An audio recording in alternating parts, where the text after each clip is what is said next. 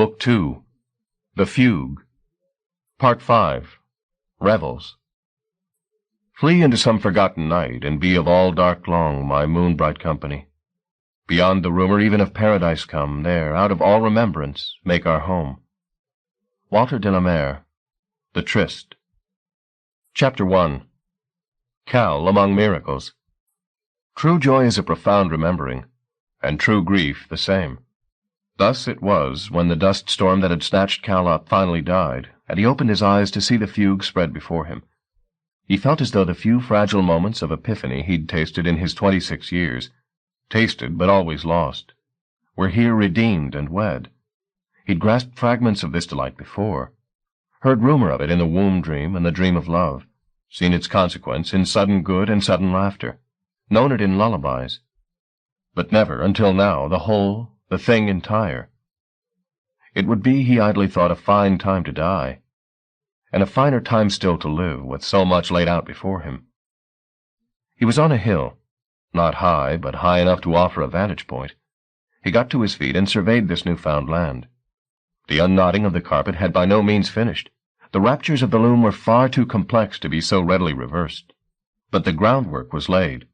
Hills, fields, forest, and much else besides. Last time he'd set eyes on this place it had been from a bird's-eye view, and the landscape had seemed various enough. But from the human perspective its profusion verged on the riotous. It was as if a vast suitcase, packed in great haste, had been upturned, its contents scattered in hopeless disarray. There appeared to be no system to the geography, just a random assembling of spots the seer kind had loved enough to snatch from destruction.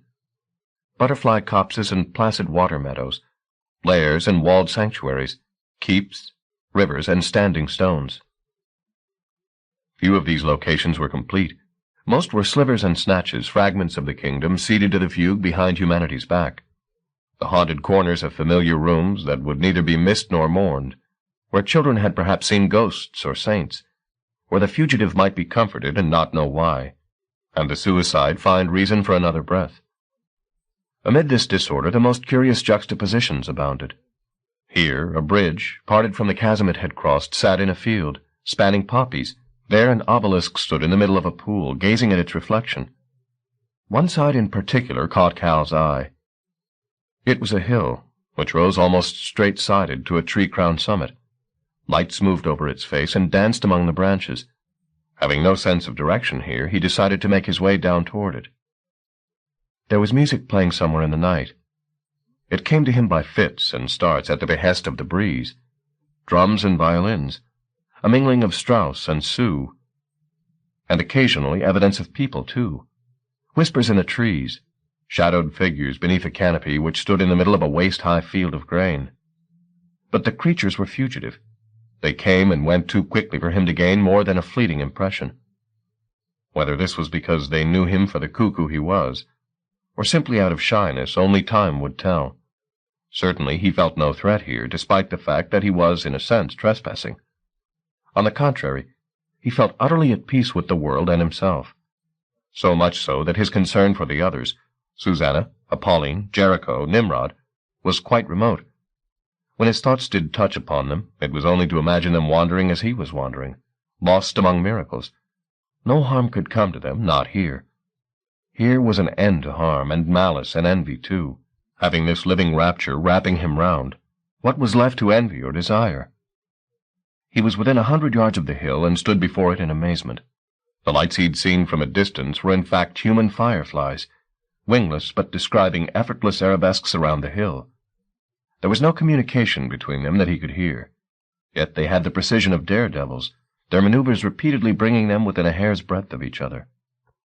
"You must be Mooney." The speaker's voice was soft, but it broke the hold the lights had on him. Cal looked off to his right. Two figures were standing in the shade of an archway, their faces still immersed in darkness. All he could see was the two blue-gray ovals of their faces, hanging beneath the arch like lanterns. "Yes, I'm Mooney," he said. "Show yourselves," he thought. "How do you know my name?" "News travels fast here," came the reply. The voice seemed slightly softer and more fluting than the first, but he couldn't be certain it wasn't the same speaker. "It's the air," said his informant. "It gossips." Now one of the pair stepped into the night light. The soft illumination from the hill moved on his face, lending its strangeness, but even had Cal seen it by daylight, this was a face to be haunted by. He was young, yet completely bald, his features powdered to remove any modulation in skin tone, his mouth and eyes almost too wet, too vulnerable in the mask of his features. "I'm Boaz," he said. "You're welcome, Mooney." He took Cal's hand and shook it, and as he did so, his companion broke her covenant with Shadow. "You can see the Amadou?" she said. It took Cal several seconds to conclude that the second speaker was indeed a woman, the processes of his doubt in turn throwing doubt on the sex of Boaz, for the two were very close to being identical twins. "I'm Ganza," said the second speaker. She was dressed in the same plain black trousers and loose tunic as her brother, or lover, or whatever he was, and she too was bald. That and their powdered faces seemed to confuse all the clichés of gender. Their faces were vulnerable, yet implacable, delicate, yet severe. Boaz looked toward the hill, where the fireflies were still cavorting. "This is the rock of the first fatality," he told Cal. "The Amadou always gather here. This is where the first victims of the scourge died." Cal looked back toward the rock, but only for a moment. Boaz and Ganza fascinated him more. Their ambiguities multiplied the more he watched them. "Where are you going tonight?" said Ganza. Cal shrugged. "No idea," he said. "I don't know a yard of this place." "Yes, you do," she said. "You know it very well."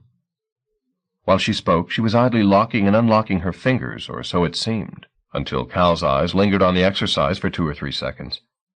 Then it became apparent that she was passing her fingers through the palms of the other hand, left through right, right through left, defying their solidity.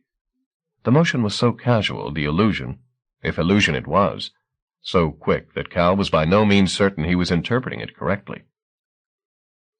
"How do they look to you?" she inquired. He looked back at her face. Was the finger trick some kind of test of his perception? It wasn't her hand she was talking about, however. "The Amadou," she said. "How do they appear?" He glanced toward the rock again. "Like human beings," he replied. She gave him a tiny smile. "Why do you ask?" he wanted to know. But she didn't have time to reply before Boaz spoke. "There's a council been called," he said, "at Capra's house. I think they're going to reweave." "That can't be right," said Cal. "They're going to put the fugue back?" "That's what I hear," said Boaz. It seemed to be fresh news to him. Had he just lifted it off the gossiping air? "The times are too dangerous, they're saying," he told Cal.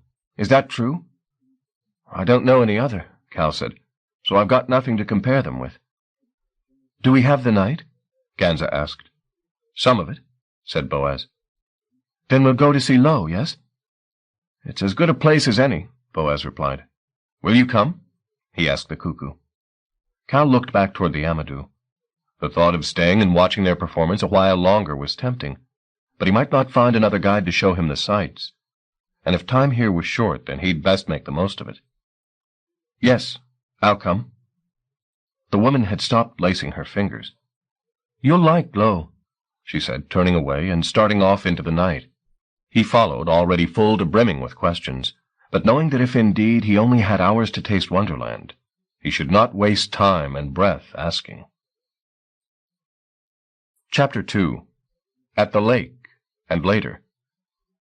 1. There had been a moment back in the auction house when Susanna had thought her life was at an end. She'd been helping Apolline down the stairs when the walls had creaked, and it seemed the house had come down around their ears. Even now, as she stood watching the lake, she was not certain how they'd escaped alive. Presumably the menstruum had intervened on her behalf, though she had not consciously willed it to do so. There was much she had to learn about the power she'd inherited, not least how much it belonged to her and how much she to it. When she found Apolline, whom she'd lost in the furor, she would find out all the woman knew. In the meantime, she had the islands, their backs crowned with cypress trees, to wonder about, and the lisp of the waves on the stones to soothe her. "We should go." Jericho broke her reverie as softly as he could, touching the back of her neck with his hand. She had left him at the house that stood along the shore, talking with friends he'd not seen in a human lifetime. They had reminiscences to exchange, in which she had no place, and which she sensed the others had no desire to share. Criminal talk, she'd uncharitably concluded as she left them to it. Jericho was a thief, after all. "Why did we come here?" she asked him. "I was born here. I know every one of these stones by name." His hand still rested on her shoulder. "Or at least I did. It seemed a good place to show you." She looked away from the lake toward him. His brow was furrowed. "But we can't stay," he said. "Why not?" "They'll want to see you at Capra's house." "Me?" "You unmade the weave." "I had no choice," she said. "Cal was going to be killed." The furrow deepened. "Forget Cal," he said, his tone toughening. "Mooney's a cuckoo. You're not." "Yes, I am," she insisted. "Or at least that's what I feel I am. And that's the important thing." His hand dropped from her shoulder. He was suddenly sullen. "Are you coming or not?" he said. "Of course I'm coming." He sighed. "It wasn't meant to be this way," he said, his voice recapturing some of its former gentility. She wasn't sure what he was speaking of. The unweaving, his reunion with the lake, or the exchange between them. Perhaps a little of each. "Maybe it was a mistake to unmake the weave," she said, somewhat defensively. "But it wasn't just me. It was the menstruum." He raised his eyebrows. "It's your power," he said, not without rancor. "Control it." She gave him a frosty look. "How far is Capra's house?" "Nothing's far in the fugue," he replied. "The scourge destroyed most of our territories. Only these few remain." "Are there more in the kingdom?" "A few, maybe. But all we really care for is here. That's why we have to hide it again before morning." Morning. She'd almost forgotten that the sun would soon be rising, and with it humankind. The thought of her fellow cuckoos, with their taste for zoos, freak shows, and carnivals, invading this territory did not much amuse her. "You're right," she said. "We have to be quick." And together they went up from the lake toward Capra's house. 2. As they walked, Susanna had answered several questions that had been vexing her since the unweaving. Chief among them, what had happened to the portion of the kingdom that the fugue had invaded? It was not well populated, certainly. There was the considerable acreage of Thurstaston Common behind the auction house, and fields to either side. But the area was not entirely deserted. There were a number of houses in the locality, and up toward Irby Heath the population grew denser still. What had happened to those residences, and indeed to their occupants? The answer was quite simple. The fugue had sprung up around them, accommodating their existence with a kind of wit. Thus a line of lamp-posts, their fluorescence extinguished, had been decorated with blossoming vines like antique columns. A car had been almost buried in the side of a hill. Another two had been tipped on their tails and leaned nose to nose. The houses had been less recklessly treated. Most were still complete, although the flowerage of the fugue reached to their very doorsteps, as if awaiting an invitation inside. As for the cuckoos, she and Jericho encountered a few, all of whom seemed more puzzled than fearful. One man, dressed only in trousers and suspenders, was complaining loudly that he'd lost his dog. "Damn fool mutt," he said. "You seen him?" And seemed indifferent to the fact that the world had changed around him. It was only after he'd headed off, still calling after the runaway, that Susanna wondered if the fellow was seeing what she saw, or whether the same selective blindness that kept the halos from human eyes was at work here. Was the dog-owner wandering familiar streets, unable to see beyond the cell of his assumptions? Or perhaps just glimpsing the fugue from the corner of his eye, a glory he'd remember in his dotage and weep over? Jericho had no answers to these questions. He didn't know, he said, and he didn't care. And still the visions unfurled. With every step her astonishment grew at the variety of places and objects the seer kind had saved from the conflagration. The fugue was not, as she'd anticipated, simply a collection of haunted groves and thickets. Holiness was a far more democratic condition. It informed fragments of every kind, intimate and momentous, natural and artificial. Each corner and niche had its own peculiar mode of rapture. The circumstances of their preservation meant that most of these fragments had been torn from their context like pages from a book. Their edges were still raw with the violence of that removal, and the haphazard way they'd been thrown together only made their disunity seem more acute. But there were compensations. The very disparity of the pieces, the way the domestic abutted the public, the commonplace the fabulous, created fresh conundrums, hints of news stories that these hitherto unconnected pages might tell. Sometimes the journey showed them collisions of elements so unlikely they defied any attempt to synthesize them. Dogs grazing beside a tomb, from the fractured lid of which rose a fountain of fire that ran like water. A window set in the ground, its curtains billowing skyward on a breeze that carried the sound of the sea. These riddles, defying her powers of explanation, marked her profoundly.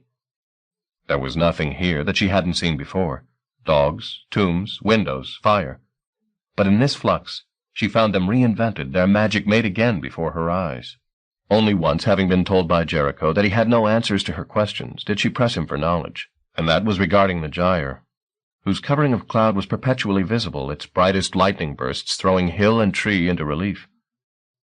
"That's where the Temple of the Loom is," he said. "The closer you get to it, the more dangerous it becomes." She remembered something of this from that first night when they'd talked of the carpet. But she wanted to know more. "Why dangerous?" she asked. "The raptures required to make the weave were without parallel. It required great sacrifice, great purity to control them and knit them. More than most of us would ever be capable of. Now the power protects itself with lightning and storms, and wisely. If the gyre's broken into, the weave rapture won't hold. All we've gathered here will come apart, be destroyed." "Destroyed?" "So they say. I don't know if it's true or not. I've got no grasp of the theoretical stuff." "But you can perform raptures." The remark seemed to baffle him. "That doesn't mean I can tell you how," he said. "I just do 'em." "Like what?" she said.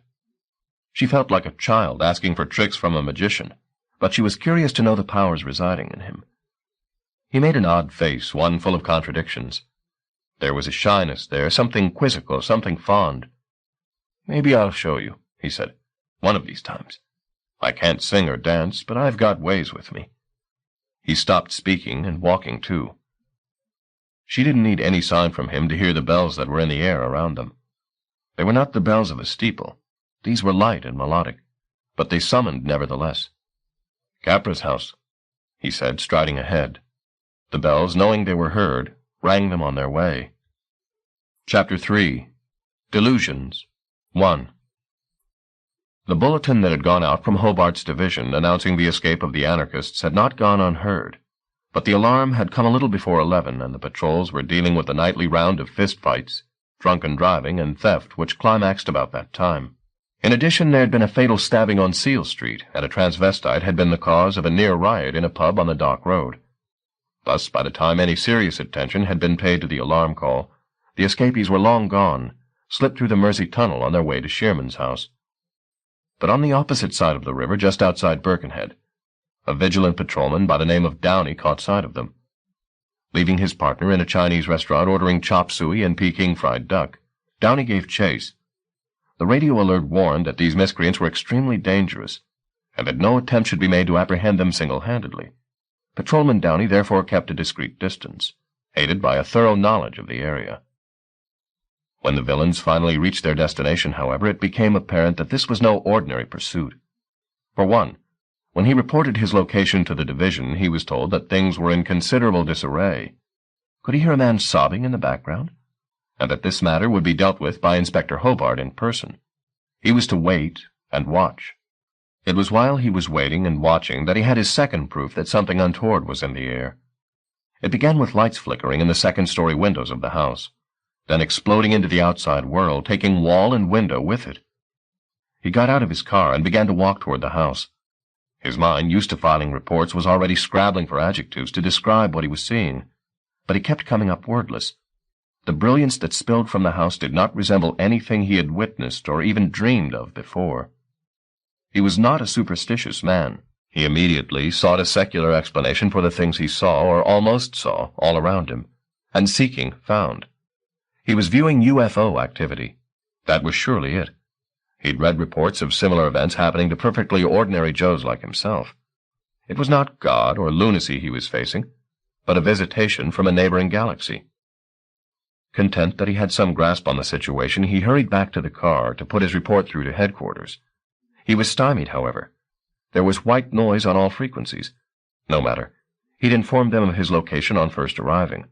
They'd come to his aid presently. In the meanwhile, his task was to watch this landing like a hawk. That task rapidly became more difficult as the invaders began to bombard him with extraordinary illusions, designed no doubt to conceal their operations from human sight.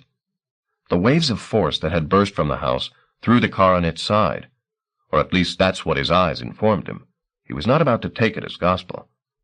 Then vague forms began to roil about him. The tarmac beneath his feet seemed to sprout flowers. Bestial forms were performing acrobatics above his head. He saw several members of the public similarly ensnared by these projections. Some stared up at the sky. Others were on their knees praying for sanity. And it came by and by. Knowing that these images were merely phantoms gave him strength to resist them. Over and over, he told himself that what he was seeing was not real, and by degrees the visions bowed to his certainty, grew faint, and finally faded almost entirely. He scrambled into the overturned car and tried the radio again, though he had no idea if anybody was hearing it or not.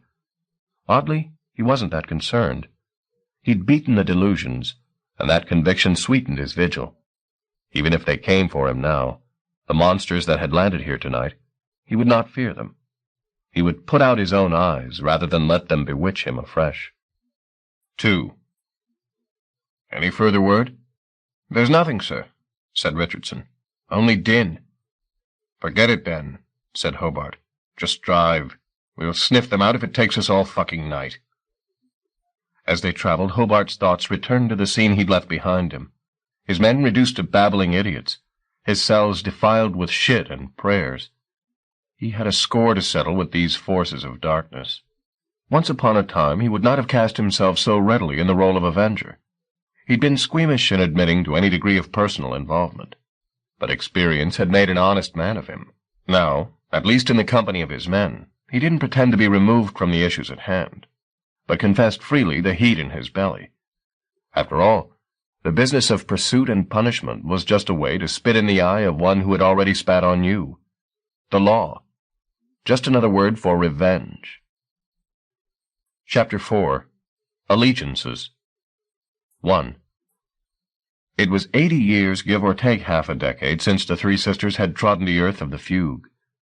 80 years of exile in the kingdom of the cuckoo, worshipped and reviled by turns, almost losing their sanity among the Atomaticals, but driven to endure countless mortifications by their hunger, to one day have the Weaveworld in their avenging grasp. Now they hung in the air above that rapturous earth, its touch so antithetical that walking upon it was a trial, and surveyed the fugue from end to end. "It smells too much alive," said the Magdalene, lifting her head to the wind. "Give us time," Immaculata told her. "What about Shadwell?" the hag wanted to know. "Where is he?" "Out looking for his clients, probably," the incantatrix replied. "We should find him. I don't like the thought of his wandering here unaccompanied. He's unpredictable." "Then what?" "We let the inevitable happen," said Immaculata, gently swinging around to take in every sacred yard of the place. "We let the cuckoos tear it apart." "What about the sale?" "There'll be no sale. It's too late. Shadwell's going to know you used him. No more than he used me, or would have liked to." A tremor passed through the Magdalene's uncertain substance. "Wouldn't you like to give yourself to him once?" she inquired softly. "Just once?" "No, never." "Then let me have him. I can use him. Imagine his children." Immaculata reached out and grasped her sister's fragile neck. "You will never lay a hand on him," she said. "Not a finger." The wraith's face grew absurdly long in a parody of remorse. "I know," she said. "He's yours, body and soul." The hag laughed. "The man's got no soul," she said. Immaculata released the Magdalene, filaments of her sister's matter decaying into sewer air between them. "Oh, he had a soul," she said, letting gravity claim her for the earth beneath. "But I want no part of it." Her feet touched the ground. "When all this is over, when the seer kind are in the cuckoo's hands, I'll let him go his way, unharmed." "And us?" said the hag. "What happens to us, then? Will we be free?" "That's what we agreed." "We can go into extinction?" "If that's what you want." More than anything, said the hag. More than anything. There are worse things than existence, said Immaculata. Oh? The hag replied. Can you name one? Immaculata thought for a short while. No, she conceded with a soft sigh of distress. You may be right, sister. 2. Shadwell had fled from the disintegrating house moments after Cal and Nimrod had escaped through the window, and had barely avoided being caught by the cloud that had swallowed Devereux. He'd ended up face down, his mouth filled with dust and with the sour taste of defeat. After so many years of anticipation, to have the auction end in ruin and humiliation, it was enough to make him weep. But he didn't. For one thing, he was an optimist by nature. In today's rejection, the seeds of tomorrow's sale.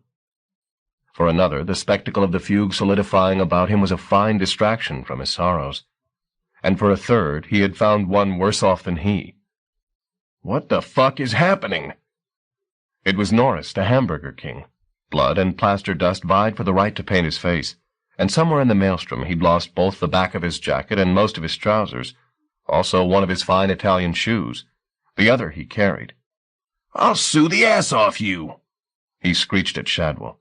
"You fucking asshole! Look at me! Fucking asshole!" He began to beat Shadwell with the shoe, but the salesman was in no mood to be bruised. He slapped the man back hard. Within seconds they were brawling like drunkards, indifferent to the extraordinary scenes coming to life all around them. The tussle left them more breathless and bloody than they'd started out, and did nothing to resolve their differences. "You should have taken precautions," Norris spat. "It's too late for accusations," Shadwell replied. "The fugue's woken whether we like it or not." "I would have woken it myself," said Norris, "if I'd gotten to own it. But I would have been ready and waiting. Had some forces to go in and take control. But this? It's chaos. I don't even know which way is out. Any way'll do. It's not that big. If you want out, just walk in any direction." This simple solution seemed to pacify Norris somewhat. He turned his gaze on the burgeoning landscape. "I don't know, though," he said. "Maybe it's better this way. At least I get to see what I would have bought." "And what do you make of it? It's not the way I'd thought it'd be." "I'd expected something tamer. Frankly, I'm not sure now I'd want to own the place." As his voice faltered, an animal that could surely be found in no menagerie jumped from the flux of threads and snarled a welcome at the world before bounding off. "See?" said Norris. "What was that?" Shadwell shrugged. "I don't know," he said. "There's things here that probably died out before we were born." "That?" said Norris, staring after the hybrid beast. "I never saw the like of that before, even in books. I tell you, I want none of this fucking place. I want you to get me out." "You'll have to find your own way," said Shadwell. "I've got business here." "Oh, no, you don't," said Norris, pointing his shoe at Shadwell. "I need a bodyguard, and you're it." The sight of the Hamburger King reduced to this nervous wreckage amused Shadwell. More than that, it made him feel, perhaps perversely, secure. "Look," he said, his manner softening. "We're both in the same shit here. Damn right we are. I've got something that might help," he said, opening his jacket. "Something to sweeten the pill." Norris looked suspicious. "Oh, yeah? Have a peep," said Shadwell, showing the man the jacket lining. Norris wiped off the blood that was running into his left eye and stared into the folds. "What do you see?" There was a moment of hesitation, when Shadwell wondered if the jacket was still functioning. Then a slow smile broke over Norris's face, and a look familiar from countless other such seductions crept into his eyes. "See something you like?" Shadwell asked him. "Indeed I do." "Take it, then. It's yours. Free, gratis, and for nothing." Norris smiled almost coyly. "Wherever did you find him?" he asked as he extended a trembling hand toward the jacket. "After all these years." Tenderly, he drew his temptation from the folds of the lining. It was a wind-up toy, a soldier with a drum, so fondly and so accurately remembered by its owner that the illusion he now held in his hand had been recreated with every dent and scratch in place. "My drummer," said Norris, weeping for joy as if he'd taken possession of the world's eighth wonder. "Oh, my drummer." He turned it over. But there's no key, he said. Do you have it? I may find it for you by and by, Shadwell replied. One of his arms is broken, said Norris, stroking the drummer's head. But he still plays. You're happy? Oh, yes. Yes, thank you. Then put it in your pocket so that you can carry me a while, said Shadwell. Carry you? I'm weary. I need a horse. Norris showed no trace of resistance to this notion, though Shadwell was a bigger and heavier man, and would constitute quite a burden. The gift had won him over utterly, and while it held him in thrall, he would allow his spine to crack before disobeying the gift-giver. Laughing to himself, Shadwell climbed onto the man's back. His plans might have gone awry tonight, but as long as people had dreams to mourn, he could possess their little souls a while. Where do you want me to take you? The horse asked him. Somewhere high, he directed. Take me somewhere high. Chapter 5. The Orchard of Lemuel Low. 1. Neither Boaz nor Ganza were voluble guides. They led the way through the fugue in almost complete silence, only breaking that silence to warn Cal that a stretch of ground was treacherous, or to keep close to them as they moved down a colonnade in which he heard dogs panting. In a sense, he was glad of their quietness. He didn't want a guided tour of the terrain, at least not tonight. He'd known when he'd first looked down at the fugue from the wall in Mimi's yard that it couldn't be mapped, nor its contents listed and committed to memory like his beloved timetables. He would have to understand the Weaveworld in a different fashion, not as hard fact, but as feeling. The schism between his mind and the world it was attempting to grasp was dissolving. In its place was a relationship of echo and counter-echo. They were thoughts inside each other's heads, he in this world, and that knowledge, which he could never have found the words to articulate, turned the journey into a tour of his own history. He'd known from Mad Mooney that poetry was heard differently from ear to ear. Poetry was like that. The same he began to see was also true of geography. 2. They climbed a long slope. He thought maybe a tide of crickets leapt before their feet. The earth seemed alive. At the top of the slope they looked across a field. At the far side of the field was an orchard. Almost there, said Ganza, and they started toward it. The orchard was the biggest single feature he'd seen in the fugue so far. A plot of maybe 30 or 40 trees, planted in rows and carefully pruned, so that their branches almost touched. Beneath this canopy were passages of neatly clipped grass, dappled by velvet light. This is the orchard of Lemuel Low, Boaz said as they stood on the perimeter. His gentle voice was softer than ever. Even among the fabled, it's fabled. Ganza led the way beneath the trees. The air was still and warm and sweet. The branches were laden with a fruit that Cal did not recognize. They're Jude pears, Boaz told him. One of the species we've never shared with the cuckoos. Why not? There are reasons, said Boaz. He looked around for Ganza, but she'd disappeared down one of the avenues. Help yourself to the fruit, he said, moving away from Cal in search of his companion. Lem won't mind. Though Cal thought he could see all the way down the corridor of trees, his eyes deceived him. Boaz took 3 steps from him and was gone. Cal reached toward one of the low-slung branches and put his hand on one of the fruits. As he did so, there was a great commotion in the tree, and something ran down the branch toward him. Not that one! The voice was basso profundo. The speaker was a monkey. They're sweeter upstairs, the beast said, throwing its brown eyes skyward. Then it ran back the way it had come, its passage bringing leaves down around Cal. He tried to follow its progress, but the animal moved too fast. It was back in 6 seconds, with not 1 but 2 fruits. Perched in the branches, it threw them down to Cal. Peel them, it said. 1 each.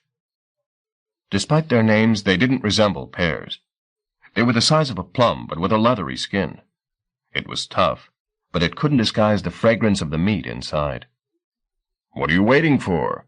The monkey demanded to know. They're tasty, these giddies. Peel it and see. The fact of the talking monkey, which might have stopped Cal dead in his tracks a week before, was just part of the local color now. You call them giddies? He said. Jude pears. Giddy fruit. It's all the same meat. The monkey's eyes were on Cal's hands, willing him to peel the fruit. He proceeded to do just that. They were more difficult to skin than any fruit he'd encountered. Hence, the monkey's bargain with him, presumably. Viscous juice ran from the broken skin and over his hands. The smell was ever more appetizing. Before he'd quite finished peeling the first of them, the monkey snatched it from his grasp and wolfed it down. "Good," it said between mouthfuls. Its pleasure was echoed from beneath the tree. Somebody made a sound of appreciation, and Cal glanced away from his labors to see that there was a man squatting against the trunk, rolling a cigarette. He looked back up at the monkey, then down at the man, and the voice from the beast made new sense. "Good trick," he said. The man looked up at Cal. His features were distressingly close to mongoloid, the smile he offered huge and seemingly uncomprehending. "What is?" said the voice from the branches. Confounded as he was by the face below him, Cal pursued his assumption, and addressed his reply not to the puppet, but the puppeteer. "Throwing your voice like that?" The man still grinned, but showed no sign that he'd understood. The monkey, however, laughed loudly. "Eat the fruit," it said. Cal's fingers had worked at the peeling without his direction.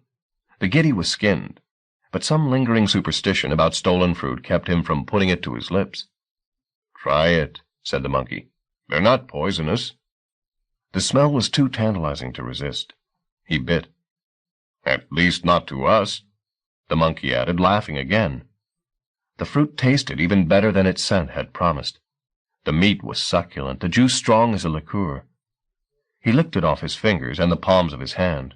"Like it?" "Superb." "Food and drink all in one." The monkey looked at the man beneath a tree. "Want one, Smith?" it asked. The man put a flame to his cigarette and drew on it. "Do you hear me?" Getting no response, the monkey scampered back up into the higher reaches of the tree. Cal, still eating the pear, had found the pips at its center. He chewed them up. Their slight bitterness only complemented the sweetness of the rest. There was music playing somewhere between the trees, he now noticed, one moment lilting, the next manic. "Another?" said the monkey, reappearing with not two but several fruit. Cal swallowed the last of his first. "Same deal," the monkey said. Suddenly greedy, Cal took 3 and started to peel. "There's other people here," he said to the puppeteer. "Of course," said the monkey. "This has always been a gathering place." "Why do you speak through the animal?" Cal asked as the monkey's fingers claimed a peeled fruit from his hands. "The name's Novello," said the monkey. "And who says he's speaking at all?" Cal laughed as much at himself as at the performance. "Fact is," said the monkey, "neither of us is quite sure who does what any longer. But then love's like that, don't you find?" It threw back its head and squeezed the fruit in its hand so that its liquor ran down its throat. The music had found a fresh intoxication. Cal was intrigued to find out what instruments it was being played upon. Violins, certainly, and whistles and drums. But there were sounds among these that he couldn't place. "Any excuse for a party," said Novello. "Must be the biggest breakfast in history." "I dare say. Want to go see?" "Yes."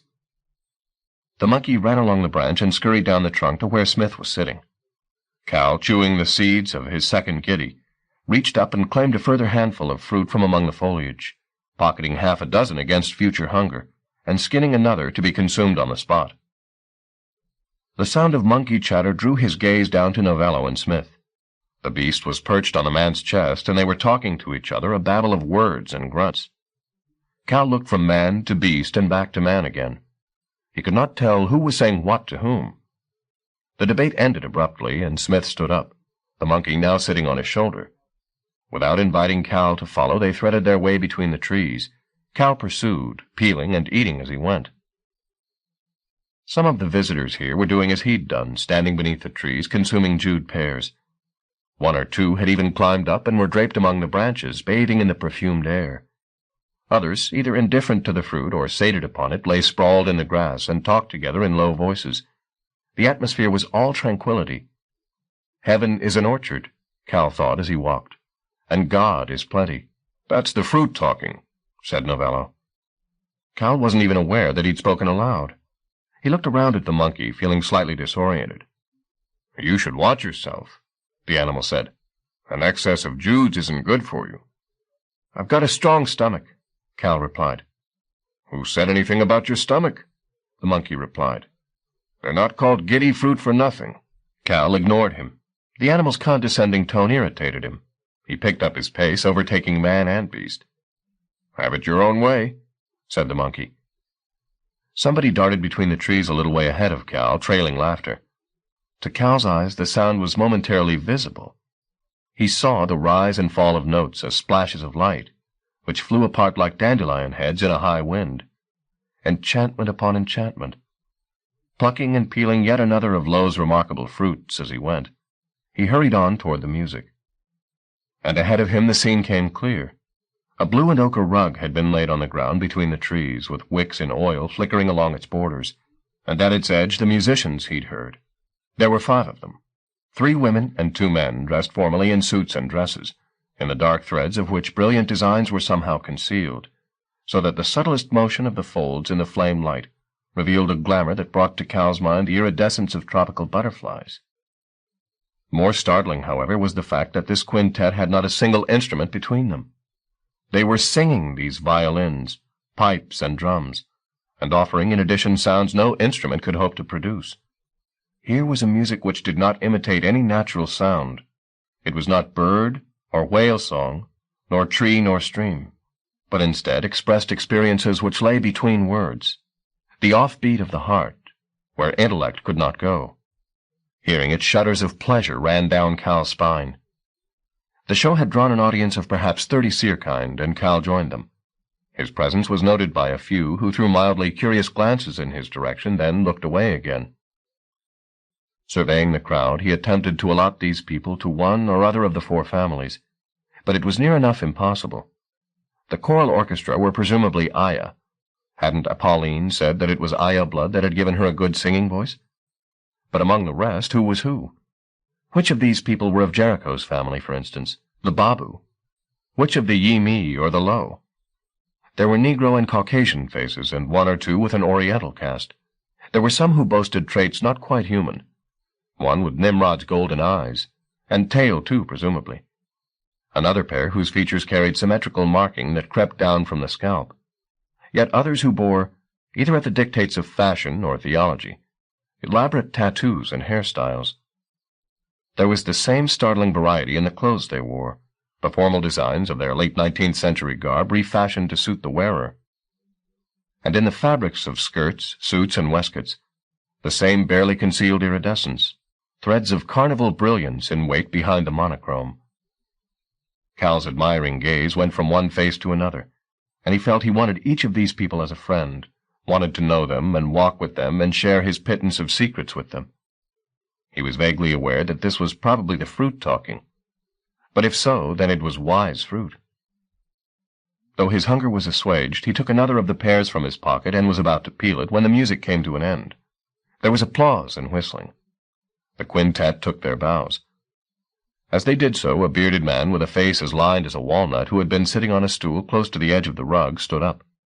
He looked directly at Cal and said, My friends, we have a stranger among us." The applause was dying down. Faces turned in Cal's direction. He could feel himself blush. "Come out, Mr. Mooney. Mr. Calhoun Mooney." Ganza had told the truth. The air did gossip. The man was beckoning. Cal made a murmur of protest. "Come on, entertain us a while," came the reply. At this, Cal's heart started to thump furiously. "I can't," he said. "Of course you can," the man grinned. "Of course you can." There was more applause. The shining faces smiled around him. Somebody touched his shoulder. He glanced around. It was Novello. "That's Mr. Lowe," said the monkey. "You mustn't refuse him." "But I can't do anything." "Everybody can do something," said the monkey, "if it's only fart." Come on," Lemuel Lowe was saying. "Don't be shy." Much against his will, Cal edged through the crowd toward the rectangle of wicks. "Really," he said to Lowe, "I don't think—" "You've eaten freely of my fruit," said Lowe without rancor. "The least you can do is entertain us." Cal looked about him for some support, but all he saw were expectant faces. "I can't sing, and I've 2 left feet," he pointed out, still hoping self-deprecation might earn him an escape route. "Your great-grandfather was a poet, wasn't he?" said Lemuel, his tone almost rebuking Cal for not making mention of the fact. "He was," said Cal. "And can you not quote your own great-grandfather?" said Lemuel. Cal thought about this for a moment. It was clear he was not going to be released from this circle without at least making some stab at recompense for his greed, and Lemuel's suggestion was not a bad one. Many years ago, Brendan had taught Cal one or two fragments of Mad Mooney's verse. They'd meant little enough to Cal at the time. He'd been about 6 years old, but their rhymes had been intriguing. "The rug is yours," said Lemuel, and stood aside to let Cal have access to the performing area. Before he'd had an opportunity to run any of the lines through his head. It was 2 decades since he'd learned them. How much would he remember? He was standing on the rug, staring across the flickering footlights at his audience. "What Mr. Lowe says is true," he said, all hesitation. "My great-grandfather—" "Speak up," somebody said. "My great-grandfather was a poet. I'll try and recite one of his verses. I don't know if I can remember it, but I'll do my best." There was scattered applause at this, which made Cal more uneasy than ever. "What's it called, this poem?" said Lemuel. Cal racked his brain. The title had meant even less than the lines when he'd first been taught it, but he'd learned it anyway, parrot fashion. "It's called 6 Commonplaces," he said, his tongue quicker to shape the words than his brain was to dust them off. "Tell it, my friend," said the orchard keeper. The audience stood with bated breath. The only movement now was that of the flames around the rug. Cal began. "One part of love—" For a terrible instant his mind went totally blank. If somebody had asked him his name, he would not have been able to reply. 4 words, and he was suddenly speechless. In that moment of panic he realized that he wanted more than anything in the world to please this gracious gathering, to show them how glad he was to be among them. But his damned tongue! At the back of his head the poet said, "Go on, boy. Tell them what you know. Don't try and remember. Just speak." He began again, not falteringly this time, but strongly, as though he knew these lines perfectly well. And damn it, he did. They flowed from him easily, and he heard himself speaking them in a voice he'd never have thought himself capable of. A bard's voice, declaiming, "One part of love is innocence. One part of love is guilt. One part the milk, that in a sense is soured as soon as spilt. One part of love is sentiment. One part of love is lust. One part is the presentiment of our return to dust." 8 lines, and it was all over. Over, and he was standing, the lines buzzing in his head, both pleased that he'd gotten through the verse without fumbling, and wishing it could have gone on a while longer. He looked at the audience. They were not smiling any longer, but staring at him with an odd puzzlement in their eyes. For an instant he thought maybe he'd offended them. Then came the applause, hands raised above their heads. There were shouts and whistles. "It's a fine poem," Lowe said, applauding heartily as he spoke, "and finely delivered." So saying, he stepped out of the audience again and embraced Cal with fervor. "Do you hear?" Cal said to the poet in his skull. "They like you." And back came another fragment as if fresh from Mad Mooney's lips. He didn't speak it this time, but he heard it clearly. "Forgive my art. On bended knees I do confess. I seek to please." And it was a fine thing, this pleasing business. He returned Lemuel's hug. "Help yourself, Mr. Mooney," the orchard keeper said, "to all the fruit you can eat." "Thank you," said Cal. "Did you ever know the poet?" he asked. "No," said Cal. "He was dead before I was born." "Who can call a man dead whose words still hush us, and whose sentiments move?" Mr. Lowe replied. "That's true," said Cal. "Of course it's true. Would I tell a lie on a night like this?" Having spoken, Lemuel called somebody else out of the crowd, another performer brought to the rug. Cal felt a pang of envy as he stepped over the footlights. He wanted that breathless moment again, wanted to feel the audience held by his words, moved and marked by them. He made a mental note to learn some more of Mad Mooney's verses if and when he saw his father's house again, so that next time he was here he would have new lines to enchant with. His hand was shaken and his face kissed 6 times as he made his way back through the crowd. When he turned around to face the rug once more, he was surprised to find that the next performers were Boaz and Ganza. Doubly surprised. They were both naked. There was nothing overtly sexual in their nakedness. Indeed, it was as formal in its way as the clothes they'd shrugged off. Nor was there any trace of discomfort among the audience. They watched the pair with the same grave and expectant looks as they'd watched him. Boaz and Ganza had gone to opposite sides of the carpet. halted there a beat, then turned and began to walk towards each other. They advanced slowly until they were nose to nose, lip to lip. It crossed Cal's mind that maybe some erotic display was in the offing, and in a way that confounded his every definition of erotic. That was true, for they continued to walk toward each other, or so his eyes testified, pressing into each other, their faces disappearing, their torsos congealing, their limbs, too, until they were one body, the head an almost featureless ball. The illusion was absolute. But there was more to come, for the partners were still moving forward, their faces appearing now to press through the back of each other's cranium, as though the bone was soft as marshmallow. And still they advanced, until they were like Siamese twins born back to back, their single skull now teased out, and boasting two faces. As if this weren't enough, there was a further twist to the trick, for somehow in the flux they'd exchanged genders to stand finally, quite separate once more, in their partner's place. Love's like that, the monkey had said. Here was the point proved in flesh and blood. As the performers bowed and fresh applause broke out, Cal detached himself from the crowd and began to wander back through the trees. Several vague thoughts were in his head.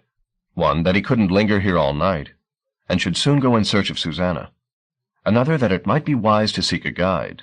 The monkey, perhaps? But first, the laden branches drew his eye again. He reached up, took another handful of fruit, and began to peel. Lowe's ad hoc vaudeville was still going on behind him. He heard laughter, then more applause, and the music began again. He felt his limbs growing heavier. His fingers were barely the equal of the peeling. His eyelids drooped. Deciding he'd better sit down before he fell down, he settled beneath one of the trees. Drowsiness was claiming him, and he had no power to resist it. There was no harm in dozing for a while. He was safe here in the wash of starlight and applause. His eyes flickered closed. It seemed he could see his dreams approaching, their light growing brighter, their voices louder. He smiled to greet them. It was his old life, he dreamed. He stood in the shuttered room that lay between his ears and let the lost days appear on the wall like a lantern show, moments retrieved from some stockpile he hadn't even known he'd owned. But the scenes that were paraded before him now, these passages from the unfinished book of his life, no longer seemed quite real. It was fiction, that book, or at best momentarily real, when some part of him had leapt from that stale story and glimpsed the fugue in waiting. The sound of applause called him to the surface of sleep, and his eyes flickered open. The stars were still set among the branches of the giddy trees. There was still laughter and flame-light near at hand. All was well with his newfound land. I wasn't born till now, he thought, as the lantern show returned. I wasn't even born. Content with that thought, his mind's eye peeled another of Lowe's sweet fruits and put it to his lips. Somewhere somebody was applauding him. Hearing it, he took a bow, but this time he did not wake. Chapter 6. Capra's House. 1. In its way, Capra's house was as great a surprise as anything Susanna had seen in the fugue. It was a low building in a state of considerable disrepair, the off-white plaster that clad its walls falling away to reveal large hand-made red bricks beneath. The tiles of the porch were much weather-beaten, the door itself barely hanging on its hinges. Myrtle trees grew all around it, and in their branches the myriad bells they'd heard were hanging, responsive to the merest breath of wind. Their sound, however, was all but cancelled by the raised voices from within. It sounded more like a riot than civilized debate. There was a guard at the threshold, squatting on his haunches, making a ziggurat of rocks in front of him. At their approach he stood up. He was fully 7 feet tall. "What business have you got here?" he demanded of Jericho. "We have to see the council." From within, Susanna could hear a woman's voice, raised clear and strong. "I will not lie down and sleep," she said. The remark was followed by a roar of approval from her supporters. "It's vital we talk to the council," said Jericho. "Impossible," the guard pronounced. "This is Susanna Parrish," said Jericho. "She—" He had no need to go on. "I know who she is," the guard said. "If you know who I am, then you know I woke the weave," said Susanna, "and I've opinions the council should hear." "Yes," said the guard. "I can see that." He glanced behind him. The din had, if anything, worsened. "It's bedlam in there," he warned. "You'll be lucky if you're heard." "I can shout with the best," said Susanna. The guard nodded. "No doubt," he said. "It's straight ahead." He stood aside, pointing down a short hallway to a half-closed door. Susanna took a deep breath, looking around at Jericho to see that he was still in tow. Then she walked down the passage and pushed the door. The room was large, but filled with people, some sitting, some on their feet, some even standing on chairs to get a better view of the debate's chief protagonists. There were 5 individuals in the heat of it. One, a woman with wild hair and an even wilder look, whom Jericho identified as Yolanda Dorr. Her faction were in a knot around her, egging her on. She was facing 2 men, one long-nosed individual whose face was beetroot with yelling, and his older companion who had a restraining hand upon the first man's arm. They were clearly the opposition. In between was a negress who was haranguing both parties, and an Oriental immaculately dressed, who looked to be the moderator. If so, he was failing in this function. It could only be moments before the fists replaced opinions. The presence of the interlopers had been noted by a few of the assembly, but the lead players raged on, deaf to each other's arguments. "What's the name of the man in the middle?" Susanna asked Jericho. "That's Tung," said Jericho. "Thank you." Without another word, Susanna stepped toward the debaters. "Mr. Tung," she said. The man looked toward her, and the fretfulness on his face turned to panic. "Who are you?" he demanded to know. "Susanna Parrish." The name was enough to hush the argument instantly. Those faces that were not already turned in Susanna's direction were now. "A cuckoo," the old man said. "In Capra's house." "Shut up," said Tung. "You're the one," said the negress. "You." "Yes?" "Do you know what you've done?" The remark ignited a fresh outburst, but this time it wasn't confined to those at the center of the room. Everybody was yelling. Tung, whose calls for control went unheard, pulled a chair up, stood on it, and yelled, "Silence!" The ploy worked. The din died down. Tung was touchingly pleased with himself. "Ha!" he said, with a little pout of self-satisfaction. "I think that's a little better. Now," he turned to the old man, "you have an objection, Miss Immerus?" "Indeed I do," came the reply. He jabbed an arthritic finger in Susanna's direction. "She's trespassing. I demand she be removed from this chamber." Tung was about to reply, but Yolanda was there before him. "This is no time for constitutional niceties," she said. "Whether we like it or not, we're awake." She looked at Susanna. "And she's responsible." "Well, I'm not staying in the same room as a cuckoo," said Miss Immerus, contempt for Susanna oozing from his every word. "Not after all they've done to us." He looked at his red-faced companion. "Are you coming, Dolphi?" "I am indeed," he replied. "Wait," said Susanna. "I don't want to break any rules." "You already have," said Yolanda. "And the walls are still standing?" "For how long?" said the negress. "Capra's house is a sacred place," Miss Immerus murmured. It was clear that this was no sham. He was genuinely offended by Susanna's presence. "I understand that," said Susanna, "and I respect it. But I feel responsible." "And so you are," said Dolphi, working himself up into a fresh lather. "But that's little comfort now, is it? We're awake, damn you, and we're lost." "I know," said Susanna. "What you say's right." This rather deflated him. He'd been expecting argument. "You agree?" he said. "Of course I agree. We're all vulnerable at the moment." "At least we can fend for ourselves now we're awake," Yolanda argued, "instead of just lying there." "We had the custodians," said Dolphi. "What happened to them?" "They're dead," Susanna replied. "All of them?" "What does she know?" Miss Immerus commented. "Don't listen to her." "My grandmother was Mimi Lashensky," said Susanna. For the first time since she'd entered the fray, Miss Immerus looked her straight in the eye. He was no stranger to unhappiness, she thought. It was there in abundance now. "So?" he said.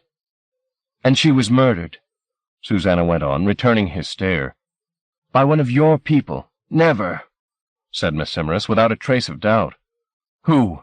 said Yolanda. "Immaculata." "Not ours," Miss Immerus protested.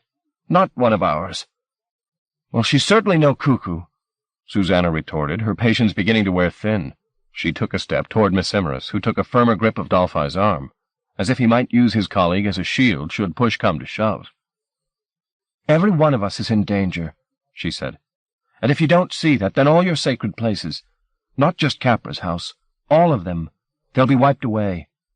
All right, you've got reason not to trust me, but at least give me a hearing." The room had fallen pin-drop quiet. "Tell us what you know," said Tung. "Not all that much," Susanna admitted. "But I know you've got enemies here in the fugue, and God knows how many more outside." "What do you suggest we do about it?" said a new voice from somewhere in Dolphai's faction. "We fight," said Yolanda. "You'll lose," Susanna replied. The older woman's fine features grew tight. "Defeatism from you too?" she said. "It's the truth. You've got no defenses against the kingdom." "We have the raptures," said Yolanda. "Do you want to make weapons of your magic?" Susanna replied. "Like Immaculata? If you do that, you may as well call yourself cuckoos." This argument won some murmurs of assent from the assembly, and sour stares from Yolanda. "So we have to reweave," said Maximerus with some satisfaction, "which is what I've been saying from the outset." "I agree," said Susanna. At this the room erupted afresh, Yolanda's voice rising about the din. "No more sleep," she said. "I will not sleep." "Then you'll all be wiped out," Susanna yelled back. The din subsided a little. "This is a cruel century," said Susanna. "So was the last," somebody commented. "And the one before that." "We can't hide forever," said Yolanda, appealing to the room. Her call received considerable support despite Susanna's intervention, and indeed it was difficult not to sympathize with her case. After so much sleep, the idea of consigning themselves to the dreamless bed of the weave could not be attractive. "I'm not saying you should stay in the carpet for long," said Susanna. "Just until a safe place can be." "I've heard all of this before," Yolanda broke in. "We'll wait," we said. "We'll keep our heads low till the storm blows over." "There are storms and storms," said a man somewhere in the back of the crowd. His voice penetrated the clamor with ease, though it was scarcely more than a whisper. This in itself was enough to make the argument die down. Susanna looked in the direction of the sound, though she could not yet see the speaker. It came again. "If the kingdom destroys you," the voice said, "then all my Mimi's pain was for nothing." The councillors were stepping aside as the speaker moved through them toward the center of the room. He came into view. It took Susanna several seconds to realize that she'd seen this face before, and another beat to remember where. In the portrait on Mimi's bedroom wall. But the faded photograph had failed to convey more than a hint of the man's presence, or indeed of his physical beauty. It wasn't difficult, seeing the way his eyes flickered, and his close-cropped hair flattered the curve of his skull. Why Mimi had slept beneath his gaze all her lonely life. This was the man she'd loved. This was— "Romo," he said, addressing Susanna. "Your grandmother's first husband." How had he known, sleeping in the weave, that Mimi had taken a human husband? Had the air told him that tonight?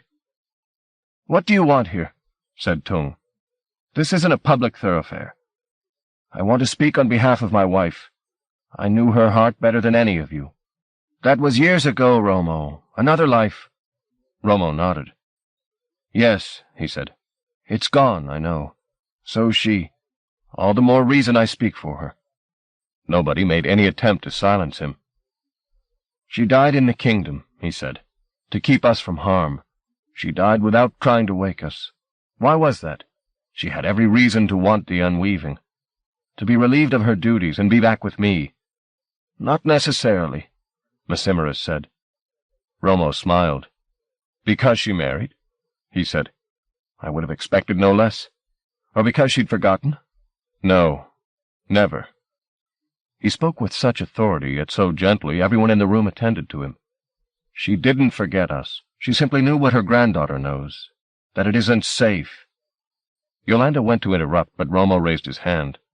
"A moment, please," he said. "Then I'm going. I've got business elsewhere." Yolanda closed her mouth. "I knew Mimi better than any of you. As far as I'm concerned, we parted only yesterday. I know she guarded the weave as long as she had breath and wit to do so. Don't waste her agonies by throwing us into the hands of our enemies, just because you get a whiff of freedom in your nostrils." "Easy for you to say," Yolanda replied.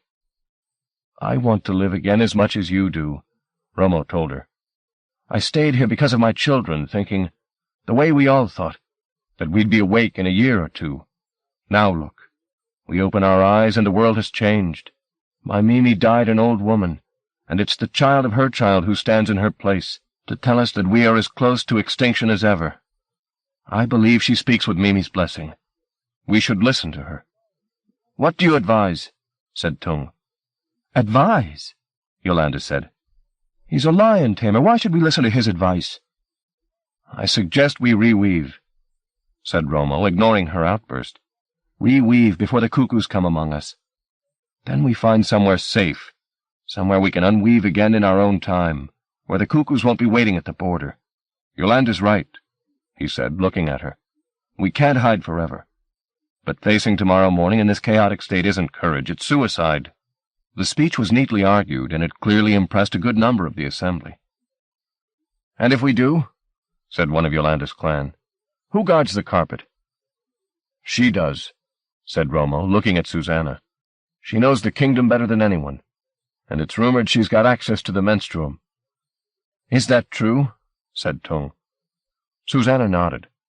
The man took a half-step away from her. A swell of comments and questions now rose in the room, many of them directed at Romo. He was having none of them, however.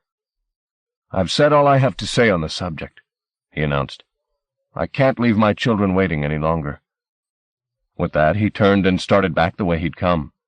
Susanna pursued him as the controversy escalated afresh. "Romo!" she called after him. He stopped and turned back. "Help me," she said. "Stay with me." "There's no time," he said. "I've got an appointment to keep on your grandmother's behalf." "But there's so much I don't understand." "Didn't Mimi leave you instructions?" he said. "I was too late. By the time I reached her, she couldn't—" She stopped. Her throat was tight. She felt the sorrow of losing Mimi rising up in her. "Couldn't speak. All she left me was a book." "Then consult that," Romo said. "She knew best." "It was taken from me," Susanna said. "Then you have to get it back, and what answers you don't find there, put in for yourself." This last remark lost Susanna entirely, but before she could question it, Romo spoke again. "Look between," he said. "That's the best advice I can offer." "Between what?" Romo frowned. "Simply between," he said, as though the sense of this was self-evident. "I know you're the equal of it. You're Mimi's child." He leaned toward her and kissed her. "You have her look," he said, his hand trembling against her cheek. She suddenly sensed that his touch was more than friendly, and that she felt something undeniable toward him, something inappropriate between her and her grandmother's husband. They both stepped back from the touch, startled by their feelings. He began to walk toward the door, his good night delivered with his back to her. She went after him a pace or two, but didn't try to delay him any longer. He had business, he'd said. As he pushed open the door, there was a roar from the darkness, and her heart jumped as beasts appeared around him. He was not under attack, however. He'd spoken of children, and here they were. Lions, half a dozen or more, welcoming him with growls, their golden eyes turned up toward him as they jockeyed for the place closest to his side. The door slammed, eclipsing them. "They want us to take our leave." Jericho was standing in the passageway behind her. She stared at the closed door for a moment longer as the sound of the lions faded, then turned to him. "Are we being thrown out?" she asked. "No. They just want to debate the problem a while," he said. "Without us." She nodded. "I suggest we walk a little way." By the time they opened the door, Romo and the animals had gone. About Mimi's business. 2. So they walked. He had his silence, she hers. So many feelings to try and comprehend. Her thoughts went back to Mimi and the sacrifice she'd made. Knowing Romo, her beautiful lion-tamer was sleeping in a place she could not trespass. Had she touched the knots where he was concealed, she wondered? Had she knelt and whispered her love for him to the weave? The very thought of it was beyond bearing. No wonder she'd been so severe, so stoical. She'd stood guard at the paradise gates, alone, unable to breathe a word of what she knew, fearful of dementia, fearful of death. "Don't be afraid," Jericho said at last. "I'm not afraid," she lied, then, remembering that the colors from her would be contradicting her every word, said, "Well, maybe a little. I can't be a custodian, Jericho. I'm not the equal of it." They'd emerged from the myrtle copse and walked out into a field. Several huge marble beasts stood in the knee-high grass, their species either mythical or extinct, but either way chiseled and loving detail, tusk and fur and tiny eye. She leaned against the flank of one and stared at the ground. They could hear neither the debate behind them nor the bells in the branches, only night insects going about their business in the shadow of the beasts. His gaze was upon her. She felt it, but she couldn't raise her head to meet it. "I think, maybe," he began, then stopped. The insects chattered on, mocking his struggle for words. Again he tried. "I just wanted to say, I know you're the equal of anything." She was going to smile at this courtesy, but, "No, that's not what I wanted to say." He took a fresh breath, and with it said, "I want to go with you." "With me?" "When you go back to the kingdom. Whether it's with the carpet or without it, I want to be with you."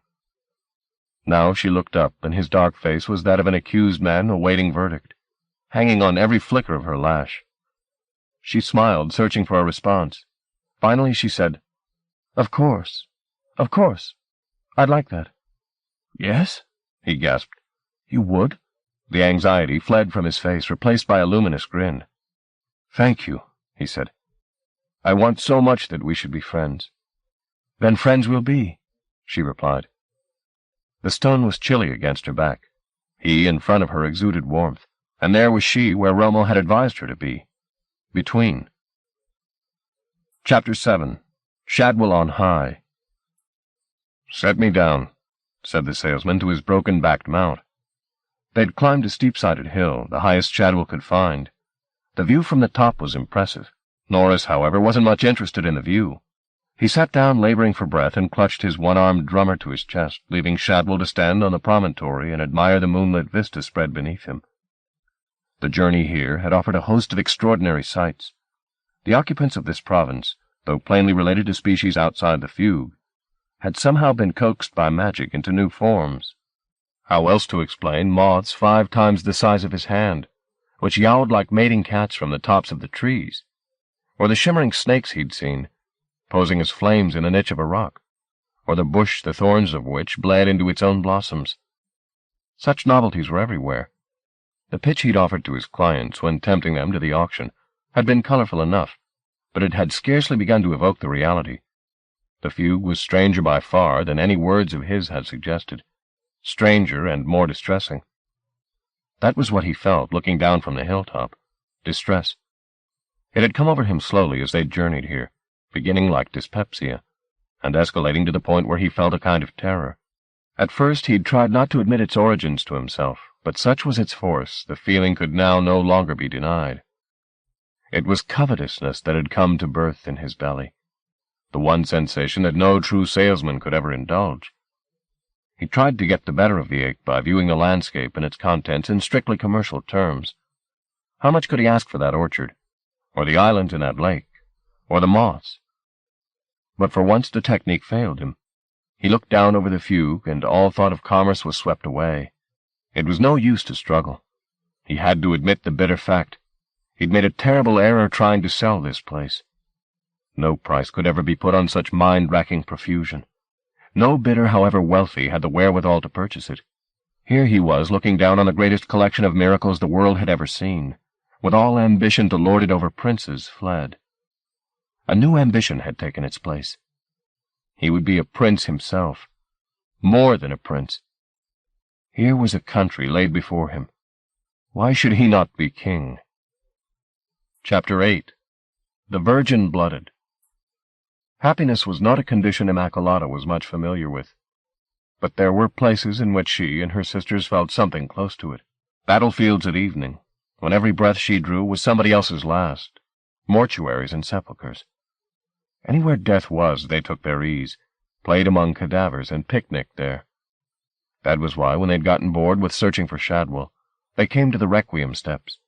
It was the only place in the fugue sacred to death. As a child, Immaculata had come here day after day to bathe in the sorrow of others.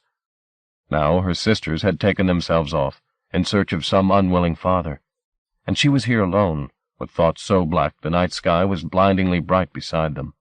She slipped off her shoes and went down the steps to the black mud at the edge of the river. Here it was that the bodies were finally relinquished to the waters. Here the sobs had always been loudest, and faith in the hereafter had trembled in the face of cold fact. It was many, many years since those rituals had been in vogue. The practice of giving the dead to this or any other river had been stopped. Too many of the corpses were being found by the cuckoos. Cremation had taken over as the standard method of disposal, much to Immaculata's chagrin. The steps had dramatized something true, in the way that they descended into mud. Standing there now, with the river moving fast before her, she thought how easy it would be to pitch herself into the flood and go the way of the dead. But she would leave too much unfinished business behind. She'd leave the fugue intact and her enemies alive. There was no wisdom in that. No, she had to go on living, to see the families humiliated, their hopes like their territories in dust, their miracles reduced to playthings. Destruction would be altogether too easy for them. It hurt for an instant only, then it was all over. But to see the seer kind enslaved, that was worth living for. The roar of the water soothed her. She grew nostalgic, remembering the bodies she'd seen snatched beneath this tide. But did she hear another roar beneath that of the river? She looked up from the murky waters. At the top of the steps was a ramshackle building, little more than a roof supported by columns in which the lesser mourners had loitered while the final farewells were made at the riverside. She could just see movement there now, fugitives in the shadows. Was it her sisters? She didn't sense their proximity. Her unspoken question was answered as she crossed the mud back to the bottom step. "I knew you'd be here." Immaculata halted, her foot on the step. Of all places, here. Immaculata felt a twinge of trepidation, not because of the man who emerged from the shelter of the column, but because of the company he kept. They moved in the shadows behind him, their panting flanks silken. Lions. He'd come with lions. "Oh, yes," Romo said, seeing the incantatrix flinch. "I'm not alone like she was. This time you're the vulnerable one." It was true. The lions were unreflective creatures. Her illusions would not mislead them, nor would her assaults easily touch the tamer who shared that bestial indifference. "Sisters," she breathed, "come to me." The lions were moving into the moonlight, 6 in all, 3 male, 3 female. Their eyes were glued to their owner, awaiting his instructions. She took a step backward. The mud was slick beneath her heel. She almost lost her balance. Where were the Magdalene and the hag? She sent another thought in hectic pursuit of them, but fear made it sluggish. The lions were at the top of the steps now. She didn't dare take her eyes off them, though she loathed the sight. They were so effortlessly magnificent. Much as the thought appalled her, she knew she would have to flee before them. She would have the menstruum carry her up above the river before they reached her. But it was taking its time to flow through her, distracted as she was. She made an attempt to delay their approach. "You shouldn't trust them," she said. "The lions?" said Romo, half smiling. "The seer kind. They cheated Mimi as they cheated me. They left her in the kingdom, while they took refuge. They're cowards and deceivers." "And you? What are you?" Immaculata felt the menstruum begin to suffuse her shadow self. With her escape certain, she could afford to tell the truth. "I'm nothing," she said, her voice now so soft it was almost lost in the din of the river. "I'm alive as long as my hatred for them keeps me alive." It was almost as if the lions understood this last remark, for they came at her suddenly, leaping down the steps to where she stood. The menstruum rippled about her. She started to rise. Even as she did so, the Magdalene appeared from along the river and let out a cry. The call diverted Immaculata's attention, her feet inches from the mud. It was all that the first of the lions required. He launched himself from the steps toward her, and before she could avoid the attack, he clawed her from the air. She fell backward into the mud. Romo pushed his way through the rest of the pride, calling the animal back before Immaculata mustered her powers. The summons came too late. The menstruum was spiraling around the beast, tearing at its face and flanks. The animal could not have disengaged itself now if it had wanted to. But the menstruum's attack left little in reserve for defense, and the lion landed blow after blow, each gouging a brutal wound. Immaculata shrieked and squirmed in the blood-streaked mud, but the lion would not let her alone. As its claws opened her face, it let out a throttled roar, and its assault ceased. It stood over Immaculata for an instant, as steam rose from between them. Then it staggered sideways. Its abdomen had been opened from throat to testicles. It was not the menstruum's doing, but that of the knife now dropping from Immaculata's hand. The beast, trailing its innards, stumbled a little way, then keeled over in the mud. The rest of the animals growled their distress, but held their positions at Romo's command. As for Immaculata, the sisters were coming to her aid, but she spat some contemptuous words at them and dragged herself to her knees. The wound she'd sustained would have left a human being, or indeed most seerkind, dead in the dirt. Her face and upper chest had been traumatically mauled. The flesh hung in sickening ribbons. Still she hauled herself to her feet and turned her agonized eyes, which were now set in a single wound, on Romo. "I will destroy everything you ever loved," she said, her voice throbbing, her hand clutching her face while the blood gushed between her fingers. "The fugue, the seerkind, all of it, wiped away. You have my promise. You will weep." If it had been in Romo's power, he would have had no compunction about dispatching the incantatrix on the spot. But delivering Immaculata to pastures new was beyond the power of lion or lion-tamer. Weakened as the enemy was, she and her sisters would undoubtedly kill the rest of the animals before they reached her. He would have to be content with what their surprise attack had achieved, and hope that Mimi knew in her resting place that her torment had been avenged. He moved toward the felled lion, speaking soft words. Immaculata made no attempt to harm him, but started up toward the steps, her sisters flanking her. The lion stood their ground, waiting for the order that would unleash them, but Romo was too busy grieving. He had laid his cheek on the cheek of the dying animal, still murmuring to it. Then the words of comfort stopped, and a look scarcely less than tragic came over his face. The lions heard his silence and knew what it signified. They turned their heads to him, and as they did so, Immaculata rose into the air, a saint of mud and wounds, the Wraith sisters trailing her like corrupted seraphim. He looked up as they ascended into darkness, a patter of blood falling. Almost as the night erased them, he saw Immaculata's head loll and the sisters rise to her aid. This time the incantatrix did not despise their support, but let them bear her away. Chapter 9. Never and Again. The ziggurat builder who'd stood guard outside Capra's house was shouting at them from the edge of the field, courtesy preventing him from coming any closer. "They want you back at the house," he called.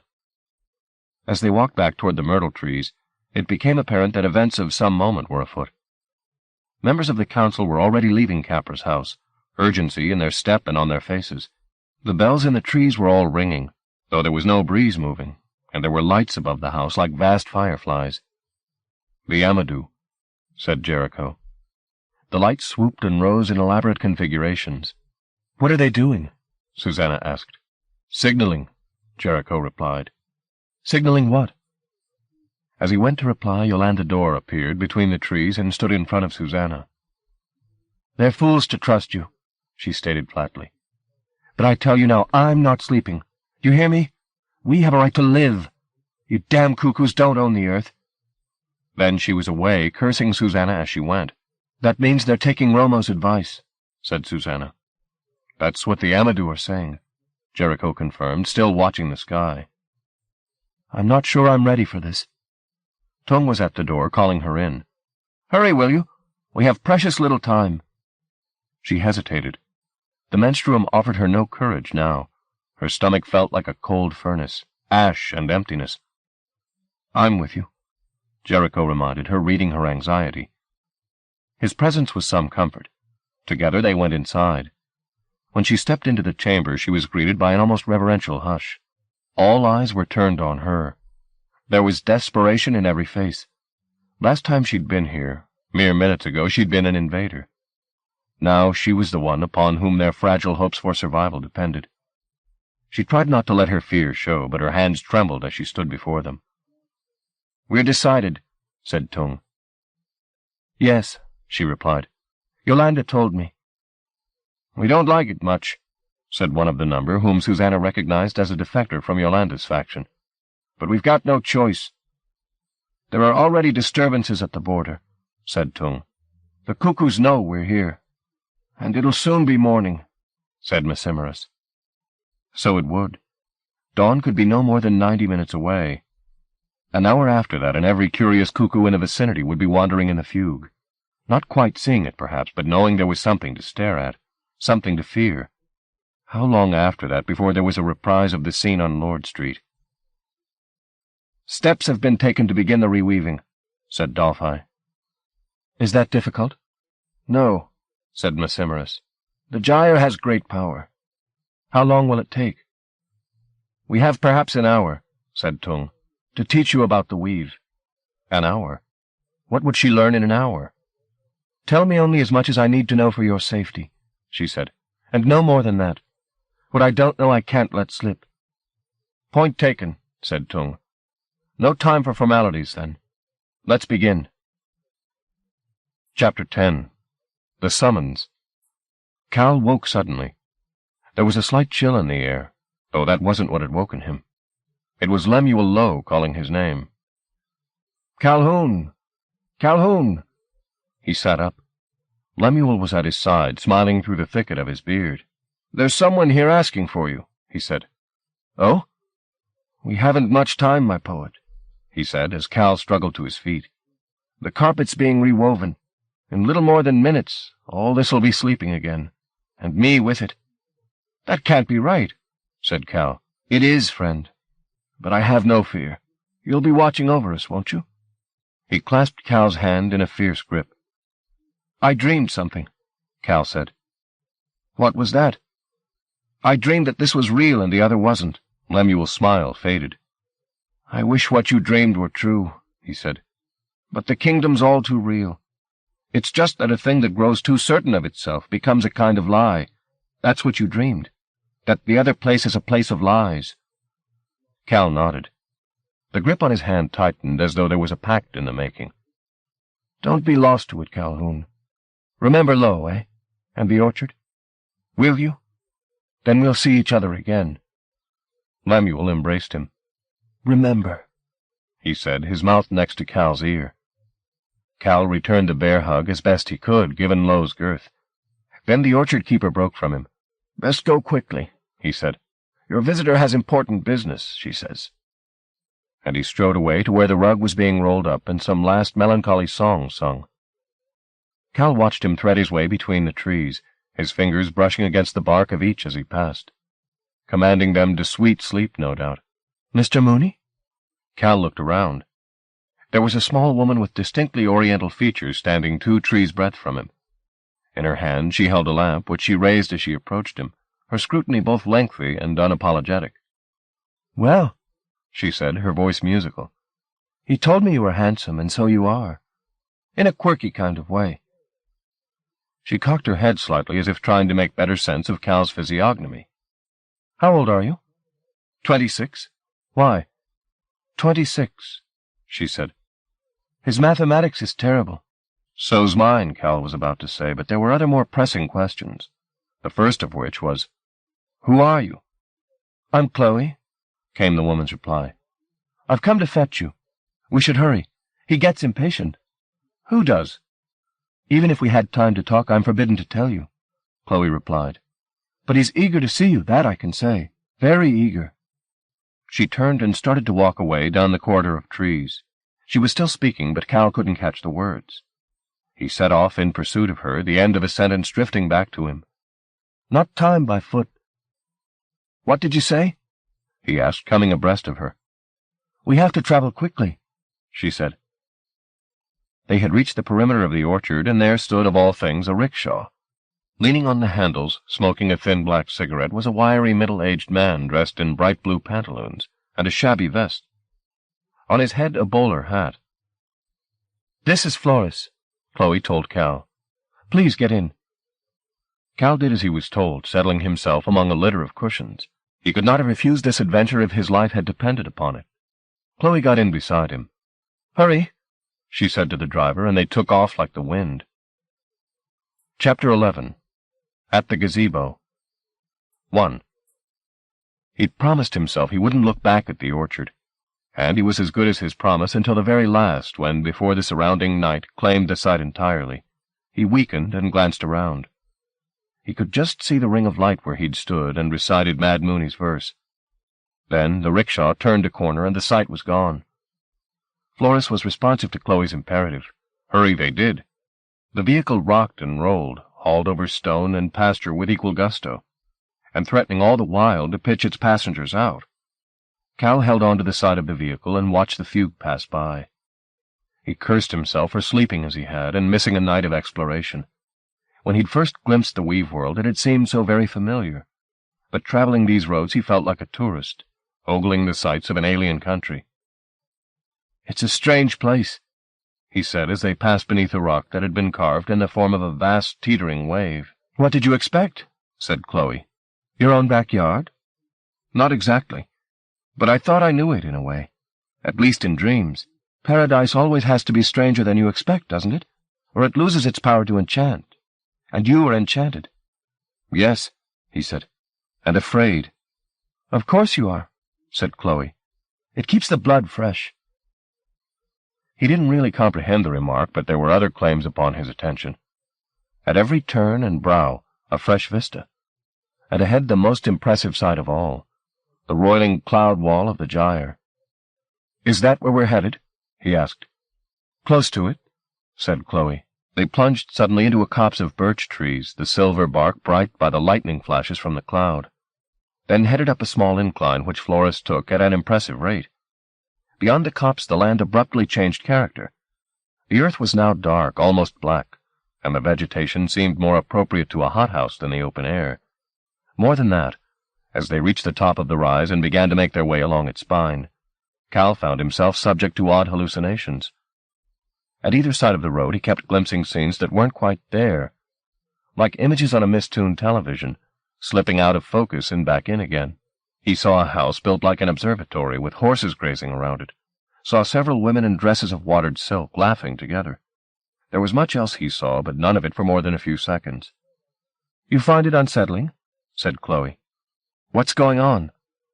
"This is paradoxical ground. Strictly speaking, you shouldn't be here at all.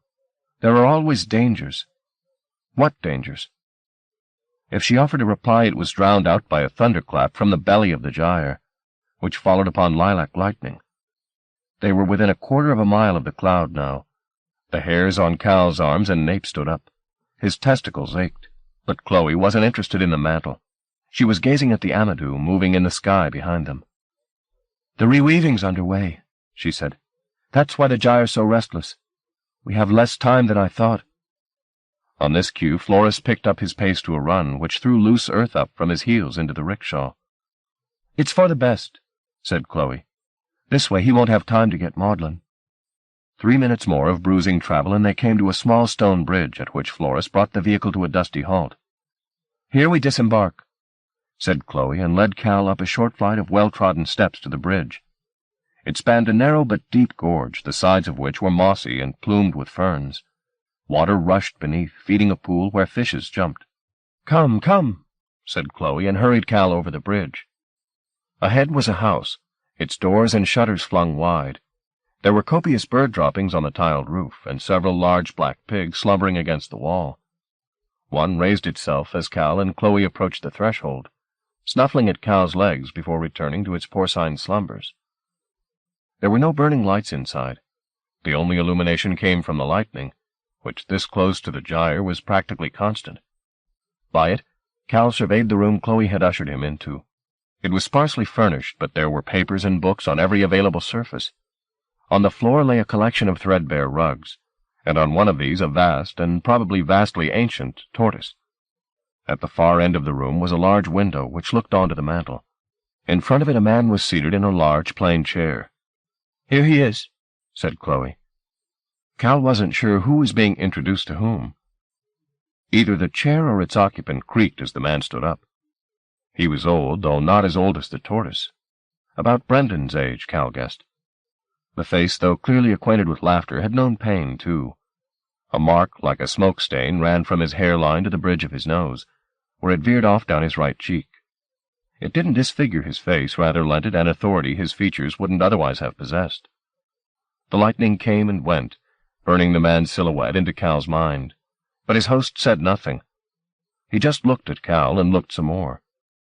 There was pleasure on his face, though quite why Cal didn't know. Nor did he feel ready to ask, at least not until the other broke the silence between them. There didn't seem much likelihood of that, however. The man just stared. It was difficult to be certain of much in the flare of the lightning, but Cal thought there was something familiar about the fellow. Suspecting they'd stand there for hours unless he initiated a conversation, he voiced the question his mind had already asked. "Do I know you from somewhere?" The old man's eyes narrowed as if he wanted to sharpen his sight to pinpoint and pierce Cal's heart. "He's not allowed to converse with you," Chloe explained. "People who live this close to the gyre—" Her words died. "What?" said Cal. "There's not time to explain," she said. "Just believe me." The man had not taken his gaze off Cal for a second, not even to blink. The perusal was quite benign, perhaps even loving. Cal was suddenly overcome by a fierce desire to stay, to forget the kingdom and sleep in the weave. Here, pigs, lightning, and all. But already Chloe had her hand on his arm. "We must go," she said. "So soon?" he protested. "We're taking chances bringing you here in the first place," she said. The old man was now moving toward them, his step steady, his gaze the same, but Chloe intervened. "Now don't," she said. He frowned, his mouth tight, but he came no closer. "We have to be away," she told him. "You know we must." He nodded. Were there tears in his eyes? Cal thought so. "I'll be back soon enough," she told him. "I'll just take him to the border, all right?" Again a single nod. Cal raised his hand in a tentative wave. "Well," he said, more mystified than ever, It's been an honor." A faint smile creased the man's face. "He knows," said Chloe. "Believe me." She took Cal to the door. The lightning blazed through the room. The thunder made the air shake. At the threshold, Cal gave his host one last look, and to his astonishment, indeed to his delight, the man's smile became a grin that had a subtle mischief about it. "Take care," Cal said. Grinning even as the tears ran down his cheeks, the man waved him away and turned back toward the window. 2. The rickshaw was waiting on the far side of the bridge. Chloe bundled Cal into his seat, throwing the tasseled cushions out to lighten the load. "Be swift," she said to Florence. No sooner had she spoken than they were off. It was a hair-raising journey. A great urgency had seized everything and everybody as the fugue prepared to lose its substance to pattern again. Overhead, the night sky was a maze of birds. The fields were rife with animals. There was everywhere a great readying, as if for some momentous dive. "Do you dream?" Cal asked Chloe as they traveled. The question had come out of the blue, but was suddenly of great importance to him. "Dream?"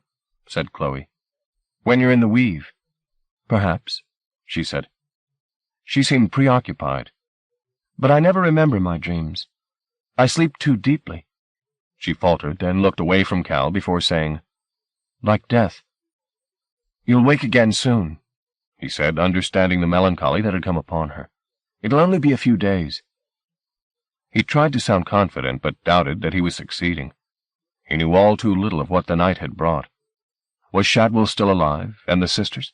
And if so, where? "I'm going to help you," he said. "That I do know. I'm part of this place now." "Oh, yes," she said with great gravity. "That you are. But, Cal—" She looked at him, her hand taking his, and he felt a bond between them, an intimacy even, which seemed out of all proportion to the meager time they'd known each other.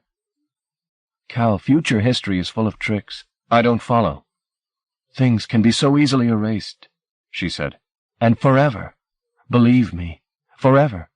Entire lives gone as if they'd never been lived." "Am I missing something?" he said. "Just don't assume everything's guaranteed." "I don't," he told her. "Good, good." She seemed a little cheered by this. "You're a fine man, Calhoun. But you'll forget." "Forget what?" "All this. The fugue." He laughed. "Never," he said. "Oh, but you will. Indeed, maybe you have to. Have to, or your heart would break."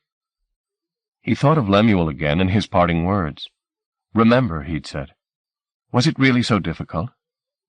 If there were any further words to be said on the subject, they went unvoiced, for at this point Florence brought the rickshaw to an abrupt halt. "What's the problem?" Chloe wanted to know. The rickshaw driver pointed dead ahead. No more than 100 yards from where the rickshaw stood, the landscape and all it contained was losing itself to the weave, solid matter becoming clouds of color, from which the threads of the carpet would be drawn. "So soon," said Chloe. "Get out, Calhoun. We can take you no further." The line of the weave was approaching like a forest fire, eating up everything in its path. It was an awesome scene, though he knew perfectly well what procedures were underway here, and knew them to be benevolent. The sight was almost chilling. A world was dissolving before his very eyes. "You're on your own from here," said Chloe. "About turn, Floris, and fly." The rickshaw was turned. "What happens to me?" said Cal. "You're a cuckoo," Chloe shouted back at him as Floris hauled the rickshaw away. "You can simply walk out the other side." She shouted something else, which he failed to catch. He hoped to God it wasn't a prayer. Chapter 12. A Vanishing Breed. 1. Despite Chloe's words, the spectacle ahead offered little comfort. The devouring line was approaching at considerable speed, and it left nothing unchanged. His gut told him to flee before it, but he knew that would be a vain maneuver. This same transfiguring tide would be eating in from all compass points. Soon there would be nowhere left to run. Instead of standing still and letting it come to fetch him, he elected to walk toward it and brave its touch. The air began to itch around him as he took his first hesitant steps. The ground squirmed and shook beneath his feet.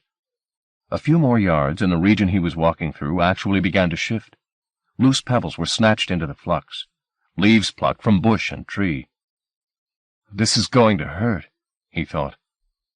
The frontier was no more than 10 yards from him now, and he could see with astonishing clarity the processes at work, the raptures of the loom dividing the matter of the fugue into strands, then drawing these up into the air and knotting them, those knots in their turn filling the air like countless insects, until the final rapture called them into the carpet. He could afford to wonder at this sight for seconds only before he and it met, strands leaping up around him like rainbow fountains. There was no time for farewells. The fugue simply vanished from sight, leaving him immersed in the working of the loom. The rising threads gave him the sensation of falling, as though the knots were destined for heaven, and he a damned soul. But it wasn't heaven above him. It was pattern. A kaleidoscope that defeated eye and mind, its motifs configuring and reconfiguring as they found their place beside their fellows. Even now he was certain he'd be similarly metamorphosed. His flesh and bone become symbol, and he woven into the grand design. But Chloe's prayer, if that it had been, afforded him protection. The loom rejected his cuckoo stuff and passed him by. One minute he was in the midst of the weave. The next, the glories of the fugue were behind him, and he was left standing in a bare field. 2. He wasn't alone there. Several dozen seerkind had chosen to step out into the kingdom. Some stood alone, watching their home consumed by the weave. Others were in small groups, debating feverishly. Yet others were already heading off into the gloom, before the Automaticos came looking for them. Among them, lit by the blaze of the weave, a face he recognized, that of Apolline Dubois. He went to her. She saw him coming, but offered no welcome. "Have you seen Susanna?" he asked her. She shook her head. "I've been cremating Frederick and setting my affairs to rights," she said. She got no further. An elegant individual, his cheeks rouged, now appeared at her side. He looked every inch a pimp. "We should go, Moth," he said, "before the beasts are upon us." "I know," Apolline said to him.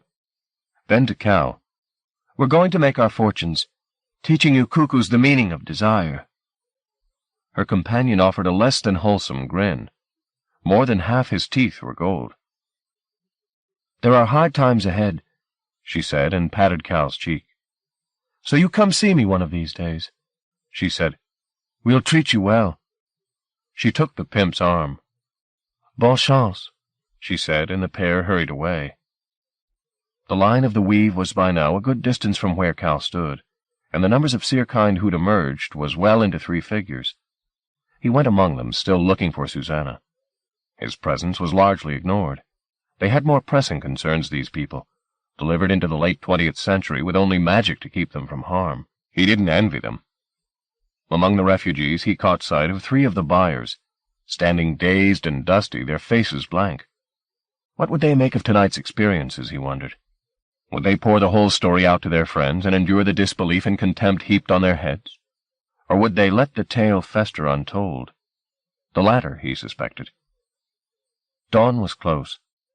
The weaker stars had already disappeared, and even the brightest were uncertain of themselves. "It's over," he heard somebody murmur. He looked back toward the Weave. The brilliance of its making had almost flickered out. But suddenly there came a shout in the night, and a beat later Cal saw 3 lights, members of the Amadou, rising from the embers of the Weave at enormous speed. They drew together as they rose, until high above the streets and fields they collided. The blaze of their meeting illuminated the landscape as far as the eye could see. By it, Cal glimpsed Seerkind running in all directions, averting their eyes from the brilliance. Then the light died, and the pre-dawn gloom that followed seemed so impenetrable by contrast, Cal was effectively blind for a minute or more. As by slow degrees the world re-established itself about him, he realized that there had been nothing arbitrary about the fireworks or their effect. The Seerkind had disappeared. Where, 90 seconds ago, there had been scraggling figures all around him, there was now emptiness. Under the cover of light, they'd made their escape. Chapter 13. A Proposal. 1. Hobart had seen the blaze of the Amadou, too, though he was still 2.5 miles from the spot. The night had brought disaster upon disaster. Richardson, still jittery after events at headquarters, had twice driven the car into the backs of stationary vehicles, and their route, which had taken them all over the world, had been a series of cul-de-sac. But at last here it was, a sign that their quarry was close. "What was that?" said Richardson. "Looked like something exploding." "God knows," said Hobart. "I wouldn't put anything past these people, especially the woman." "Should we call in some backup, sir? We don't know their numbers." "Even if we could," Hobart said, switching off the white noise that had swallowed Downey hours ago. "I want to keep this quiet until we know what's what. Kill the headlights." The driver did so, and they drove on in the pre-dawn murk. By it, Hobart thought he could see figures moving in the mist beyond the gray foliage that lined the road. There was no time to investigate, however. He would have to trust his instinct that the woman was somewhere up ahead. Suddenly, there was somebody in the road ahead of them. Cursing, Richardson threw the wheel over, but the figure seemed to leap up and over the car. The vehicle mounted the pavement and ran a few yards before Richardson brought it under control again. "Shit! Did you see that?" Hobart had, and felt the same aching unease he'd felt back at headquarters. These people were holding weapons that worked on a man's sense of what was real, and he loved reality more than his balls. "Did you see?" said Richardson. "The fucker just flew." "No," Hobart said firmly. "There was no flying. Understood?" "Yes, sir." "Don't trust your eyes. Trust me." "Yes, sir." "And if anything else gets in your way, run it down." 2. The light that had blinded Cal blinded Shadwell, too. He fell from the back of his human horse and scrabbled around in the dirt until the world began to come back into focus. When it did, 2 sights greeted him. One, that of Norris, lying on the ground sobbing like an infant. The other, Susanna, accompanied by 2 of the kind, emerging from the rubble of Shearman's house. They weren't empty-handed. They were carrying the carpet. God, the carpet! He looked about him for the incantatrix, but there was no one near to aid him except the horse, who was well past aiding anybody. "Stay calm," he told himself. "You've still got the jacket." He brushed off the worst of the dirt he'd acquired, centered the knot of his tie, then walked over to intercept the thieves. "Thank you so much," he said as he approached them, "for preserving my property." Susanna gave him a single glance, then told the carpet-bearers, "Ignore him." That said, she led them toward the road. Shadwell went after them quickly and took firm hold of the woman's arm. He was determined to preserve his politeness as long as possible. It always confused the enemy. "Do we have a problem here?" he wondered. "No problem," Susanna said. "The carpet belongs to me, Miss Parrish. I insist that it remain here." Susanna looked around for Jericho. They'd become separated in the last minutes of her briefing at Capra's house, when Massimiris had taken her aside to offer her some words of advice. He had still been in full flow when the Weave had reached the doorstep of Capra's house. She had never heard his final remarks. "Please," said Shadwell, smiling. "We can surely come to some arrangement. If you wish, I'll buy the item off you." How much shall we say?" He opened his jacket, no longer directing his spiel at Susanna, but at the two who were carrying the carpet. Strong-armed they might be, but easy fodder. Already they were staring into the folds of the jacket. "Maybe you see something you'd like?" he said. "It's a trick," said Susanna. "But look," one of them said to her, and damn it if she didn't instinctively do exactly that. Had the night not brought so many exhausting diversions, she would have had the strength to avert her sight immediately, but she wasn't fast enough. Something glimmered in the mother-of-pearl lining, and she could not quite unhook her gaze. "You do see something," Shadwell said to her. "Something pretty for a pretty woman." She did. The raptures of the jacket had seized her in 2 seconds flat, and she couldn't resist its mischief. At the back of her head a voice called her name, but she ignored it. Again it called. "Look away," it said, but she could see something taking shape in the lining, and it tantalized her. "No, damn you!" the same voice shouted, and this time a blurred figure came between her and Shadwell. Her reverie broke, and she was thrown from the jacket's soothing embrace, to see Cal in front of her, throwing a barrage of punches at the enemy. Shadwell was much the bigger of the two men, but the heat of Cal's fury had momentarily cowed him. "Get the fuck out of here!" Cal yelled. By now Shadwell had overcome his shock and launched himself upon Cal, who reeled before the retaliation. Knowing he'd lose the bout in seconds, he ducked beneath Shadwell's fists and took hold of the salesman in a bear hug. They wrestled for several seconds, precious time which Susanna seized to lead the carpet carriers through the rubble and away. Their escape came not a moment too soon. In the time she'd been distracted by the jacket, day had almost come upon them. They'd soon be easy targets for Immaculata, or indeed anyone else who wanted to stop them. Hobart, for instance. She saw him now as they reached the edge of Shearman's estate, stepping out of a car parked in the street. Even in this dubious light, and at some distance, she knew it was he. Her hatred smelled him, and she knew, too, with some prophetic sense the menstruum had undammed in her, that even if they escaped him now, the pursuit would not stop here. She'd made an enemy for the millennium. She didn't watch him for long. Why bother? She could perfectly recall every nick and pore upon his barren face, and if the memory ever grew a little dim, all she would have to do was look over her shoulder. Damn him, he'd be there. 3. Though Cal held on to Shadwell with the tenacity of a terrier, the salesman's superior weight rapidly gained the day. Cal was thrown down among the bricks, and Shadwell closed in. No quarter was given. Shadwell began to kick him, not once, but 12 times. "Fucking bastard!" he yelled. The kicks kept coming, timed to prevent Cal's getting up. "I'm going to break every bone in your fucking body," Shadwell promised. "I'm going to fucking kill you." He might have done it, too, but that somebody said, "You." Shadwell's assault stopped momentarily, and Cal looked past the salesman's legs to the man in dark glasses who was approaching. It was the policeman from Chariot Street. Shadwell turned on the man. "Who the hell are you?" he said. "Inspector Hobart," came the reply.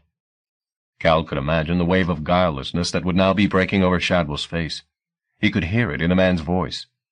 "Inspector? Of course. Of course." "And you?" Hobart returned. "Who are you?" Cal didn't hear the rest of the exchange. He was occupied with the business of making his bruised body crawl away through the rubble, hoping the same good fortune that had let him escape alive had speeded Susanna on her way. "Where is she?" "Where's who?" "The woman who was here," said Hobart. He took off his glasses, the better to see this suspect in the half-light. The man has dangerous eyes, thought Shadwell. He has the eyes of a rabid fox. And he wants Susanna, too. How interesting. "Her name is Susanna Parrish," said Hobart. "Ah," said Shadwell. "You know her?" "Indeed I do. She's a thief. She's a good deal worse than that." "What's worse than a thief?" thought Shadwell, but said, "Is that so?" "She's wanted for questioning on charges of terrorism." "And you're here to arrest her?" "I am." "Good man," said Shadwell. What better, he thought. An upstanding, fine-principled, law-loving despot. Who could ask for a better ally in such troubled times? "I have some evidence," he said, "that may be of value to you." but strictly for your eyes only." On Hobart's instruction, Richardson retired a little way. "I'm in no mood for games," Hobart warned. "Believe me," said Shadwell, "upon my mother's eyes, this is no game." He opened his jacket. The inspector's fretful glance went immediately to the lining. He's hungry, thought Shadwell. He's so hungry. But what for? That would be interesting to see. What would friend Hobart desire most in all the wide world? "Maybe you see something there that catches your eye?" Hobart smiled, nodded. "You do? Then take it, please. It's yours." The inspector reached toward the jacket. "Go on," Shadwell encouraged him. He'd never seen such a look on any human face, such a wilderness of innocent malice. A light ignited within the jacket, and Hobart's eyes suddenly grew wilder still. Then he was drawing his hand out of the lining, and Shadwell almost let out a yelp of surprise as he shared the lunatic's vision. In the palm of the man's hand, a livid fire was burning, its flames yellow and white. They leapt a foot high, eager for something to consume. Their brilliance echoed in Hobart's eyes. "Oh, yes," said Hobart. "Give me fire." "It's yours, my friend." "And I'll burn them away." Shadwell smiled. "You and I together," he proposed. Thus began a marriage made in hell. Part 6. Back Among the Blind Men. If a man could pass through paradise in a dream and have a flower presented to him as a pledge that his soul had really been there, and if he found that flower in his hand when he awoke, aye, and what then? S.T. Coleridge, Anima Poetae. Chapter 1. Times Gone By. 1. The people of Chariot Street had witnessed some rare scenes in recent times, but they'd re-established the status quo with admirable zeal. It was just before 8 in the morning when Cal got off the bus and began the short walk to the Mooney residence, and everywhere along the street the same domestic rituals that he'd witnessed here since his childhood were being played out. Radios announced the morning's news through open windows and doors. A parliamentarian had been found dead in his mistress's arms. Bombs had been dropped in the Middle East. Slaughter and scandal, scandal and slaughter. And was the tea too weak this morning, my dear? And did the children wash behind their ears? He let himself into the house, turning over yet again the problem of what to tell Brendan. Anything less than the truth might beg more questions than it answered. And yet to tell the whole story, was that even possible? Did the words exist to evoke more than an echo of the sights he'd seen, the feelings he'd felt? The house was quiet, which was worrying. Brendan had been a dawn riser since his days working on the docks. Even during the worst of recent times he'd been up to greet his grief early. Cal called his father's name. There was no response. He went through to the kitchen. The garden looked like a battlefield. He called again, then went to search upstairs. His father's bedroom door was closed. He tried the handle, but the door was locked from the inside, something he'd never known happen before. He knocked lightly. "Dad?" he said. "Are you there?" He waited several seconds, listening closely, then repeated his inquiry. This time, from within came a quiet sobbing. "Thank God," he breathed. "Dad? It's Cal." The sobbing softened. "Will you let me in, Dad?" There was a short interval, then he heard his father's footsteps as he crossed to the bedroom door. The key was turned. The door was opened a reluctant 6 inches. The face on the other side was more shadow than man. Brendan looked neither to have washed nor shaved since the previous day. "Oh, God, Dad." Brendan peered at his son with naked suspicion. "Is it really you?" The comment reminded Cal of how he must look, his face bloodied and bruised. "I'm all right, Dad," he said, offering a smile. "What about you?" "Are all the doors closed?" Brendan wanted to know. "The doors?" "Yes." "And the windows?" "Yes." Brendan nodded. "You're absolutely sure?" "I told you yes. What's wrong, Dad?" "The rats," said Brendan, his eyes scanning the landing behind Cal. "I heard them all night. They came up the stairs, they did. Sat at the top of the stairs. I heard them. Size of cats they were. They sat there waiting for me to come out. Well, they're not here any longer. Got in through the fence, off the embankment. Dozens of them. Why don't we go downstairs? Cal suggested. I can make you some breakfast. No, I'm not coming down. Not today. Then I'll make something and bring it up, shall I? If you like, said Brendan. As Cal started down the stairs again, he heard his father lock and bolt the door once more. 2. In the middle of the morning, a knock on the door. It was Mrs. Vallance, whose house was opposite the Moonies. I was just passing, she said, this fact belied by the slippers on her feet. I thought I'd see how your father was doing. He was very odd with the police, I heard. What did you do to your face? I'm all right. I had a very polite officer interview me, the woman said. He asked me, she lowered her voice, if your father was unbalanced. Cal bit back a retort. They wanted to talk to you, too, of course, she said. Well, I'm here now, said Cal, if they need me. My son Raymond said he saw you on the railway. Running off, he said. Goodbye, Mrs. Vallance. And he's got good eyes, has Raymond. I said goodbye, said Cal, and slammed the door in the woman's self-satisfied face. 3. Her visit was not the last of the day. Several people called to see that all was well. There was clearly much gossip in the street about the Mooney household. Perhaps some bright spark had realized that it had been the center of the previous day's drama. Every time there was a knock on the door, Cal expected to see Shadwell on the step. But apparently the salesman had more urgent concerns than finishing the job he'd begun in the ruins of Shearman's house. Or perhaps he was simply waiting for more propitious stars. Then, just after noon, while Cal was out at the loft feeding the birds, the telephone rang. He raced inside and snatched it up. Even before she spoke, Cal knew it was Susanna. Where are you? She was breathless and agitated. We have to get out of the city, Cal. They're after us. Shadwell? Not just Shadwell. The police. Have you got the carpet? Yes. Well, then, tell me where you are. I'll come and... I can't. Not on the phone. It's not tapped, for God's sake. Any bets? I have to see you, he said, somewhere between a request and a demand. Yes, she replied, her voice softening. Yes, of course. How? There was a long silence. Then she said, Where you made your confession. What? You remember? He thought about it. What confession had he ever made to her? Oh, yes. I love you. How could he have forgotten that? Yes, she said. Yes. When? An hour. I'll be there.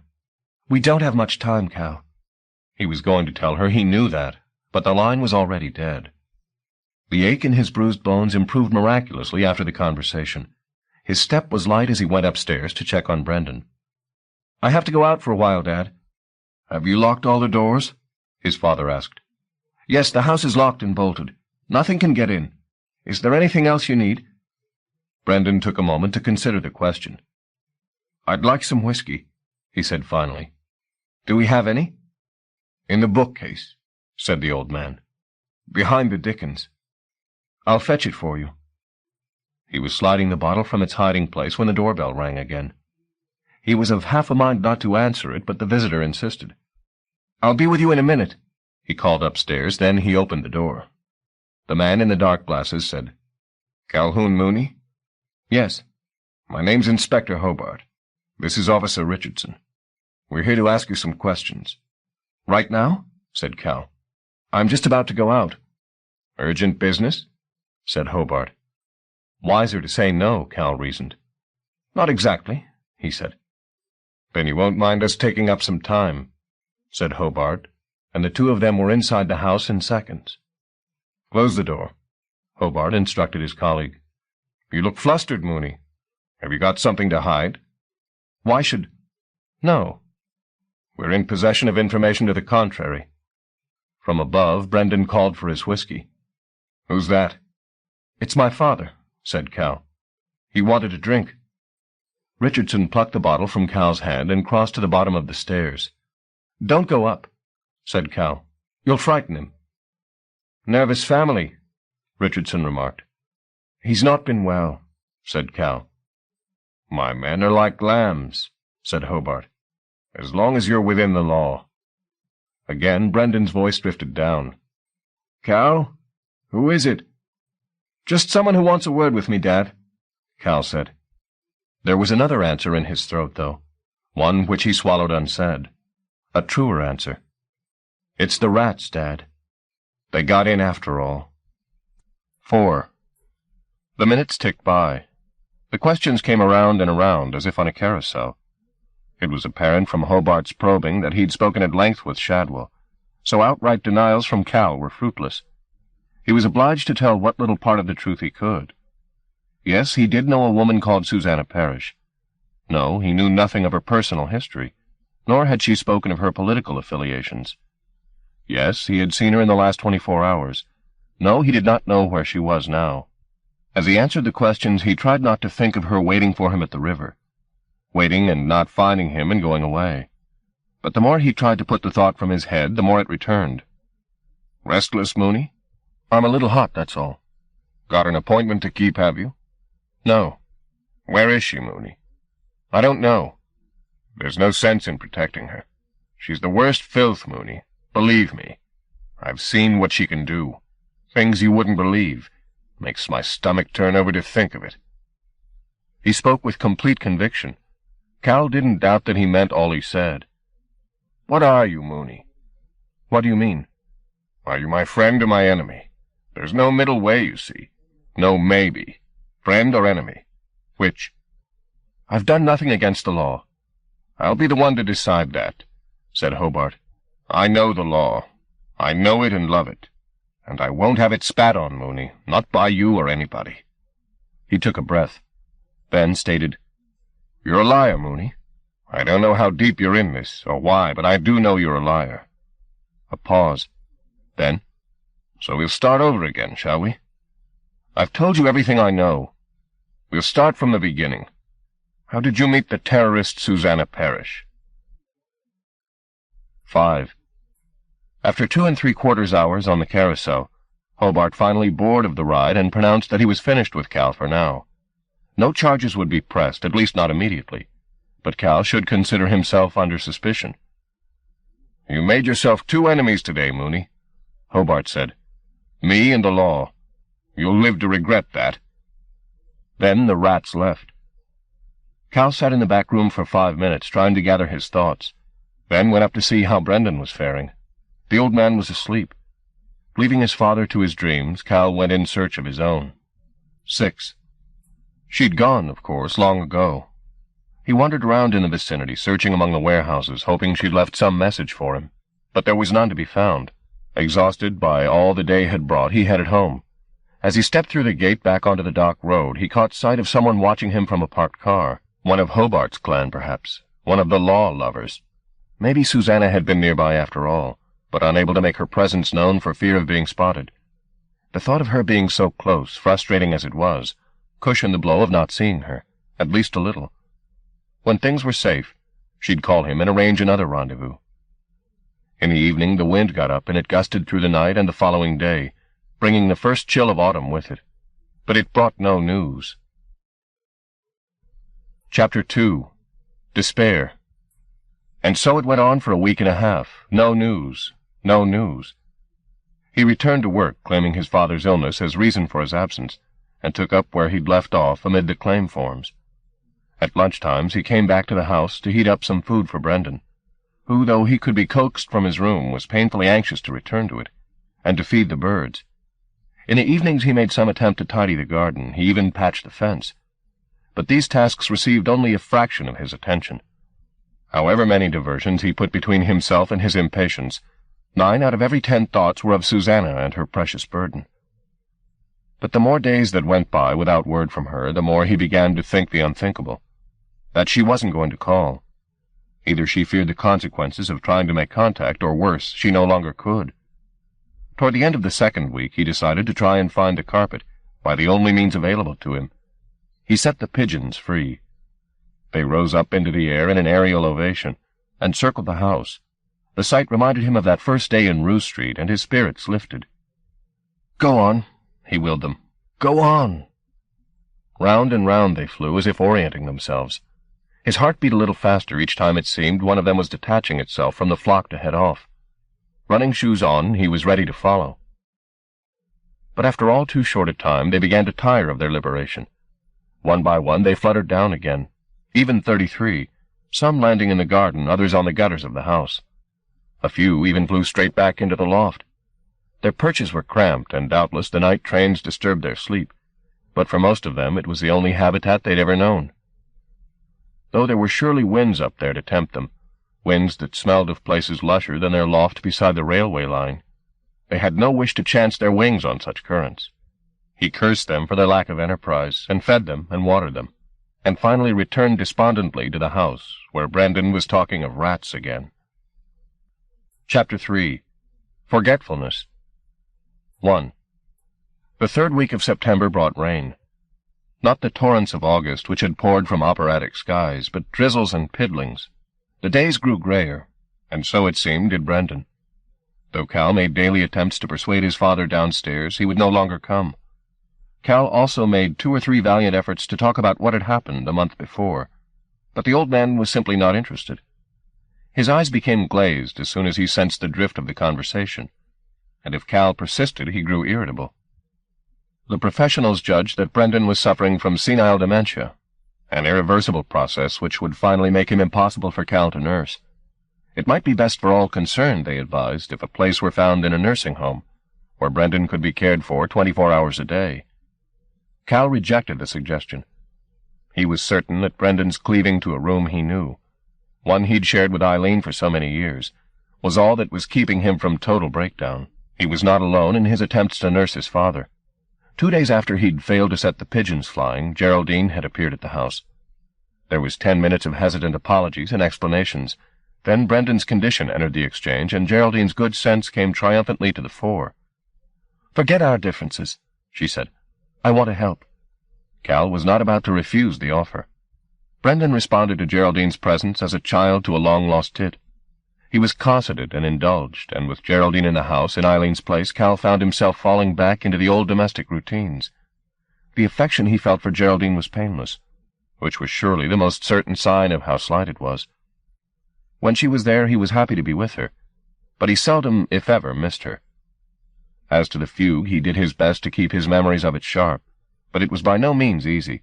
The kingdom had ways to induce forgetfulness so subtle and so numerous, he was scarcely aware of how they dulled him.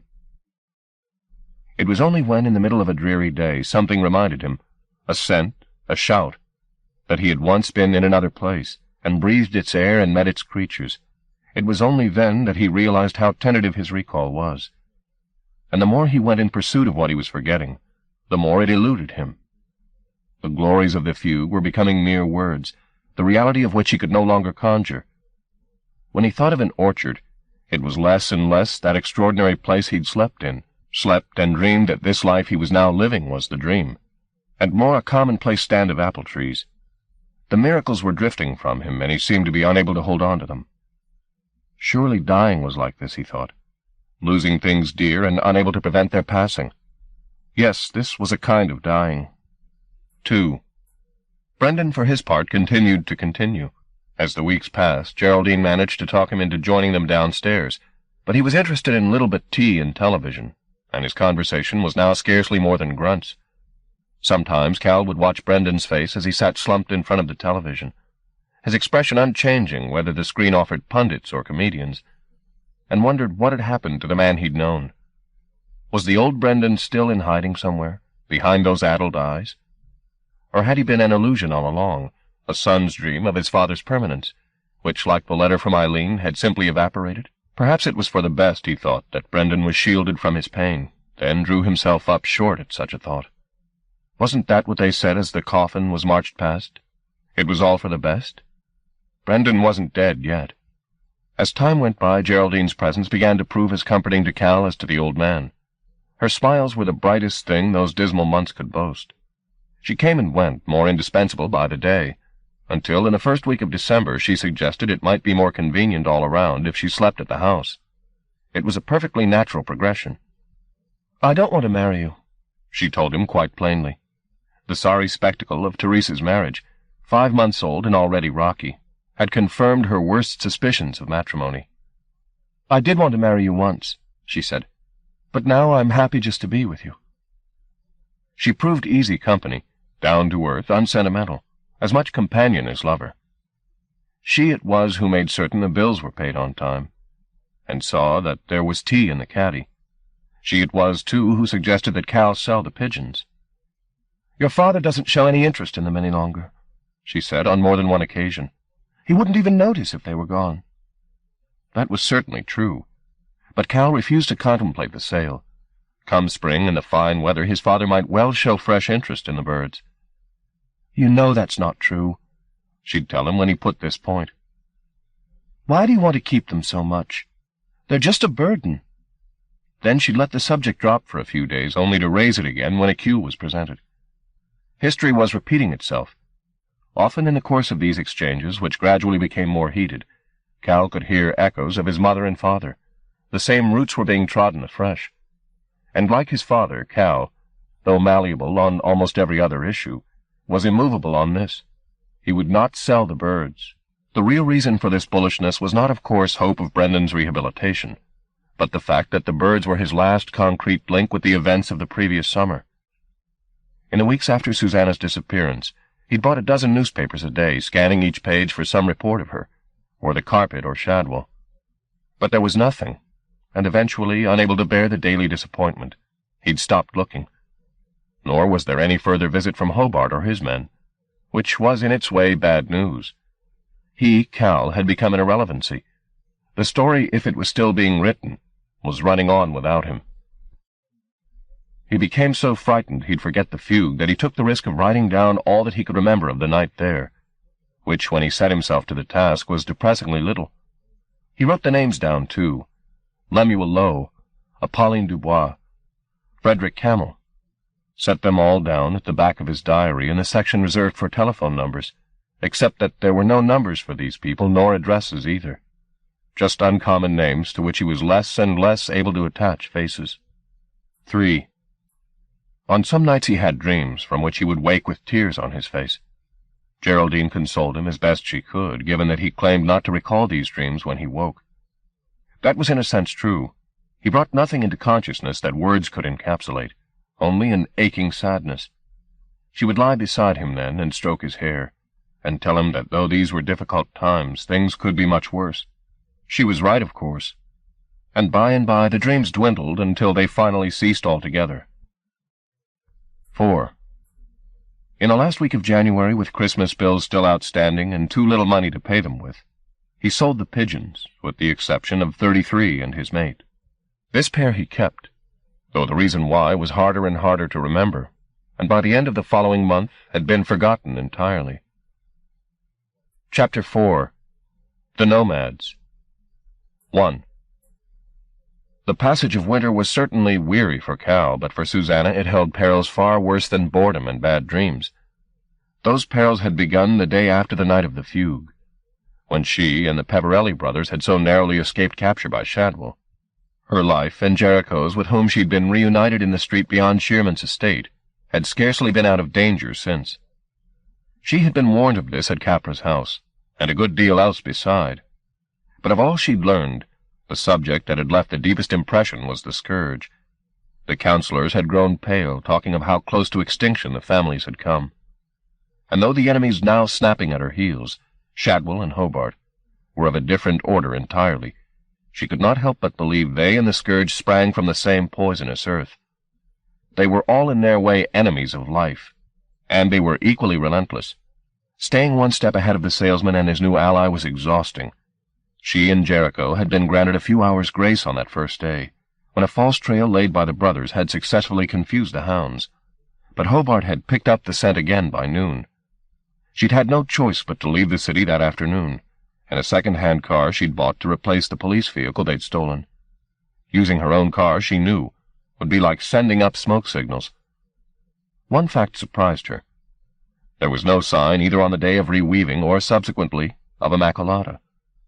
Was it possible that the incantatrix and her sisters had elected to stay in the carpet, or even become trapped there against their will? Perhaps that was too much to hope for. Yet the menstruum, which she was increasingly able to control and use, never carried a tremor of Immaculata's presence.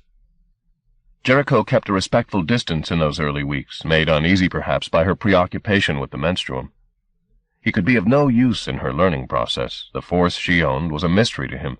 His maleness feared it. But by degrees she convinced him that neither it nor she, if they could be defined as separate entities, bore him the slightest ill will, and he grew a little easier with her powers.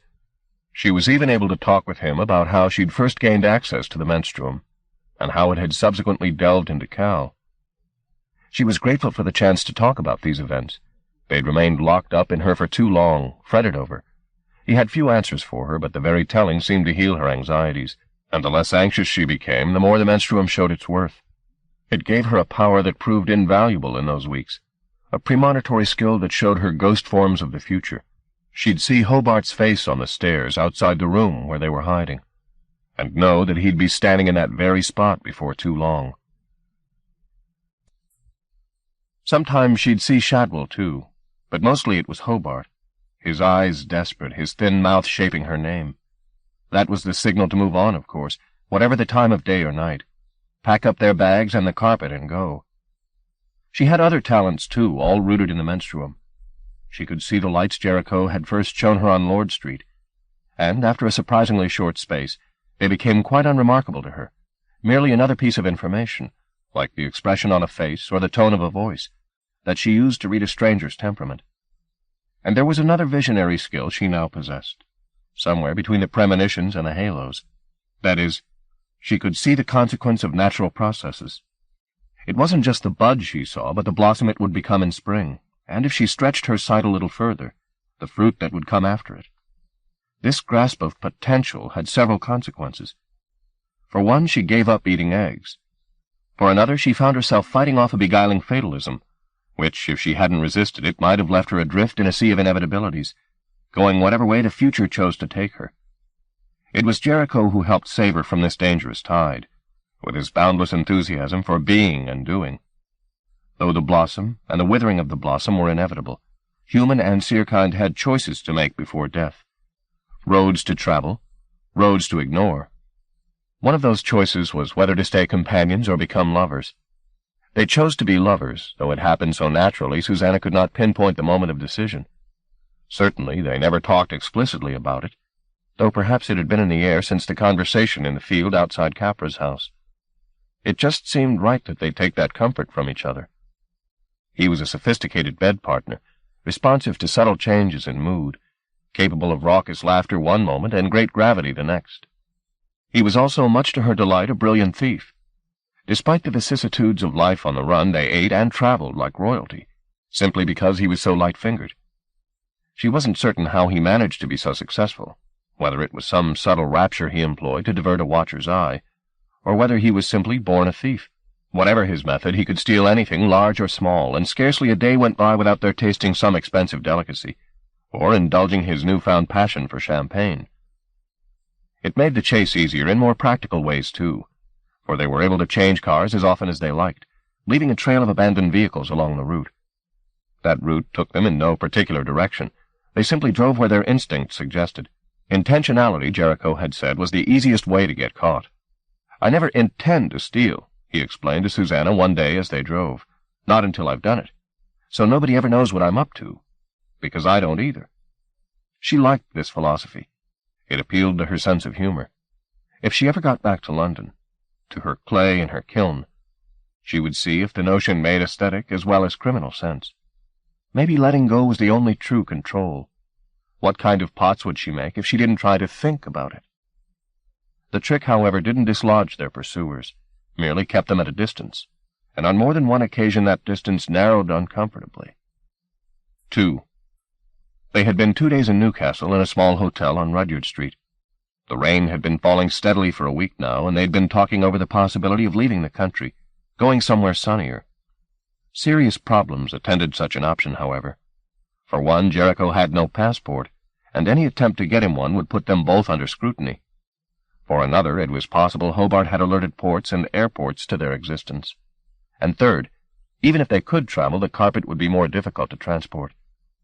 They'd almost certainly be obliged to let it out of their sight, and this Susanna was not willing to do. The argument went back and forth while they ate their pizza and drank their champagne, and the rain lashed against the window, and then the fluttering began in her lower belly, that she'd come to recognize as an omen.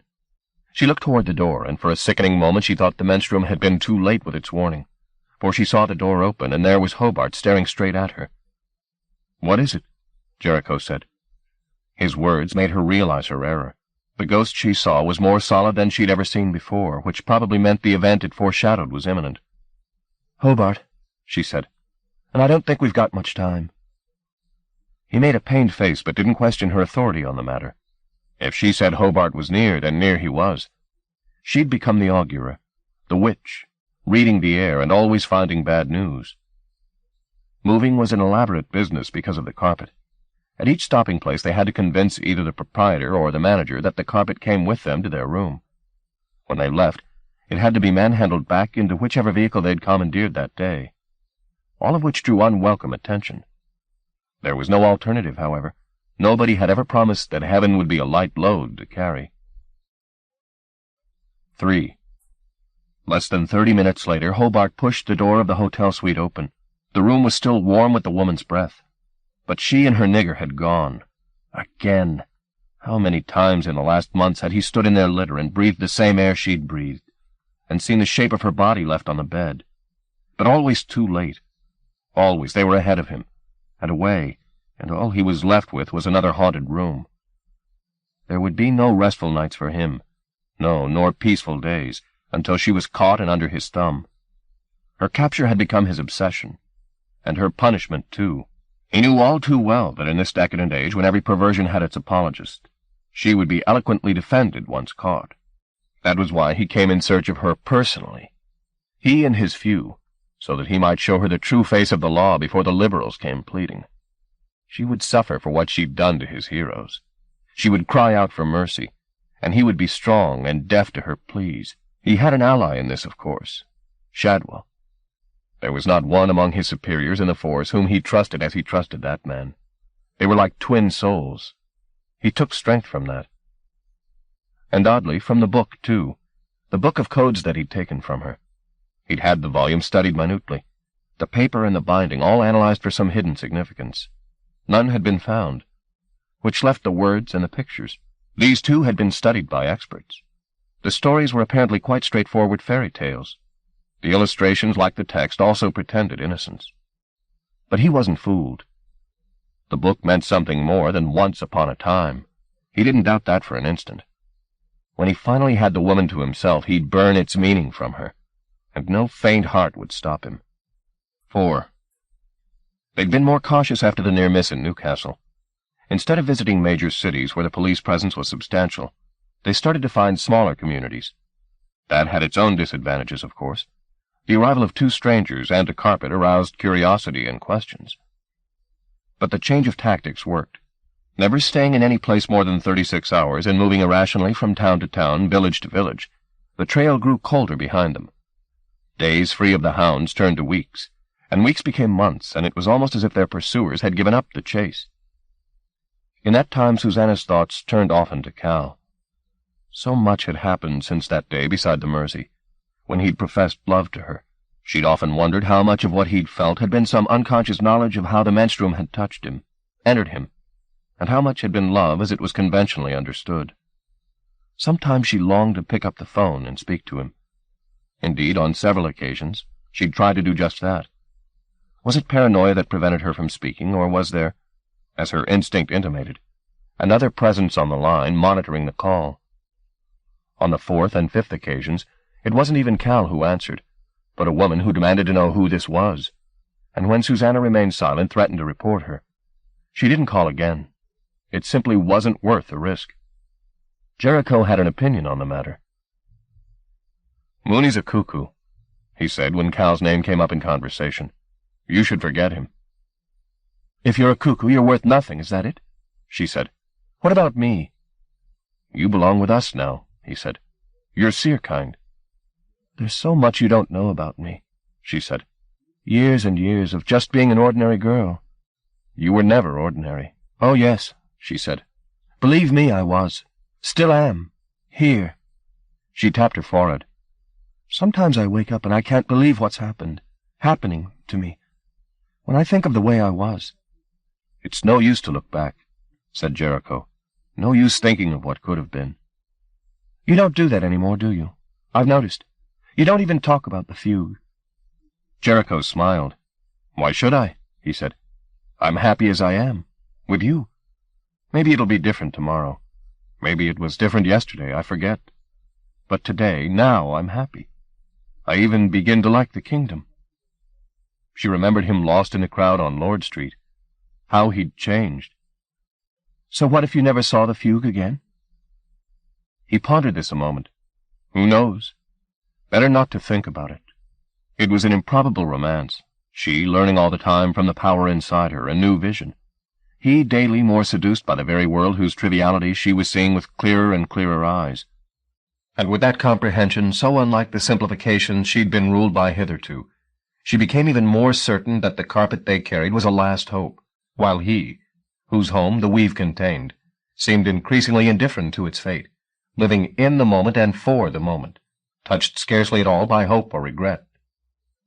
He talked less and less of finding a safe place for the fugue to reside, more and more of something tantalizing he'd seen in the street or on the television.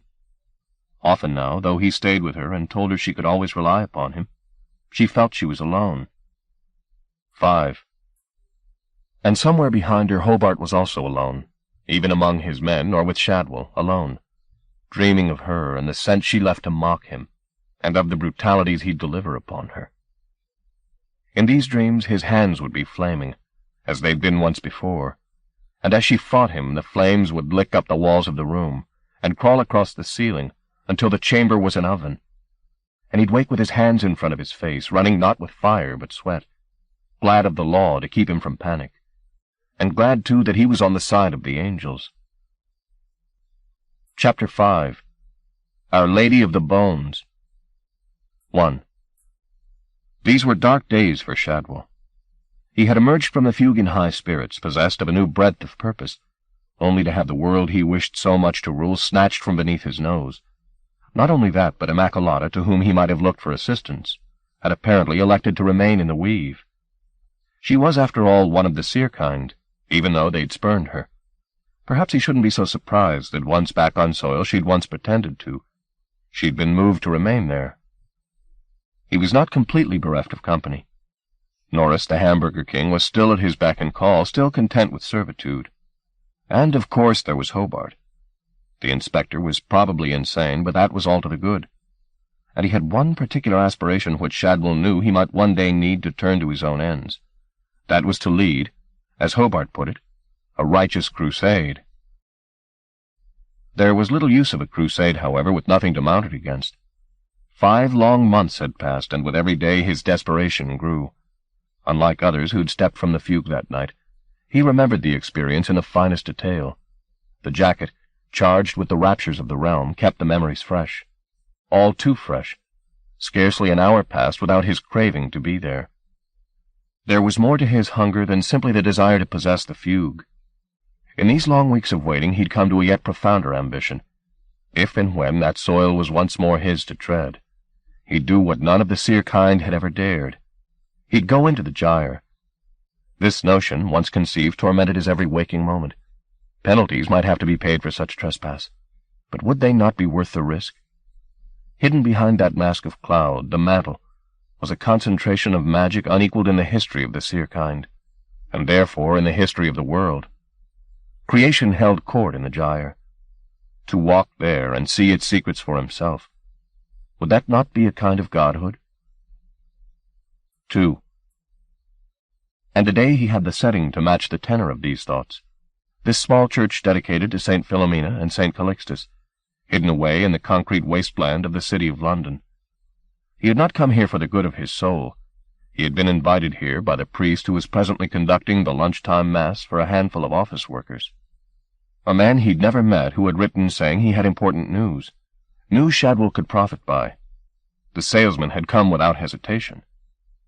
Shadwell had been brought up a Catholic, and, though he'd long neglected his faith, there was no forgetting the rituals he'd learned as a child. He listened to the Sanctus, his lips running with the rhythm of the words, though it was 20 years since he'd attended them. Then the Eucharistic prayer, something short and sweet so as not to keep the accountants from their calculations, and on to the consecration. "Take this, all of you, and eat it. This is my body which will be given up for you." Old words, old rituals, but they still made sound commercial sense. Talk of power and might would always attract an audience. Lords never went out of fashion. Lost in thought, he wasn't even aware that the Mass had ended until the priest appeared at his side. "Mr. Shadwell?" He looked up from his calfskin gloves. The church was empty but for the two of them. "We've been waiting for you," said the priest, not waiting for confirmation that he had the right man. "You're most welcome." Shadwell got to his feet. "What's this about?" "Perhaps you'll come with me," came the response.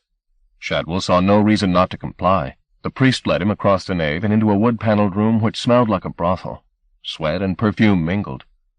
At the far end of the room there was a curtain which he drew aside and another door. Before turning the key, he said, "You must stay close by me, Mr. Shadwell, and not approach the shrine." The shrine? For the first time since coming here, Shadwell had an inkling of what was going on. "I understand," he said. The priest opened the door. There was a steep flight of stone steps before them, lit only by the meager light shed from the room they were leaving. He lost count of the steps after 30. They were descending in almost total darkness after the first 10, and he kept his hand stretched to the wall, which was dry and chilly, in order to keep his balance. But now below, a light. The priest glanced over his shoulder, his face a pale ball in the murk.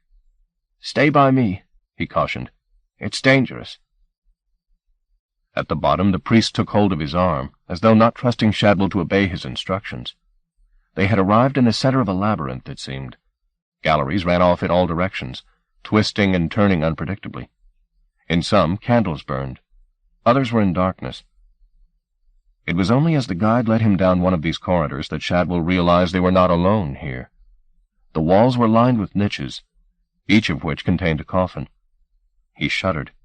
The dead were on every side. It was their dust that he could taste on his tongue. There was only one person he knew who would willingly keep such company. Even as he formed this thought, the priest's hand dropped from his arm, and the man withdrew down the passageway at some speed, murmuring a prayer as he went. The reason? A veiled figure dressed from head to foot in black, approaching him down the tunnel, like a mourner who'd lost her way among the caskets. She did not have to speak or raise her veil for Shadwell to know that it was Immaculata. She stood a little way from him, saying nothing. Her breath shook the folds of her veil. Then she said, "Shadwell." Her voice was slurred, even labored. "I thought you'd stayed in the Weave," he said. "I was almost detained there," she replied. "Detained?" Behind him, Shadwell heard the priest's feet on the stairs as he made his exit. "Friends of yours?" he asked. "They worship me," she told him. "Call me goddess, mother of the night. They emasculate themselves in order to better show their adulation." Shadwell grimaced. "That's why you're not allowed in the vicinity of the shrine. They consider it desecration. If their goddess hadn't spoken, they would not have let you this far." "Why do you put up with them?" "They gave me a hiding place when I needed one. Somewhere to heal." "Heal what?" At this, the veil slowly lifted, untouched by Immaculata. The sight beneath was enough to make Shadwell's gorge rise. Her once exquisite features were wounded beyond recognition, a mass of raw tissue and seeping scars. "How?" he managed to say. "The custodian's husband," she replied, her mouth so twisted out of true it was difficult for her to form words properly. "He did that?" "He came with lions," she said, "and I was careless." Shadwell didn't want to hear any more. "It offends you," she said. "You're a man of sensibility." This last word was pronounced with the subtlest irony. "You can mask it, can't you?" he said, thinking of her skills with disguise. If she could imitate others, why not copy her perfect self? "Would you have me a whore?" she said to him. "Painting myself for vanity? No, Shadwell. I'll wear my wounds. They're more myself than beauty ever was." She made a terrible smile. "Don't you think?" Despite her defiance, her voice trembled. She was pliable, he sensed, despairing even. fearing insanity might claim her again. "I've missed your company," he said, attempting to look steadily at her face. "We worked well together." "You've got new allies now," she replied. "You heard?" "My sisters had been with you now and then." The thought did not comfort him. "Do you trust Hobart?" "He serves his purpose." "Which is?" "To find the carpet." "Which he hasn't done." "No, not yet." He tried to stare straight at her, tried to give her a loving look. "I miss you," he said. "I need your help." Her palate made a soft hissing sound, but she didn't reply. "Isn't that why you brought me here?" he said. "So that we could begin again?" "No," she replied. "I'm too weary for that." Hungry as he was to walk in a fugue once again, the thought of picking up the chase where they'd left it, moving from city to city whenever the wind carried a rumor of the Weave, did not enthrall him either. "Besides," she said, "you've changed." "No," he protested. "I still want the Weave." "But not to sell it," she said. "To rule it." "Where did you get that notion from?" he protested, offering an ingenuous smile. He could not read the ruin before him well enough to know whether his pretense worked. "We had a pact, goddess," he said. "We were going to bring them into the dust." "And you want that still?" He hesitated, knowing that he risked everything with a lie. She knew him well. She could probably see into his skull if she chose to. He might lose more than her company if she sensed deceit in him. But then she was changed, wasn't she? She came before him as spoiled goods. Her beauty, the one ungovernable power she had always had over him, was gone. She was the supplicant here, though she was trying to pretend otherwise. He risked the lie. "What I want is what I've always wanted," he said. "Your enemies are my enemies." "Then we'll lay them low," she said. "Once and for all." Somewhere in the maze of her face a light ignited, and the human dust on the shelves at his side began to dance. Chapter 6. The Brittle Machine. 1. On the morning of the 2nd of February, Cal found Brendan dead in bed. He had died, the doctor reported, an hour before dawn, simply given up and slipped away in his sleep. His mental processes had begun to deteriorate rapidly about a week before Christmas. On some days he'd call Geraldine by his wife's name, and take Cal for his brother. The prognosis had not been good, but nobody had expected this sudden exit. No opportunity for explanations or fond farewells. One day he was here. The next he could only be mourned. Much as Cal had loved Brendan, he found grief difficult. It was Geraldine who wept. Geraldine who had all the proper sentiments to hand out when the neighbors came to offer their condolences. Cal could only play the part of the grieving child, not feel it. All he felt was ill at ease. That feeling grew stronger as the cremation approached. He was increasingly detached from himself, viewing his absence of emotion with a disbelieving eye. It seemed suddenly there were two Cals. One, the public mourner, dealing with the business of death as propriety demanded. The other, a coruscating critic of the first, calling a bluff of every cliché and empty gesture. It was Mad Mooney's voice, this second, the scourge of liars and hypocrites. "You're not real at all," the poet would whisper. "Look at you, sham that you are." This dislocation brought strange side effects, most significantly the dreams that now returned to him. He dreamed himself floating in air as clear as love's eyes, dreamed trees heavy with golden fruit, dreamed animals that spoke like people and people who roared. He dreamed of the pigeons, too, several times a night, and on more than one occasion he woke certain that 33 and his mate had spoken to him in their bird way, though he could make no sense of their advice. The idea was still with him by day, and, though he knew the notion was laughable, he found himself quizzing the birds as he fed them their daily bread, asking them, half in jest, to give up what they knew. They just winked their eyes and grew fat. The funeral came and went. Eileen's relatives came across from Tyneside, and Brendan's from Belfast. There was whiskey and Guinness for Brendan's brothers, and ham sandwiches with the crusts cut off. And when the glasses and the plates were empty, they all went home. 2. "We should have a holiday," Geraldine suggested, a week after the funeral. "You haven't been sleeping well." He was sitting at the dining-room window, watching the garden. "We need to do some work on the house," he said. "It's depressing me. We can always sell it, she replied. It was a simple solution, and one his torpid mind hadn't conceived of. That's a bloody good idea, he said. Find somewhere without a railway at the bottom of the garden. They started searching for another house immediately before the better weather inflated prices. Geraldine was in her element, leading him around the properties with a seamless outpouring of observations and ideas. They found a modest terraced house in Wavertree, which they both liked, and put an offer in for it which was accepted. But the Chariot Street house proved more difficult to move. 2 purchasers came to the brink of signing contracts, then withdrew. Even Geraldine's high spirits lost buoyancy as the weeks drew on. They lost the Wavertree house at the beginning of March, and were obliged to begin the search over again. But their enthusiasm was much depleted, and they found nothing they liked. And still in dreams the bird spoke. And still he couldn't interpret their wisdom. Chapter 7. Tales of Spook City. 1. 5 weeks after Brendan's remains had been scattered on the lawn of remembrance, Cal opened the door to a man with a wry, ruddy face, sparse hair brushed ear to ear to shelter his pate, and the stub of a hefty cigar between his fingers. "Mr. Mooney?" he said, and without waiting for confirmation went on. "You don't know me. My name's Gluck." Transferring his cigar from right to left, he gripped Cal's and shook it vigorously. "Anthony Gluck," he said. The man's face was vaguely familiar. From where, Cal racked his brain to remember. "I wonder," Gluck said, "if I may have a word with you." "I vote Labour," said Cal. "I'm not canvassing. I'm interested in the house." "Oh," said Cal, beaming. "Then come on in." And he led Gluck through into the dining room. The man was at the window in an instant, peering into the garden. "Ah," he said, "so this is it." "It's chaos at the moment," said Cal with faint apology. "You left it untouched?" said Gluck. "Untouched? Since the events in Chariot Street." "Do you really want to buy the house?" said Cal. "Buy?" said Gluck.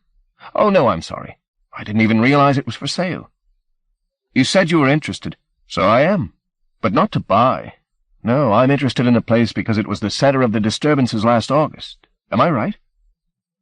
Cal had only a patchwork memory of the events of that day. Certainly he remembered the freak whirlwind that had done so much damage in Chariot Street. He remembered the interview with Hobart quite clearly, too, and how it had prevented his meeting with Susanna. But there was much else. The rake, the death of Lilia, indeed, everything that sprang from the matter of the fugue, that his mind had eclipsed. Gluck's enthusiasm intrigued him, however. "That was no natural event," he said. "Not by a long chalk. It was a perfect example of what we in the business call anomalous phenomena." "Business? You know what some people are calling Liverpool these days?" "No." "Spook City." "Spook City. And with good reason, believe me." "What did you mean when you said business?" "In essence, it's very simple. I document events that defy explanation, events that fall outside the comprehension of the scientific community, which people therefore choose not to see. Anomalous phenomena." "This has always been a windy city," Cal pointed out. "Believe me," said Gluck, "there was more to what happened here last summer than a high wind. There was a house on the other side of the river simply reduced to rubble overnight. There were mass hallucinations that took place in broad daylight. There were lights in the sky, brilliant lights, witnessed by hundreds of people. All that and more happened in the vicinity of this city, over a 2 or 3 day time period. Does that sound like coincidence to you?" "No. If you're sure it all happened?" "Oh, it all happened, Mr. Mooney. I've been collecting this kind of material for 20 years and more, collecting and collating it, and there are patterns in these phenomena." "They don't just happen here, then?" "Good God, no. I get reports sent to me from all over Europe. After a while you begin to see some kind of picture emerge." As Gluck spoke, Cal remembered where he'd seen the man before. On a television program talking, if he remembered rightly, about governmental silence on visits from alien ambassadors. "What happened in Chariot Street," he was saying, "and all over this city is part of a pattern which is perfectly apparent to those of us who study these things." "What does it mean?" "It means we're watched, Mr. Mooney. We're scrutinized the livelong day." "Who by?" "Creatures from another world with a technology which beggars our own.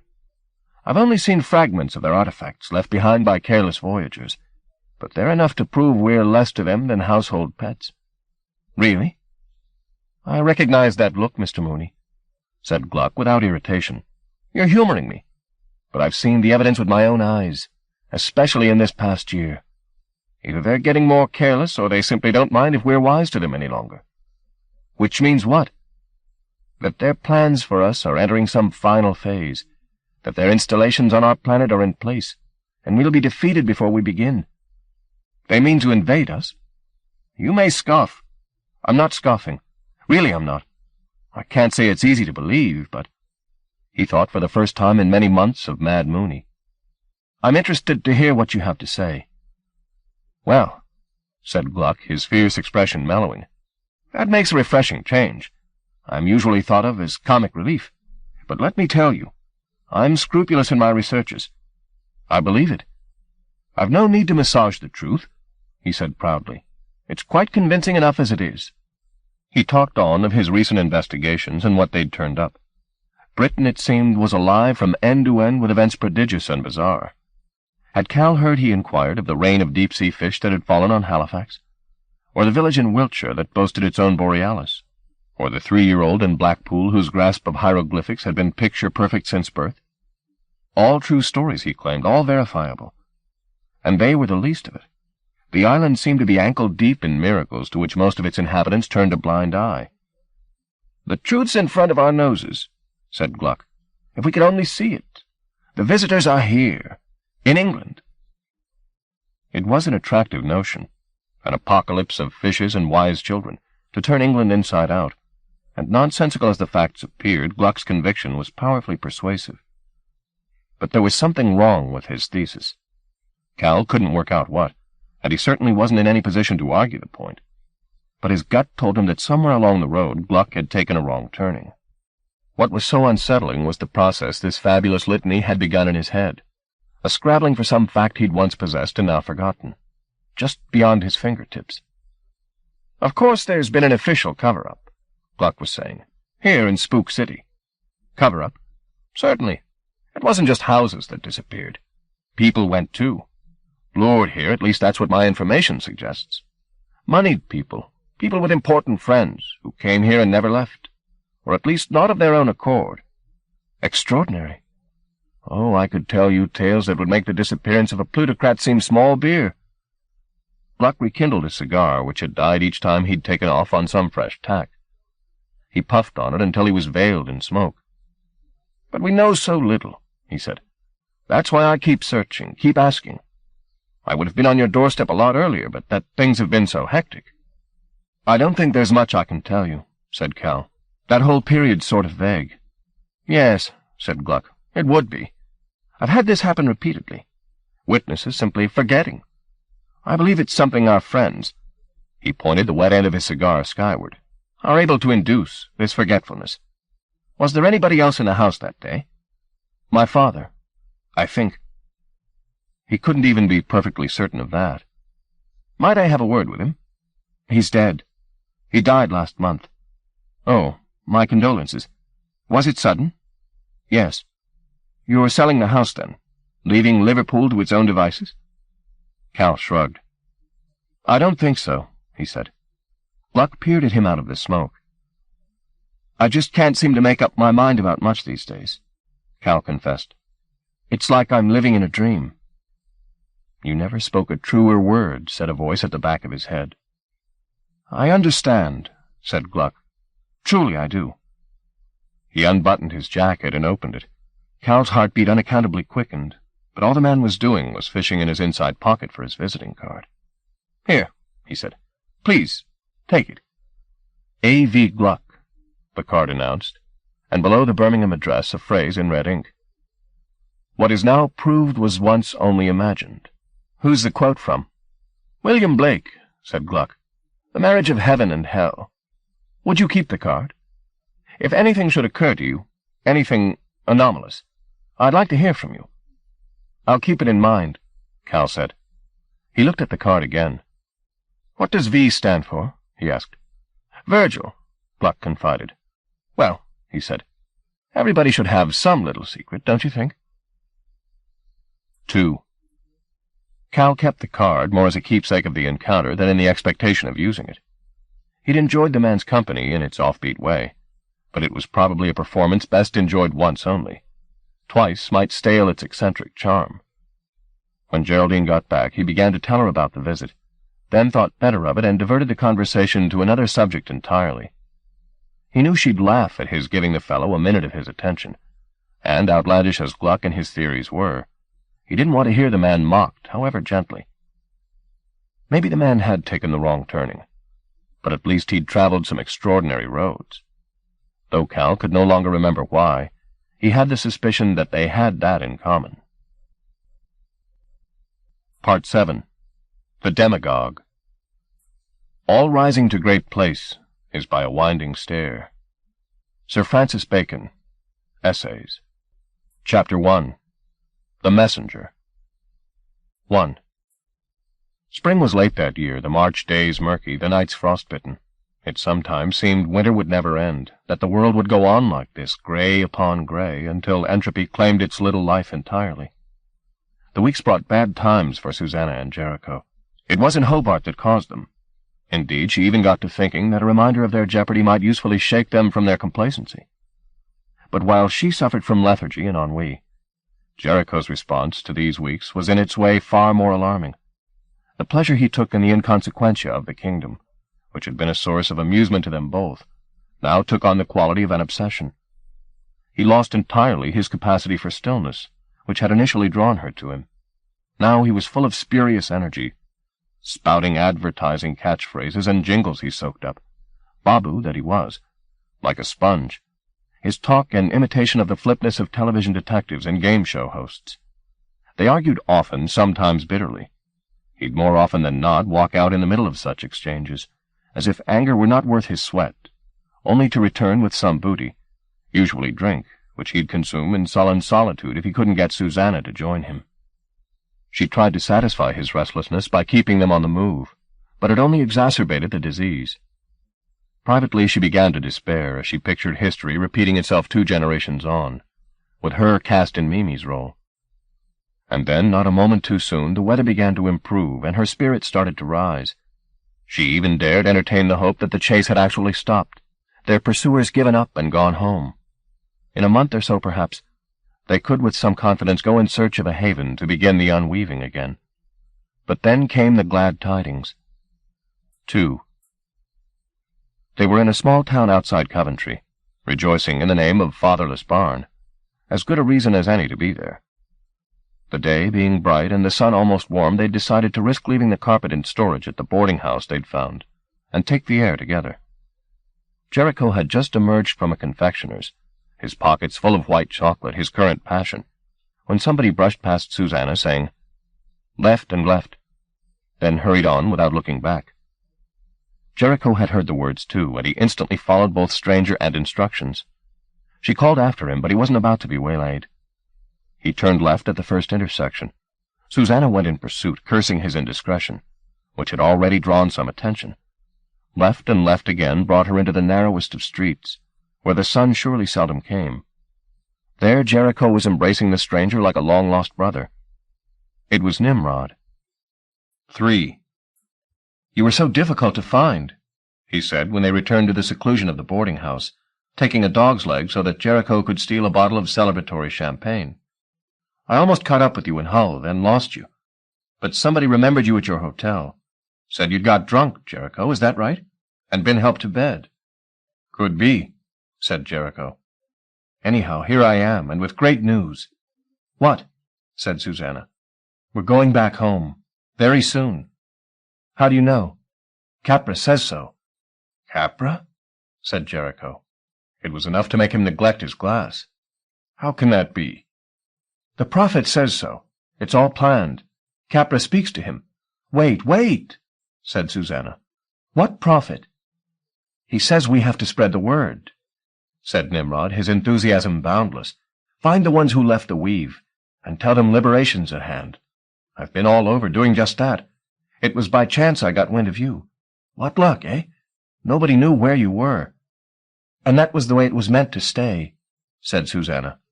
"I was to make contact in my time, when I judged the trail had grown cold."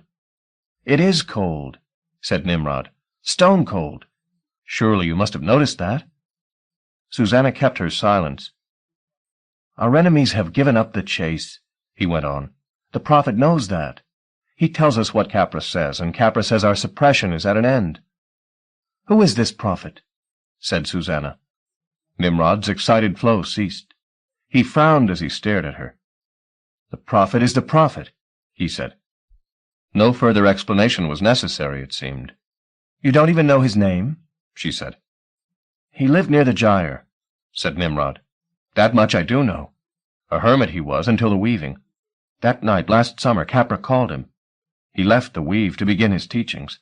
The tyranny of the cuckoos is nearly at an end. I'll believe that when I see it, said Susanna. You will, said Nimrod with the unshakable fervor of a true convert. This time the earth will rise with us. That's what people are saying. The cuckoos have made too much mischief. Their age is over. Sounds like wish fulfillment to me. You may doubt, said Nimrod. I do. But I've seen the prophet. I've heard his words, and they come from Capra. His eyes glittered with evangelical glee. I was in the gutter when the prophet found me, broken in pieces, prey to every cuckoo sickness. Then I heard the prophet's voice and went to him. Now look at me. Susanna had argued with zealots before. Her brother had been born again at 23 and given his life to Christ. She knew from experience there was no gainsaying the bigotry of faith. Indeed, there was part of her wanted to join the happy throng of believers Nimrod described, throw off the burden of the carpet and let the fugue begin its life afresh. She was weary of being afraid to meet anybody's eye, of forever passing through. Any pleasure she might have taken in being an outsider, possessed of a wonderful secret, had long since soured.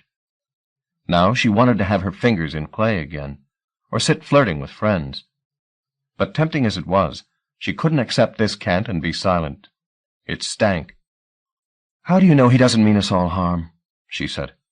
Harm? What harm is there in being free? You have to give the weave back, Susanna. I'll take you to him. He snatched hold of her hand as he spoke, as if he was prepared to do it now. She pulled her fingers from his grip. What's the problem? He said. I'm not going to give the carpet up just because you heard the word, she said fiercely.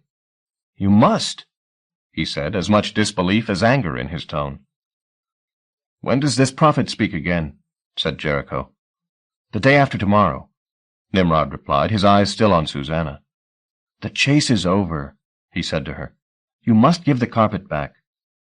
And if I don't, he'll come and get it, she said. Is that the implication? You cuckoos, Nimrod sighed. Always making things so damn difficult. He's come to give us Capra's wisdom. Why can't you see that? He halted a moment. When he spoke again, he'd modulated his strident tone. I respect your doubts, he said, but you must understand the situation's changed. I think we should see this prophet for ourselves, said Jericho. He cast a glance at Susanna. Yes? She nodded. Yes, Nimrod grinned. Yes, he'll make everything clear to you. She longed for that promise to be made true. The day after tomorrow, said Nimrod, there'll be an end to chases. Chapter 2. Seeing the Light. 1. That night, with Nimrod gone and Jericho sleeping off his champagne, she did something she'd never done before. She evoked the menstruum simply for company. It had shown her many sights in recent weeks, and it had saved her from Hobart and his malice, but she was still suspicious of its power. She still couldn't quite work out whether she controlled it or vice versa. Tonight, however, she decided that that was a cuckoo's way of thinking, always making divisions. The viewer from the viewed, the peach from the taste it left on the tongue. Such compartments were useful only as tools. At some point they had to be left behind. For better or worse, she was the menstruum, and the menstruum was her. She and it indivisible. Bathing in its silver light, her thoughts turned again to Mimi, who'd lived a life of waiting, her years growing dusty while she hoped for a miracle that was too late in coming. Thinking of that, she began to cry quietly. Not quietly enough, for she woke Jericho. She heard his footsteps outside, then his tapping on the bathroom door. "Lady?" he said. It was the name he only used when there was an apology in the air. "I'm all right," she said. She had neglected to lock the door, and he pushed it open. He was dressed only in the long vest he always slept in. Seeing her misery, his face dropped. "Why so sad?" he asked. "It's all wrong," were the only words she could find to express her confusion. Jericho's eyes had found the dregs of the menstruum, which moved across the floor between them, their brightness flickering out as they left her immediate vicinity. He kept a respectful distance. "I'll go to the meeting place with Nimrod," he said. "You stay with the Weave, yes?" "Suppose they demand it?" "Then we'll have to decide," he said. "But we shall see this prophet first. He could be a charlatan." He paused, not looking at her, but at the empty floor between them. "A lot of us are," he said after a moment. "Me, for instance." She stared at him as he loitered in the doorway. It wasn't the dying glamour of the menstruum that kept him at bay, she now realized. She spoke his name very quietly. "Not you," she said. "Oh, yes," he replied. There was another aching silence. Then he said, "I'm sorry, lady." "There's nothing to be sorry for." "I failed you," he said. "I wanted to be so much to you, and look how I failed." She stood up and went to him. His misery was so heavy he could not raise his head beneath its weight. She took hold of his hand and held it tight. "I couldn't have survived these months without you," she said. "You've been my dearest friend." "Friend?" he said, his voice small. "I never wanted to be your friend." She felt his hand tremble in hers, and the sensation brought back their adventure on Lord Street, when she'd held him in the crowd and shared his visions, his terrors. Since then, they'd shared a bed as well, and it had been pleasurable but little more. She'd been too obsessed with the beasts on their heels to think of much else, both too close and too distant from him to see how he suffered. She saw it now, and it frightened her. "I love you, lady," he murmured, his throat almost swallowing the words before they were said. Then he extricated his hand from hers and retreated from her. She went after him. The room was dark, but there was sufficient illumination to etch his anxious face, his jittering limbs. "I didn't understand," she said, and reached out to touch his face. Not since the first night they'd met had she thought of him as unhuman. His hunger to soak up the trivialities of the kingdom had further obscured that fact. Now she remembered it, saw before her another species, another history. The thought made her heart pound. He sensed, or saw, the arousal in her, and his earlier hesitancy evaporated. He took a half-step toward her until his tongue could run along her lips. She opened her mouth to taste him, embracing him as she did so. The mystery embraced her in return. Their previous coupling had been comforting but unremarkable. Now, as though released by the statement of his love, he took a new lead, undressing her almost ritualistically, kissing her over and over, and between the kisses, whispering words in a language he must have known she couldn't understand, but which he spoke in a voice of infinite dexterity, so that uncomprehending she understood. It was his love he spoke, erotic rhymes and promises, words that were the shape of his desire. His phallus, a word. His semen, a word. Her cunt, which he poured his poems into, a dozen words and more. She closed her eyes and felt his recital consuming her. She answered him in her way, sighs and nonsenses that found their place in the swell of his magic. When her eyes flickered open again, she found the exchange had ignited the very air about them, their words, and the feelings they conveyed, writing a lexicon of light that flattered their nakedness. It was as if the room was suddenly filled with lanterns, made of smoke and paper. They drifted up on the heat of their makers' bodies, their lights bringing every part of the room to exquisite life. She saw the tightly curled hairs he'd shed on the pillow, describing their own alphabet, saw the simple weave of the sheet extolled, saw everywhere a subtle intercourse of form with form, the walls congress with the space they contained, the curtain's passion for the window, the chair for the coat that lay upon it, and the shoes beneath. But mostly she saw him, and he was a wonder. She caught the minute fluctuations of his iris when his gaze moved from the darkness of her hair to the pillow upon which it was spread, saw the pulse of his heart in the corrugation of his lips, and at his throat. The skin of his chest had an almost eerie smoothness to it, but was deeply muscled. His arms were sinewy, and would not countenance unbinding her a moment, but held her as tight as she held him. There was no show of machismo in this possessiveness, only an urgency which she more than equaled. Outside, darkness was upon the hemisphere, but they were bright, and though he had no breath for words now, their tenderness fueled the lights that cradled them, and they didn't dim, but echoed the lovers, marrying color to color, light to light, until the room blazed. They loved and slept and loved again, and the words kept vigil around them, mellowing their show to a soothing flicker as sleep came a second time. When she woke the next morning and opened the curtains on another anxious day, she remembered the previous night as a vision of pure spirit. 2. "I was beginning to forget, lady," he said that day. "You kept what you were doing clear in your head, but I was letting it slip. The kingdom is so strong, it can take your mind away." "You wouldn't have forgotten," she said. He touched her face, ran his fingertip down the rim of her ear. "Not you." Later he said, "I wish you could come with me to see the prophet." "I do too, but it's not wise." "I know." "I'll be here, Jericho." "That'll make me quick." Chapter 3. Charisma. Nimrod was waiting for him at the rendezvous they'd arranged 2 days before. It seemed to Jericho his fervor had intensified in the intervening time. "It's going to be the biggest meeting so far," he said. "Our numbers are growing all the time. The day's at hand, Jericho. Our people are ready and waiting." "I'll believe it when I see it." See it he did. As evening fell, Nimrod took him by an elaborate route to a vast ruin of a building, far from any sign of human habitation.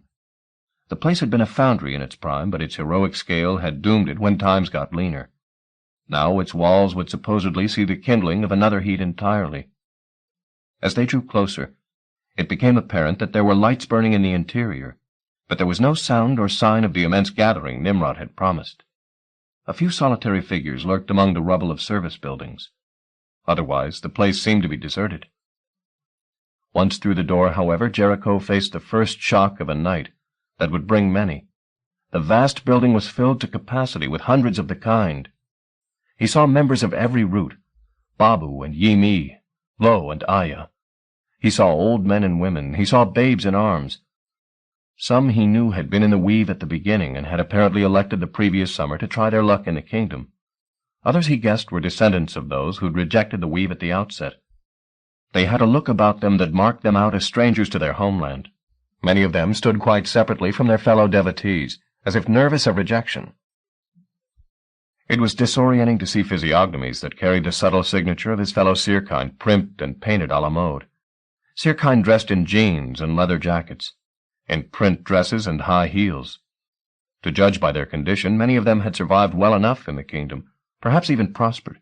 Yet they were here. A whisper of liberation had found them in their hiding places among the cuckoos, and they'd come, bringing their children and their prayers.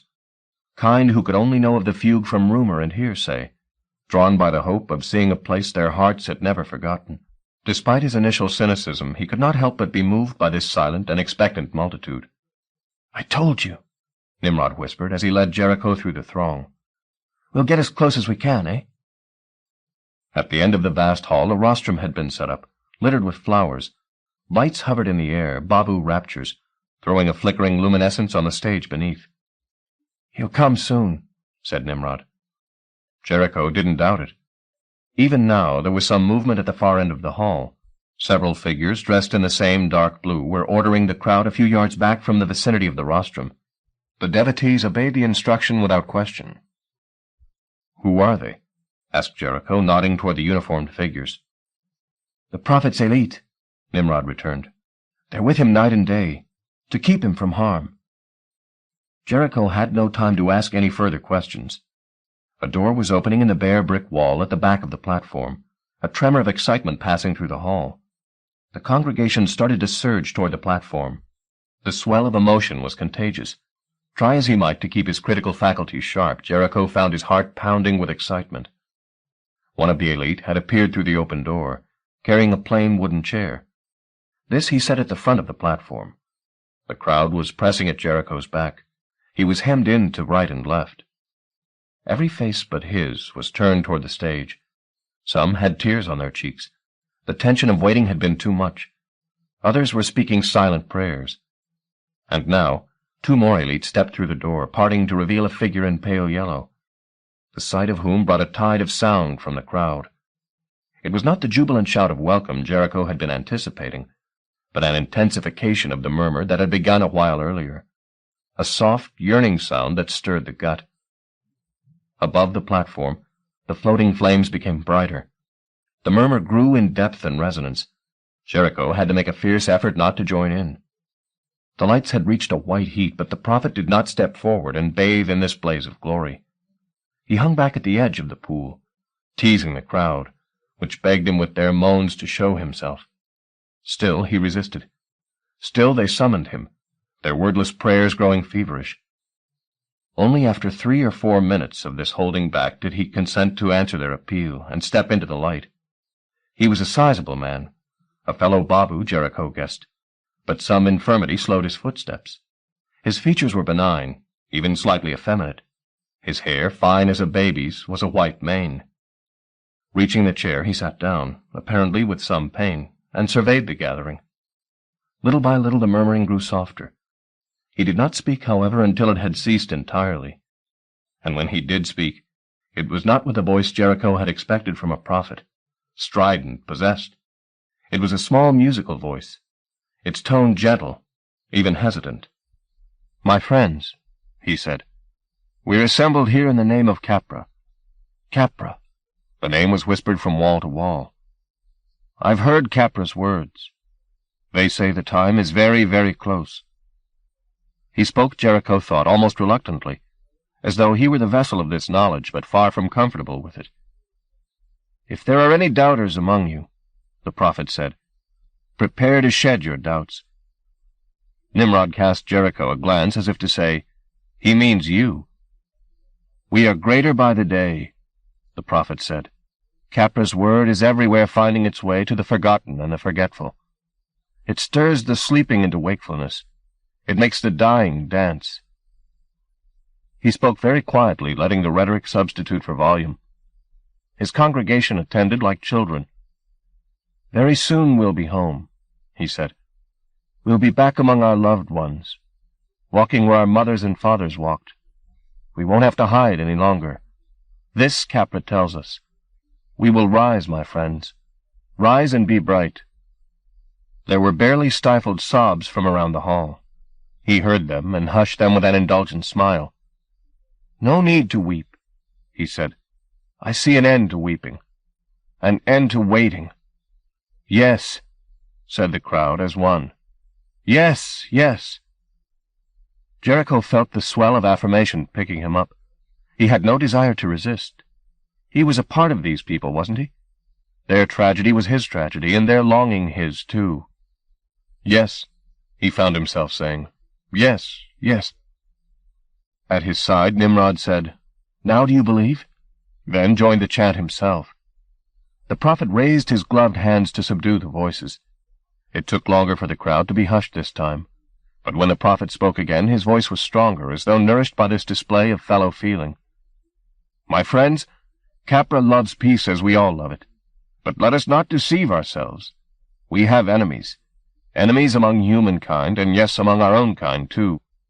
There are many who have cheated us, conspired with the cuckoos to keep our lands in sleep. This Capra has seen with his own eyes. Treachery and lies, my friends, everywhere." He bowed his head a moment as if the effort of these words was close to defeating him. "What shall we do?" he said, his voice despairing. "Lead us!" somebody shouted. The prophet raised his head at this, his face troubled. "I can only show you the way," he protested. But the cry had been taken up by others around the hall, and was growing. "Lead us!" they called to him. "Lead us!" Slowly the prophet got to his feet. Again he raised his hands to silence the congregation, but this time they would not be subdued so readily. "Please," he said, obliged for the first time to raise his voice. "Please, listen to me." "We'll follow you," Nimrod was shouting.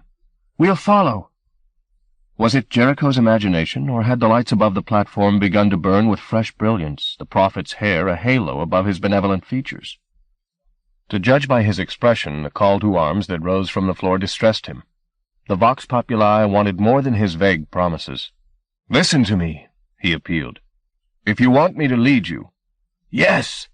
roared 500 throats. "If that's what you want, I have to warn you. It will not be easy. We would have to put away tenderness. We would have to be hard as stone. Blood will flow." His warning didn't chasten the crowd a jot.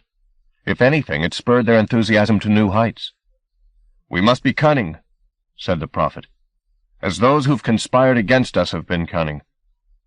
The crowd was raising the roof now, Jericho along with them. "The fugue calls us home. Home! Home! And its voice will not be denied. We must march."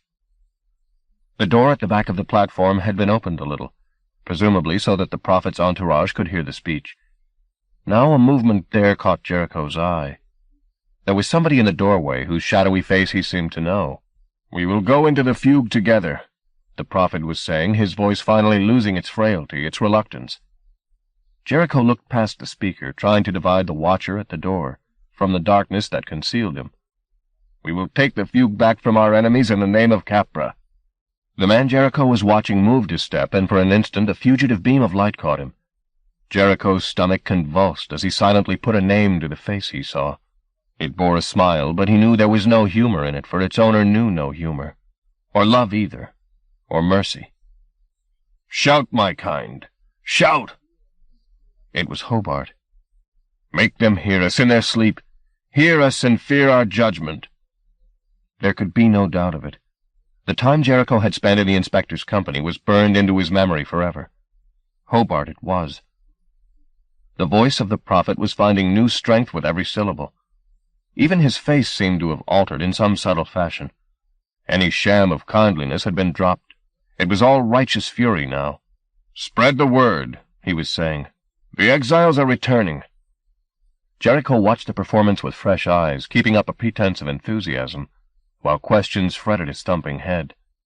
Chief among them, who was this man stirring the kind with promises of deliverance? A hermit, as Nimrod had described him, an innocent being used by Hobart for his own ends? That was the best hope.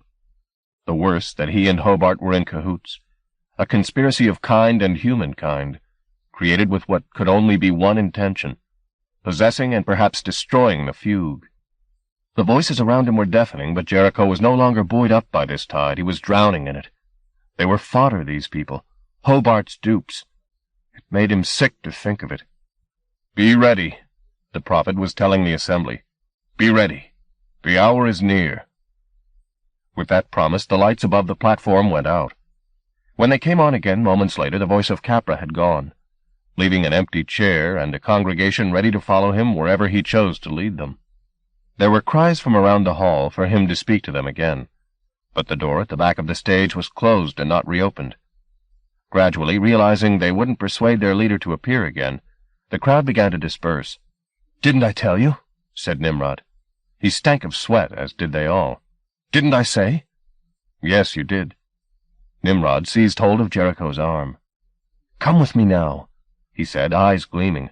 "We'll go to the prophet. We'll tell him where the carpet is." "Now?" "Why not?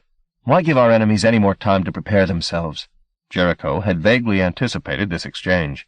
He had his excuses prepared. "Susanna must be persuaded of the wisdom of this," he said. "I can best do that. She trusts me." "Then I'll come with you." "No, I'll do it alone." Nimrod looked wary, perhaps even suspicious. "I watched over you once," Jericho reminded him, "when you were a babe in arms." This was his ace card. "Remember that?" Nimrod couldn't keep a smile from his face. "Such times," he said. "You're going to have to trust me the way you trusted me then," Jericho said. He didn't much like the deception, but this was no time for ethical niceties. "Let me go to Susanna, and together we'll bring the carpet here. Then we can all go to the prophet, the three of us." "Yes," said Nimrod. "I suppose there's sense in that." They walked to the door together. The throng of devotees was already dispersing into the night. Jericho made his farewells and his promises to Nimrod and headed away. When he'd gained sufficient cover of distance and darkness, he made a long arc around the building and headed back toward it. Chapter 4. As Good Men Go. It began to rain while he kept watch at the rear of the foundry. but after 20 minutes his waiting was rewarded. A door opened, and 2 of the Prophet's elite guard emerged. So eager were they for the shelter of their car, there were several parked behind the building, that they left the door behind them ajar. Jericho lingered in the shelter of the dripping undergrowth until they'd driven away, then crossed at speed to the door and stepped inside. He was in a dirty brick-lined corridor, off which several small passageways ran. A lamp burned at the end of the corridor where he stood. The rest of the place was in darkness. Once away from the outside door, and the sound of the rain, he could hear voices. He followed them, the passageway becoming darker as he left the vicinity of the bulb. Words came and went. "The smell of them," somebody said. There was laughter. Using it as a cover, Jericho moved more swiftly towards the sound. Now another light, albeit dim, reached his straining eyes. "They're making a fool of you," a second voice said. It was Hobart who replied. "We're close, I tell you," he said. "I'll have her." "Never mind the woman," came the response. The voice was perhaps that of the Prophet, though it had changed timbre. "I want the carpet. All the armies in the world are worth fuck all if we've got nothing to conquer." The vocabulary was less circumspect than his words from the platform had been. There was no reluctance to lead the army here, no false modesty. Jericho pressed close to the door from beyond which the voices came. "Get this filth off me, will you?" said the Prophet. "It smothers me." No sooner had he spoken than all conversation on the other side of the door abruptly ceased. Jericho held his breath, fearful he was missing some whispered exchange. But he could hear nothing. Then the Prophet again. "We shouldn't have secrets," he said, apparently apropos of nothing. "Seeing is believing, don't they say?" At this the door was flung wide. Jericho had no chance to retreat, but stumbled forward into the room. He was instantly seized by Hobart, who wrenched his captive's arm behind his back until the bones threatened to snap, at the same time seizing Jericho's head so hard he could not move it. "You were right," said the Prophet. He was standing stark naked in the middle of the room, legs apart, arms spread wide, the sweat dripping from him. A bare bulb threw its uncharitable light upon his pale flesh, from which steam rose. "I can sniff them out," said a voice Jericho recognized, and the incantatrix Immaculata stepped into his line of vision. Despite his situation, the terrible maiming of her face gave him some satisfaction. Harm had been done to this creature. That was cause for rejoicing. "How long were you listening?" the Prophet asked Jericho. "Did you hear anything interesting? Do tell." Jericho looked back toward the man. 3 members of the elite were working about his body, wiping him down with towels. It wasn't just his sweat they were removing. Parts of his flesh, at the neck and shoulders, on the arms and hands, were coming away too. This was the smothering filth Jericho had heard him complain of. He was sloughing off the skin of the Prophet. The air was rank with the stench of venomous raptures, the corrupt magic of the incantatrix. "Answer the man," said Hobart, twisting Jericho's arm to within a fraction of breaking. "I heard nothing," Jericho gasped. The steaming man snatched a towel from one of his attendants. "Jesus," he said as he rubbed at his face. "This stuff is a trial." Pieces of flesh fell from beneath the towel and hit the floor, hissing. He threw the dirtied towel down with it, and looked back up at Jericho. Remnants of the illusion clung to his features here and there, but the actor beneath was quite recognizable. Shadwell, the salesman, naked as the day he was born. He tore off the white wig he'd worn and tossed that down too, then snapped his fingers. A cigarette already lit was placed in his hand. He drew on it deeply, wiping a glob of ectoplasm from beneath his eye with the ball of his hand. "Were you at the meeting?" he asked. "Of course he was," Immaculata said, but she was silenced with a sharp look from Shadwell. He pulled at his foreskin, quite unself-consciously. "Was I good?" he said. No, of course I was." He peered at his pudenda over his shiny gut. "Who the fuck are you?" he said. Jericho kept his mouth shut. "I asked you a question," said Shadwell. He put the cigarette between his lips and spread his arms so that his dressers could finish his toilet. They proceeded to towel the remaining ectoplasm from his face and body, then began to powder his bulk. "I know him," said Hobart. "Do you indeed?" "He's the woman's partner. He's with Susanna." "Really?" said Shadwell. Did you come to make a sale, is that it? See what we'd pay you for her? I haven't seen her, Jericho said. Oh, yes, you have, said Shadwell, and you're going to tell us where to find her. Jericho closed his eyes. Oh, gods, make this end, he thought. Don't let me suffer. I'm not strong. I'm not strong. It won't take long, Shadwell murmured. Tell him, said Hobart. Jericho cried out as his bones creaked. Stop that, Shadwell said. The grip relaxed a little. Keep your brutalities out of my sight, said the salesman. His voice rose. Understand me? He said. Do you? Do you understand? Yes, sir. Shadwell grunted, then turned to Immaculata, his sudden fury just as suddenly dissipated. I think your sisters might enjoy him, he said. Get them here, will you? The incantatrix uttered a summons which came from her misshapen lips like breath on an icy morning. Shadwell returned his attention to Jericho, speaking as he dressed. There's more than pain to be suffered, he said lightly. If you don't tell me where I may find the carpet. He hoisted up his trousers and buttoned up the fly, throwing an occasional glance in Jericho's direction. What are you waiting for? He said to the prisoner. Some bargain or other? He put on his tie while his attenders tied his shoelaces. You'll wait a long time, my friend. I don't barter these days. I don't offer treats. My days as a salesman are over. He took the jacket from his attendant and slipped it on. The lining shimmered. Its powers were familiar to Jericho from Susanna's stories, but it seemed Shadwell had no desire to win a confession from him by that means. Tell me where the carpet can be found, he said, or the sisters and their children will undo you nerve by nerve. Not a difficult choice, I would have thought. Jericho made no reply. There was a chill wind from the corridor. Ah, the ladies, said Shadwell, and death flew in at the door. Chapter 5. The Hours Pass. 1. And still he didn't return. It was 3:30 in the morning.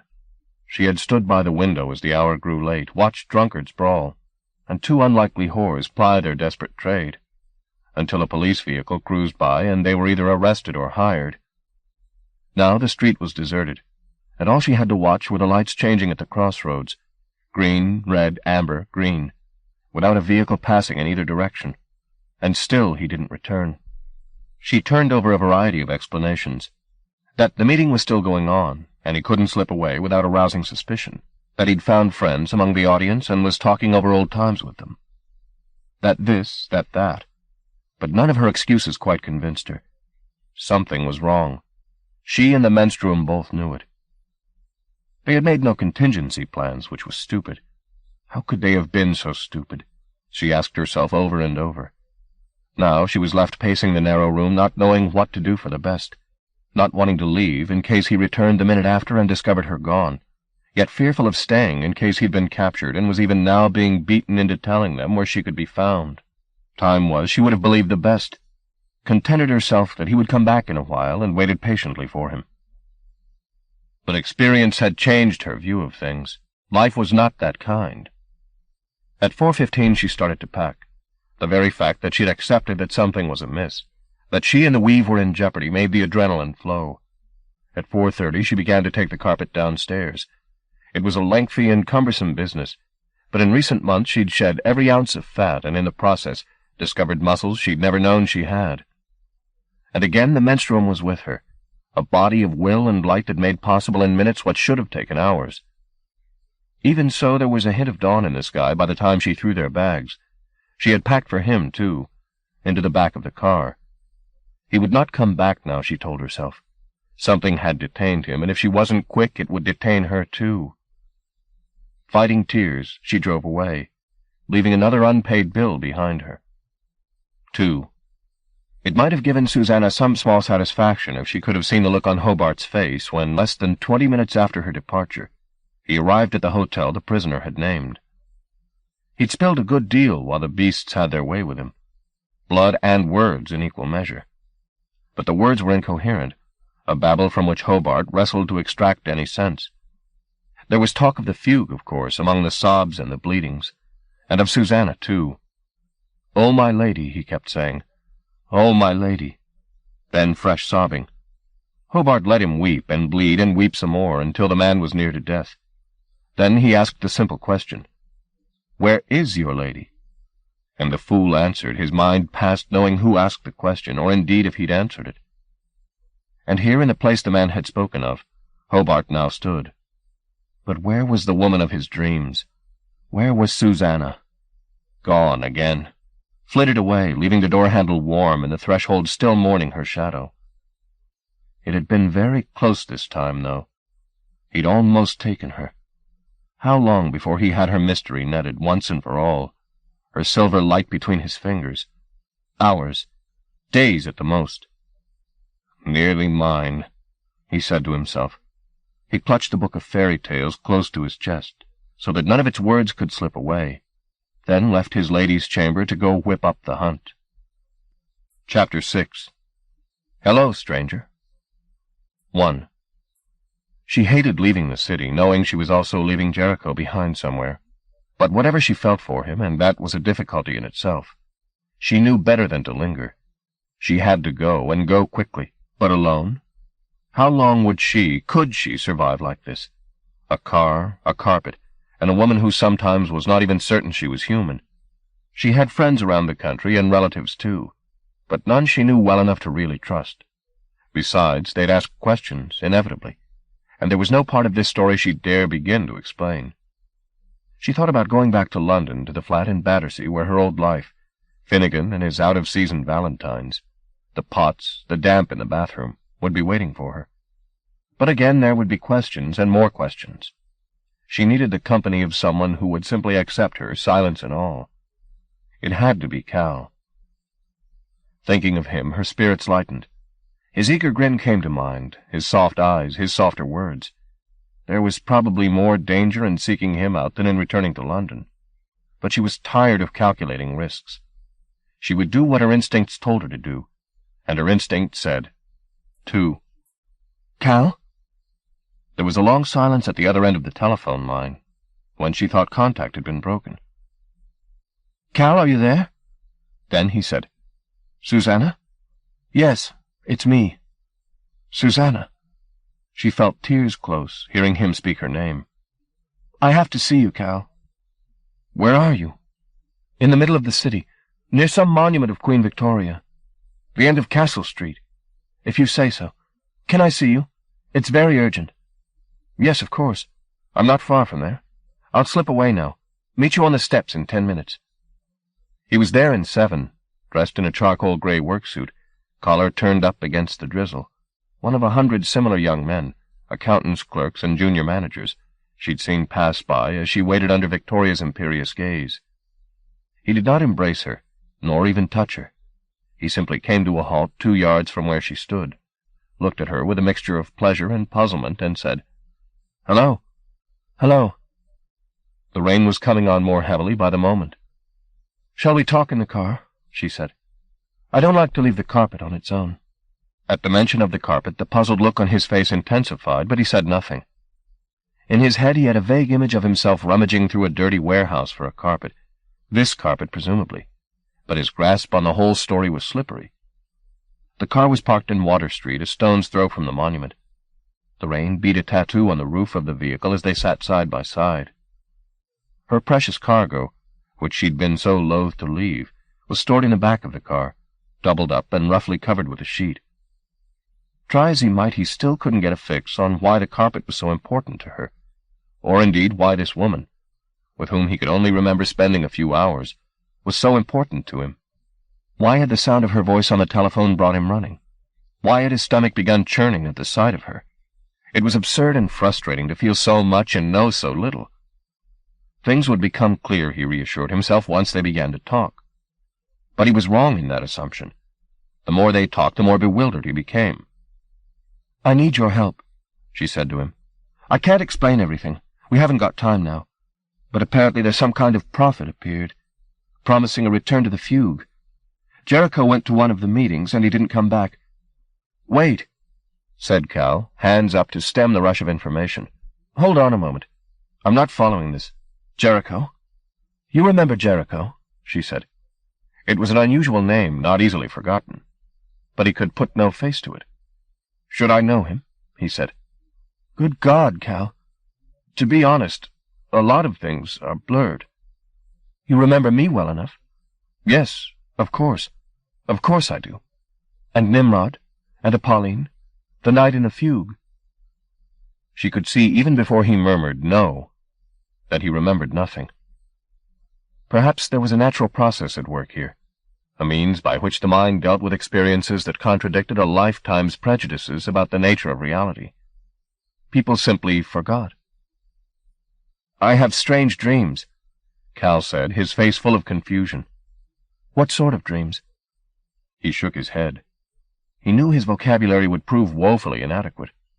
"It's hard to describe," he said. "Like I'm a child, you know? Except that I'm not. Walking somewhere I've never been. Not lost, though. Oh, shit." He gave up, angered by his fumblings. "I can't describe it." "We were there once," she told him calmly. "You and I. We were there. What you're dreaming about exists, Cal." He stared at her for long moments. The confusion didn't leave his face, but it was mellowed now by the smallest of smiles. "Exists?" he said. "Oh, yes, truly." "Tell me," he said softly. "Please tell me." "I don't know where to begin either." "Try," he said. "Please." There was such a yearning in his eyes, such a need to know. "The carpet," she began. He glanced back at it. "Is it yours?" he asked. She couldn't help but laugh. "No," she said. "The place you dream of, it's here. It's in this carpet." She could see incredulity sparring with his faith in her. "Here?" he said. Sometimes she almost found it difficult to comprehend that fact herself, and she had an advantage over Cal, or even poor Jericho. She had the menstruum as a touchstone of the miraculous. She didn't blame him for his doubt. "You have to trust me," she said, "however impossible it sounds." "I know this," he said, his voice tight. "Somewhere in me I know this." "Of course you do, and you'll remember. I'll help you remember. But for now I need help from you." "Yes, whatever you want." "There are people chasing me." "Why? Who?" "I'll tell you about them when we get the chance. The point is, they want to destroy the land you dream about, Cal. The world hidden in that carpet. The fugue." "You want to hide back at my place?" She shook her head. "I risked a call there to get your work number. They could be waiting there already. Geraldine wouldn't tell them anything. I can't risk that. We could go to Deke's place out in Kirkby. Nobody'll find us there. You trust him?" "Sure." She switched on the engine. "I'll drive," she said. "You direct." 3. They turned into James Street, the fury of the rain monsoonal now. They didn't get far. A few yards down the road the traffic had come to a halt. Cal wound down his window and ducked his head out to see what the problem was. It was difficult to be certain of anything through the curtain of rain, but there seemed to have been a collision, and the traffic was backing up behind it. A few of the more impatient drivers in the queue were attempting to nose their way out into the city-bound lane, and failing, thus adding to the confusion. Horns began to blare. One or two drivers got out of the cars, their coats as makeshift umbrellas, to see what was up. Cal laughed quietly. "What's funny?" she asked him. "An hour ago I was sitting in the claims department up to my elbows in paperwork. Now you've got a fugitive for company." "The deal's fine by me," he grinned. "Why the hell aren't we moving?"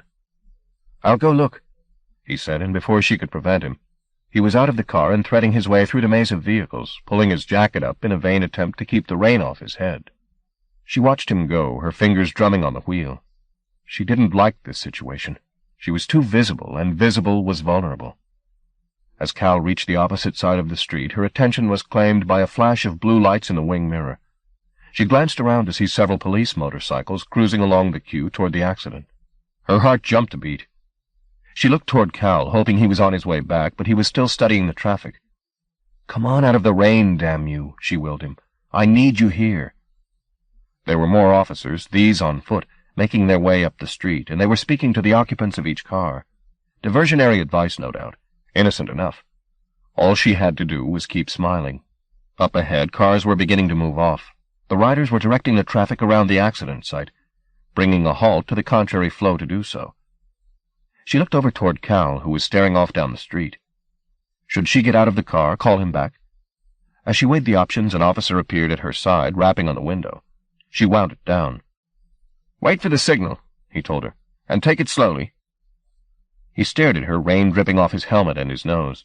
She offered a smile. "Fine," she said. "I'll be careful."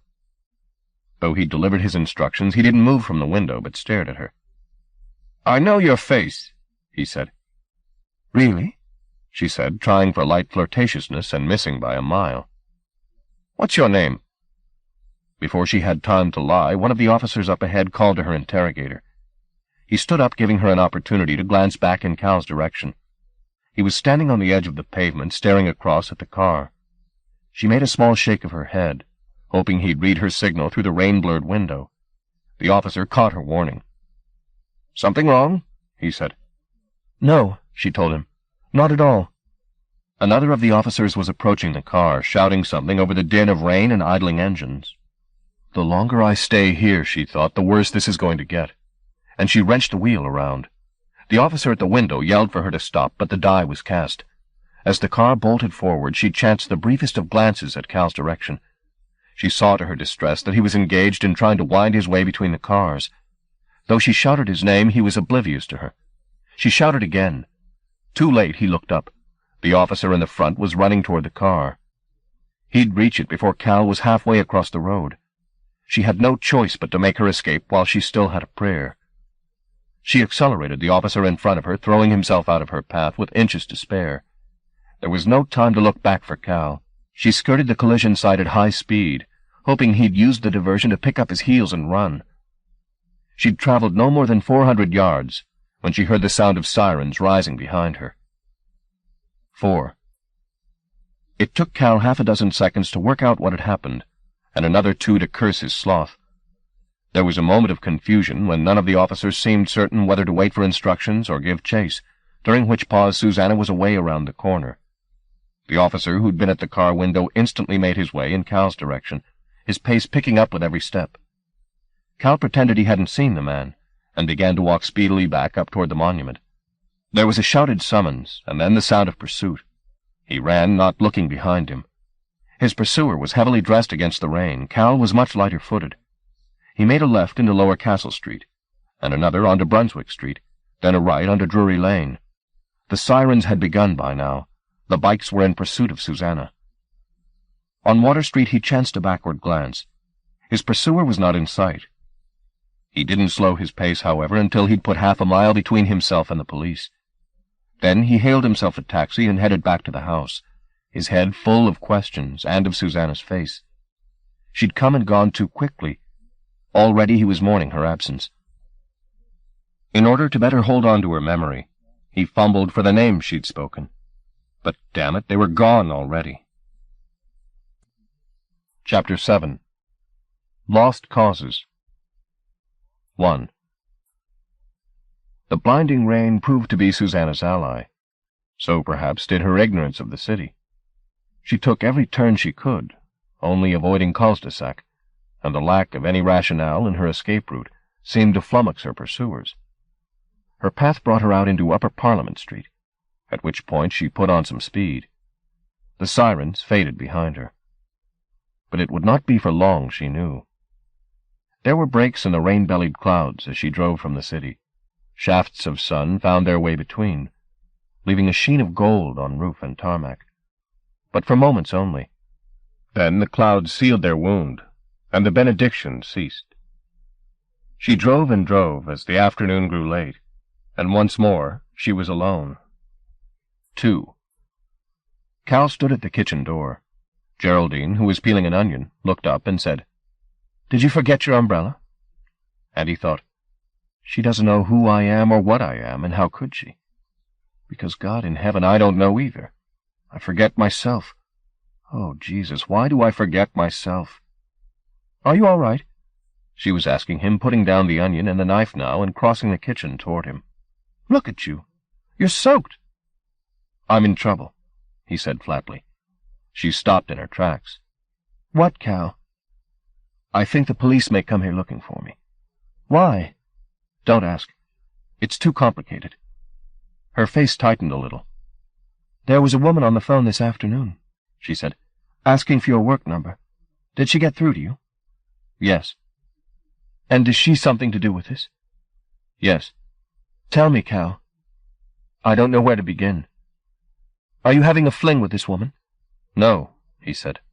Then thought, at least not that I remember. Tell me then. Later. Not now. Later. He left the kitchen to the smell of onions. Where are you going? She called after him. I'm soaked to the skin. Cal! I have to get changed. How bad is this trouble you're in? He stopped halfway up the stairs, pulling off his tie. I can't remember, he replied, but a voice at the back of his head, a voice he hadn't heard in a long while, said, Bad, son, bad. And he knew it spoke the bitter truth. She followed him as far as the bottom of the stairs. He went into the bathroom and peeled off his wet clothes, while she continued to ply him with questions for which he had no replies. And with every unanswered question, he could hear her voice get closer to tears. He knew he'd call himself a louse for this tomorrow. What was tomorrow? Another dream? But he had to be away from the house again quickly in case the police came looking for him. He had nothing to tell them, of course. At least he could remember nothing. But they had ways, these people, of making a man speak. He rummaged through the wardrobe looking for a shirt, jeans, and a coat, not giving a conscious thought to the choice. As he slipped on the threadbare jacket, he glanced out the window. The street lights had just come on. The rain was a silver torrent in their glare. A chilly night for a jaunt, but it couldn't be helped. He dug in his work suit for his wallet, which he transferred to his pocket, and that was it. Geraldine was still at the bottom of the stairs, looking up at him. She had successfully fought off tears. "And what am I supposed to tell them?" she demanded, "if they come looking for you?" "Say I came and went. Tell them the truth." "Maybe I won't be here," she said. Then, warming to the idea, "Yes, I don't think I'll be here." He had neither the time nor the words to offer any genuine solace. "Please trust me," was all he could find to say. "I don't know what's happening any more than you do." "Maybe you should see a doctor, Cal," she said as he came downstairs. "Maybe—" Her voice softened. "You're ill." He stopped his descent. "Brendan told me things," she went on. "Don't bring Dad into this." "No, listen to me," she insisted. "He used to talk to me, Cal. Told me things in confidence. Things he thought he'd seen. I don't want to hear. He said he'd seen some woman killed in the back garden, and some monster on the railway track." She smiled gently at the lunacy of this. Cal stared down at her, suddenly sick to his stomach. Again the thought, I know this. "Maybe you're having hallucinations, too." "He was telling stories to keep you amused," said Cal. "He used to like to make stuff up. It was the Irish in him." "Is that what you're doing, Cal?" she said, pleading for some reassurance. "Tell me it's a joke." "I wish to God I could." "Oh, Cal." He went to the bottom of the stairs and softly stroked her face. "If anyone comes asking, I'll tell them the truth," she said. "I don't know anything." "Thank you." As he crossed to the front door, she said, "Cal?" "Yes?" "You're not in love with this woman, are you? Only I'd prefer you to tell if you are." He opened the door. The rain slapped the doorstep. "I can't remember," he said, and made a dash to the car. 3. After half an hour on the motorway, the effects of a night without sleep, and all that the subsequent day had brought, began to catch up with Susanna. The road in front of her blurred. She knew it was only a matter of time before she fell asleep at the wheel. She turned off the motorway at the first service stop, parked the car, and went in search of a caffeine fix. The cafeteria and amenities were thronged with customers, for which she was thankful. Among so many people, she was insignificant. Anxious about leaving the Weave a moment longer than she had to, she purchased coffee from the vending machine rather than wait in a serpentine queue, then bought chocolate and biscuits from the shop and went back to the car. Switching on the radio, she settled down to her stopgap meal. As she unwrapped the chocolate, her thoughts went again to Jericho, the thief-magician producing stolen goods from every pocket. Where was he now? She toasted him with her coffee and told him to be safe. At 8, the news came on. She waited for some mention of herself, but there was none. After the bulletin there was music. She let it play. Coffee drunk, chocolate and biscuits devoured, she slid down in the seat and her eyes closed to a jazz lullaby. She was wakened mere seconds later by a knocking on the window. There was a period of confusion while she worked out where she was. Then she was wide awake and staring with sinking heart at the uniform on the other side of the rain-streaked glass. "Please open the door," the policeman said. He seemed to be alone. Should she just turn on the engine and drive away? Before she could reach any decision, the door was wrenched open from the outside. "Get out," the man said. She complied. Even as she stepped from the car, she heard the sound of soles on gravel on all sides of her. Against the glare of the neon, a man stood silhouetted. "Yes," was all he said. And suddenly there were men coming at her from all sides. She was about to dig for the menstruum, but the silhouette was approaching her with something in its hand. Somebody tore the sleeve from her arm. She felt the needle slide into her exposed skin. The subtle body rose, but not quickly enough. Her will grew sluggish, her sight narrowed to a well shaft. At the end of it, Hobart's mouth. She tumbled toward the man, her fingers gouging the slime on the walls, while the beast at the bottom roared its hosannas. Chapter 8. New Eyes for Old. The Mersey was high tonight and fast, its waters a filthy brown, its spume gray. Cal leaned on the promenade railing and stared across the churning river to the deserted shipyards on the far bank. Once this waterway had been busy with ships, arriving weighed down with their cargo and riding high as they headed for far away. Now it was empty. The docks silted up, the wharfs and warehouses idle. Spook City, fit only for ghosts. He felt like one himself, an insubstantial wanderer, and cold, too, the way the dead must be cold. He put his hands in his jacket pocket to warm them, and his fingers found there half a dozen soft objects which he took out and examined by the light of a nearby lamp. They looked like withered plums, except that the skin was much tougher, like old shoe leather. Clearly they were fruit, but no variety he could name. Where and how had he come by them? He sniffed at one.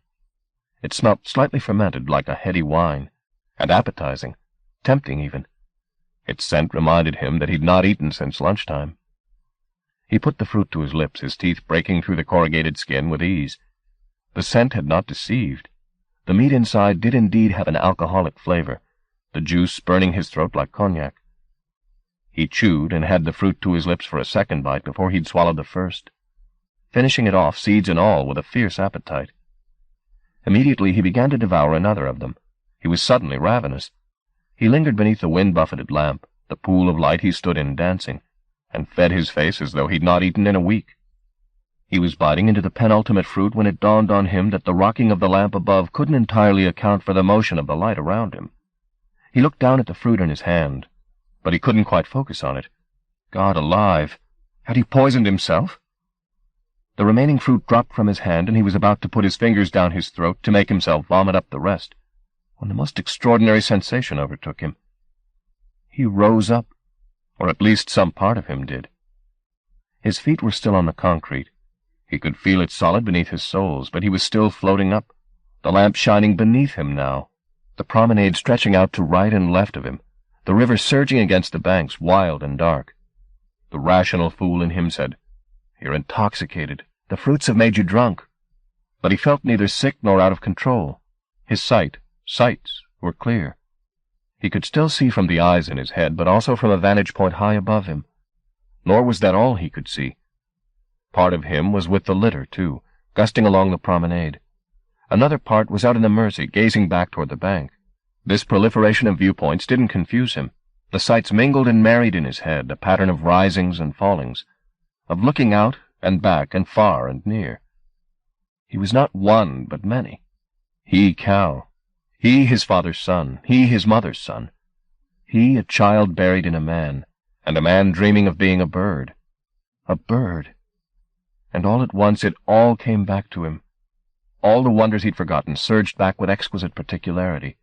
1,000 moments and glimpses and words.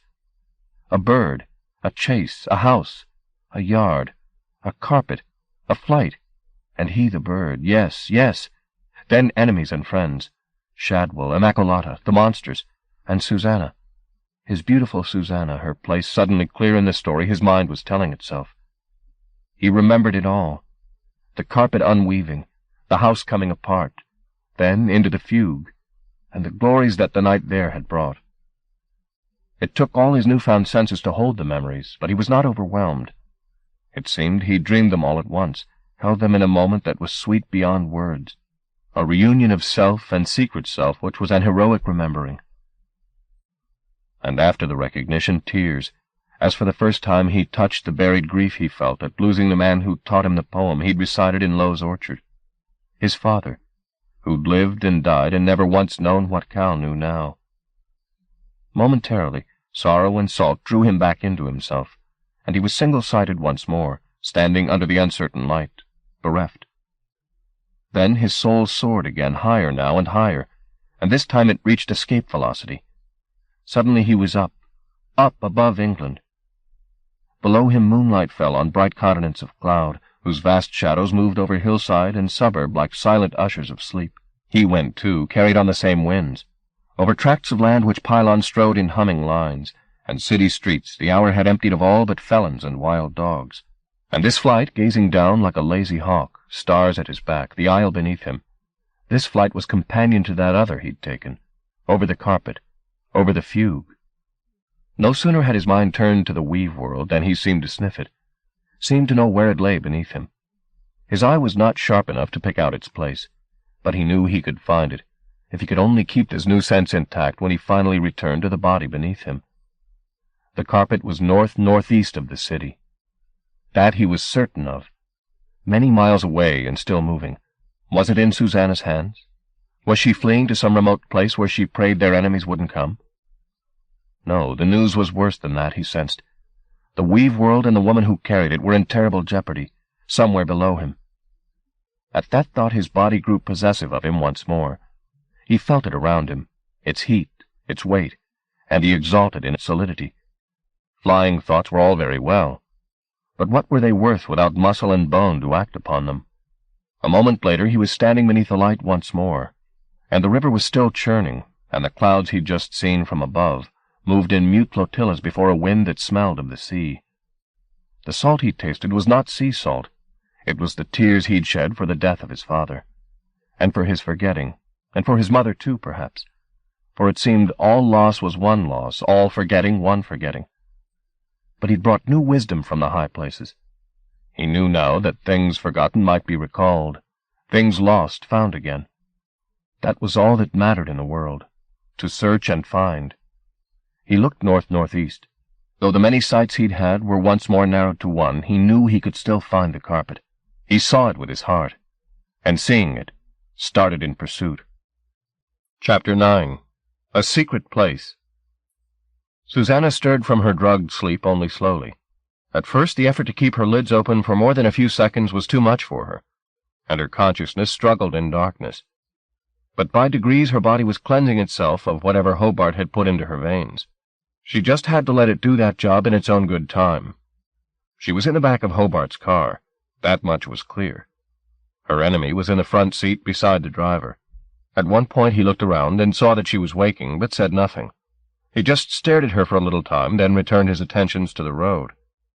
There was something uncomfortably lazy about the look in his eyes, as if he was certain now of what the future would bring and had no need to hurry toward it. In her drowsy state, it was difficult to calculate time, but surely hours passed as they drove. Once she opened her eyes to find them passing through a sleeping city. She did not know which, then the remnants of the drug won her over again, and when next she woke they were traveling a winding country road, lightless hills rising to either side. Only now did she realize that Hobart's car was leading a convoy. There were headlamps shining through the back window from the vehicles behind. She summoned up strength enough to turn around. There was a black Mariah following, and several vehicles behind that. Again drowsiness overtook her for a timeless while. It was cold air that woke her again. The driver had opened the window, and the air had brought goose pimples to her arms. She sat up and breathed deeply, letting the chill slap her to wakefulness. The region they were driving through was mountainous. The Scottish Highlands, she presumed. Where else would there still be snowy peaks in the middle of spring? They took a route now that led them off the road onto a rocky track, which slowed their pace considerably. The track rose, winding. The engine of the van behind labored, but the road got rougher and steeper still before it delivered them to the top of the hill. "There," said Hobart to the driver. "We found it. There." Susanna peered from the window. There was neither moon nor stars to illuminate the scene, but she could see the black bulk of the mountains all around, and far below, lights burning. The convoy followed the hilltop for half a mile, then began a steady descent into the valley. The lights she'd seen were car headlamps, the vehicles parked in a large circle, so that the lights created an arena. The arrival of Hobart's convoy was clearly expected. As they came within 50 yards of the circle, she saw figures coming to greet them. The car came to a halt. "Where are we?" she slurred. "Journey's End," was all Hobart would say. Then to the driver, "Bring her." The legs beneath her were rubber-jointed. She had to hold on to the car for a while before she could persuade them to behave. With the driver keeping firm hold of her, she was then taken toward the arena. Only now did she realize the scale of the gathering. There were dozens of cars in the ring, and many more in the darkness beyond. The drivers and passengers, who amounted to hundreds, were not human but seer kind. Among them were anatomies and colorations that must have made them outcasts in the kingdom. She scanned the faces, looking for any that she knew, and one in particular. But Jericho was not among them. Hobart now stepped into the ring of light, and as he did so, from the shadows on the opposite side of the arena, stepped a figure Susanna assumed was that of the prophet. His appearance was greeted with a soft swell of murmuring from the seer kind. Some pushed their way forward to get a better look at their savior. Others fell to their knees. He was impressive, Susanna conceded to herself. His deep-set eyes were fixed on Hobart, and a small smile of approval found his lips, as the inspector bowed his head before his master. So that was the way of it. Hobart was in the prophet's employ, which fact scarcely covered the latter with glory. Words were exchanged between them, the breath of the speakers visible on the cold air. Then the prophet put his gloved hand on Hobart's shoulder, and turned to announce to the assembly the return of the Weaveworld. Suddenly the air was full of shouts. Hobart turned toward the Black Maria and beckoned. From its recesses came two of the inspector's cohorts, carrying the carpet. They entered the ring of light, and at Hobart's instruction laid the carpet at the prophet's feet. The crowd was hushed utterly in the presence of their sleeping homeland, and the prophet, when he spoke, did not need to raise his voice. "Here," he said, almost casually. "Did I not promise?" And so saying, he put his heel to the carpet. It unrolled in front of him. The silence held. All eyes were on the design. 200 minds and more sharing the same thought.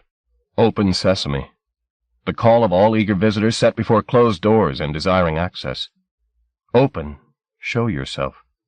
Whether it was that collective act of will that began the unweaving, or whether the prophet had previously plotted the mechanism, Susanna could not know. Sufficient that it began, not at the center of the carpet, as at Shearman's house, but from the borders. The last unweaving had been more accident than design, a wild eruption of threads and pigment, the fugue breaking into sudden and chaotic life. This time there was clearly a system at work in the process, the knots decoding their motifs in a prearranged sequence. The dance of threads was no less complex than before, but there was a consummate grace about the spectacle, the strands describing the most elegant maneuvers as they filled the air, trailing life as they went. Forms were clothing themselves in flesh and feather. Rock was flowing, trees taking flight toward their rooting place. Susanna had seen this glory before, of course, and was to some extent prepared for it. But to the seer kind, and even more to Hobart and his bully boys, the sight awoke fear and awe in equal measure. Her guard utterly forgot his duty, and stood like a child before his first fireworks display, unsure of whether to run or stay. She took her chance while it was offered, and slipped from his custody, away from the light that would reveal her, glancing back long enough to see the prophet, his hair rising like white fire from his scalp, standing in the midst of the unweaving while the fugue burst into life all around him. It was difficult to draw her gaze away, but she ran as best her legs would allow toward the darkness of the slopes. She moved 20, 30, 40 yards from the circle. Nobody came after her. A particularly bright blossoming at her back momentarily lit the terrain before her like a falling star. It was rough, uncultivated ground, interrupted only by the occasional outcrop of rock, a valley chosen for its remoteness most likely, where the fugue could be stirred from sleep uninterrupted by humankind. How long this miracle would remain hidden, with summer on its way, was a moot point, but perhaps they had plans for a rapture to divert the inquisitive. Again, the land ahead of her was lit, and momentarily she glimpsed a figure up ahead. It was there and gone so quickly she could not trust her eyes. Another yard, however, and she felt a chill on her cheek that was no natural wind. She guessed its source the instant it touched her, but she had no time to retreat or prepare herself before the darkness unfolded, and its mistress stepped into her path. Chapter 10. Fatalities. 1. The face was mutilated beyond recognition, but the voice, colder than the chill the body gave off, was indisputably that of Immaculata. Nor was she alone. Her sisters were with her, darker than the dark. "Why are you running?" said the incantatrix. "There's nowhere to escape to." Susanna halted. There was no ready way past the three. "Turn around," said Immaculata, another splendor from the weave uncharitably lighting the wound of her face. "See where Shadwell stands? That'll be the fugue in moments." "Shadwell?" said Susanna. "Their beloved prophet," came the reply. "Beneath that show of holiness I lent him, there beats a salesman's heart." So Shadwell was the prophet.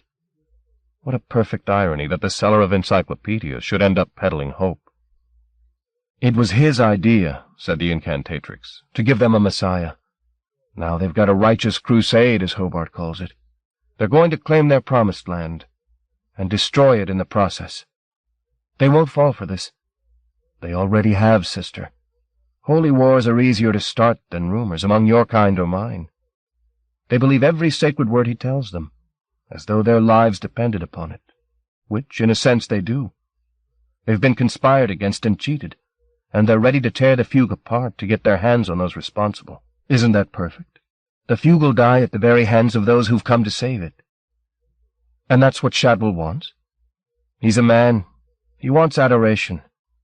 She gazed over Susanna's shoulder toward the unweaving, and the salesman still in its midst. "And that's what he's got. So he's happy." "He's pitiful," said Susanna. "You know that as well as I do. Yet you give him power. Your power. Our power. For my own ends, sister. You gave him the jacket. It was of my making, yes, though there have been times I've regretted the gift." The ragged muscle of Immaculata's face was incapable of its former deceptions. As she spoke, she couldn't mask the sorrow in her. "You should have taken it back," said Susanna. "A gift of rapture can't be lent," said Immaculata. "Only given, and given in perpetuity. Did your grandmother teach you nothing? It's time you learned, sister. I'll give you those lessons. And what do you get in return? A distraction from Romo's gift to me." She touched her face. "And from the stench of men." She paused, her maimed face darkening. "They'll destroy you for your strength. Men like Hobart." "I wanted to kill him once," Susanna said, remembering the hatred she'd felt. "He knows that. That's why he dreams of you. Death the maiden." A laugh broke from her. "They're all mad, sister." "Not all," said Susanna. "What must I do to persuade you?" the incantatrix said. "Make you understand how you'll be betrayed? Have already been betrayed?" Without seeming to take a step, she moved away from Susanna. Flickering strands of light were moving past them now, as the fugue spread from its hiding place. But Susanna scarcely noticed. Her eyes were fixed on the sight revealed when Immaculata stood aside. The Magdalene was there, sumptuously clothed in folds of lacy ectoplasm, a wraith bride, and from beneath the creature's skirts a pitiful figure was emerging, and turning its face up toward Susanna. "Jericho." The man's eyes were clouded. Though they settled on Susanna, there was no recognition in them. "See," said Immaculata. "Betrayed." "What have you done to him?" Susanna demanded. There was nothing left of the Jericho she'd known. He looked like something already dead. His clothes were in tatters, his skin mottled and seeping from dozens of vicious wounds. "He doesn't know you," said the incantatrix. "He has a new wife now." The Magdalene stretched her hand out and touched Jericho's head, stroking it as if he were a lapdog. "He went to my sister's arms willingly," Immaculata said. "Let him be," Susanna yelled at the Magdalene. Enfeebled by the drugs, her self-control was perilously thin. "But this is love," Immaculata goaded. "There'll be children in time. Many children. His lust knows no bounds." The thought of Jericho coupling with the Magdalene made Susanna shudder. Again she called his name. This time his mouth opened, and it seemed his tongue was seeking to form a word. But no. All his palate could produce was a dribble of saliva. "You see how quickly they turn to fresh pleasures," said Immaculata. "As soon as your back is turned, he's plowing another furrow." Rage leapt up in Susanna, bettering her disgust. Nor did it come alone. Though the remnants of the drug still made any focus difficult, she felt the menstruum ambitious in her belly. Immaculata knew it. "Don't be perverse," she said, her voice seeming to whisper at Susanna's ear, though they stood yards apart. "We are more alike than not." As she spoke, Jericho raised his hand from the ground toward Susanna, and now she realized why there was no recognition in his eyes. He could not see her. The Magdalene had blinded her consort to keep him close. But he knew she was there. He heard her. He reached for her. "Sister," Immaculata said to the Magdalene, "bring your husband to heel." The Magdalene was quick to obey. The hand she had on Jericho's head grew longer, the fingers pouring down over his face, entering his mouth and nostrils. Jericho attempted to resist, but the Magdalene pulled on him, and he tumbled backward among her pestilential petticoats. Without warning, Susanna felt the menstruum spill from her and fly toward Jericho's tormentor. It happened in the time it took to see it. She caught a glimpse of the Magdalene's features, stretched into a shriek. Then the stream of silver light struck her. The wraith's cry broke into pieces, fragments of sound spiraling off, a sobbing complaint, a howl of anger, as the assault lifted her into the air. As usual, Susanna's thoughts were a beat behind the menstruum. Before she was fully aware of what she was doing, the light was tearing at the wraith, gaping holes opening in its matter. The Magdalene retaliated, the stream of the menstruum carrying the attack back into Susanna's face. She felt blood splash down her neck, but the barbs only spurred her fury. She was tearing her enemy as though the wraith were a sheet of tissue paper. Immaculata had not been a passive spectator in this, but had flung her own attack against Susanna. The ground at Susanna's feet shuddered, then rose around her as if to bury her alive. But the subtle body pitched the earth wall back, then went at the Magdalene with redoubled fury. Though the menstruum seemed to have a life of its own, that was an illusion. She owned this power, she knew, now more than ever. It was her anger that fueled it, that deafened it to mercy or apology. It was she who would not be satisfied until the Magdalene was undone. And all at once it was over. The Magdalene's cries stopped dead. "Enough," Susanna instructed. The menstruum let the few fragments of rotted ectoplasm drop to the spattered ground, and withdrew its light into its mistress. From attack to counterattack to coup de grace had taken maybe a dozen seconds. Susanna looked toward Immaculata, whose wretched features were all disbelief. She was trembling from head to foot, as if she might fall to the ground in a fit. Susanna took her chance.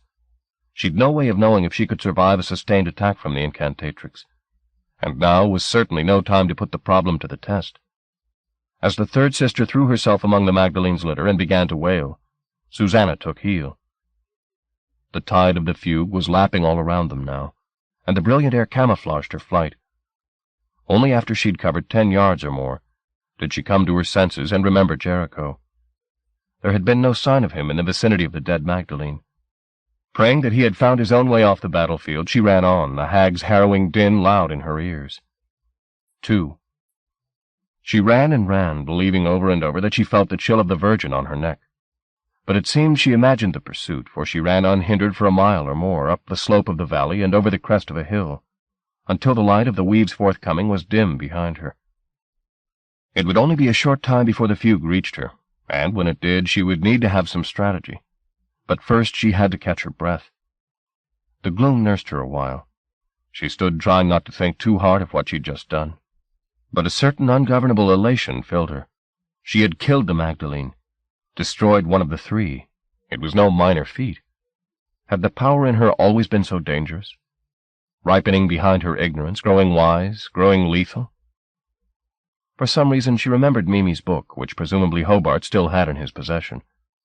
Now, more than ever, She hoped it could teach her something of what she was, and how to profit by it. She would have to get the volume back, even if it meant confronting Hobart once more. As she formulated this thought, she heard her name uttered, or an approximation of it. She looked in the direction of the voice, and there, standing a few yards from her, was Jericho.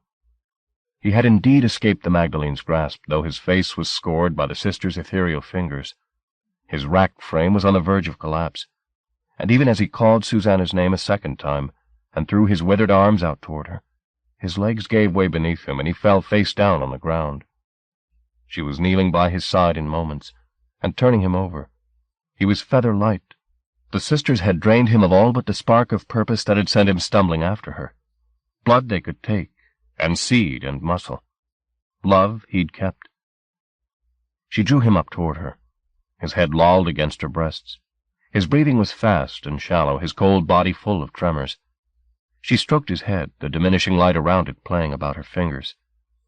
He was not content simply to be cradled, however, but pushed himself away from her body a few inches in order to reach up and touch her face. The veins in his throat throbbed as he tried to speak. She hushed him, saying there would be time to talk later. But he made a tiny shake of his head, and she could feel as she held him how close the end was. She did him no kindness to pretend otherwise. It was time to die, and he had sought out her arms as a place to perform that duty. "Oh, my sweet," she said, her chest aching. "Sweet man." Again he strove for words, but his tongue cheated him. Only soft sounds came, which she could make no sense of. She leaned closer to him. He no longer resisted her comforting, but took hold of her shoulder and drew himself closer still to speak to her. This time she made sense of the words, though they were scarcely more than sighs. "I'm not afraid," he said, expelling the last word on a breath that had no brother, but came against her cheek like a kiss. Then his hand lost its strength and slipped from her shoulder. His eyes closed, and he was gone from her. A bitter thought came visiting, that his last words were as much a plea as a statement. Jericho had been the only one she'd ever told about how at the warehouse the menstruum had stirred Cal from unconsciousness. Was that, "I'm not afraid," his way of saying, "Leave me to death? I wouldn't thank you for resurrection"? Whatever he'd meant, she'd never find out now. She laid him gently on the earth. Once he'd spoken words of love that had defied their condition and become light. Were there others he knew that defied death? Or was he already on his way to that region Mimi had left for? All contact with the world Susanna still occupied broken? It seemed so. Though she watched the body till her eyes ached, it made no murmur. He had left it to the earth, and her with it. Chapter 11. Cal traveling north. 1. Cal's journey north dragged on through the night, but he didn't weary. Perhaps it was the fruit that kept his senses so preternaturally clear. Either that or a newfound sense of purpose that pressed him forward. He kept his analytic faculties on hold, making decisions as to his route instinctively. Was it the same sense the pigeons had possessed that he now navigated by? A dream sense, beyond the reach of intellect or reason? A homing? That was how it felt. That he'd become a bird, orienting himself not by the stars — they were blotted by clouds — nor by the magnetic pole, but by the simple urge to go home, back to the orchard, where he'd stood in a ring of loving faces and spoken Mad Mooney's verse. As he drove, he ransacked his head for other such fragments, so that he'd have something fresh to perform next time. Little rhymes came back from childhood, odd lines that he'd learned more for their music than their meaning. Naked heaven comes and goes, spits out seas and dyes the rose, puts on coats of wind and rain, and simply takes them off again. He was no more certain of what some were about now than he'd been as a child, but they came to his lips as if fresh minted, secure in their rhythms and rhymes. Some had a bitter sting. The pestilence of families is not congenital disease, but feet that follow where the foot that has preceded them was put. Others were fragments from poems he'd either forgotten or never been taught in their entirety. One in particular kept coming back to him. "How I love the piebald horses, best of all the piebald horses." That was the closing lines of something, he presumed, but of what he couldn't remember. There were plenty of other fragments. He recited the lines over and over as he drove, polishing his delivery, finding a new emphasis here, a fresh rhythm there. There was no prompting from the back of his head. The poet was quite silent. Or was it that he and Mad Mooney were finally speaking with a single voice? 2. He crossed the border into Scotland about 2:30 in the morning and continued to drive north, the landscape becoming hillier and less populated as he drove. He was getting hungry, and his muscles were beginning to ache after so many hours of uninterrupted driving.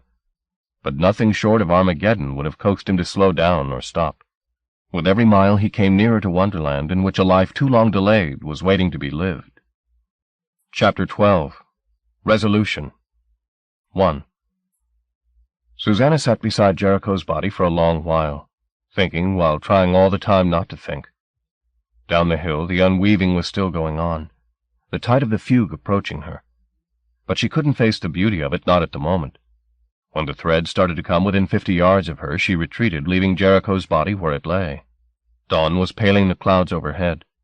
She decided to climb to higher ground so as to have an overview when day came. The higher she went, the windier it became, a bitter wind from the north. But it was worth the shivering, for the promontory she stood upon offered her a fine panorama. And as the day strengthened, she realized just how cannily Shadwell had selected this valley. It was bounded on all sides by steep hills, whose slopes were bereft of any building, however humble. Indeed, the only sign of human presence was the primitive track the convoy had followed to get here, which had most likely been used more in the last 24 hours than it had in its entire span hitherto. It was on that road, as dawn brought color to the hills, that she saw the car. It crept along the ridge of the hill a little way, then came to a halt. Its driver, minuscule from Susanna's vantage point, got out and surveyed the valley. It seemed the fugue below was not visible to such a casual witness, for the driver got back into the car almost immediately, as if realizing that he'd taken a wrong turning. He didn't drive away, however, as she'd expected. Instead, he took the vehicle off the track, parking it out of sight among the gorse bushes. Then he got out again and began to walk in her direction, following a zigzag route along the boulder-strewn hillside. And now she began to think she recognized him, began to hope that her eyes did not deceive her, and that it was indeed Cal who was making his way toward her. Had he seen her? It seemed not, for he was now starting to descend. She ran a little way to close the gap between them, and then climbed onto a rock and waved her arms. Her signal went unnoticed for several seconds, until by chance he glanced her way. He stopped, cupping his hand over his eyes. Then he changed direction and began to bound back up the slope toward her. And yes, it was Cal. Even then she feared some self-deception, until the sound of his raw breath reached her ears, and the squeak of his heels on the dewy grass. He covered the last few yards between them, stumbling more than running, and suddenly he was a moment away, and she was crossing to meet his open arms, hugging him to her. And this time it was she who said, "I love you," and answered his smiles with kisses and kisses. 2. They exchanged the bones of their stories as quickly as they could, leaving the meat for less urgent times. "Shadwell doesn't want to sell the fugue any longer," said Susanna. "He wants to possess it." "And play the prophet forever," said Cal. "I doubt that. He'll drop the pretense once he's in control." "Then we have to prevent him seizing control," said Cal. "Unmask him. Or simply kill him," she said. He nodded. "Let's not linger, then," he said. They stood up and looked down at the world that now occupied the length and breadth of the valley beneath them. The unweaving was still not completed.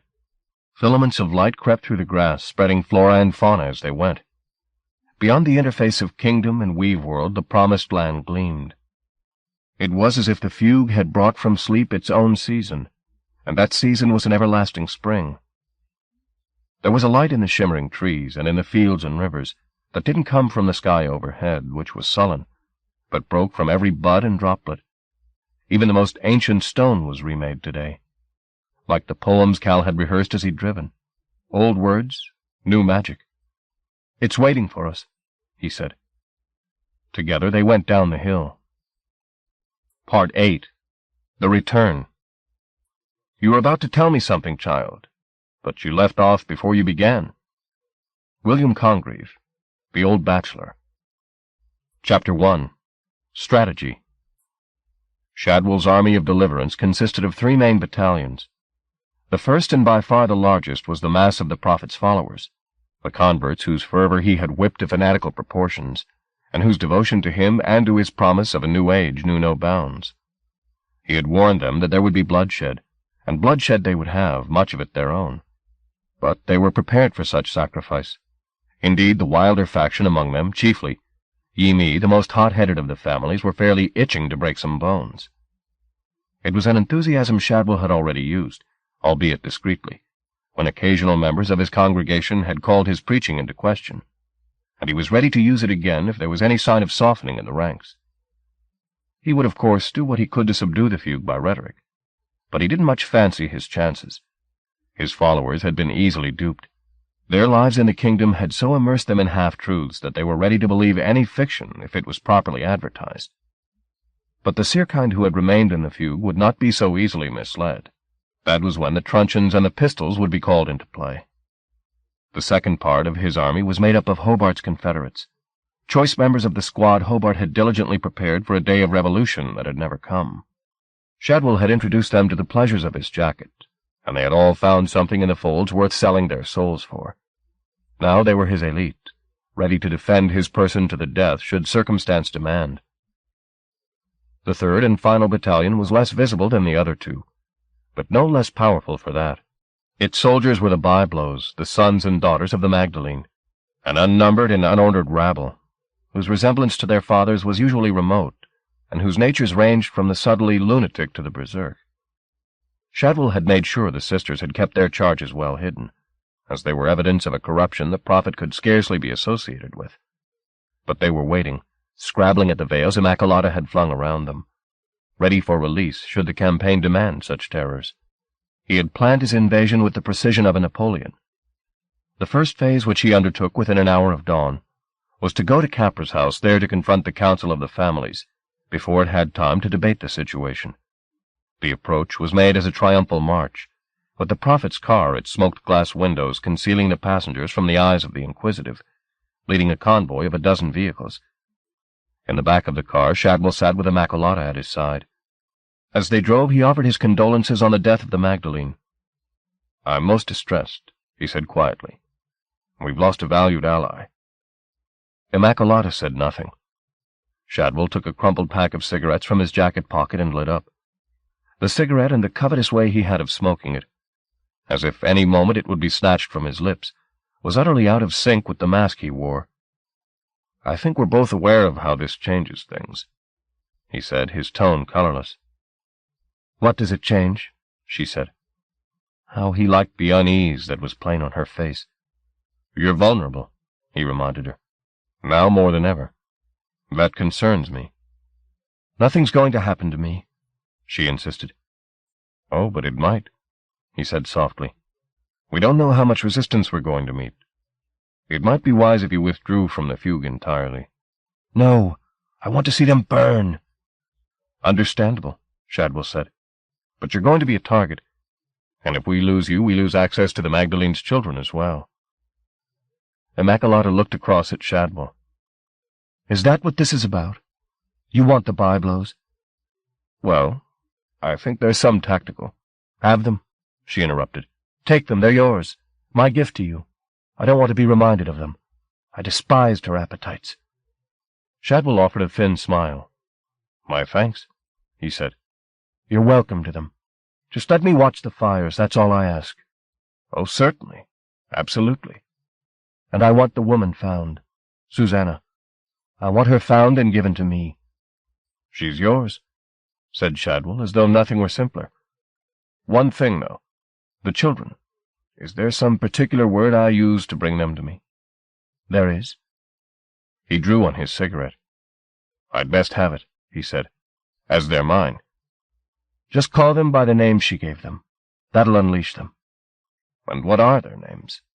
he said, reaching into his pocket for a pen.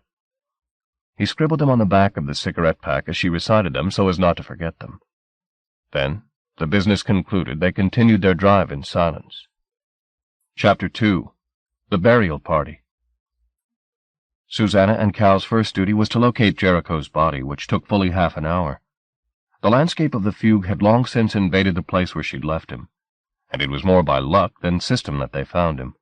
Luck and the sound of children, for Jericho had not remained unaccompanied. 2 women and a half a dozen of their offspring from 2 years to 7 or so were standing and playing around the corpse. "Who is he?" one of the women wanted to know when they approached. "His name is Jericho," said Susanna. "Was," one of the children corrected her. "Was." Cal posed the inevitable and delicate question. "What happens to bodies here? I mean, where do we take him?" The woman grinned, displaying an impressive absence of teeth. "Leave him here," she said. "He's not going to mind, is he? Bury him." She looked down lovingly on her smallest boy, who was naked and filthy, his hair full of leaves. "What do you think?" she asked him. He took his thumb from his mouth and shouted, "Bury him!" a chant that was immediately taken up by the other children. "Bury him! Bury him!" they yelled, and instantly one of them fell to her knees and began to dig at the earth like a mongrel in search of a bone. "Surely there must be some formalities," Cal said. "Are you a cuckoo, then?" one of the mothers inquired. "Yes." "And him?" She pointed to Jericho. "No," said Susanna. "He was a babu, and a great friend." The children had all taken to digging now, laughing and throwing handfuls of earth at each other as they labored. "Seems to me he was about ready to die," said the woman to Susanna. "Judging by the look of him." She murmured, "He was." "Then you should put him in the ground and be done with it," came the response. "They're just bones." Cal winced at this, but Susanna seemed moved by the woman's words. "I know," she said. "I do know. The children will help you dig a hole. They like to dig." "Is this right?" said Cal. "Yes," said Susanna with sudden certainty. "Yes, it is." And she and Cal went down on their knees alongside the children and dug. It was not easy work. The earth was heavy and damp. They were both quickly muddied. But the sheer sweat of it and the fact of getting to grips with the dirt they were going to put Jericho's body beneath made for healthy and strangely rewarding labor. It took a long time, during which the women watched, supervising the children and sharing a pipe of pungent tobacco as they did so. As they worked, Cal mused on how often the fugue and its peoples had confounded his expectations. Here they were on their knees, digging a grave with a gaggle of children. It was not what his dreams of being here had prepared him for. But in its way it was more real than he'd ever dared hope. Dirt under the fingernails, and a snotty-nosed child at his side blithely eating a worm. Not a dream at all, but an awakening. When the hole was deep enough for Jericho to be decently concealed, they set about moving him. At this point, Cal could no longer countenance the children's involvement. He told them to stand away as they went to assist in lifting the corpse. "Let them help," one of the women chided him. "They're enjoying themselves." Cal looked up at the row of children who were mud people by now. They were clearly itching to be pallbearers, all except for the worm-eater, who was still sitting on the lip of the grave, his feet dangling into the hole. "This isn't any business for kids," Cal said. He was faintly repulsed by the mother's indifference to their offspring's morbidity. "Is it not?" said one of the women, refilling the pipe for the umpteenth time. "You know something more about it than they do, then?" He looked at her hard. "Go on," she challenged him. "Tell them what you know." "Nothing," he conceded reluctantly. "Then what's to fear?" she inquired gently. "If there's nothing to fear, why not let them play?" "Maybe she's right, Cal," said Susanna, laying her hand on his. "And I think he'd like it," she said. "He was never one for solemnity." Cal wasn't convinced, but this was no time to argue. He shrugged, and the children lent their small hands to the task of lifting Jericho's body and laying it in the grave. As it was, they showed a sweet tenderness in the act, untainted by formality or custom. One of the girls brushed some dirt from the dead man's face, her touch feather-light, while her sibling straightened his limbs in the bed of earth. Then they withdrew without a word, leaving Susanna to lay a kiss on Jericho's lips. It was only then, at the very last, that she let go a small sob. Cal picked up a handful of soil and threw it down into the grave. At this, the children took their cue and began to cover the body up. It was quietly done. Even the mothers came to the graveside and pitched a handful of earth in, as a gesture of farewell to this fellow they'd only known as a subject of debate. Cal thought of Brendan's funeral, of the coffin shunted off through faded curtains, while a pallid young priest led a threadbare hymn. This was a better end, no doubt of it, and the children's smiles had been in their way more appropriate than prayers and platitudes. When it was all done, Susanna found her voice, thanking both the gravediggers and their mothers. "After all that digging," said the eldest of the girls, "I just hope he grows." "He will," said her mother, with no trace of indulgence. "They always do." On that unlikely remark, Cal and Susanna went on their way, with directions to Capra's house, where, had they but known it, the flies were soon to be feasting. Chapter 3. The Horse Unharnessed. 1. Norris, the hamburger billionaire, had long ago forgotten what it was like to be treated as a man. Shadwell had other uses for him. First, of course, during the Weave's first waking, as his horse.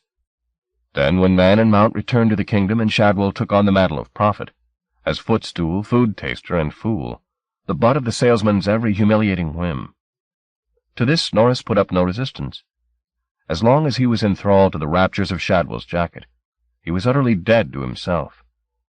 But tonight, Shadwell had tired of his creature. He had new vassals on every side, and mistreating the sometime plutocrat had become a tired joke. Before the unweaving, he'd left Norris to the untender mercies of his elite, to be their lackey. That unkindness was nothing, however, to his other, the withdrawal of the illusion that had won Norris's compliance. Norris was not a stupid man. When the shock of waking to find himself bruised from head to foot had worn off, he soon put the pieces of his recent history together. He couldn't know how much time had passed since he'd fallen for Shadwell's trick. He'd been declared dead in his hometown in Texas, and his wife had already married his brother. Nor could he recall more than vaguely the discomforts and abuse that had been heaped upon him in his period of servitude. But he was quite certain of two things. One, that it was Shadwell who had reduced him to his present abjection, and two, that Shadwell would pay for the privilege. His first task was to escape his new masters, which, during the spectacle of the unweaving, was easily done. They didn't even notice that he'd slipped away. The second objective was to find the salesman, and this, he reasoned, was best done with the aid of whatever police force this peculiar country boasted. To the end, he approached the first group of seer kind he came across and demanded to be taken to somebody in authority. They were apparently unimpressed by his demands, but suspicious nevertheless. They called him a cuckoo, which he took some exception to, and then accused him of trespassing. One of the women even suggested he might be a spy and should be taken post-haste to somebody in authority, at which point Norris reminded her that he'd been requesting that all along. So they took him. 2. Which is how, a short while later, Shadwell's discarded horse was brought to Capra's house, which was at the time the center of considerable commotion. The prophet had arrived at the house half an hour before, at the end of his triumphal march, but the councillors had refused him access to the sacred ground until they'd first debated the ethics of it. The prophet declared himself willing to accede to their metaphysical caution. After all, was he not Capra's mouthpiece? He understood absolutely the delicacy of this, and so stayed behind the black windows of his car until the councillors had sorted the matter out.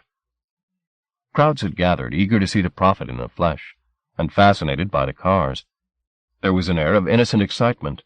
Envoys ferried messages back and forth between the occupants of the house and the leader of the convoy that waited on its threshold, until it was at last announced that the prophet would indeed be given access to Capra's house, on the understanding that he went barefoot and alone. This the prophet apparently agreed to, because mere minutes after this announcement the car door was opened and the great man indeed stepped forth, his feet naked, and approached the doorstep. The throng pressed forward to see him better, this savior who'd brought them to safety. Norris, who was toward the back of the crowd, caught only a glimpse of the figure. He saw nothing of the man's face, but he saw the jacket well enough, and he recognized it on the instant. It was the same garment with which the salesman had tricked him. How could he ever forget the iridescent fabric? It was Shadwell's jacket. It followed, therefore, that the wearer was Shadwell. The sight of the jacket brought back an echo of the humiliations he'd endured at Shadwell's hands. He remembered the kicks and curses. He remembered the contempt. Filled with just fury, he shrugged off the hold of the man at his side and squirmed his way through the pack of spectators toward the door of Capra's house. At the front of the crowd, he glimpsed the jacket and the man who wore it stepping inside. He made to follow, but a guard at the doorway blocked his path. He was pitched backward, the throng laughing and applauding his antics, idiots that they were. "I know him!" he yelled as Shadwell disappeared from view. "I know him!" He got to his feet and ran at the door a second time, veering away at the last moment. The guard took the bait and gave chase, pursuing him into the crowd. Norris's life as a lackey had taught him something of strategy. He avoided the guard's grasp and made a dive for the unprotected doorway, flinging himself over the threshold before his pursuer could bring him down. "Shadwell!" he yelled. In the chamber of Capra's house, the prophet froze in mid-platitude. The words he'd been speaking were all conciliation, all understanding. But even the blindest of the assembly could not have failed to read the flicker of anger in the peace-bringer's eyes, as that name was called. "Shadwell!" He turned toward the door. Behind him he heard the counselors exchange whispered remarks. Then there was a commotion in the passageway outside. The door was flung open, and Norris was standing there yelling his name. The horse faltered as it set eyes on the prophet. Shadwell could see doubt registering. This wasn't the face Norris had expected to see. He might yet escape with his masquerade unchallenged. "Shadwell?" he said to Norris. "I'm afraid I don't know anybody by that name." He turned to the counselors. "Do you know the gentleman?" he inquired. They regarded him with open suspicion, especially an old man at the heart of the gaggle who hadn't taken his baleful eyes off the prophet since Shadwell had entered this hovel. Now the canker of doubt had spread, damn it. "The jacket," said Norris. "Who is this man?" the prophet demanded. "Will somebody please have him taken out?" He tried to make a joke of it. "I think he's a little mad." Nobody moved. Nobody except the horse. Norris stepped toward the prophet, yelling as he came. "I know what you did to me," he said. "Don't think I don't. Well, I'm going to sue your ass off, Shadwell, or whoever the hell you are." There was a further disturbance at the front door, and Shadwell glanced up to see two of Hobart's finest knocking the guard aside and coming to his aid. He opened his mouth to instruct them he could handle the situation. But before the words were off his lips, Norris, his face all fury, flung himself at his enemy. The prophet's elite had strict orders in such circumstances. Nobody was to lay hands on their beloved leader. Without a second's hesitation, the two men had their pistols from their holsters, and they shot Norris dead in his tracks. He fell forward at Shadwell's feet, blood coming from his wounds in bright spurts. "Jesus God," said Shadwell through gritted teeth. The echoes of the executioner's shots took longer to die than Norris had. It was as if the walls disbelieved the sound and were playing it back and forth, until they'd verified the transgression. Outside, the crowd had fallen absolutely silent. Silent, too, the assembly behind him. He could feel their accusing eyes. "That was stupid," he murmured to the killers. Then, his arms outspread, he turned to the counselors. "I do apologize for this unfortunate." "You're not welcome here," one of the number said. "You've brought death into Capra's house." "It was a misunderstanding," he replied softly. "No." "I insist you hear me out." Again. "No." Shadwell offered a tiny smile. "You call yourselves wise," he said. "Believe me, if that's true, then you'll listen to what I've got to say. I didn't come here alone. I've got people, your people, Seerkind, with me. They love me, because I want to see the Fugue prosper as they do. Now, I'm prepared to let you share my vision and the triumph that'll come with it if you want to. But believe me, I'm going to liberate the Fugue with or without your support. Do I make myself clear?" "Get out of here," said the old man who'd been watching him. "Be careful, Maximerus," one of the others whispered. "You don't seem to understand," Shadwell said. "I'm bringing you freedom." "You're not Seerkind," Maximerus replied. "You're a cuckoo." "What if I am?" "You cheated your way in here. You don't hear Capra's voice." "Oh, I hear voices," said Shadwell. "I hear them loud and clear. They tell me that the Fugue's defenseless, that its leaders have spent too much time in hiding, that they're weak and frightened." He surveyed the faces in front of him and saw, it had to be admitted, little of the weakness or the fear he spoke of. Only a stoicism that would take longer to erode than he had time to waste. He glanced around at the men who'd shot Norris. "It seems we have no choice," he said. The men perfectly understood the signal. They withdrew. Shadwell turned back to the counselors. "We want you to leave," Maximerus restated. "Is that your final word?" "It is," said the other. Shadwell nodded. Seconds ticked by, during which neither side moved a muscle. Then the front door opened again, and the gunmen returned. They had brought 4 more of the elite with them, which made up a firing squad of 6. "I request you one final time," said Shadwell as the squad formed a line to either side of him. "Don't resist me." The counselors looked more incredulous than afraid. They had lived their lives in this world of wonders, but here before them was an arrogance that finally brought disbelief to their faces. Even when the gunmen raised their weapons, they made no move, spoke no protest. Only Macimerus asked, "Who is Shadwell?" "A salesman I once knew," said the man in the fine jacket. "But he's dead and gone." "No," said Macimerus. "You're Shadwell." "Call me what you like," said the prophet. "Only bow your heads to me. Bow your heads, and all's forgiven." Still there was no movement. Shadwell turned to the gunman at his left and claimed the pistol from his hand. He pointed it at Macimerus's heart. The two were standing no more than 4 yards apart. A blind man could not have failed to kill at that range. "I say again, bow your heads."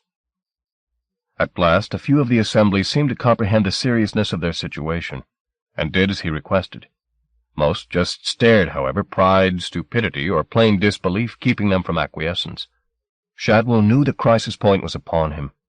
He either pulled the trigger now, and in so doing bought himself a world, or else he left the salesroom and never looked back. In that instant, he remembered standing on a hilltop, the fugue laid before him. The memory tipped the balance. He shot the man. The bullet entered Macimerus's chest, but there was no flow of blood, nor did he fall. Shadwell fired again, and a 3rd time for good measure. Each shot hit home, but the man still failed to fall. The salesman felt a tremor of panic run through the 6 gunmen that stood around him. The same question was on their lips as on his. Why wouldn't the old man die? He fired his pistol a 4th time. As the bullet struck him, the victim took a step toward his would-be executioner, raising his arm as he did so, as if he intended to snatch the smoking weapon from Shadwell's hand. The motion was enough to push one of the 6 beyond the limits of his self-control. With a high-pitched cry, he started to fire into the crowd. His hysteria instantly ignited the rest. Suddenly they were all firing, emptying their guns in their hunger to close the accusing eyes in front of them. In moments the chamber was filled with smoke and din. Through it all, Shadwell saw the man he'd first fired upon complete the motion he'd begun with his salute. Then Macimerus fell forward, dead. His collapse didn't silence the guns. They blazed on. There were a few counselors who'd fallen to their knees, heads bowed as Shadwell had demanded, and there were others who were taking refuge in the corners of the room. But most were simply gunned down where they stood. Then, just as suddenly as it had begun, it was over. Shadwell threw down his gun and, though he had no taste for abattoirs, forced himself to survey the carnage before him. It was, he knew, the responsibility of one aspiring to godhood never to look away. Willful ignorance was the last refuge of humanity, and that was a condition he would soon have transcended. And when he studied the scene, it wasn't so unbearable. He could look at the tumble of corpses and see them for the empty sacks they were. But as he turned to the door, something did make him flinch. Not a sight, but a memory, of Macimerus's last act. That stepping forward, that raised hand. He hadn't realized what it had signified until now. The man had been seeking payment. Try as he might to find some other explanation, Shadwell could not. He, the sometime salesman, had finally become a purchaser, and Macimerus's dying gesture had been to remind him of that. He would have to start the campaign moving, subdue the opposition, and get access to the gyre as speedily as possible. Once he'd drawn back the veil of cloud, he'd be a god, and gods were beyond the claims of creditors, alive or dead. Chapter 4. The Rope Dancers. 1. Cal and Susanna walked as swiftly as curiosity would allow. There was much, despite the urgency of their mission, that slowed their steps, such fecundity in the world around them, and a razor-sharp wit in its shaping that they found themselves remarking on the remarkable so frequently. They had to give it up and simply look. Amid the spectacle of flora and fauna surrounding them, they saw no species entirely without precedent in the kingdom of the cuckoo. But nothing here, from pebble to bird, nor anything the eye could admire between, was untouched by some transforming magic. Creatures crossed their path that belonged distantly to the family of fox, hare, cat, and snake, but only distantly, and among the changes wrought in them was a total lack of timidity. None fled before the newcomers, only glanced Cal and Susanna's way in casual acknowledgment of their existence, then went about their business. It might have been Eden, or an opium dream of same, until the sound of a radio being ineptly tuned broke the illusion. Fragments of music and voices interspersed with piercing whines and white noise, all punctuated by whoops of pleasure, drifted from beyond a small stand of silver birches. The whoops were rapidly replaced, however, by shouting and threats, which escalated as Cal and Susanna made their way through the trees. On the other side was a field of tall sere grass. In it 3 youths. One was balanced on a rope slung loosely between posts, watching the other 2 as they fought. The source of the acrimony was evident, the radio. The shorter of the pair, whose hair was so blond it was almost white, was defending his possession from his bulkier opponent with little success. The aggressor snatched it from the youth's grip and threw it across the field. It struck one of several weather-worn statues that stood half lost in the grass, and the song it had been playing abruptly ceased. Its owner threw himself at the destroyer, yelling his fury. "You bastard! You broke it! You damn well broke it!" "It was cuckoo shit, De Bono," the other youth replied, easily fending off the blows. "You shouldn't mess with shit. Didn't your ma'am tell you that?" "It was mine!" De Bono shouted back, giving up on his attack and going in search of his possession. "I don't want your scummy hands on it." "God, you're pathetic, you know that?" "Shut up, dickhead!" De Bono spat back. He couldn't locate the radio in the shin-high grass, which merely fueled his fury. "Galen's right," the rope percher piped up. De Bono had fished a pair of wire-rimmed spectacles from the breast pocket of his shirt and had crouched down to scrabble around for his prize. "It's corruption," said the youth on the rope, who had now taken to performing a series of elaborate steps along its length. Hops, skips, and jumps. "Starbrook would have your balls if he knew." "Starbrook won't know," De Bono growled. "Oh, yes, he will," said Galen, casting a look up at the rope dancer. "Because you're going to tell him, aren't you, Toller?" "Maybe," came the reply, and with it a smug smile. De Bono had found the radio. He picked it up and shook it. There was no music forthcoming. "You shithead," he said, turning to Galen. "Look what you did." He might have renewed his assault at this juncture if Toller, from his perch on the rope, hadn't set eyes on their audience. "Who the hell are you?" he said. All 3 stared at Susanna and Cal. "This is Starbrook's field," said Galen, his tone threatening. "You shouldn't be here. He doesn't like women here." "Mind you, he's a damn fool," said De Bono, putting his fingers through his hair and grinning at Susanna. "And you can tell him that, too, if he ever comes back." "I will," said Toller grimly. "Depend on it." "Who is this Starbrook?" said Cal. "Who's Starbrook?" Galen said. "Everybody knows—" His voice trailed away. Comprehension dawned. "You're cuckoos," he said. "That's right." "Cuckoos?" said Toller, so aghast he almost lost his balance. "In a field?" De Bono's grin merely became more luminous at this revelation. "Cuckoos," he said. "Then you can mend the machine." He crossed toward Cal and Susanna, proffering the radio. "I'll give it a try," said Cal. "Don't you dare," said Galen, either to Cal or De Bono or both. "It's just a radio, for God's sake," Cal protested. "It's cuckoo shit," said Galen. "Corruption," Toller announced once more. "Where did you get it?" Cal asked De Bono. "None of your business," said Galen. He took a step toward the trespassers. "Now, I told you once, you're not welcome here." "I think he's made his point, Cal," Susanna said. "Leave it be." "Sorry," Cal said to De Bono. "You'll have to mend it yourself." "I don't know how," the youth replied, crestfallen. "We've got work to do," Susanna said, one eye on Galen. "We have to go." She pulled on Cal's arm. "Come on," she said. "That's it," said Galen. "Damn cuckoos." "I want to break his nose," Cal said. "We're not here to spill blood. We're here to stop its being spilled." I know. With an apologetic shrug to De Bono, Cal turned his back on the field, and they started away through the birches. As they reached the other side, they heard footsteps behind them. Both turned. De Bono was following them, still nursing his radio. "I'll come with you," he said, without invitation. "You can mend the machine as we go." "What about Starbrook?" Cal said. Starbrook's not coming back, De Bono replied. They'll wait till the grass grows up their backsides, and he still won't come back. I've got better things to do. He grinned. I heard what the machine said, he told them. It's going to be a fine day. 2. De Bono proved an instructive fellow traveler. There wasn't a subject he wasn't prepared to speculate upon, and his enthusiasm for talk did something to coax Susanna from the melancholy that had come in the wake of Jericho's death. Cal let them talk. He had his hands full trying to walk and repair the radio at the same time. He did, however, manage a repeat of his earlier question as to where De Bono had got the item in the first place. One of the Prophet's men, De Bono explained, gave it to me this morning. He had boxes of them. Did he indeed? Said Cal. It's a bribe, said Susanna. You think I don't know that? Said De Bono. I know you get nothing for nothing, but I don't believe everything a cuckoo gives me is corruption. That's Starbrook's talk. We've lived with cuckoos before and survived. He broke off and turned his attention to Cal. Any luck? Not yet. I'm not very good with wires. Maybe I'll find somebody in Nonsuch, he said, who can do it for me. It's only spitting distance now.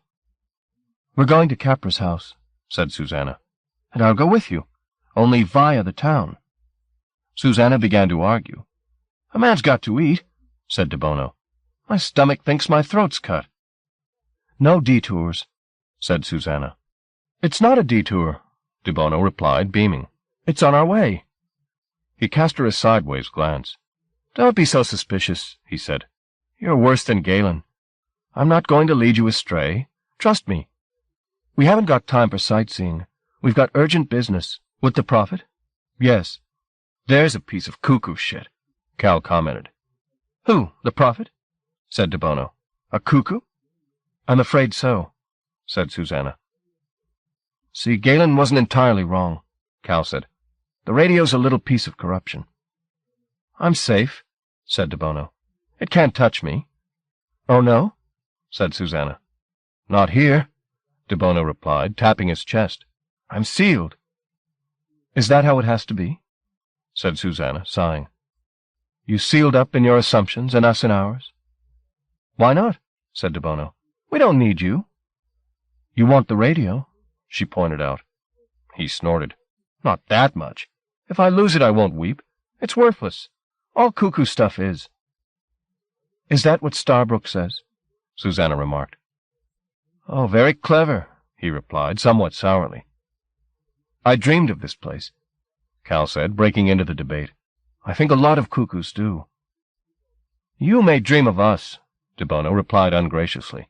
We don't of you. That's not true, Susanna said. My grandmother loved one of your people, and he loved her back. If you can love us, you can dream of us, too. The way we dream of you, given the chance. She's thinking of Jericho, Cal realized. She's talking in the abstract, but that's who she's thinking of. Is that so? Said De Bono. Yes, that's so, Susanna replied with sudden fierceness. It's all the same story. What story? Cal said. We live it and they live it, she said, looking at De Bono.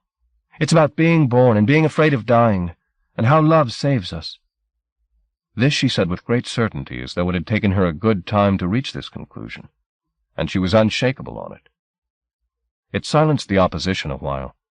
All three walked on without further word for 2 minutes or more, until De Bono said, I agree. She looked up at him. You do? She said, plainly surprised. He nodded. One story? He said. Yes, that makes sense to me. Finally, it's the same for you as it is for us, raptures or no raptures. Like you say. Being born, dying, and love between. He made a small murmur of appreciation, then added, You'd know more about the last part, of course, he said, unable to suppress a giggle. Being the older woman. She laughed, and as if in celebration the radio leapt into life once more, much to its owner's delight and Cal's astonishment. Good man, De Bono whooped. Good man. He claimed it from Cal's hands and began to tune it, so that it was with musical accompaniment that they entered the extraordinary township of Nonsuch. Chapter 5. Nonsuch. 1. As they stepped into the street, De Bono warned them that the township had been put together in considerable haste, and that they shouldn't expect a paradigm of civil planning. But the warning went little way to preparing them for the experience ahead. There seemed to be no sign whatsoever of order in the place. The houses had been laid cheek by jowl in hapless confusion, the tunnels between. The term streets flattered them, so narrow and so thick with citizens that wherever the eye went it found faces and facades, ranging from the primitive to the Baroque. Yet it wasn't dark here. There was a shimmering in the stone and in the paving at their feet that lit the passages, and turned the humblest wall into an accidental masterpiece of bright mortar and brighter brick. Any glamour the town could lay claim to was more than matched by its inhabitants. Their clothes had in them that same amalgam of the severe and the dazzling that the visitors had come to recognize as quintessentially Sirkindish. But here, in the fugue's closest approximation to an urban environment, the style had been taken to new extremes. Everywhere there were remarkable garments and accoutrements on view. A formal waistcoat that rang with countless tiny bells. A woman whose clothes, though buttoned up to the throat, so matched the color of her skin she was dressed as if naked. On a windowsill a young girl sat cross-legged, ribbons of every color lifting around her face on no discernible breeze. Further down the same alley a man whose fedora seemed to have been woven from his hair was talking with his daughters, while in an adjacent doorway a man in a rope suit sang to his dog. And style, of course, bred anti-style, like that of the negress and the white woman who whistled past naked but for pantaloons held up with string.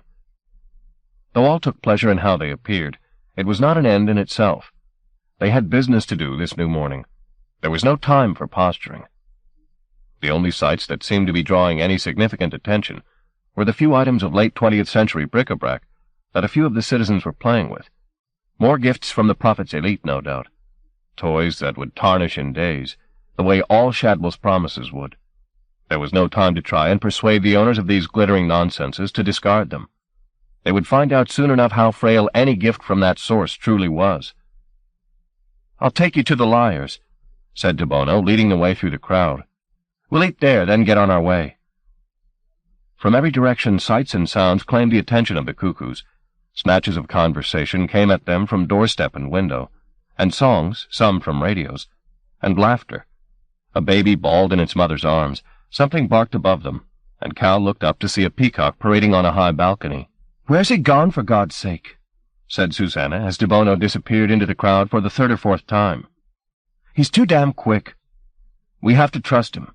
We need a guide," said Cal. He caught sight of De Bono's blond head. "There." They turned a corner. As they did so, a cry went up from somewhere in the packed alleyway ahead. So piercing and so grief-stricken it seemed murder must have been committed. The sound didn't silence the crowd, but hushed it enough for Cal and Susanna to catch the words that followed as the echo of the howl died. "They burned Capra's house." "That can't be," somebody said, a denial taken up on every side as the word spread. But the news carrier was not about to be shouted down. "They burned it," he insisted, "and killed the council." Cal had pressed forward through the throng to within sight of the man, who indeed looked as if he'd witnessed some catastrophe. He was dirtied with smoke and mud, through which tears coursed as he repeated his story, or what few bones of it there were. The denials were quieting now. There could be no doubting that he spoke the truth. It was Susanna who asked a simple question. "Who did it?" The man looked her way. "The prophet," he breathed. "It was the prophet."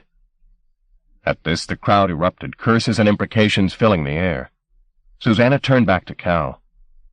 "We weren't quick enough," she said, tears in her eyes. "Jesus, Cal, we should have been there."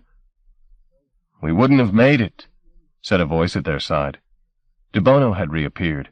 "Don't blame yourselves," he said. Then added, "Or me." "What now?" said Cal. "We find the bastard and we kill him," Susanna said. She took hold of De Bono's shoulder. "Will you show us the way out?" "Of course." He about turned and led them away from the knot of citizens surrounding the weeping man. It was apparent as they went that the news had reached every ear and alleyway. The songs and the laughter had entirely vanished.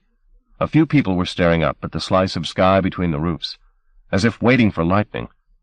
The looks on their faces reminded Cal of how the people of Chariot Street had looked the day of the whirlwind, full of unspoken questions. To judge by the snatches of conversation they caught as they went, there was some argument as to what had precisely happened.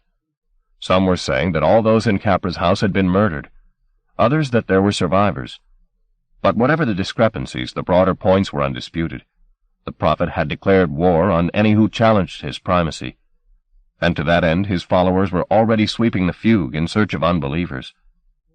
"We have to get out into open country," said Susanna, "before they reach here." "It's a small world," de Bono observed. "It won't take them long to purge it, if they're efficient." "They will be," said Cal. There was no sign of panic among the residents, no attempt to pack their bags and escape. This persecution or events like it had happened before, or so their furrowed faces seemed to say, and most likely it would all happen again. Should they be so surprised? It took the trio a handful of minutes to wind their way out of the township and into the open air. "I'm sorry we have to part so quickly," Susanna said to de Bono when they stood at the perimeter. "Why should we have to part?" "Because we came here to stop the prophet," Susanna said. "And we're going to do that." "Then I'll take you where he'll be." "Where?" said Cal. "The firmament," de Bono replied with confidence. "The old palace. That's what they were saying in the street. Didn't you hear them? And it stands to reason. He'd be bound to take the firmament if he wants to be king, too." They'd not got far from Nonsuch when de Bono halted and pointed across the valley to a pall of smoke. "Something burning," he said. "Let's hope it's Shadwell," said Cal. "I think I ought to know something about this bastard," said de Bono, "if we're going to slaughter him in his boots." They told him what they knew, which was, when they came to summarize it, a piffling amount. "It's odd," said Cal. "It seems like I've known him all my life, but you know it's less than a year since I first set eyes on him." "Shadows can be cast in any direction," said de Bono. "That's my belief. Starbrook used to say there were even places close to the gyre where the past and the future overlap." "I think maybe I visited one of them," said Cal, "last time I was here." "What was it like?" Cal shook his head. "Ask me tomorrow," he said. Their route had taken them into marshy territory. They picked their way across the mud from stone to stone, any hope of conversation cancelled by the clamor of frogs which rose from the reeds. Halfway across, the sound of car engines met their ears. Putting caution aside, they crossed to firmer ground by the most direct route, sinking up to their ankles in the water-sodden ground, while the frogs, thumbnail small and poppy red, leapt before them in their many hundreds. On the other side, Cal shinned up a tree to get a better view. The vantage point offered him sight of a convoy of cars heading toward the township. It had no need of roads. It was forging its way by dint of wheel and horsepower. Flights of birds rose before it. Animals, those that were fast enough, scattered. Susanna called up to him. "What can you see?" "It's Hobart's mob, at a guess." "Hobart?" She was up the tree and beside him in seconds, edging out along the branch to be clear of the foliage. "It's him," he heard her say, almost to herself. "My God, it's him." She turned back to Cal, and there was a wildness in her eyes he didn't much like. "You're going to have to go on without me," she said. They climbed down again and picked up the argument at ground level. "I've got business with Hobart. You go on. I'll find you when I'm done." "Can't he wait?" Cal said. "No," she told him firmly. "No, he can't. He's got the book Mimi gave me, and I want it back." She saw the perplexed look on his face and could hear, before he delivered them, every argument he'd make against their parting. Shadwell was their true objective, he'd say. This was no time to be diverted from facing him. Besides, a book was just a book, wasn't it? It'd still be there tomorrow. All of which was true, of course. But somewhere in her belly she sensed that Hobart's cleaving to the book had some perverse logic about it. Perhaps the pages contained some knowledge she could put to good use in the conflict ahead, encoded in those once-upon-a-times. That was certainly Hobart's conviction, and what the enemy believed of you was probably true, or else why were you enemies in the first place? "I have to go back," she said, "and that's all there is to it. Then I'll come with you." "I can deal with him myself, Cal," she said. "You two have to go on to the firmament. I'll find my way to you once I've got the book." She spoke with unshakable conviction. He sensed it would be fruitless to argue with her. "Then take care," he said, wrapping his arms around her. "Be safe. And you, Cal, for me."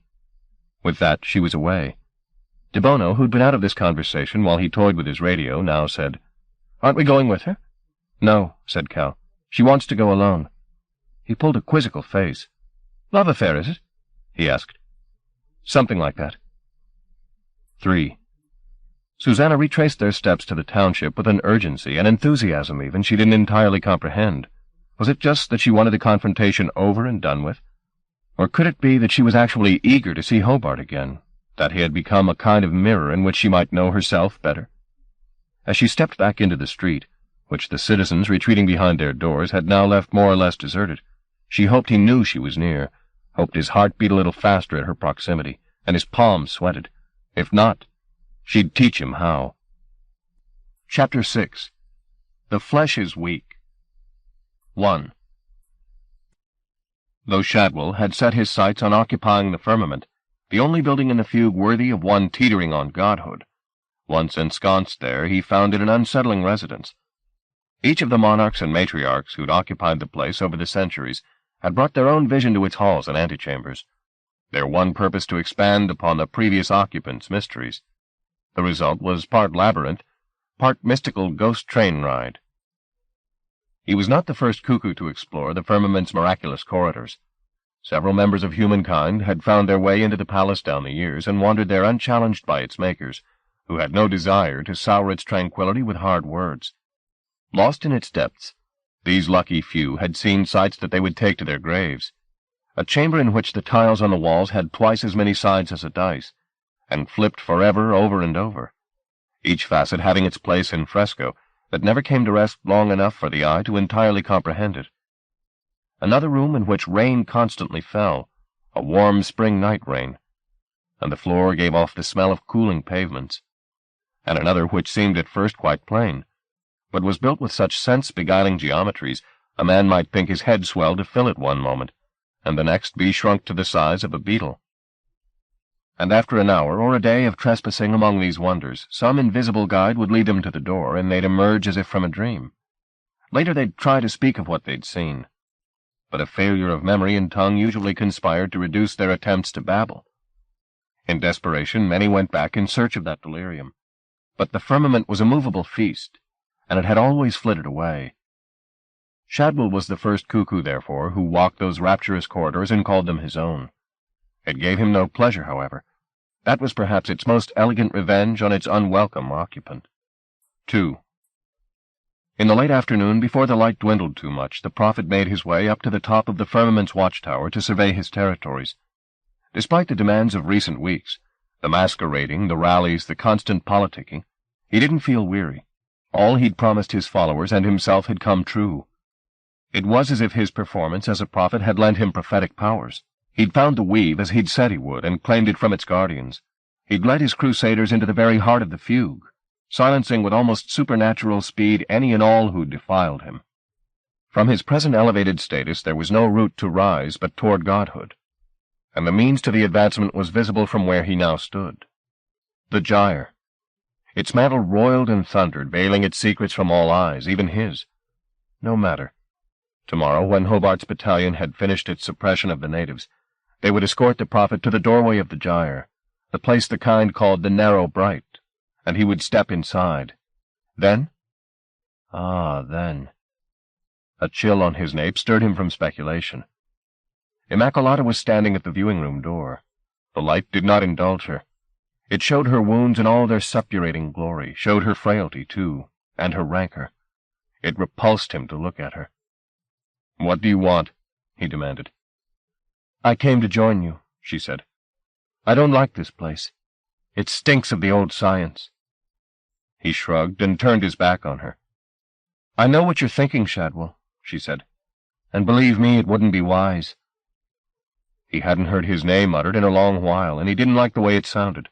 It was a throwback to a biography he'd almost ceased to believe was his. "What wouldn't be wise?" he said. "Trying to breach the gyre." He made no reply. "That is what you intend, isn't it?" She could read him still, all too easily. "Maybe," he said. "That'd be a cataclysmic mistake." "Oh, indeed," he said, not taking his eyes off the mantel. "And why's that?" "Even the families don't understand what they created when they set the loom to work," she said. "It's unknowable." "Nothing's unknowable," he growled. "Not to me. Not any more." You're still a man, Shadwell, she reminded him. You're vulnerable. Shut up, he said. Shadwell. Shut up, he repeated and turned on her. I don't want to hear your defeatism any longer. I'm here, aren't I? I won the fugue. We won it. All right, we. What do you want for that little service? You know what I want, she said. What I've always wanted. Slow genocide. He smiled. His reply was a long time coming, and when it came was spoken slowly. No, he said. No, I don't think so. Why did we follow them all those years? She asked. It was so you could have profit, and I could be avenged. Things have changed, he said. You must see that. I want more than that, he said. I want to know what creation tastes like. I want what's in the gyre. It'll tear you apart. I doubt that, he said. I've never been stronger. At the shrine, she replied. You said we'd destroy them together. I lied, Shadwell said lightly.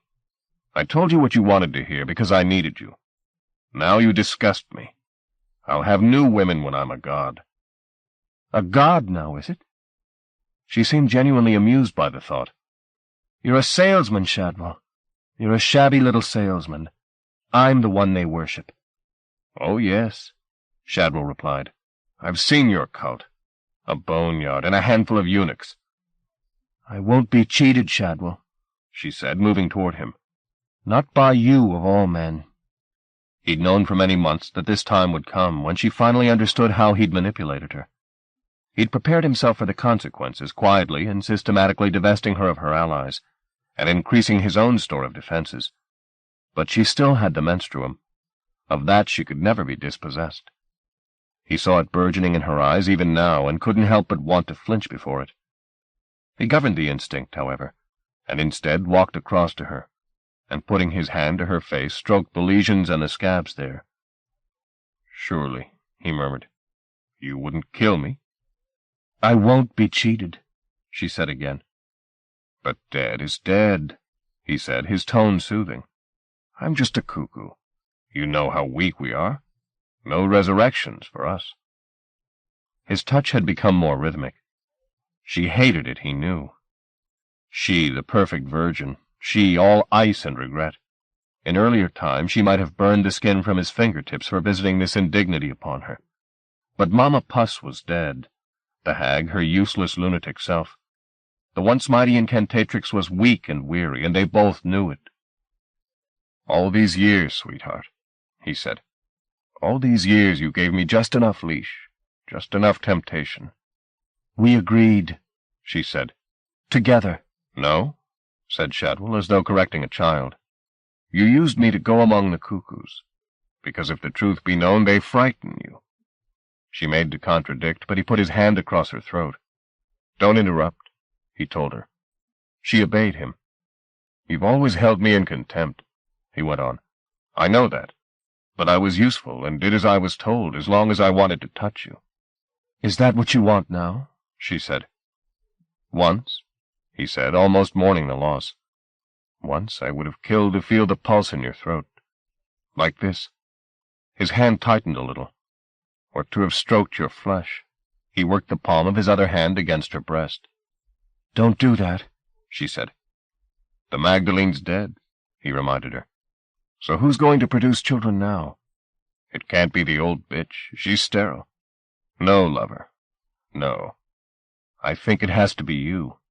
You'll finally have to offer up that precious cunt of yours. At this she threw him off her, and might have struck him dead, but that revulsion at his mauling distracted her from the act. She soon recovered her self-control. The killing power was mustering behind her eyes. He couldn't with safety delay his revenge any longer. She'd taken him for a fool, but he had ways to make her regret her arrogance. As she raised her head to spit the menstruum at him, he called out the names he'd written mere hours before on his pack of cigarettes. Susa, Vessel, Fairchild, Divine, Loss, Hannah. The byblows came at his call, scrabbling up the stairs. They were no longer the wretched, lovelorn things that the Magdalene had suckled. Shadwell had treated them tenderly in the short time he'd owned them, fed them, made them mighty. The light died in Immaculata's face as she heard them behind her. She turned as they spilled through the door. "You bequeathed them to me," he said. She let out a cry at the sight of them, grown gross and meaty. They stank of the slaughterhouse. "I give them blood instead of milk," said Shadwell. "It makes them love me." He made a clucking sound with his tongue, and the creatures sidled over to him, trailing organs they had yet to find a purpose for. "I warn you," he said. "Try to harm me, and they'll take it badly." As he spoke, he realized that in these last moments Immaculata had summoned the hag from the cooler regions of the firmament. She was at the incantatrix's shoulder now, a restive shadow. "Leave him," he heard her sigh in Immaculata's ear. He didn't for an instant think she'd take that advice, but she did, first spitting on the floor at Shadwell's feet, then turning to go. He could scarcely believe the battle had been so easily won. She'd been more demoralized by grief and mutilation than he'd dared hope. The showdown was over before it had even begun. One of the byblows at his side uttered a soulful wail of frustration. He took his eyes off the sister and told it to hush itself. His doing so proved all but fatal, for in the instant his gaze dropped, the wraith sister came flying at him, her jaws wide, her teeth suddenly vast, ready to tear out his cheating heart. At the door, Immaculata was turning back, the menstruum breaking from her. He yelled for the beasts to come to his aid, but even as he did so, the hag was upon him. His breath burst from him as he was thrown back against the wall, claws raking at his chest. The byblows weren't about to see their blood-bringer laid low. They were upon the hag before her nails could rip through Shadwell's jacket, and she was dragged from him, shrieking. She'd been midwife to these creatures. She'd delivered them into a world of lunacy and darkness. Perhaps for that very reason they showed her no mercy. They tore at her without pause or apology.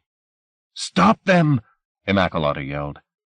The salesman was examining the lacerations the hag had made in his jacket. Another moment and her fingers would have clutched his heart. "Call them off, Shadwell. Please." "She's dead already," he said. "Let them play." Immaculata moved to aid her sister, but as she did so, the largest of the byblows, with the tiny white eyes of a deep-sea fish and a mouth like a wound, came between her and rescue. She spat an arrow of the menstruum into its pulsing chest, but it took the hurt in its stride and came at her unchecked. Shadwell had seen these monstrosities murder among themselves for the sport of it. He knew they could sustain horrendous injury without slowing. This one, for instance, called Vessel, could take 100 such wounds and still make merry. Nor was it stupid. It had learned the lessons he'd taught it well enough. Even now it leapt upon the incantatrix, wrapping its arms around her neck and its legs about her hips. Such intimacy would, he knew, drive Immaculata to distraction. Indeed, as it put its face to hers, kissing her as best its malformations would allow, she started to scream, all control and calculation finally lost. The menstruum flew from her in all directions, wasting its potency on the ceiling and the walls. Those few barbs that found her attacker did nothing but arouse it further. Though it had no sexual anatomy to speak of, Shadwell had trained it in the basic moves. It worked itself against her like a dog in heat, howling into her face. Opening its mouth was a mistake on its part, for a fragment of the menstruum found its way down into its throat and blew it wide. Its neck erupted, and its head, no longer supported, fell backward on greasy strings of matter. Even so it clung to her, its body moving in ragged spasms against hers. But its grip had loosened sufficiently for her to tear its body from her, the struggle leaving her bloodied from head to foot. Shadwell called the remaining byblows from their vengeful play. They withdrew to his side. All that was left of the hag was a litter that resembled the leavings on a fish-gutter's tiles. Seeing the remains, Immaculata, her face slack to the point of imbecility, let out a low moan of loss. "Get her out of here," said Shadwell. "I don't want to see her filthy face.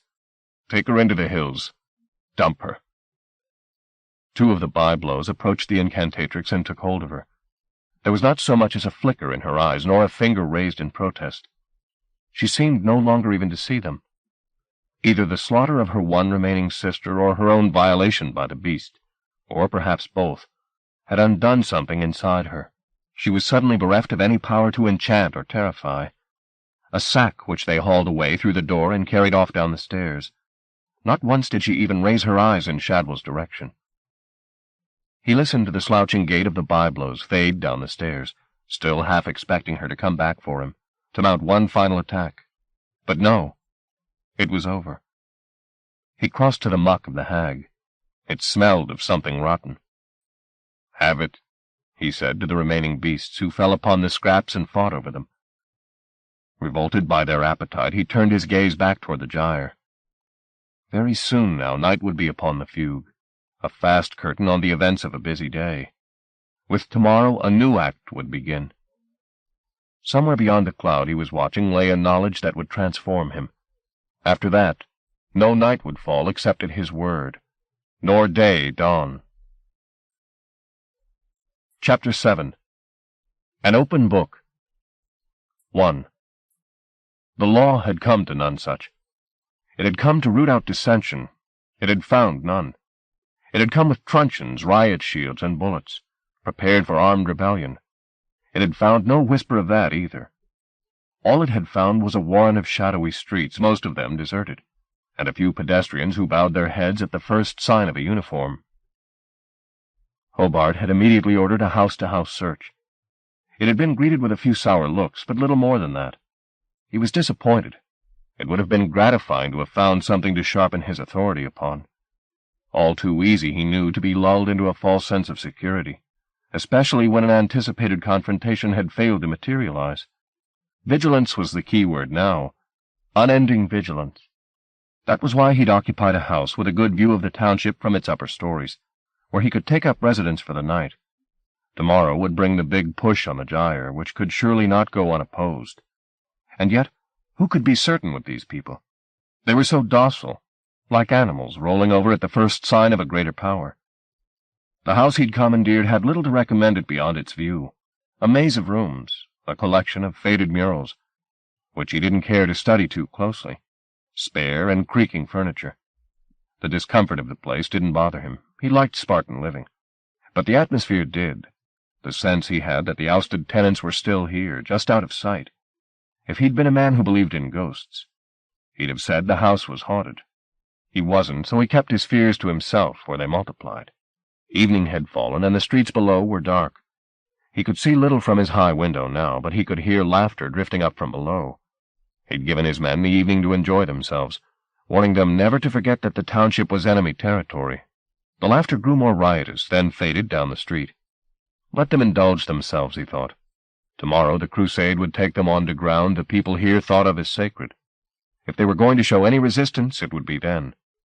He'd seen the same happen in the world outside. A man who wouldn't lift a finger if his house were burned down, throwing a fit if someone touched a trinket he called holy. Tomorrow promised to be a busy day, and a bloody one, too. Richardson had declined the opportunity to take the night off, preferring to stay in the house and make a report of the day's events for his personal records. He kept a ledger of his every move, set down in a tiny, meticulous hand. He worked on it now as Hobart listened to the laughter disappearing below.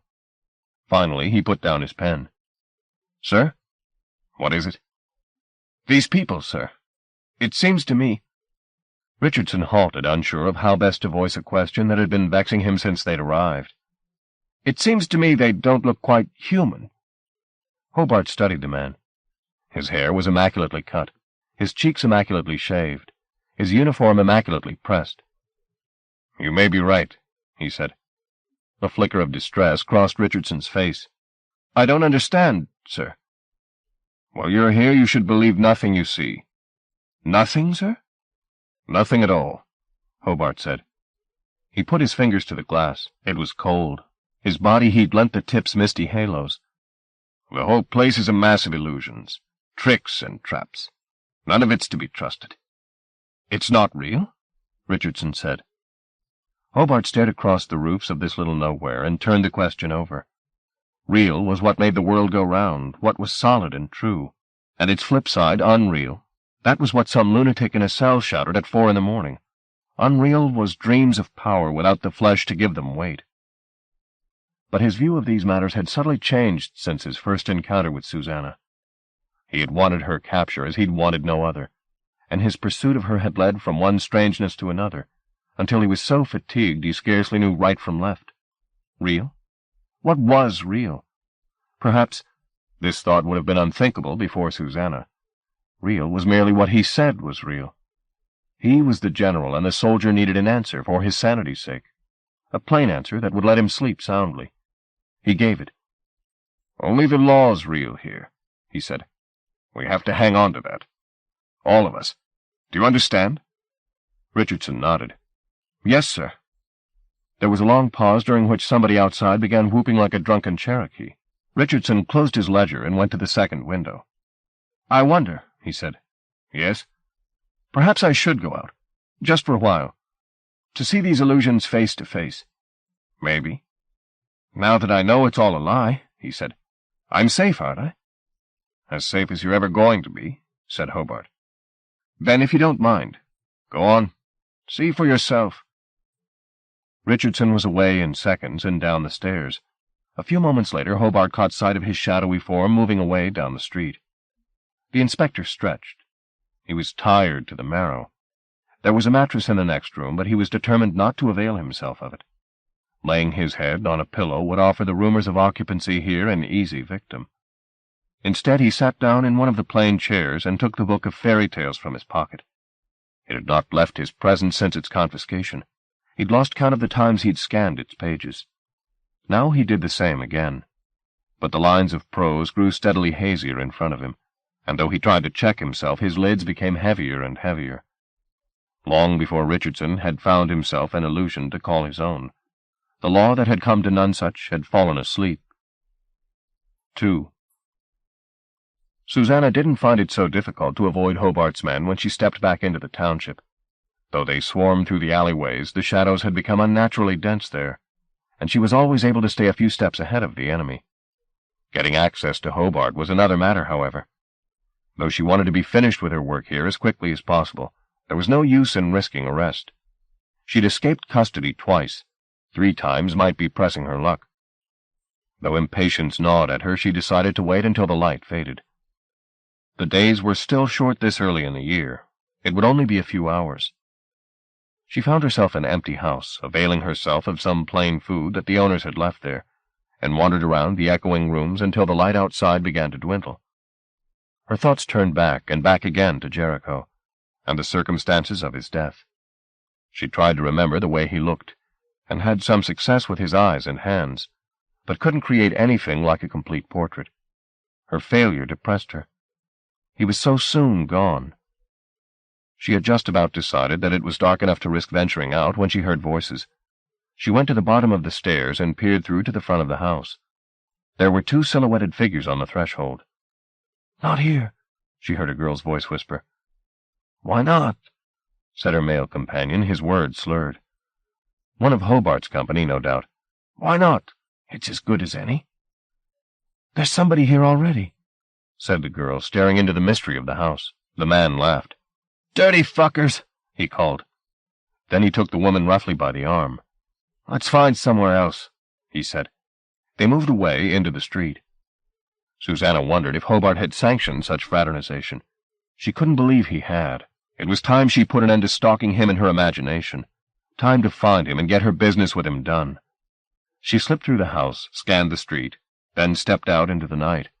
The air was balmy, and with so few lights burning in the houses, and those that did burn mere candle flames, the sky was bright above, the stars like dewdrops on velvet. She walked a little way with her face turned skyward, entranced by the sight, but not so entranced she didn't sense Hobart's proximity. He was somewhere near, but where? She could still waste precious hours going from house to house trying to find him. When in doubt, ask a policeman. It had been one of her mother's favorite saws, and never more apt. A few yards from where she stood, one of Hobart's horde was pissing against a wall, singing a ragged rendition of Land of Hope and Glory to accompany the flood. Trusting that his inebriation would keep him from recognizing her, she asked Hobart's whereabouts. "You don't need him," the man said. "Come on in. We've got a party going." "Maybe later. I've got to see the inspector." "If you must," the man said. "He's in the big house with the white walls." He pointed back the way she'd come, splashing his feet as he did so. "Somewhere off to the right," he said.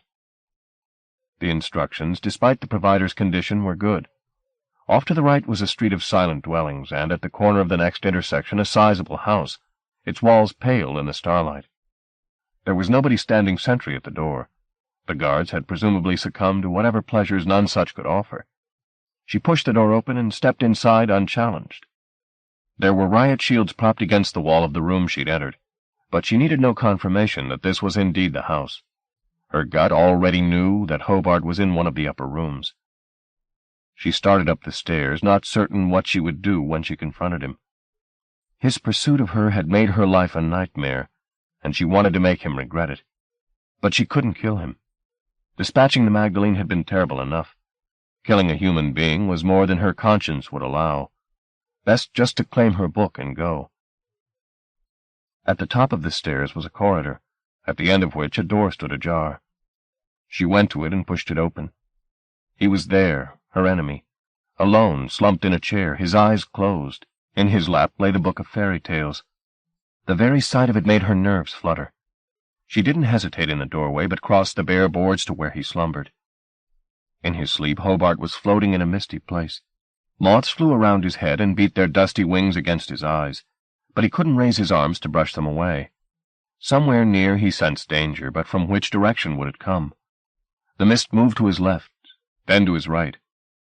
"Who?" he murmured. The word he spoke froze Susanna in her tracks. She was a yard from the chair, no more. He muttered something else, words she couldn't comprehend, but he didn't wake. Behind his eyelids, Hobart glimpsed an unfixable form in the mist. He struggled to be free of the lethargy that weighed him down, fought to waken and defend himself. Susanna took another step toward the sleeper. He moaned again. She reached for the book, her fingers trembling. As they closed around it, his eyes sprang wide open. Before she could snatch the book away from him, his grip on it tightened. He stood up. "No!" he shouted. The shock of his waking almost made her lose her hold. But she wasn't going to give her prize up now. The book was her property. There was a moment of struggle between them as they fought for possession of the volume.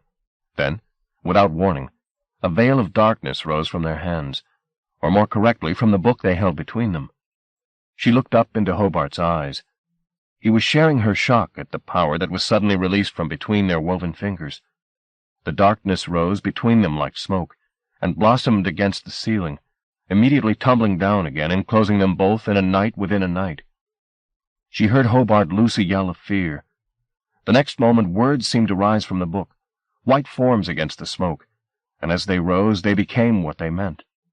Either that, or she and Hobart were falling, and becoming symbols as the book opened to receive them. Whichever, or both, it was all one in the end. Rising or falling, as language or life, they were delivered into Storyland. Chapter 8. The Essential Dragon. It was dark in the state they'd entered, dark and full of rumor. Susanna could see nothing in front of her, not even her fingertips, but she could hear soft whispers carried to her on a warm, pine-scented wind. Both touched her face, whispers and wind. Both excited her. They knew she was here, the people that inhabited the stories in Mimi's book. For it was there, in the book, that she and Hobart now existed. Somehow, in the act of struggling, they'd been transformed, or at least their thoughts had. They'd entered the common life of words. Standing in the darkness, and listening to the whispers all around her, she didn't find the notion so difficult to comprehend. After all, hadn't the author of this book turned his thoughts into words, in the act of writing it? Knowing his readers would decode them as they read, making thoughts of them again? More, making an imagined life. So here was she now, living that life, lost in Geschichten der geheimen Orte, or found there. There were hints of light moving to either side of her, she now realized. Or was it she that was moving, running perhaps, or flying? Anything was possible here. This was fairyland.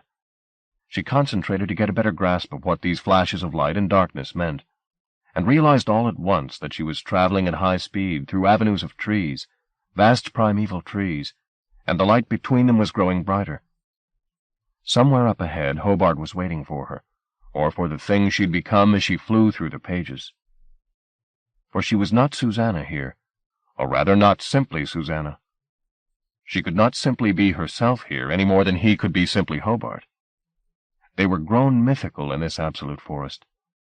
They had drawn to themselves the dreams that this state celebrated, the desires and faiths that filled the nursery stories, and so shaped all subsequent desires and faiths. There were countless characters to choose from wandering in the wild woods, Sooner or later, every story had a scene played here. This was the place orphaned children were left to find either their deaths or their destinies, where virgins went in fear of wolves, and lovers in fear of their hearts. Here birds talked, and frogs aspired to the throne, and every grove had its pool and well, and every tree a door to the netherworld. What among these was she? The maiden, of course. Since childhood she'd been the maiden. She felt the wild woods grow more luminous at this thought, as though she'd ignited the air with it. "I'm the maiden," she murmured. "And he's the dragon." Oh, yes. That was it, of course, that was it. The speed of her flight increased. The pages flipped over and over, and now ahead she saw a metallic brightness between the trees. And there the great worm was, its gleaming coils wrapped around the roots of a noahic tree, its vast, flat-snouted head laid on a bed of blood-red poppies as it bided its terrible time. Yet perfect as it was in every scaly detail, she saw Hobart there too. He was woven with the pattern of light and shade, and so, most oddly, was the word dragon. All three occupied the same space in her head, a living text of man, word, and monster. The great worm Hobart opened its one good eye. A broken arrow protruded from its twin, the work of some hero or other, no doubt, who'd gone this tasseled and shining way in the belief that he'd dispatched the beast. It was not so easily destroyed. It lived still, its coils no less tremendous for the scars they bore, its glamour untarnished. And the living eye? It held enough malice for a tribe of dragons. It saw her and raised its head a little. Molten stone seethed between its lips and murdered the poppies. Her flight toward it faltered. She felt its glance pierce her. Her body began to tremble in response. She tumbled toward the dark earth like a swatted moth. The ground beneath her was strewn with words, or were they bones? Whichever, she fell among them, shards of nonsense thrown up in all directions by her flailing arms. She got to her feet and looked about her. The colonnades were empty in every direction. There was no hero to call upon, nor mother to take comfort with. She was alone with the worm. It raised its head a few feet higher, this minor motion causing a slow avalanche of coils. It was a beautiful word, there was no denying that. Its iridescent scales glittering, the elegance of its malice enchanting. She felt, looking at it, that same combination of yearning and anxiety that she remembered so well from childhood. Its presence aroused her, there was no other word for it. As if in response to the confession, the dragon roared. The sound it made was hot and low, seeming to begin in its bowels and winding down its length to break from between the countless needles of its teeth, a promise of greater heat to come. All light had gone from between the trees. No bird sang or spoke. No animal, if any lived so close to the dragon, dared move a whisker in the undergrowth. Even the bone words and the poppies had disappeared, leaving these two elements, maiden and monster, to play out their legend. "It finishes here," Hobart said, with the dragon's label tongue. Each syllable he shaped was a little fire that cremated the specks of dust around her head. She was not afraid of all of this, rather exhilarated. She had only ever been an observer of these rites. At last she was a performer. "Have you nothing more to tell me?" the dragon demanded, spitting the words from between its serried teeth. "No blessings? No explanations?" "Nothing," she said defiantly. What was the purpose of talk, when they were so perfectly transparent to each other? They knew who they were, didn't they? Knew what they meant to one another. In the final confrontation of any great tale, dialogue was redundant. With nothing left to say, only action remained. A murder or a marriage. "Very well," said the dragon, and it moved toward her, drawing its length over the wasteland between them with vestigial forelegs. "He means to kill me," she thought. "I have to act quickly." What did the maiden do to protect herself in such circumstances as this? Did she flee, or try to sing the beast to sleep? The dragon was towering over her now, but it didn't attack. Instead, it threw back its head, exposing the pale, tender flesh of its throat. "Please be quick," it growled. She was bewildered by this. "Be quick," she said. "Kill me and be done," it instructed her. Though her mind didn't fully comprehend this volte-face, the body she occupied did. She felt it changing in response to the invitation, felt a new ripeness in it. She'd thought to live in this world as an innocent, but that she couldn't be. She was a grown woman, a woman who'd changed in the last several months, sloughed off years of dead assumptions, found magic inside herself, suffered loss. The role of maiden, all milk and soft sighs, didn't fit. Hobart knew that better than she. He hadn't come into these pages as a child, but as the man he was, and he'd found a role here that suited his most secret and forbidden dreams. This was no place for pretense. She was not the virgin, he was not the devouring worm.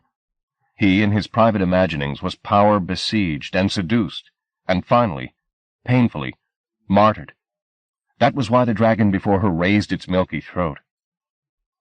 "Kill me and be done," he said, lowering his head a little to look at her. In his surviving eyes she saw for the first time how wounded he was by his obsession with her, how he'd come to be enthralled to her, sniffing after her like a lost dog, hating her more with every day that passed for the power she had over him. In the other reality, the room from which they'd stepped, which was in turn hidden in a larger kingdom, worlds within worlds, he would be brutal with her. Given the chance, he'd kill her for fear of the truth he could only admit in the sacred grove of his dreams. But here there was no story to tell, except the true one. That was why he raised his palpitating throat and fluttered his heavily lidded eye. He was the virgin, frightened and alone, ready to die rather than sacrifice his tattered virtue. And what did that make her? The beast, of course. She was the beast. No sooner thought than felt. She sensed her body growing larger and larger still. Her bloodstream ran colder than a shark's. A furnace flared up in her belly. In front of her, Hobart was shrinking. The dragon skin fell away from him in silky folds, and he was revealed naked and white, a human male covered in wounds, a chaste knight at the end of a weary road, bereft of strength or certitude. She had claimed the skin he'd lost. She felt it solidify around her, its armor glittering. The size of her body was a joy to her. She exulted in a way it felt to be so dangerous and so impossible. This was how she truly dreamed of herself. This was the real Susanna. She was a dragon. With the lesson learned, what was she to do?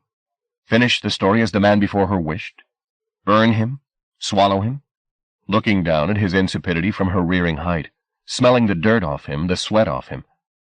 She could easily find it in her heart to do her dragon's duty and devour. It would be easy. She moved toward him, her shadow engulfing him. He was weeping and smiling up at her with gratitude. She opened her vast jaws. Her breath singed his hair. She would cook him and swallow him in one swift motion. But she was not quick enough. As she was about to devour him, she was distracted by voices nearby. Was there somebody else in the grove? The sound certainly belonged in these pages. They were far from human, though there were words attempting to surface through the barking and grunting. Pig, dog, man. A combination of all three, and all panicking. The night Hobart opened his eyes, and there was something new in them, something besides tears and fatigue. He, too, had heard the voices, and hearing them he was reminded of the place that lay beyond these wild woods. The dragon's moment of triumph was already sliding away. She roared her frustration, but there was nothing to be done. She felt herself shedding her scales, dwindling from the mythical to the particular, while Hobart's scarred body fluttered like a flame in a breeze and went out. Her instant of questioning would surely cost her dearly. In failing to finish the story, to satisfy her victim's desire for death, she'd given him fresh motive for hatred. What change might it have wrought in Hobart to have dreamed himself devoured? To have made a second womb in the worm's belly until he was born back into the world? Too late, damn it, far too late. The pages could contain them no longer. Leaving their confrontation unfinished, they broke from the words in a burst of punctuation. They didn't leave the din of the animals behind them. It grew louder as the darkness of the wild woods lifted. Her only thought was for the book. She felt it in her hands once more and took fiercer hold of it. But Hobart had the same idea. As the room appeared around them in all its solidity, she found his fingers clawing at hers, tearing at her skin in his eagerness to claim the prize back. "You should have killed me," she heard him murmur. She glanced up at his face. He looked even sicklier than the night he'd been, sweat running down his sallow cheeks, gaze desperate. Then he seemed to realize himself, and the eyes grew arctic. Somebody was beating on the other side of the door, from which the pained cacophony of animals still came. "Wait!" Hobart yelled to his visitors, whoever they were. As he shouted, he took one hand from the book and drew a gun from the inside of his jacket, digging the muzzle into Susanna's abdomen. "Let the book go or I'll kill you." She had no choice but to comply. The menstruum would not be swift enough to incapacitate him before he pulled the trigger. As her hand slipped from the volume, however, the door was thrown open, and all thought of books was eclipsed by what stood on the threshold. Once this quartet had been among the pride of Hobart's squad, the smartest, the hardest, but their night of drinking and seduction had unbuttoned more than their trousers. It had undone their minds as well. It was as if the splendors Susanna had first seen on Lord Street, the halos that sainted human and seerkind alike, had somehow been drawn inside them, for the skin of their limbs and faces was swollen and raw, bubbles of darkness scurrying around their anatomies like rats under sheets. In their panic at this disease, they'd clawed their clothes to tatters. Their torsos shone with sweat and blood, and from their throats came the cacophony that had called the dragon and the night out of the book, a bestiality that was echoed in a dozen horrid details.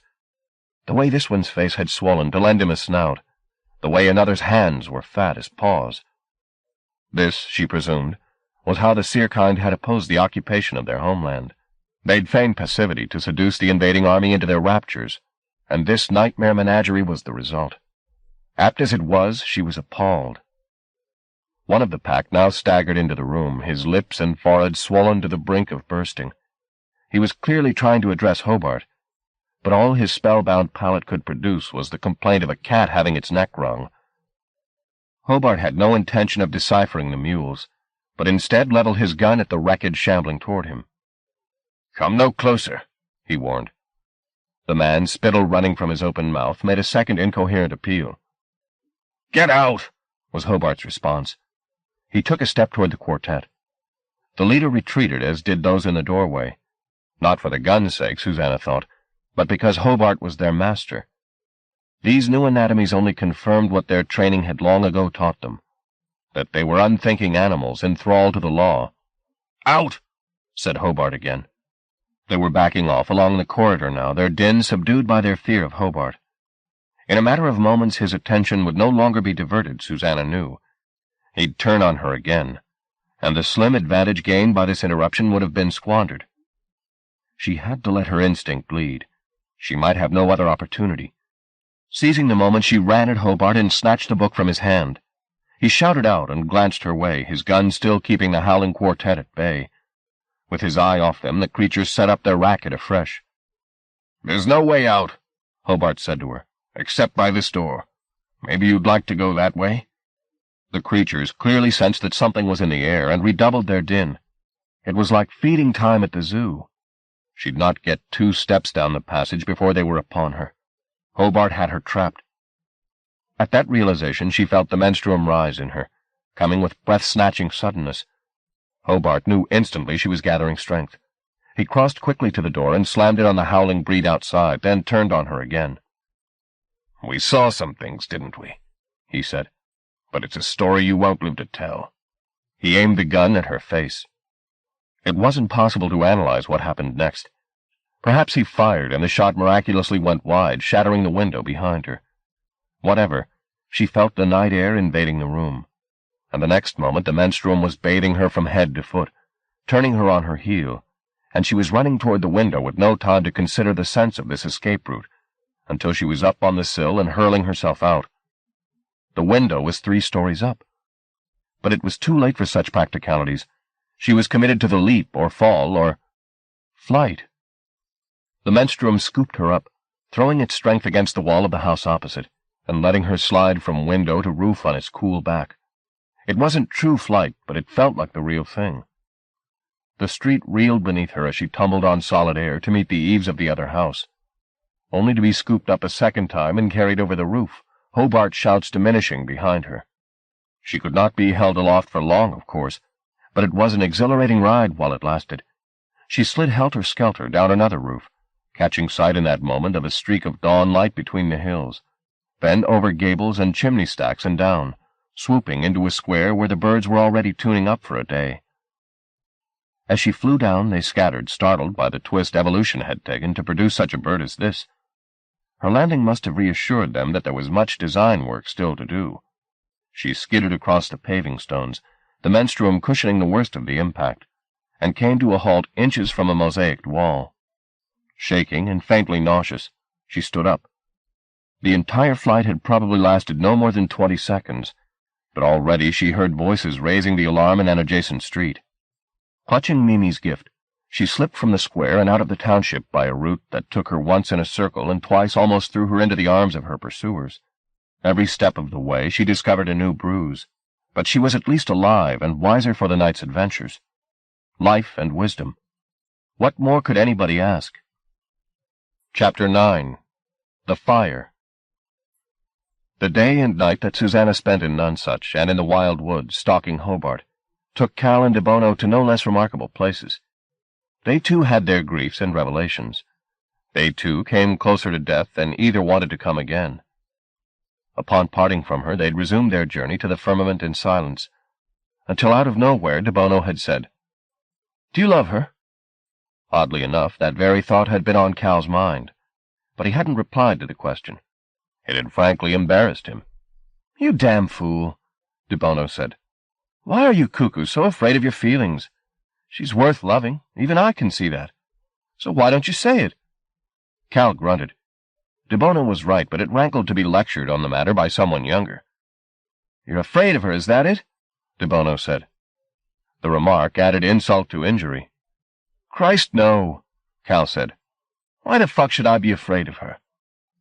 "She's got powers," said DeBono, taking off his spectacles and surveying the terrain ahead. "Most women have, of course. That's why Starbrook wouldn't have them in the field. It threw him off balance." "And what have we got?" Cal asked, kicking a stone ahead of him. "We've got our pricks. Starbrook again?" "DeBono," came the reply, and the boy laughed. "I tell you what," he said. "I know this place where we could go." "No detours," said Cal. "What's an hour or two?" said DeBono. "Have you ever heard of Venus Mountain?" "I said no detours, DeBono. If you want to go, then go." "Jesus, you're boring," DeBono sighed. "I just might leave you to it." "I'm not much enjoying your damn fool questions, either," Cal said. "So if you want to go pick flowers, do it. Just point me to the firmament." DeBono fell silent. They walked on. When they did start talking again, DeBono began to parade his knowledge of the fugue, more for the pleasure of belittling his fellow traveler than out of any genuine desire to inform. Twice, in the middle of a diatribe, Cal dragged them into hiding as one of Hobart's patrols came within sighting distance of them. On the second occasion, they were pinned down for 2 hours, while the squad got progressively drunker within yards of their hiding place. When they finally moved on, they progressed much more slowly. Their cramp-ridden limbs felt leaden. They were hungry, thirsty, and irritated by each other's company. Worst of all, dusk was creeping on. "Just how far is it from here?" Cal wanted to know. Once looking down on the fugue from Mimi's wall, the confusion of its landscape had promised unending adventure. Now, immersed in that confusion, he would have given his eye-teeth for a good map. "It's quite a distance yet," DeBono replied. "Do you know where the hell we are?" DeBono's lip curled. "Of course. Name it." "Huh? Name it." "I'll be damned if I will. You just have to trust me, Cuckoo." The wind had gotten up in the last half hour, and now it brought with it the sound of cries, which halted the escalating war of words between them. "I smell a bonfire burning," DeBono said. It was true.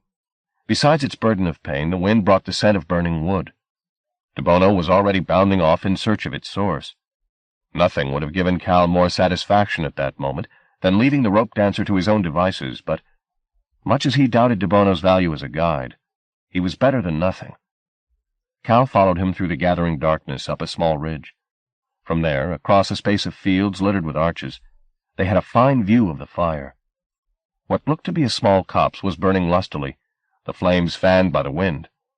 On the outskirts of this sizable blaze a number of cars were parked, their owners, more of Shadwell's army of deliverance, running riot. "Bastards," said DeBono, as several of them hounded down a victim and laid into him with cudgels and boots. "Cuckoo bastards." "It's not just my people," Cal began.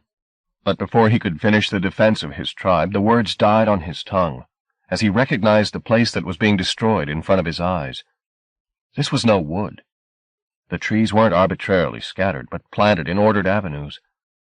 Once, beneath the awning of those trees, he'd spoken Mad Mooney's verses. Now the orchard of Lemuel Low was ablaze from end to end.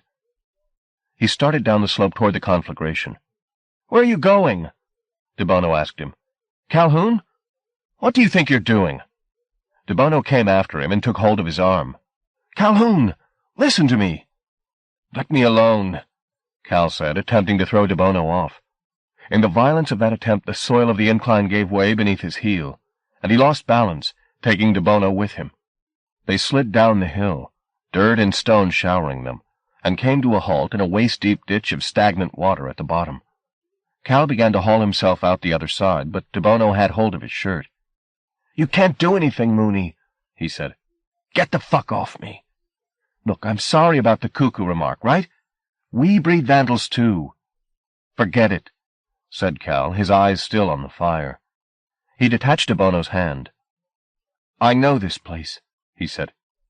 "I can't just let it burn." He pulled himself up out of the ditch and started toward the blaze. He'd kill the bastards who'd done this, whoever they were. Kill them and call it justice. "It's too late," De Bono called after him. "You can't help." There was truth in what the youth said. Tomorrow there'd be nothing left of the orchard but ashes. Still, he couldn't bring himself to turn his back on the spot where he'd first tasted the fugue's raptures. Vaguely aware that De Bono was padding after him, and completely indifferent to the fact, he headed on. As the scene before him became clearer, he realized that the Prophet's troops, the word flattered them, it was a rabble, were not going unresisted. In several places around the fire, figures were locked in hand-to-hand combat, but the orchard's defenders were easy meat for the fire-raisers, for whom these barbarities were little more than sport. They'd come into the fugue armed with weapons that could decimate the seer kind in hours. Even as Cal watched, he saw one of the kind felled with a pistol shot.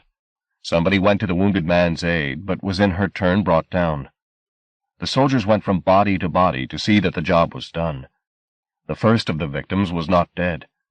He raised his hand toward his executioner, who pointed his gun at the man's head and fired. A spasm of nausea convulsed Cal's system, as the smell of cooking flesh mingled with the smoke. He couldn't control his revulsion. His knees buckled, and he fell to the ground, retching on his empty stomach. At that moment his misery seemed complete, the wet clothes icy on his spine, the taste of his stomach in his throat, the paradise orchard burning nearby. The horrors the fugue was showing him were as profound as its visions had been elevated. He could fall no further. "Come away, Cal." De Bono's hand was on his shoulder. He put a handful of freshly torn grass in front of Cal. "Wipe your face," he said softly. "There's nothing to be done here." Cal pressed the grass beneath his nose, inhaling its cool sweetness. The nausea was passing. He chanced one more look up at the burning orchard. His eyes were watering, and at first glance he couldn't trust what they now told him. He wiped them with the back of his hand, sniffing. Then he looked again, and there, moving through the smoke in front of the fire, he saw Lem. He spoke the man's name. "Who?" said De Bono. Cal was already getting up, though his legs were jittery. "There," Cal said, pointing toward Low. The orchard keeper was crouching beside one of the bodies, his hand extended to the face of the corpse. Was he closing the dead man's eyes, offering a blessing as he did so? Cal had to make his presence known, had to speak to the man, even if it was just to say that he too had witnessed the horrors here, and that they wouldn't go unrevenged. He turned to De Bono. The blaze reflected in the rope dancer's spectacles hid his eyes, but it was clear from the way his face was set that what he'd seen had not left him untouched. "Stay here," Cal said. "I have to speak to Lem." "You're insane, Mooney," De Bono said. "Probably." He began back toward the fire, calling Lem's name. The rabble seemed to have tired of their hunt. Several had returned to their cars. Another was pissing into the fire, yet others were simply watching the blaze, stupefied by drink and destruction. Lem had done with his blessings, and was walking away from the remains of his orchard. Cal called his name again, but the sound of the fire drowned it out. He began to pick up his pace, and as he did so, Lem caught sight of him from the corner of his eye. He seemed not to recognize Cal, however. Instead, alarmed by the approaching figure, he turned and started to run. Again Cal yelled his name, and this time drew the man's attention. He stopped running and glanced back, squinting through the smoke and smut. "Lem, it's me!" Cal yelled. "It's Mooney!" Lowe's grimy face was not capable of a smile, but he opened his arms in welcome to Cal, who crossed the last yards between them, fearful that at any moment the curtain of smoke would part them again. It didn't. They embraced like brothers. "Oh, my poet," said Lowe, his eyes reddened with tears and smoke. "What a place to find you." "I told you I wouldn't forget," said Cal. "Didn't I say that?" "You did, by God." "Why did they do it, Lem? Why did they burn it down?" "They didn't," Lem replied. "I did." "You?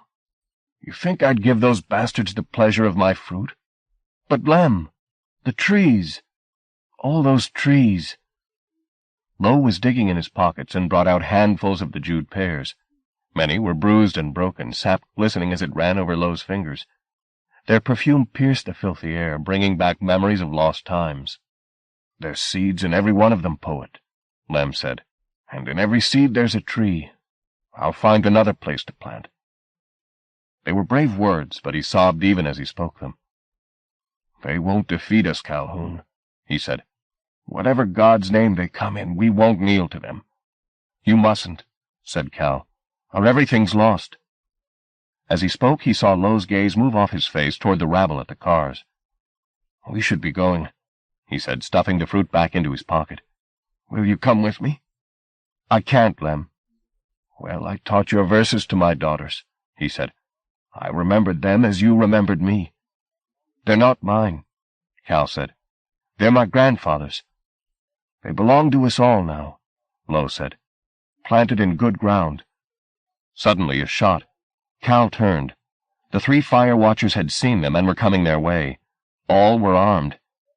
Lowe snatched hold of Cal's hand for an instant and squeezed it by way of farewell. Then contact was broken as more shots followed on the first. Lowe was heading off into the darkness, away from the light of the fire, but the ground was uneven, and he fell after only a few steps. Cal went after him as the gunmen began a further round of shots. "Get away from me!" Lowe shouted. "For God's sake, run!" Lowe was scrabbling to pick up the fruit that he'd dropped from his pocket. As Cal reached him, one of the gunmen got lucky. A shot found Lowe. He cried out and clutched his side. The gunmen were almost upon their targets now. They'd given up firing to have better sport at close range. As they came within a half a dozen yards, however, the leader was felled by a missile hurled from the smoke. It struck his head, opening a substantial wound. He toppled, blinded by blood. Cal had time to see the weapon that had brought the man down, and recognize it as a radio. Then DeBono was weaving through the murky air toward the gunmen. They heard him coming. He was yelling like a wild man. A shot was fired in his direction, but went well wide.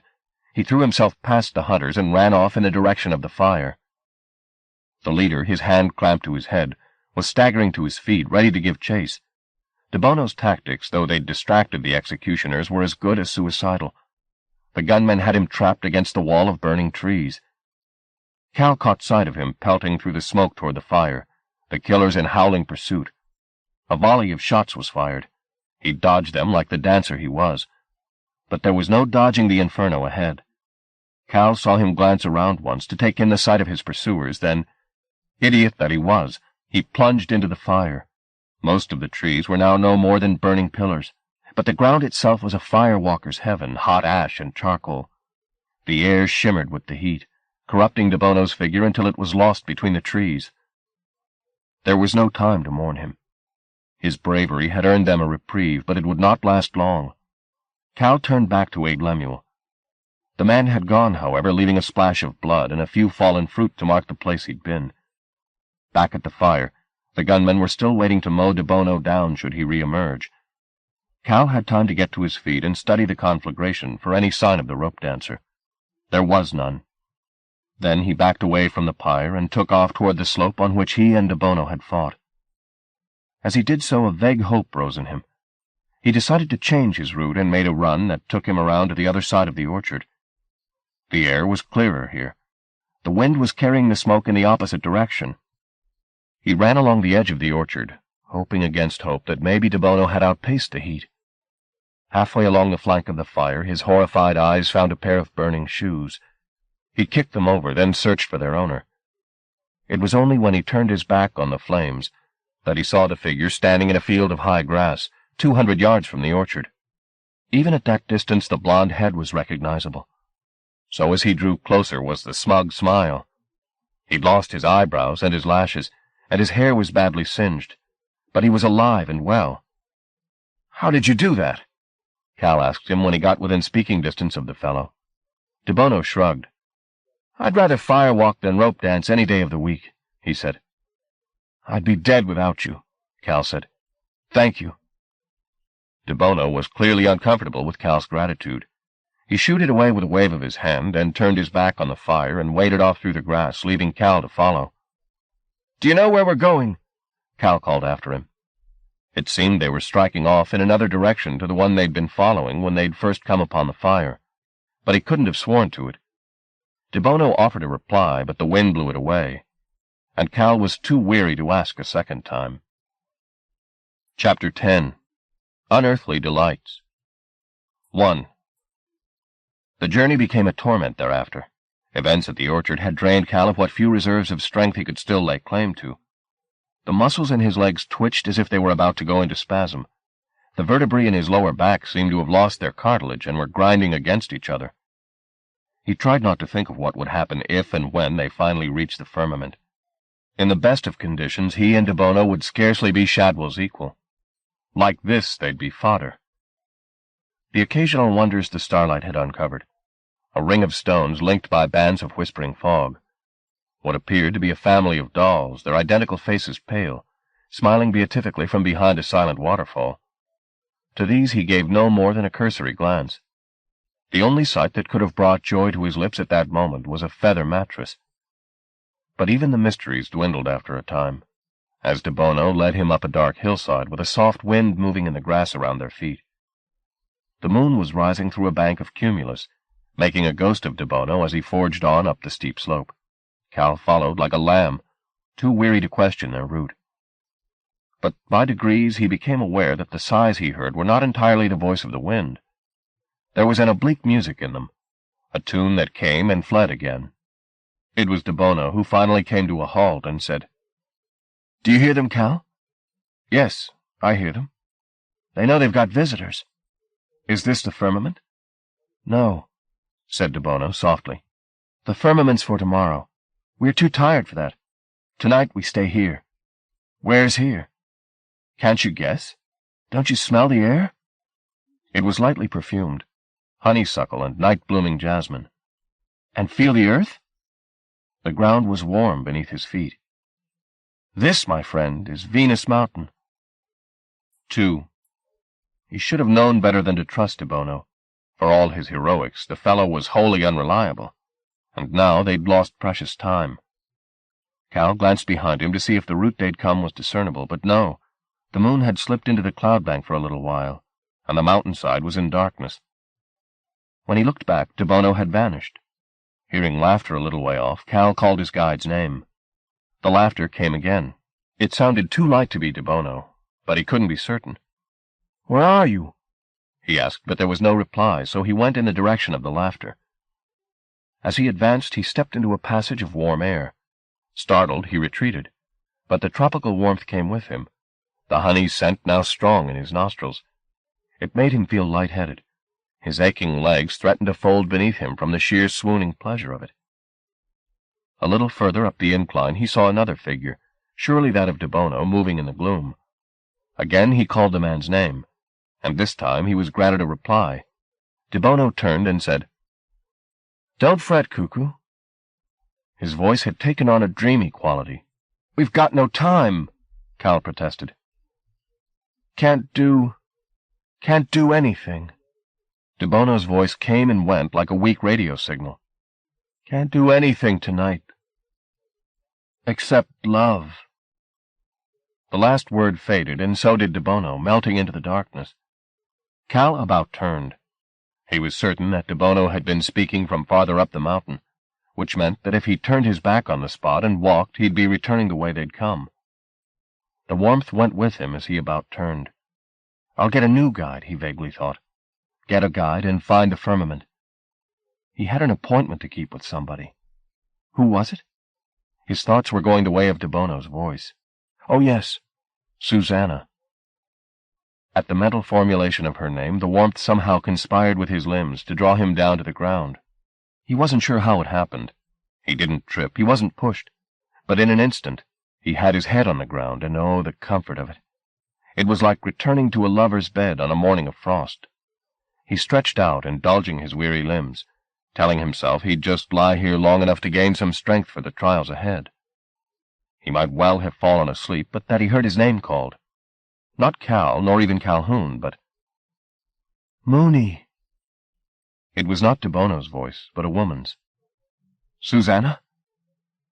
He tried to sit up, but he was so heavy, so laden with the dirt of his journey, he couldn't move.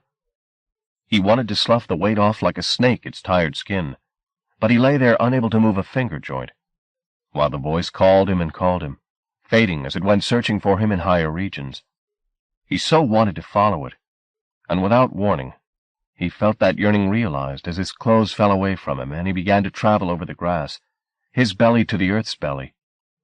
How he was transported he wasn't certain, for he felt no movement in his limbs, and his breath was not quickened by effort.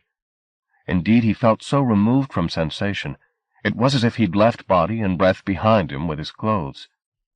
One thing he had brought with him, light, a pale, cool light that illuminated the grass and the small mountain flowers nestling there, a light that traveled so close to him it might have been of him.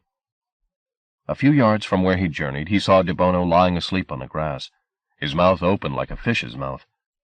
He moved toward the sleeper to question him, but before he reached the man, something else drew his attention. Mere yards from where De Bono lay, there were shafts of light springing up from the dark ground. He moved over his companion's body, his light almost stirring De Bono, then on toward this new mystery. It was easily solved. There were several holes in the earth. He went to the lip of the nearest and peered down. The entire mountain, he now saw, was hollow. Below him was a vast cavern with brightnesses moving in it. These were, presumably, the presences of which De Bono had spoken. Now the suspicion that he'd left his body behind him somewhere along the way was confirmed, for he slipped down the hole, which would not have been wide enough to allow access to his head, never mind his shoulders, and fell into the upper air of the cavern. There he hovered and gazed on the ritual being performed below. At first sight, the performers seemed to be spheres of luminous gas, perhaps 40 of them, some large, some minute, their colors ranging from cool pastels through to livid yellows and reds. But as he drifted down from the dome of the cavern, claimed not by gravity but by the simple desire to know, he realized that the globes were far from blank. Within their confines forms were appearing like ghosts in their perfect geometries. They were ephemeral, these visions, lasting seconds at most, before pale clouds veiled them and new configurations took their place. But they lingered long enough for him to make sense of them. In several of the spheres he saw shapes that resembled human fetuses, their heads vast, their thread-like limbs wrapped about their bodies. No sooner seen than gone, and in their place perhaps a splash of bright blue that made the globe into a vast eyeball. In another, the gases were dividing and dividing like a cell in love with itself. In a third, the clouds had become a blizzard, in the depths of which he saw a forest and a hill. He was certain these entities were aware of his being in the cavern, though none broke the regime of their motion to welcome him. He was not offended at this. Their dance was elaborate, and it would cause no little confusion if one of them were to move off its course. There was an exquisite inevitability about their motion, some of the spheres repeatedly moving within a hair's breadth of collision, then swinging wide an instant before disaster struck, others proceeding in families that described complex paths around each other while simultaneously moving in a great circle that was pivoted at the center of the cavern. There was more to fascinate him here than the tranquil majesty of the dance, however, for twice in the flux of one of the larger spheres he glimpsed an image which carried an extraordinary erotic charge. A naked woman, her limbs defying all the laws of anatomy, was floating on a pillow of cloud, her position one of pure sexual display. As Cal witnessed her, she was gone, leaving him with the image of her invitation, her lips, her cunt, her buttocks. There was nothing whorish in her exhibition, The crime would have been in shame, which had no place in his charmed circle. The presences were too in love with being for such nonsense. They loved death, too, and as unequivocally. One sphere had a corpse in its midst, rotted and crawling with flies, disclosed with the same delight as its companion glories. But death did not interest Cal. The woman did. "Can't do anything tonight," Debono had said, "except love." And Cal knew it now to be true. But love as he'd known it above ground was not appropriate here. The woman in the sphere needed no sweet talk. Her company was offered freely. The question was, how did he express his desire? He'd left his erection behind on Venus Mountain. He needn't have concerned himself. She already knew his thoughts. As his eyes found her a third time, her glance seemed to draw him down into the midst of the dance. He found himself executing a slow somersault, and settling into place beside his mistress. As he attained this spot, he realized just what function he had here. The voice on the mountain had called him Moony, and that name had not been chosen in vain. He had come from above as light, as moonlight, and here he had found his orbit in a dance of planets and satellites. Perhaps, of course, this was simply his interpretation. Perhaps the imperatives of this system pertained as much to love and snowstorms as to astronomy. In the face of such miracles, conjecture was fruitless. Tonight, being was all. The presences made another circuit, and he, lost in the sheer delight of this preordained journey, tumbling over and over, no heels or head here, only the pleasure of motion, was momentarily distracted from the woman he'd seen. But as his orbit took him out in a wide arc, he once more set eyes on the planet she haunted. She emerged even as he watched, only to be lost in cloud again. Did he perform the same rites for her, turning from humanity to abstraction and back again at the blossoming of a milky cloud? He knew so little of himself, this Moony, in his singular orbit. All he could hope to comprehend of what he was, he had to discover from the spheres upon whose faces he shed his borrowed light. That was perhaps the condition of moons. It was enough. He knew in that moment how moons made love. By bewitching the nights of planets, by stirring their oceans, by blessing the hunter and the harvester, 100 ways that needed only the unbound anatomies of light and space. As he thought this thought, the woman opened to bathe in him, to spread her cunt and let his light pleasure her. Entering, he felt the same heat, the same possessiveness, the same vanity, as had ever marked the animal he'd been. But in place of labor there was ease, in place of ever-imminent loss, sustenance. In place of urgency, the sense that this could last forever, or rather that 100 human lifetimes were a moment in the span of moons, and his ride on this Empyrean carousel had made a nonsense of time. At that thought, a terrible sense of poignancy swept over him. Had all he'd left above on the mountain withered and died, while these constellations moved steadily about their business? He looked toward the center of the system, the hub about which they all described their paths, eccentric or regular, distant or intimate. And there, in the place from which he drew his light, he saw himself, sleeping on a hillside. "I'm dreaming," he thought, and suddenly rose, like a bubble in a bottle, less moon than Moony. The dome of the cavern, which he vaguely realized resembled the inside of a skull, was dark above him, and for an instant he thought he'd be dashed to death against it. But at the last moment the air grew bright around him, and he woke, staring up at a sky streaked with light. It was dawn on Venus Mountain. 3. Of the dream he'd had, one part was true. He had sloughed off 2 skins like a snake. One, his clothes lay scattered around him in the grass. The other, the accrued grime of his adventures, had been bathed away in the night, either by dew or a fall of rain. Whichever, he was quite dry now. The warmth of the ground he lay upon, that part also had been no dream, had dried him off and left him sweet-smelling. He felt nourished, too, and strong. He sat up. Balm Debono was already on his feet, scratching his balls and staring up at the sky.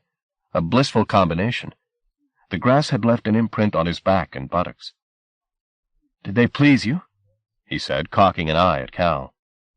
"Please me? The presences. Did they give you sweet dreams?" "Yes, they did." Debono grinned lewdly. "Want to tell me about it?" he said. "I don't know how to." Oh, spare me the modesty. No, it's just I dreamed I was the moon. You did what? I dreamed. I bring you to the nearest thing we've got to a whorehouse, and you dream about being the moon? You're a strange man, Calhoun. He picked up his vest and put it on, shaking his head at Cal's bizarreness. What did you dream of? Cal inquired. I'll tell you one of these times, said De Bono. When you're old enough. 4. They dressed in silence, then set off down the gentle slope of the mountain. Chapter 11. A Witness. 1. Though the day had dawned well for Susanna with her miraculous escape from Hobart, it had rapidly deteriorated. She'd felt oddly cocooned by night. With the dawn came nameless anxieties. And some she could name. First off, the fact that she'd lost her guide. She had only the roughest idea of the direction in which the firmament lay, so elected to make her way toward the gyre, which was plainly visible at all times, and make what inquiries she could along the route. Her second source of concern, the many signs that events in the fugue were rapidly taking a turn for the worse. A great pall of smoke hung over the valley, and though there had been rain in the night, fires still burned in many places. She came upon several battle sites as she went. In one place a fire-gutted car was perched in a tree like a steel bird, blown there presumably or levitated. She couldn't know what forces had clashed the previous night, nor what weapons had been used, but the struggle had clearly been horrendous. Shadwell had divided the people of this once tranquil land, with his prophetic talk, setting brother against brother. Those conflicts were traditionally the bloodiest. It should have come as no surprise, then, to see bodies left where they'd fallen, for foxes and birds to pick at, denied the simple courtesy of burial. If there was any sliver of comfort to be drawn from these scenes, it was that Shadwell's invasion had not gone undefied. The destruction of Capra's house had been a massive miscalculation on his part. What chance he'd had of taking the fugue with words alone had been squandered in that one tyrannical gesture. He could not now hope to win these territories by stealth and seduction. It was armed suppression or nothing. Having seen for herself what damage the Sirkine's raptures were capable of, she nurtured some faint hope that any such suppression might be subverted. But what damage, perhaps irreversible, would be done to the fugue while its inhabitants' freedom was being won? These woods and meadows weren't meant to host atrocities. Their innocence of such horrors was a part of their power to enchant. It was at such a spot, once untainted, now all too familiar with death, that she encountered the first living person in her travels that day. It was one of those mysterious snatches of architecture of which the fugue could boast several. In this case, a dozen pillars ranged around a shallow pool. On top of one of the pillars sat a stringy, middle-aged man in a shabby coat, a large pair of binoculars around his neck, who looked up from the notebook in which he was scribbling as she approached. "Looking for someone?" he inquired. "No.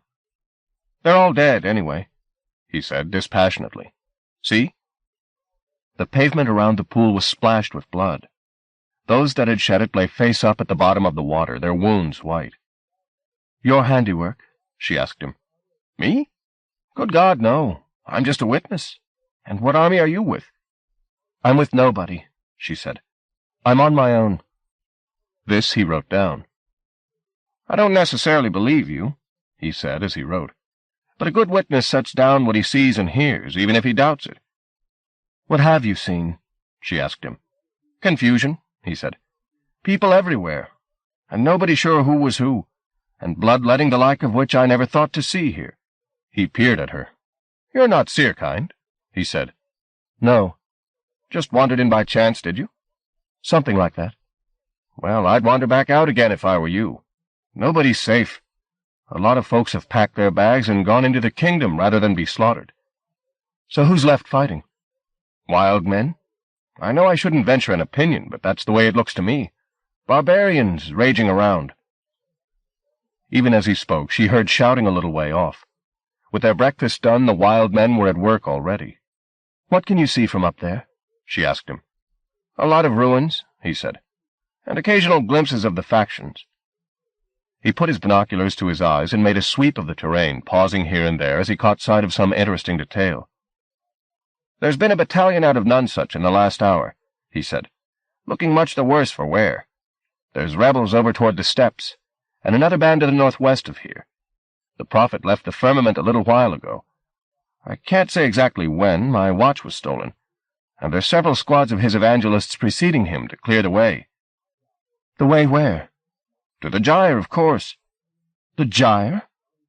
My guess is that was the prophet's target from the outset.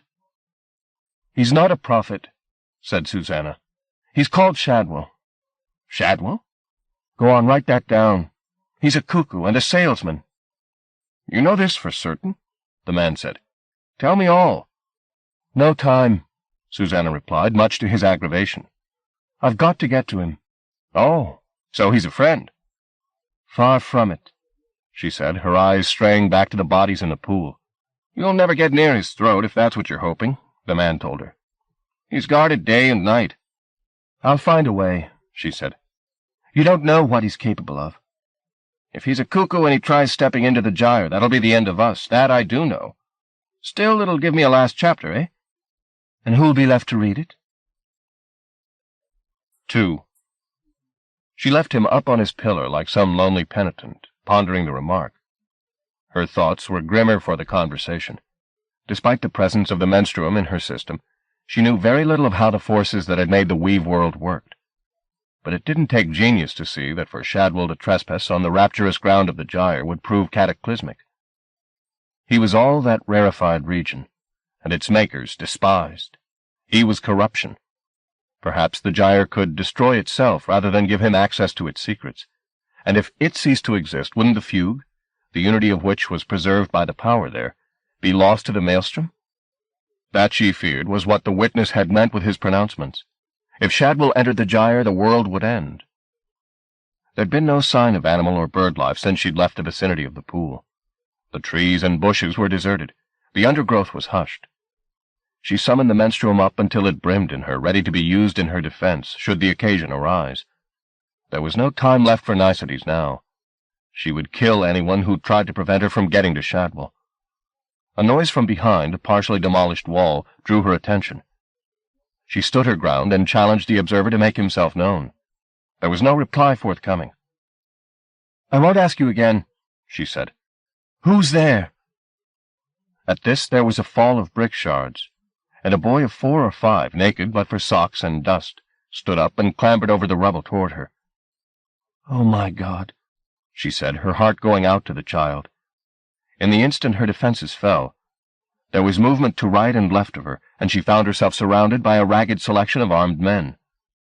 The child's forlorn expression dropped as one of the soldiers summoned him to his side. The man put a grimy hand through the boy's hair and gave him a grim smile of approval. "Name yourself," someone demanded of her. She had no idea which side these men were on.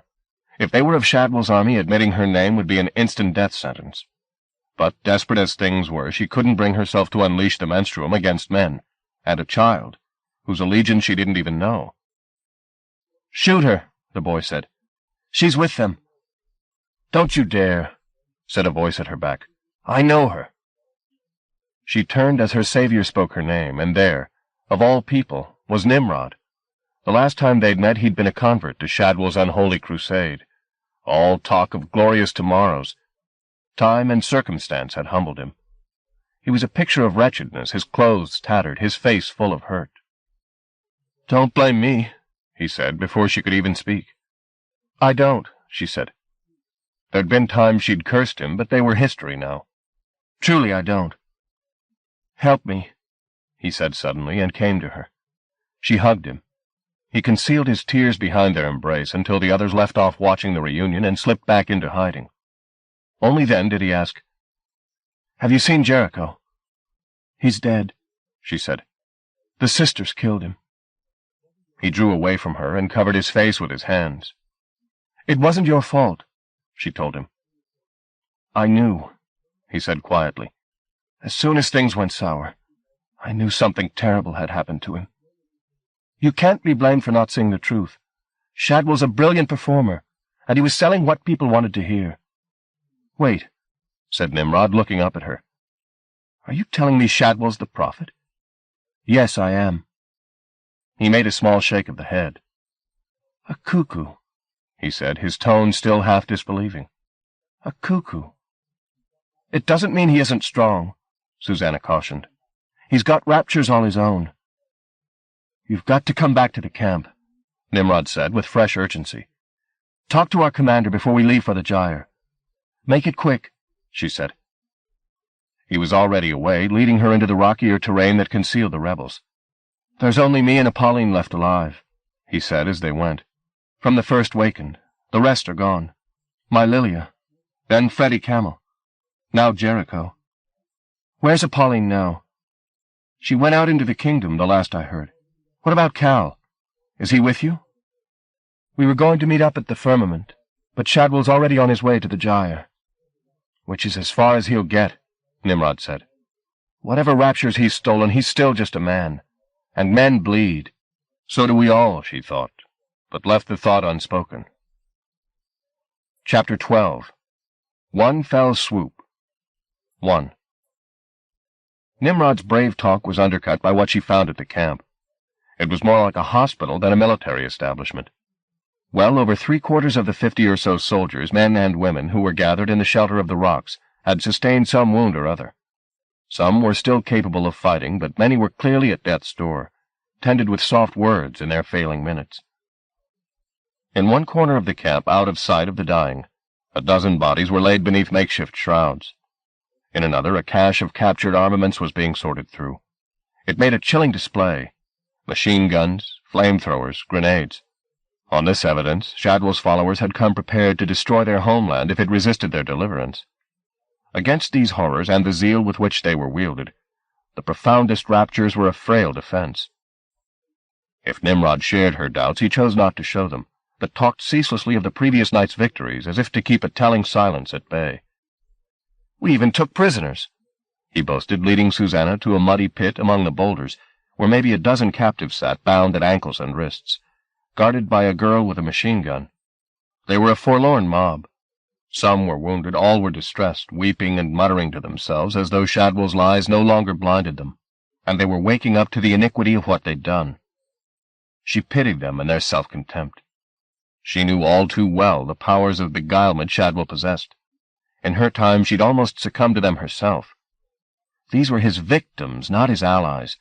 They'd been sold a lie they'd had no power to refuse. Now, disabused of his teachings, they were left to brood on the blood they'd spilled, and despair. "Has anybody talked with them?" she asked Nimrod. "Maybe they've got some grasp of Shadwell's weaknesses." "The commander forbade it," said Nimrod. "They're diseased." "Don't talk nonsense," Susanna replied, and climbed down into the pit with the prisoners. Several turned their troubled faces toward her. One, at the sight of a face that bore some sign of lenience, started to sob loudly. "I'm not here to accuse you," she told them. "I just want to talk with you." At her side, a man with blood-caked features said, "Are they going to kill us?" "No," she told him. "Not if I can help it." "What happened?" another inquired, his voice slurred and dreamy. "Is the prophet coming?" Someone tried to shush him, but he rambled on. "He must come soon, mustn't he? He must come and take us into Capra's hands." "He isn't coming," said Susanna. "We know that," said the first prisoner. "At least most of us do. We've been cheated. He told us—" "I know what he told you," Susanna said, "and I know how he cheated you. Now you've got to make good the damage by helping me." "You can't overthrow him," the man said. "He's got powers." "Shut your mouth," said one nearby, who was clutching a rosary so tightly his knuckles looked ready to pop. "You mustn't say anything against him. He hears." "Let him hear," the other spat back. "Let him kill me if he chooses. I don't care." He turned back to Susanna. "He's got demons with him. I've seen them. He feeds the dead to them." Nimrod, who was standing behind Susanna listening to this evidence, now spoke up. "Demons?" he said. "You've seen them?" "No," said the white-faced man. "I have," said another. "Describe them," Nimrod demanded. It was surely the byblows the man spoke of, Susanna thought, grown to monstrous proportions. But as the man began to tell what he knew, she was distracted by the sight of a prisoner she hadn't previously noticed, squatting in the filthiest part of the compound, face turned to the rock. It was a woman, to judge by the hair that fell to the middle of her back, and she'd not been bound like the rest, simply left to grieve in the dirt. Susanna made her way through the captives toward her. As she approached, she heard mutterings, and saw that the woman had her lips pressed to the stone, and was talking to it as if seeking comfort there. Her supplication faltered as Susanna's shadow fell on the rock, and she turned. It took a heartbeat only for Susanna to see beyond the dried blood and excrement on the face that now looked up toward her. It was Immacolata. On her maimed face was the look of a tragedienne. Her eyes were swollen with tears, and brimming now with a fresh flood. Her hair was unbraided and thick with mud. Her breasts were bared for all to see, and in every sinew there was a terrible bewilderment. Nothing of her former authority remained. She was a mad woman squatting in her own shit. Contrary feelings fought in Susanna. Here, trembling before her, was the woman who'd murdered Mimi in her own bed, part architect of the calamities that had overtaken the fugue. The power behind Shadwell's throne, the source of countless deceits and sorrows, the devil's inspiration. Yet she could not feel for Immacolata the hatred she'd felt for Shadwell or Hobart. Was it because the incantatrix had first given her access to the menstruum, albeit unwillingly? Or was it that they were, as Immacolata had always claimed, somehow sisters? Might this, under other skies, have been her fate, to be lost and mad? "Don't look at me," the woman said softly. There was no sign of recognition in her bloodshot eyes. "Do you know who you are?" Susanna asked her. The woman's expression didn't change. After a few moments her answer came. "The rock knows," she said. "The rock? It'll be sand soon. I told it so because it's true. It'll be sand." Immacolata took her gaze off her questioner and began to stroke the rock with her open palm. She'd been doing this for some while, Susanna now saw. There were streaks of blood on the stone where she'd rubbed the skin from her palm as if attempting to erase the lines. "Why will it be sand?" Susanna asked. "It must come," said Immacolata. "I've seen it. The scourge. It must come, and then we will all be sand." She stroked more furiously. "I told the rock. Will you tell me?" Immacolata glanced around and then back to the rock. For a little while Susanna thought the woman had forgotten the questioner until the words came again, haltingly. "The scourge must come," she said. "Even in its sleep it knows." She stopped wounding her hand. "Sometimes it almost wakes," she said. "And when it does, we'll all be sand." She laid her cheek against the bloodied rock and made a low sobbing sound. "Where's your sister?" Susanna said. At this the sobbing faltered. "Is she here?" "I have no sisters," Immacolata said. There was no trace of doubt in her voice. "What about Shadwell? Do you remember Shadwell?" "My sisters are dead. All gone to sand. Everything. Gone to sand." The sobs began again, more mournful than ever. "What's your interest in her?" Nimrod, who'd been standing at Susanna's shoulder for several seconds, wanted to know. "She's just another lunatic. We found her among the corpses. She was eating their eyes." "Do you know who she is?" Susanna said. "Nimrod. That's Immacolata." His face grew slack with shock. "Shadwell's mistress. I swear it." "You're mistaken," he said. "She's lost her mind, but I swear that's who it is. I was face to face with her less than 2 days ago. So what's happened to her? Shadwell, maybe." The name was echoed softly by the woman at the rock. "Whatever happened, she shouldn't be here, not like this. You'd better come speak to the commander. You can tell it all to her." 2. It seemed it was to be a day of reunions. First Nimrod, then the incantatrix, and now, leading this defeated troop, Yolanda Dorr, the woman who'd so vehemently fought the reweaving, back when Capra's house was still standing. She, too, had changed. Gone the strutting confidence of the woman. Her face looked pale and clammy. Her voice and manner were subdued. She wasted no time with courtesies. "If you've got something to tell me, spit it out." "One of your prisoners," Susanna began. "I've no time to hear appeals," came the reply, "especially from you. This isn't an appeal. I still won't hear it." "You must, and you will," Susanna responded. Forget how you feel about me." "I don't feel anything," was Yolanda's retort. "The council condemned themselves. You were just there to carry their burden for them. If it hadn't been you, it would have been somebody else." This outburst seemed to pain her. She slipped her hand inside her unbuttoned jacket, clearly nursing a wound there. Her fingers came away bloody. Susanna persevered, but more softly. "One of your prisoners," she said, "is Immaculata." Yolanda looked across at Nimrod. "Is that true?" "It's true," Susanna said. "I know her better than any of you. It's her. She's lost, insane, maybe. But if we could get some sense from her, we might use her to reach Shadwell." "Shadwell? The Prophet. They were allies once, him and Immaculata." "I won't conspire with corruption like that," Yolanda replied. "We'll hang her when the proper time comes. Well, at least let me talk to her. Maybe I can coax something from her. If she's lost her mind, why should we trust a word she says? No. Let her rot. It's a wasted chance." "Don't tell me about wasted chances," Yolanda said bitterly. There was clearly no hope of persuading her. "We move toward the mantle in an hour," she stated. "If you want to swell our ranks, do so, or else get about your business." This said, she turned her back on them both. "Come on," said Nimrod, and took his leave. But Susanna lingered. "For what it's worth," she said, "I hope we have time to talk when all this is over." Yolanda didn't turn back. "Leave me alone," she said.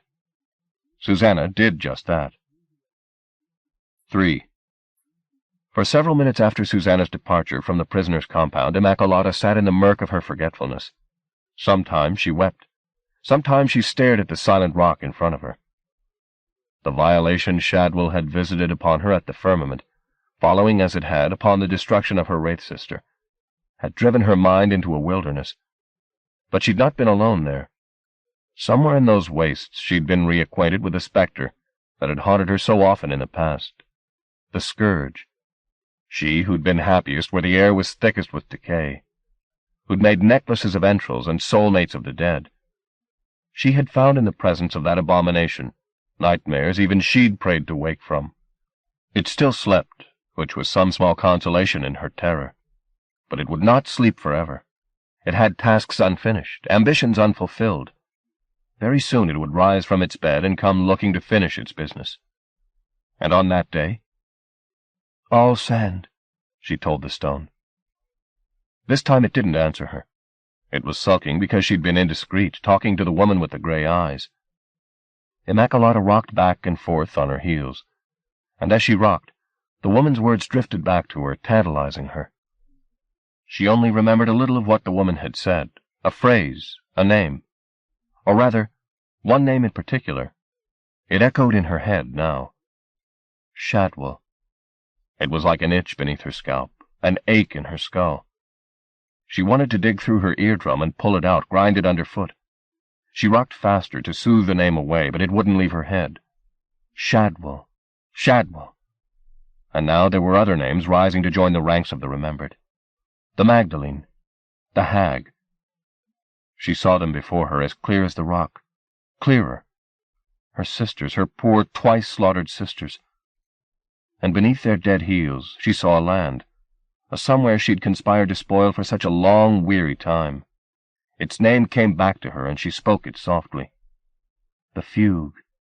That's what they'd called it, her enemies. How they'd loved it, how they'd fought for its safety, and in the process wounded her. She put her hand out to the rock and felt it tremble at her touch. Then she hauled herself to her feet, while the name that had begun this flood filled her head, washing forgetfulness away. Shadwell. How could she ever have forgotten her beloved Shadwell? She'd given him raptures, and what had he done in return?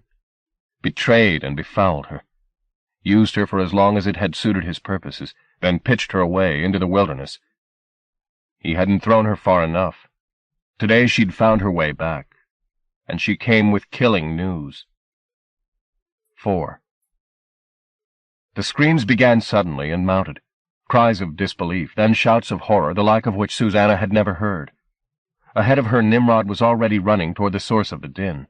She followed, and stepped into a scene of the bloodiest chaos. "We're attacked!" Nimrod yelled at her as rebels ran in all directions, many bearing fresh wounds.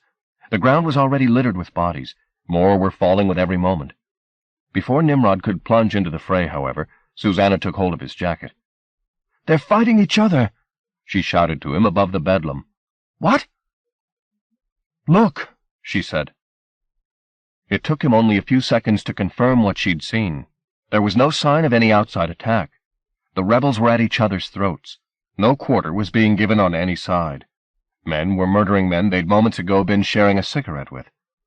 Some had even risen from their deathbeds and were beating at the heads of those who'd nursed them. Nimrod stepped onto the battlefield and dragged one of these sudden lunatics from the throat of another. "What in God's name are you doing?" he demanded. The man was still struggling to reach his victim. "That bastard!" the man shrieked. "He raped my wife!" "What are you talking about?" "I saw him! Right there!" He jabbed his finger at the ground. "There!" "Your wife's not here!" Nimrod yelled, shaking the man violently. "She's not here!" Susanna scanned the battlefield. The same delusion, or something similar, had seized hold of all of these people. Even as they fought, they wept, and howled their accusations at each other. They'd seen their parents trampled underfoot, their wives abused, and their children slaughtered. Now they wanted to kill the culprits. Hearing this collective delusion voiced, she looked for its maker, and there, standing on a high rock surveying the atrocities, was Immaculata. Her hair remained unbraided. Her breasts were still bare, but she was obviously no longer a stranger to her history. She'd remembered herself. Susanna began to move toward her, trusting that the menstruum would keep this terrible rapture from curdling her brains. It did so. Though she had to be nimble to avoid the brutalities on every side, she reached the vicinity of the rock without harm. Immaculata seemed not to see her. Head back, teeth bared in a grin of appalling ferocity, her attention was entirely upon the mayhem she'd given birth to. "Forget them!" Susanna called up to her. At these words, the head dropped a fraction, and Susanna felt the incantatrix's gaze come to rest on her. "Why are you doing this?" she said. "They've done you no harm." "You should have left me to my emptiness," the incantatrix replied. "You made me remember." "Then for my sake," Susanna said, "leave them be." Behind her the shouts had begun to wane, only to be replaced by the moans of the dying and the sobs of those who'd woken from this delusion, to find their knives buried in the hearts of their friends. Whether the rapture had faltered because Immaculata had done her worst, or because she'd responded to Susanna's appeal, was of little importance. At least the death-dealing had stopped. There was a moment's respite only, however, before a shot punctuated the sobs. The bullet struck the rock between Immaculata's bare feet. Susanna turned to see Yolanda Dore striding through the mortuary that had once been her little army, taking fresh aim at the incantatrix as she did so. Immaculata was not prepared to play target. As the second of the shots peeled against the rock, the incantatrix rose into the air and floated toward Yolanda. Her shadow, passing over the battlefield like that of a carrion bird, was fatal. At its touch, the wounded, unable to run before it, turned their faces to the blood-sodden ground, and breathed their last. Yolanda didn't wait for the shadow to reach her, but fired at the creature over and over again. The same power that held Immaculata aloft simply threw the bullets aside. Susanna yelled for Yolanda to retreat, but her warning went unheard or ignored. The incantatrix swept down upon the woman and snatched her up, the menstruum wrapping them both in light, then threw her across the field. Her body hit the face of the rock upon which Immaculata had been standing, with a sickening thud, and dropped, broken, to the ground. None of the surviving rebels made a move to go to their commander's aid. They stayed, frozen in terror, as the incantatrix floated a yard above the ground, across the arena of bodies, her shadow claiming those failing few who'd not been silenced by it on its outward journey. Susanna knew that what slim chance of mercy she'd won from the incantatrix had been forfeited by Yolanda's attack. She would now leave none living among her sometime captors. Without any time to formulate a defense, she threw the menstruum's living glance toward the woman. Its power was minuscule beside that of Immaculata, but she dropped her guard after killing Yolanda, and the blow found her vulnerable. Struck in the small of the back, she was flung forward. It took her seconds only to regain her equilibrium, however, and turned, still hovering like some perverse saint, toward her attacker. There was no fury in her face, only mild amusement. "Do you want to die?" she asked. "No, of course not." "Didn't I warn you how it would be, sister? Didn't I tell you? All grief, I said. All loss. Is that how it is?" Susanna wasn't entirely humoring the woman when she nodded her head. The incantatrix made a long, soft sigh. "You made me remember," she said. "I thank you for that. And in return—" She opened her hand as if presenting some invisible gift. "Your life. The hand became a fist. And now the debt's paid." As she spoke, she began to descend once more until her feet were on solid ground. "There will come a time," she said, looking at the bodies in whose midst they stood, "when you will take comfort in the company of such as these, as I have, as I do." Then she turned her back on Susanna and started to walk away. Nobody made any move to challenge her as she climbed the rocks and disappeared from sight. The survivors just watched, and gave up a prayer to whichever deities they held dear, that the woman from the wilderness had passed them by. Chapter 13. A Fleeting Glimpse. 1. Shadwell had not slept well, but then he supposed aspirant deities seldom did. With godhood came a great burden of responsibility. Should he be so surprised, then, that his slumbers were uneasy? Yet he'd known from the time that he'd stood in the watchtower and studied the mantle of the gyre that he had nothing to fear. He could feel the power hidden behind that cloud calling him by name, inviting him to step into its embrace and be transformed. A little before dawn, however, as he was preparing to leave the firmament, he was brought unsettling news. Hobart's forces in Nonsuch had been decimated by raptures that had driven most of them to lunacy, nor was Hobart entirely free of the taint. When he arrived, an hour after the messenger, the inspector had about him the air of a man who he wasn't certain could trust himself any longer. From elsewhere, the news was better. Wherever the Prophet's forces had faced the native population in natural warfare, they had triumphed. It was only when the soldiers had failed to strike swiftly that the seerkind had found a window through which to work their raptures, and when they had, the results were the same as they'd been in Nonsuch. Men had either lost their minds, or woken from their evangelical zeal and joined the enemy. Now that enemy was gathering at the Narrow Bright, warned either by rumor or rapture that the Prophet was intending to breach the gyre, and prepared to defend its integrity to the death. There were several hundreds of them, but they scarcely constituted an army.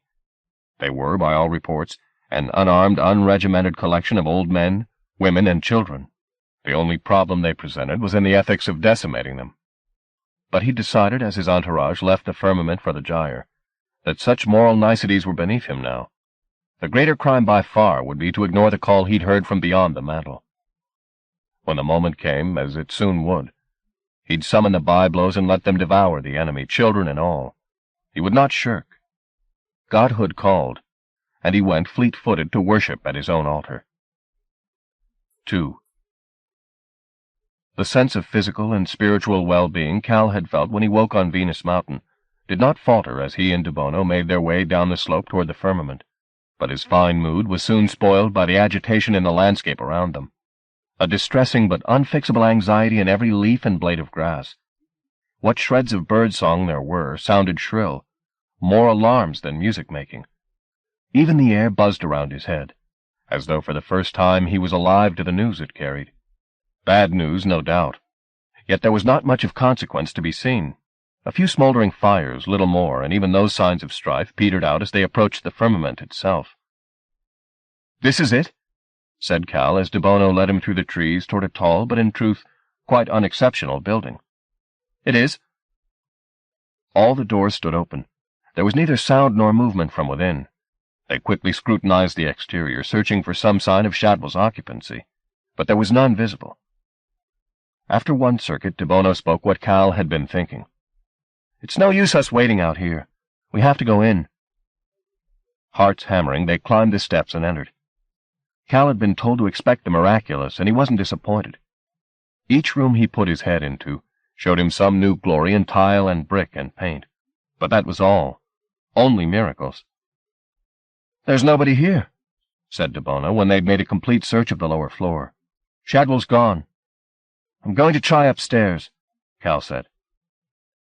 They climbed the flight and separated for speed's sake. At the end of one corridor, Cal discovered a room whose walls were cunningly set with fragments of mirrors, reflecting the visitor in such a fashion that he seemed to see himself behind the walls, in some place of mist and shadow, peering out from between the bricks. That was strange enough, but by some further device, the method of which was beyond him, he seemed not to be alone in that other world, but sharing it with an assortment of animals, cats, monkeys, and flying fish, all of which his reflection had apparently fathered, for they all had his face.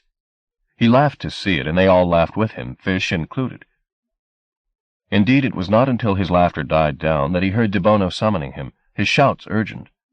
He left the room reluctantly and went in search of the rope dancer. The call was coming from up a further flight of stairs. "I hear you," he yelled up to De Bono, and began to climb. The ascent was lengthy and steep, but delivered him into a room at the top of a watchtower.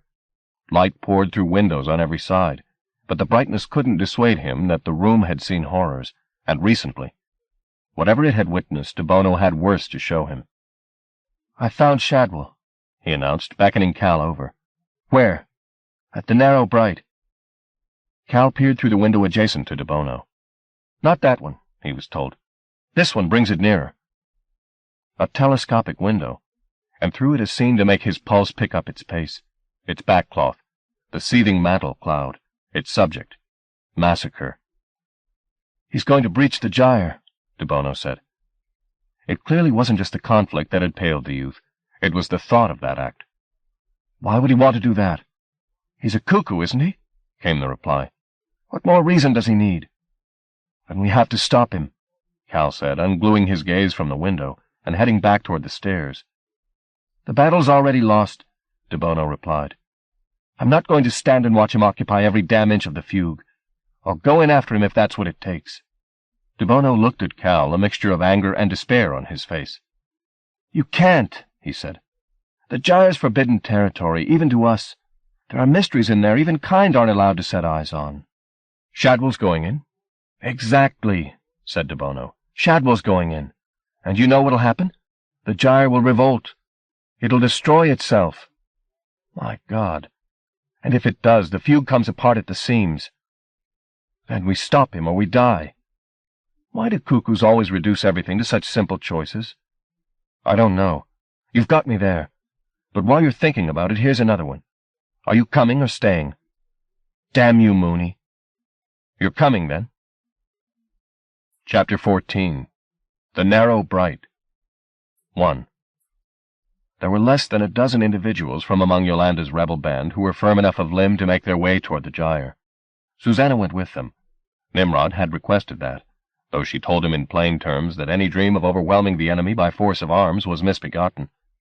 The enemy were many. They were few. The only hope remaining lay in her getting close to Shadwell, and dispatching him personally. If Nimrod's people could clear her route to the Prophet, they might yet do service. Otherwise, she advised them to preserve themselves, in the hope that there'd be a life worth living tomorrow. They had gotten within about 200 yards of the battle, the sound of shots and shouts and car engines deafeningly loud, when she had her first sight of Shadwell.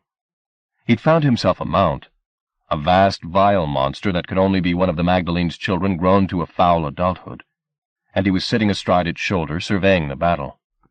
"He's protected," said Nimrod at her side. There were beasts, human and less than human, circling the Prophet. "We'll divert them as best we can." There'd been a moment as they approached the gyre when Susanna's spirits had risen despite the circumstance, or perhaps because of it. Because this confrontation promised to be the end game, the war that would end all wars, after which she'd have no more nights dreaming of loss. But the moment had quickly passed. Now all she felt, peering through the smoke at her enemy, was despondency. It grew with every yard they covered. Wherever she looked there were sights pitiful or nauseating. The struggle, it was clear, was already lost. The gyre's defendants had been outnumbered and outarmed.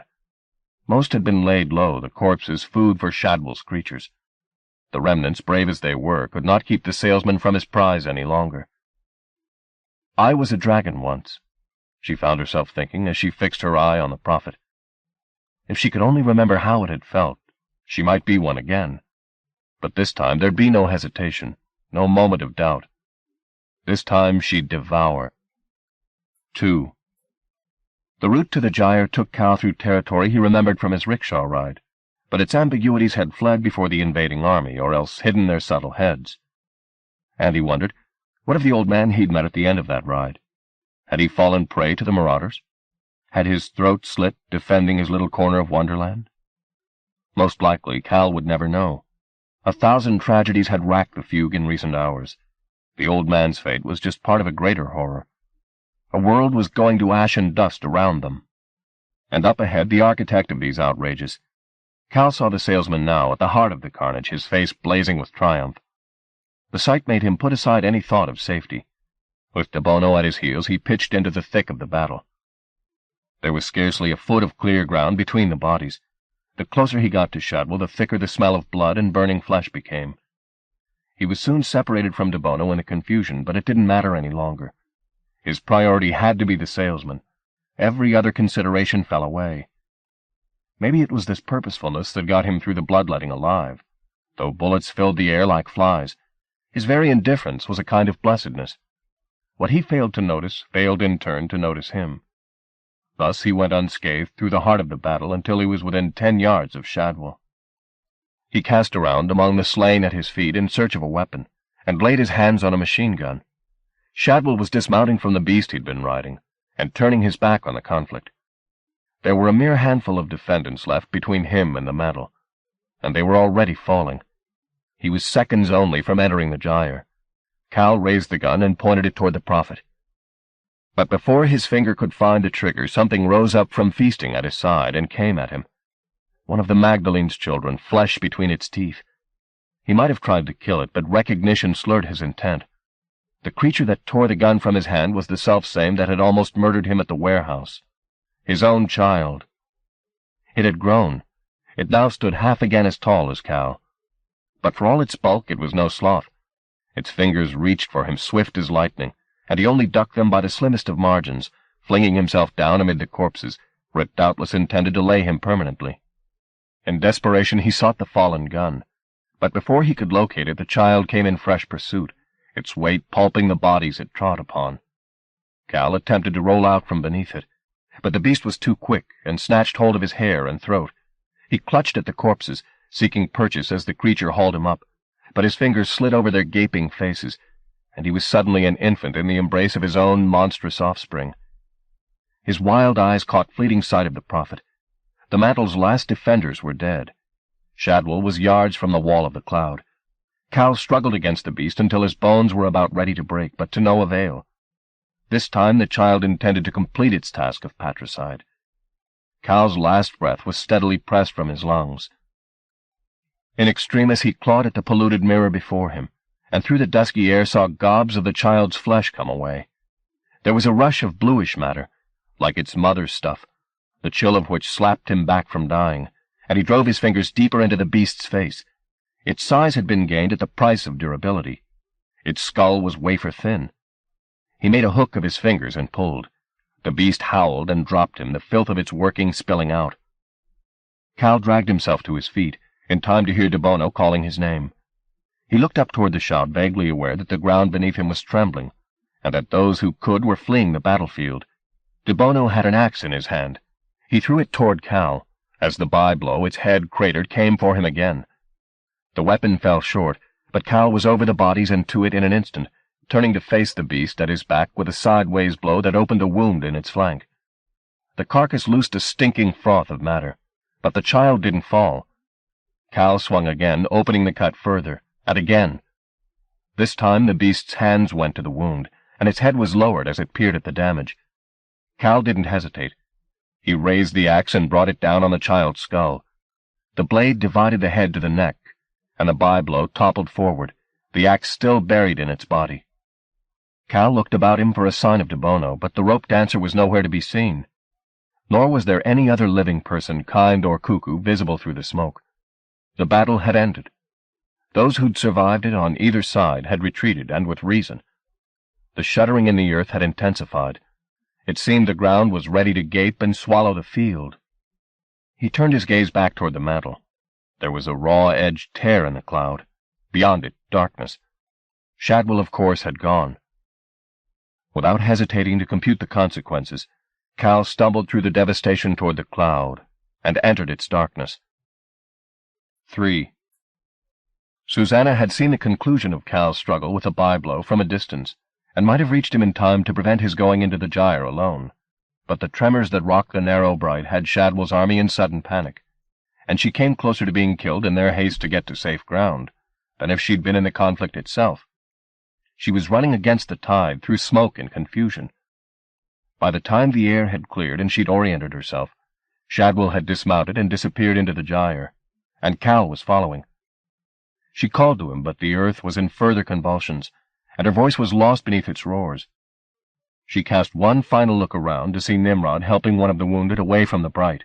Then she began toward the wall of cloud into which Cal had now vanished. Her scalp tingled. The power of the place she stood before was immeasurable. There was every chance that it had already annihilated those foolhardy enough to trespass inside. But she couldn't be certain of that, and as long as there was a sliver of doubt she had to act. Cal was there, and whether he was dead or alive she had to go to him. His name on her lips, as a keepsake and a prayer, she followed where he'd gone, into the living heart of Wonderland. Part 9. Into the Gyre. Upon our heels a fresh perfection treads. John Keats, Hyperion. Chapter 1. Trespassers. 1. Always worlds within worlds. In the kingdom of the cuckoo, the weave. In the weave, the fugue. In the fugue, the world of Mimi's book, and now this, the gyre. But nothing that she'd seen in the pages or places she'd visited could have prepared Susanna for what she found waiting behind the mantle. For one thing, though it had seemed as she stepped through the cloud curtain that there'd been only night awaiting her on the other side, that darkness had been an illusion. The landscape of the gyre was lit with an amber phosphorescence that rose from the very earth beneath her feet. The reversal upset her equilibrium completely. It was almost as if the world had turned over and she was treading the sky. And the true heavens? They were another wonder. The clouds pressed low, their innards in perpetual turmoil, as if at the least provocation they'd rain lightning on her defenseless head. When she'd advanced a few yards, she glanced behind her, just to be certain that she knew the route back. But the door and the battlefield of the narrow bright beyond had already disappeared. The cloud was no longer a curtain, but a wall. A spasm of panic clutched her belly. She soothed it with the thought that she wasn't alone here. Somewhere up ahead was Cal. But where?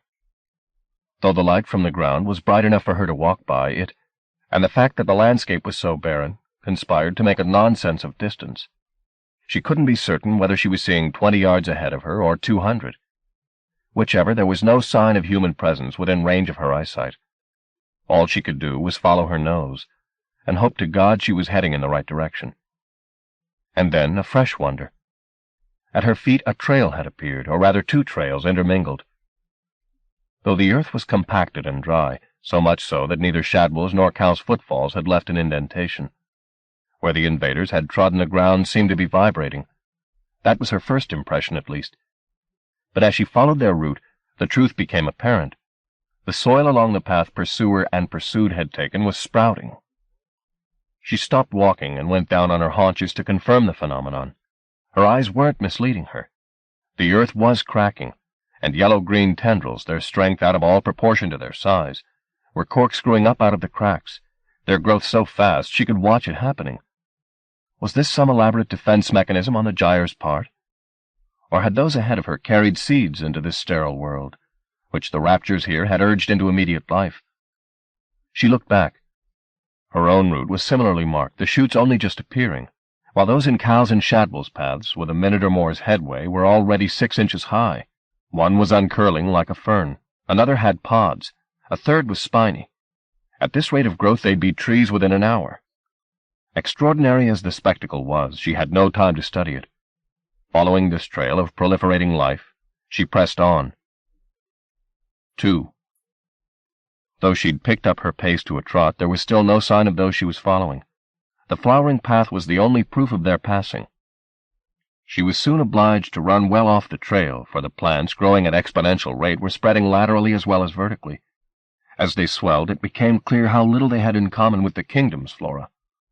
If they had sprung from seeds brought in on human heels, The enchantments here had wrought profound changes in them. Indeed, the resemblance was less to a jungle than to some undersea reef, not least because the plants' prodigious growth made them sway as if moved by a tide. Their colors and their forms were utterly various.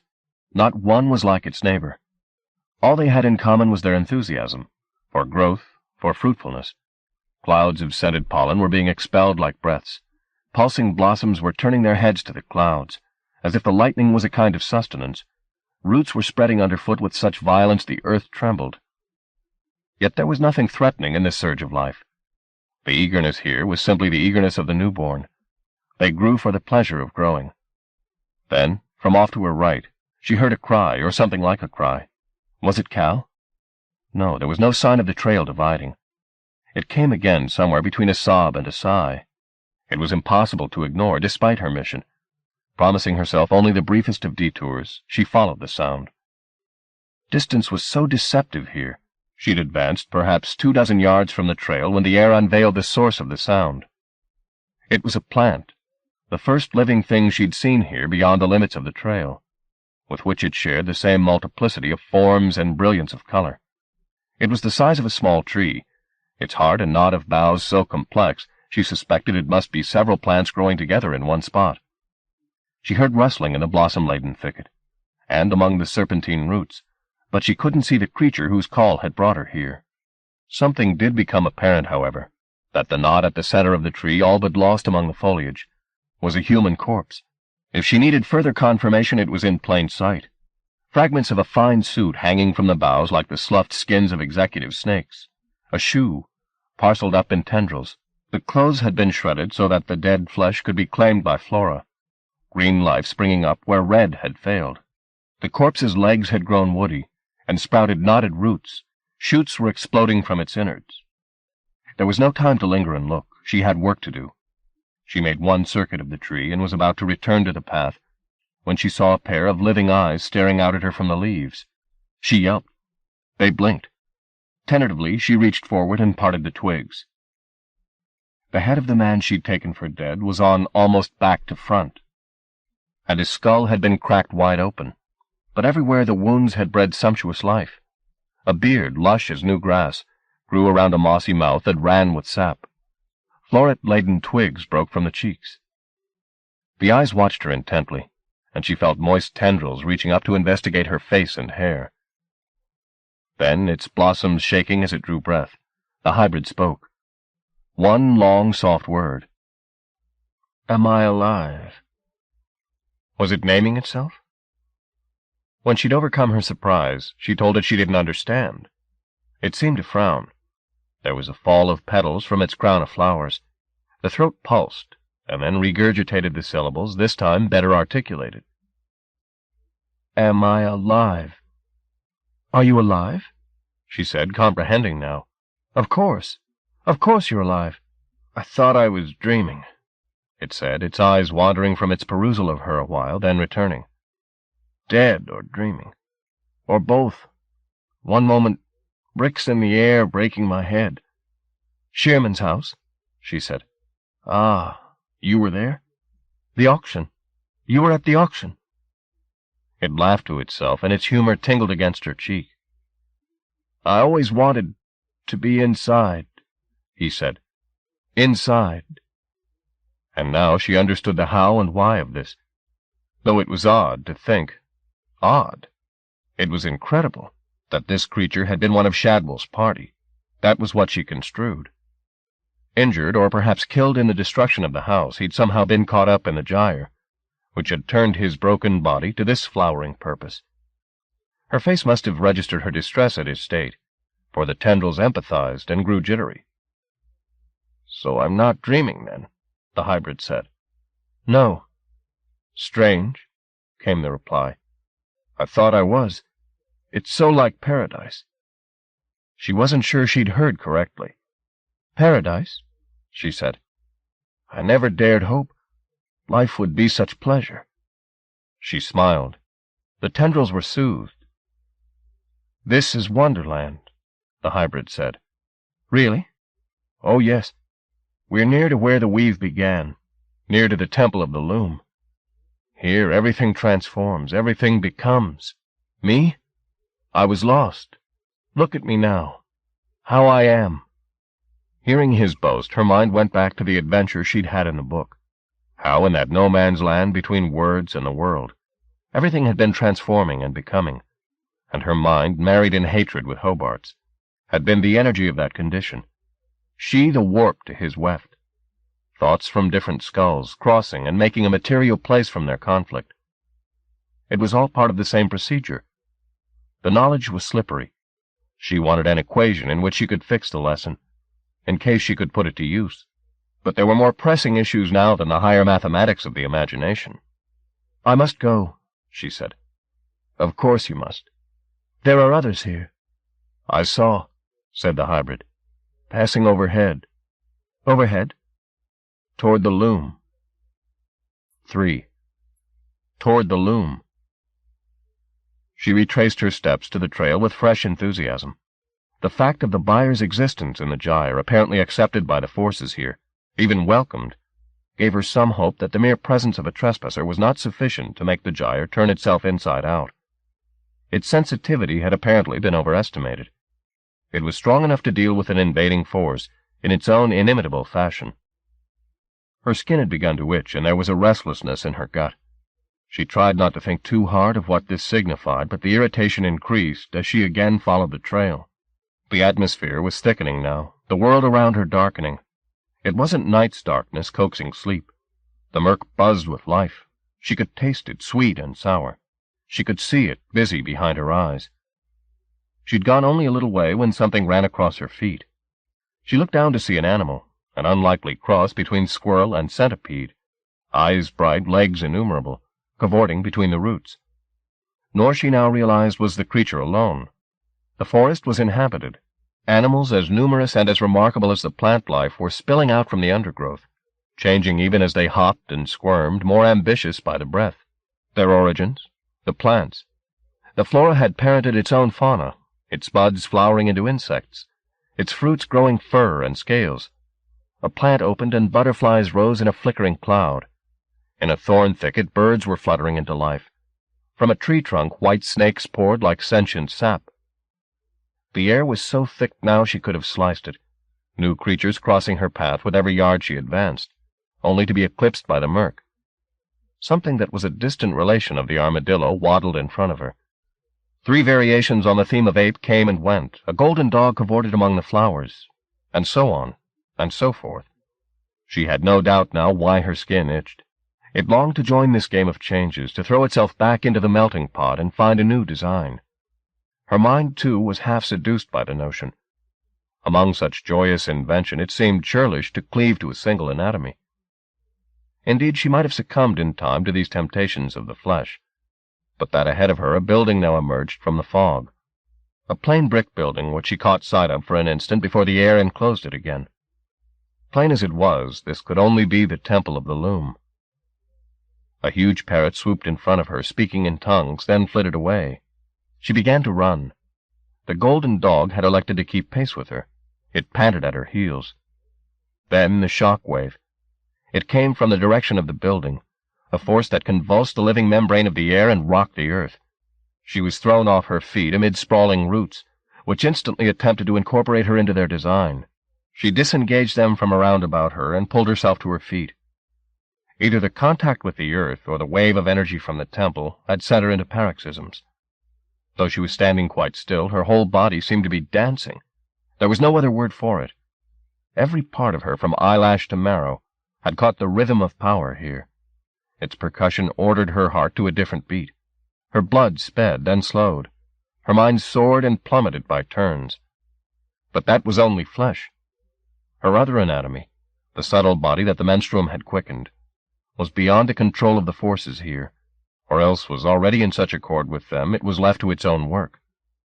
She occupied it now, telling it to keep her feet from rooting, and her head from sprouting wings and flying off. It soothed her.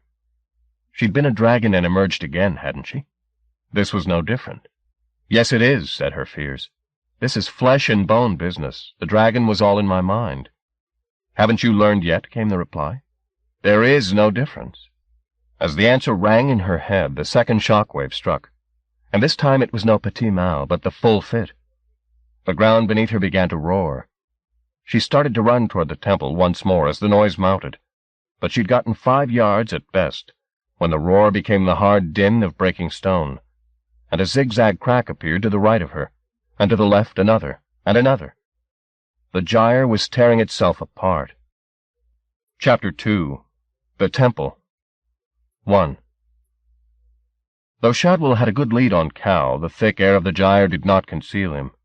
The salesman's jacket stood out like a beacon, and Cal followed it as fast as his jittery limbs would carry him. Though his struggle with the bye-blow had left him weak, he was still much the fitter man, and steadily closed the gap between them. More than once he caught Shadwell glancing behind him, his face a smear of anxiety. After all the chases and crusades, the beasts and the armies, it had come down to the two of them, racing toward a goal beyond the articulation of either. They were equals at last. Or at least so Cal had thought. It was only when they came in sight of the temple that the salesman turned and stood his ground. Either his fingers or the air had clawed his disguise from his face. He was the prophet no longer. Fragments of the illusion clung to his chin and around his hairline. But this was recognizably the man Cal had first confronted in that haunted room in Rue Street. "Come no further, Mooney," he instructed. He was so breathless the words were barely audible, and the light from the earth made him look sick. "I don't want to shed blood," he told Cal. "Not here. There are forces around us that wouldn't take kindly to that." Cal had stopped running. Now as he listened to Shadwell's speech, he felt a twitching beneath the soles of his feet, and looked down to see shoots springing up between his toes. "Go back, Mooney," said Shadwell. "My destiny isn't with you." Cal was only half listening to the salesman. The sudden growth beneath his feet intrigued him, and he saw now that it spread across the ground, following Shadwell's footsteps to where he stood. The barren soil had suddenly produced all manner of plant life, which was growing at a phenomenal rate. Shadwell had seen it too, and his voice was hushed as he said, "Creation. See that, Mooney? Pure creation." "We shouldn't be here," said Cal. Shadwell's face carried a lunatic grin. "You have no place here," he said. "I grant you that. But I've waited all my life for this." An ambitious plant burst the earth beneath Cal's foot, and he stepped aside to let it grow. Shadwell read the movement as an attack. He opened his jacket. For an instant Cal thought he was going to try the old trick, but his solution was far simpler. He pulled a gun from his inside pocket and pointed it at Cal. "Like I said, I don't want to spill blood. So go back, Mooney. Go on. Go on. Back the way you came, or so help me I'll blow your brains out." He meant it. Of that Cal had not the least doubt. Raising his hands to chest height, he said, "I hear you. I'm going." Before he could move, however, 3 things happened in quick succession. First, something flew overhead, its passage almost hidden by the clouds that pressed upon the roof of the temple. Shadwell looked up, and Cal, taking the chance, ran at the man, reaching to knock the gun from his grip. The third event was the shot. It seemed to Cal he saw the bullet break from the barrel on a plume of smoke, saw it cleave the space between the gun and his body. It was slow, as in a nightmare of execution, but he was slower still. The bullet hit his shoulder, and he was thrown backward, landing among flowers that had not existed 30 seconds before. He saw droplets of his blood rise over his head, as if claimed for the sky. He let the puzzle go. There was only energy enough to hold on to one problem at a time, and he had to make life his priority. His hand went to the wound which had shattered his clavicle.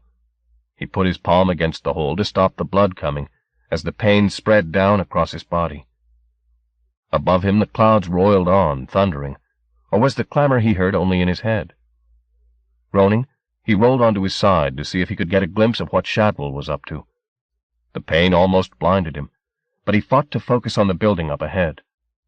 Shadwell was entering the temple. There was no guard at the threshold, just an archway in the brick, through which he was disappearing. Cal inched himself up onto 2 knees and a hand, the other still clamped to his shoulder, and from there got to his feet, and began to stagger toward the temple door, to claim the salesman from his victory. 2. What Shadwell had told Mooney was true. He had no wish to shed blood in the gyre. The secrets of creation and destruction dwelled here. If he'd needed confirmation of that fact, he'd seen it spring up beneath their feet, a fabulous fecundity that brought with it the promise of heroic decay. That was the nature of any exchange. A thing gained, a thing lost. He, a salesman, had learned that lesson as a stripling. What he sought now was to stand beyond such commerce, inviolate. That was the condition of gods. They had permanence and purpose everlasting. They could not be spoiled in their prime, nor shown wonders only to have them snatched away. They were eternal, unchanging. And here, inside this bald citadel, he would join that pantheon. It was dark over the threshold. No sign here of the shining earth outside, just a shadowy passageway, its floor, walls, and ceiling built of the same bare brick, without mortar between. He advanced a few yards, his fingertips running over the wall. It was an illusion, no doubt, but he had a curious sensation walking here, that the bricks were grinding upon each other, as his first mistress had ground her teeth in her sleep. He withdrew his fingers from the walls, advancing to the first turn in the passage. At the corner, a welcome discovery. There was a light source somewhere up ahead. He would not have to stumble in darkness any farther. The passage ran for 45 yards or so, before making another 90-degree turn. Again, it was the same featureless brick. But halfway down it, he was presented with a second archway, and stepping through, found himself in an identical corridor, but that it was shorter by twice the breadth of the first. He followed it, the light brightening, around one corner and along another bare passage, then around a second corridor, which again had a door in it. Now he grasped the architect's design. The temple was not one building, but several, set within each other, a box containing a slightly smaller box, which then contained a third. The realization unnerved him. The place was like a maze, a simple one perhaps, but nevertheless designed to confound or delay. Once again he heard the walls grinding, and pictured the whole construction closing in on him, and he was suddenly unable to find his way out before the walls pressed him to bloody dust. But he couldn't turn back now, not with the luminescence tempting him to turn one more corner. Besides, there were noises reaching him from the world outside, strange disfigured voices, as if the inhabitants of some forgotten bestiary were prowling around the temple, scraping at the brick, patting across the roof. He had no choice but to press on. He'd sold his life away for a glimpse of godhood. He had nothing to return to now but the bitterest defeat. Forward, then, into hell with the consequences. 3. As Cal came within a yard of the temple door, his strength gave out. He could no longer command his legs to bear him up. He stumbled, throwing out his right arm to prevent his falling too heavily, and hit the ground. Unconsciousness claimed him, and he was grateful for it. Escape lasted seconds only, however, before the blackness lifted and he was delivered back into nausea and agony. But now, and not for the first time in the fugue, his blood-starved brain had lost its grasp on whether he was dreaming or being dreamed. That ambiguity had first visited him in Lemuel Lowe's orchard, he remembered. Waking from a dream of the life he'd lived, to find himself in a paradise he'd only ever expected to encounter in sleep. And then later on Venus Mountain, or beneath it, living the life of planets, and passing a millennium in that revolving state, only to wake a mere 6 hours older. Now here was the paradox again at death's door. Had he awakened to die, or was dying true wakefulness? Round and round the thoughts went in a spiral with darkness at its center, and he fleeing into that darkness, wearier by the moment. His head on the earth, which was trembling beneath him, he opened his eyes and looked back toward the temple. He saw it upside down, the roof sitting in a foundation of clouds, while the bright ground shone around it. Paradox upon paradox, he thought, as his eyes drifted closed again. Cal! Somebody called him. Cal! Irritated to be summoned this way, he opened his eyes only reluctantly. It was Susanna who was bending over him, saying his name. She had questions, too, but his lazy mind couldn't grasp them. Instead, he said, "Inside. Shadwell." "Hold on," she told him. "You understand me?" She put her hand on his face. It was cool. Then she bent down and kissed him, and somewhere at the back of his skull he remembered this happening before. His lying on the ground, and her giving him love. "I'll be here," he said. She nodded. "You'd better be," she replied, and crossed to the door of the temple. This time he did not let his eyes close. Whatever dream waited beyond life, he would postpone its pleasure till he saw her face again. Chapter 3. The Miracle of the Loom. Outside the temple, the quake tremors were worsening. Inside, however, an uneasy peace reigned.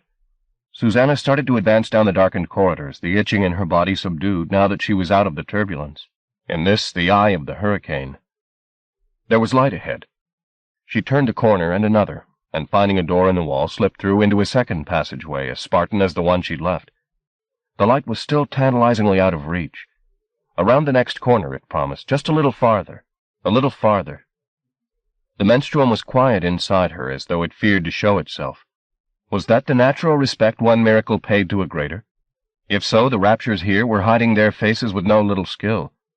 There was nothing about these corridors suggestive of revelation or power, just bare brick, except for the light. That coaxed her still, through another door and along further passageways. The building, she now realized, was built on the principle of a Russian doll, one within another. Worlds within worlds. They couldn't diminish infinitely, she told herself. Or could they? Around the very next corner she had her answer, or at least part of it, as a shadow was thrown up against the wall and she heard somebody shouting, "What in God's name?" For the first time since setting foot here, she felt the ground vibrate. There was a fall of brick dust from the ceiling. "Shadwell," she said. As she spoke, it seemed she could see the two syllables, Shadwell, carried along the corridor toward the next door. A fleeting memory came, too, of Jericho speaking his love to her, word as reality. The shadow on the wall shifted, and suddenly the salesman was standing in front of her. All trace of the prophet had gone. The face revealed beneath was bloated and pale, the face of a beached fish. "Gone," he said. He was shaking from head to foot. Sweat droplets decorated his face like pearls. "It's all gone." Any fear she might once have had of this man had disappeared. He was here unmasked as ludicrous, but his words made her wonder. What had gone? She began to walk toward the door he'd stepped through. "It was you," he said, his shakes worsening. "You did this." "I did nothing." "Oh, yes." As she came within a yard of him, he reached for her, his clammy hand suddenly about her neck.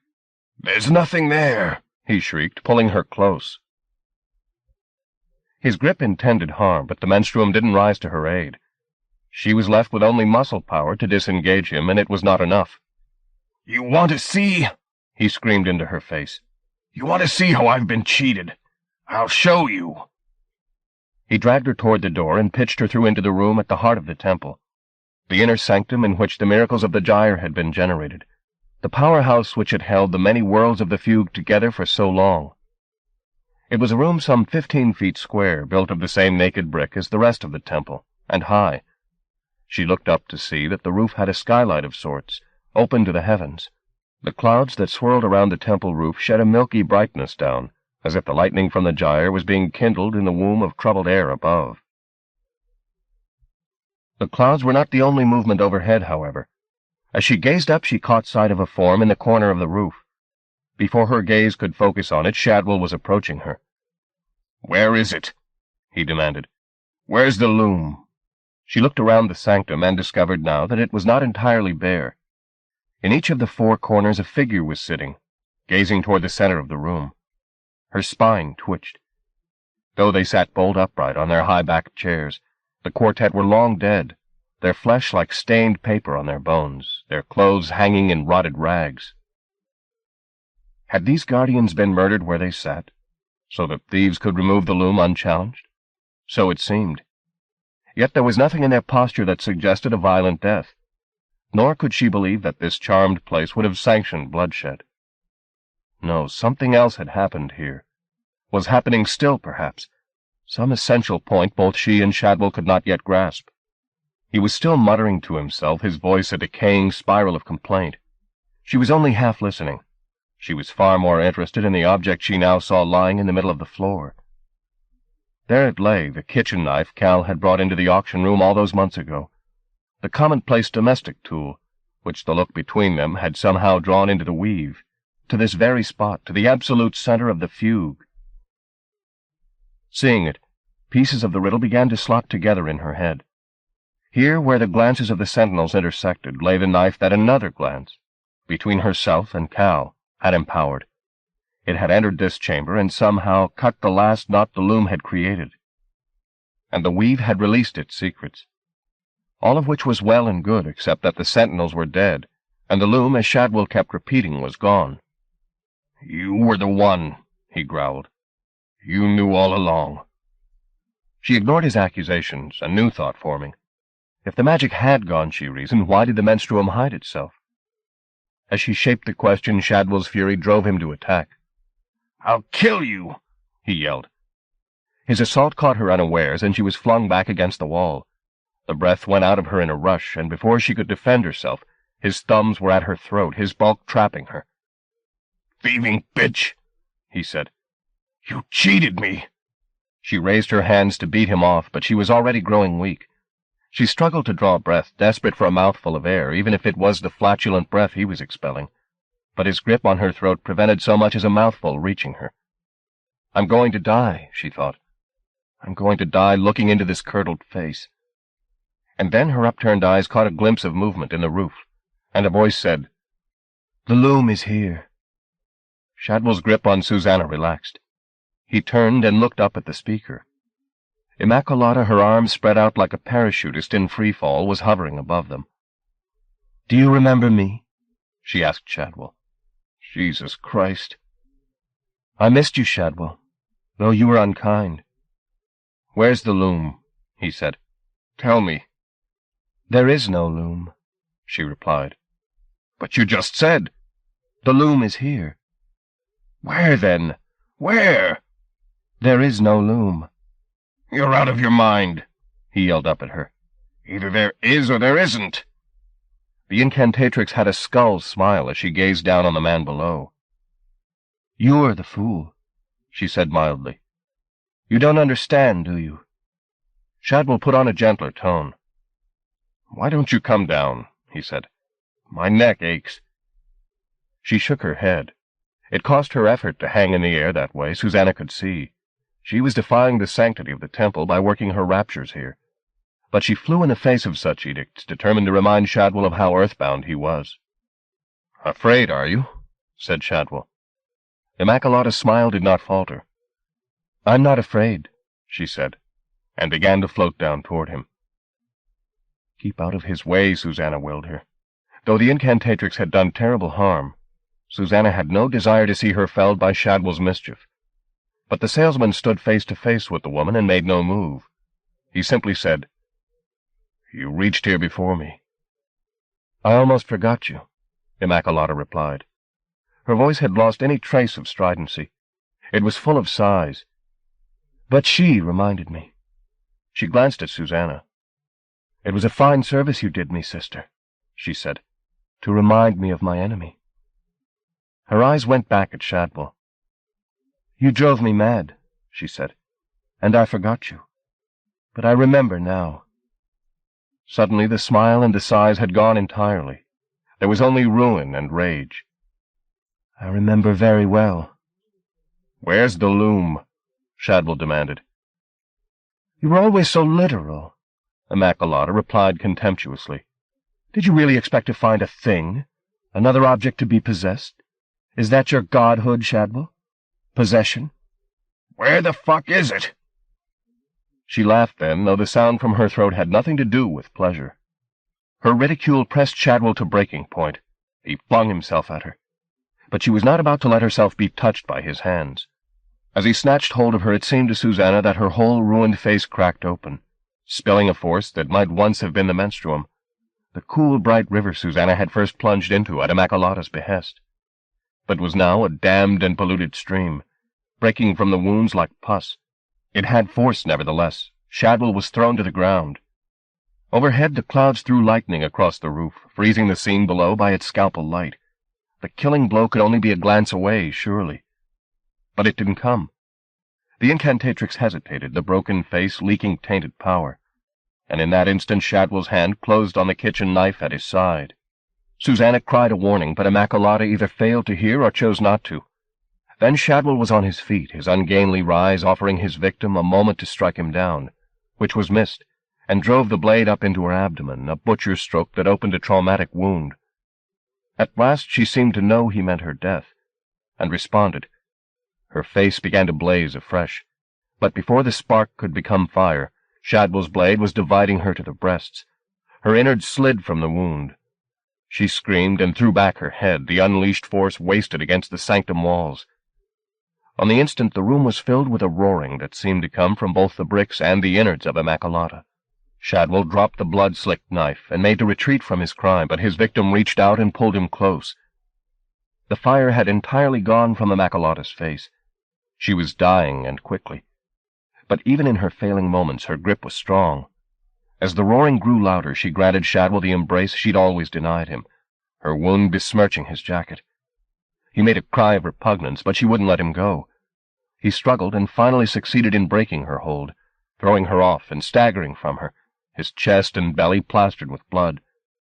He cast one more look in her direction, then started toward the door, making small moans of horror. As he reached the exit, he looked up at Susanna.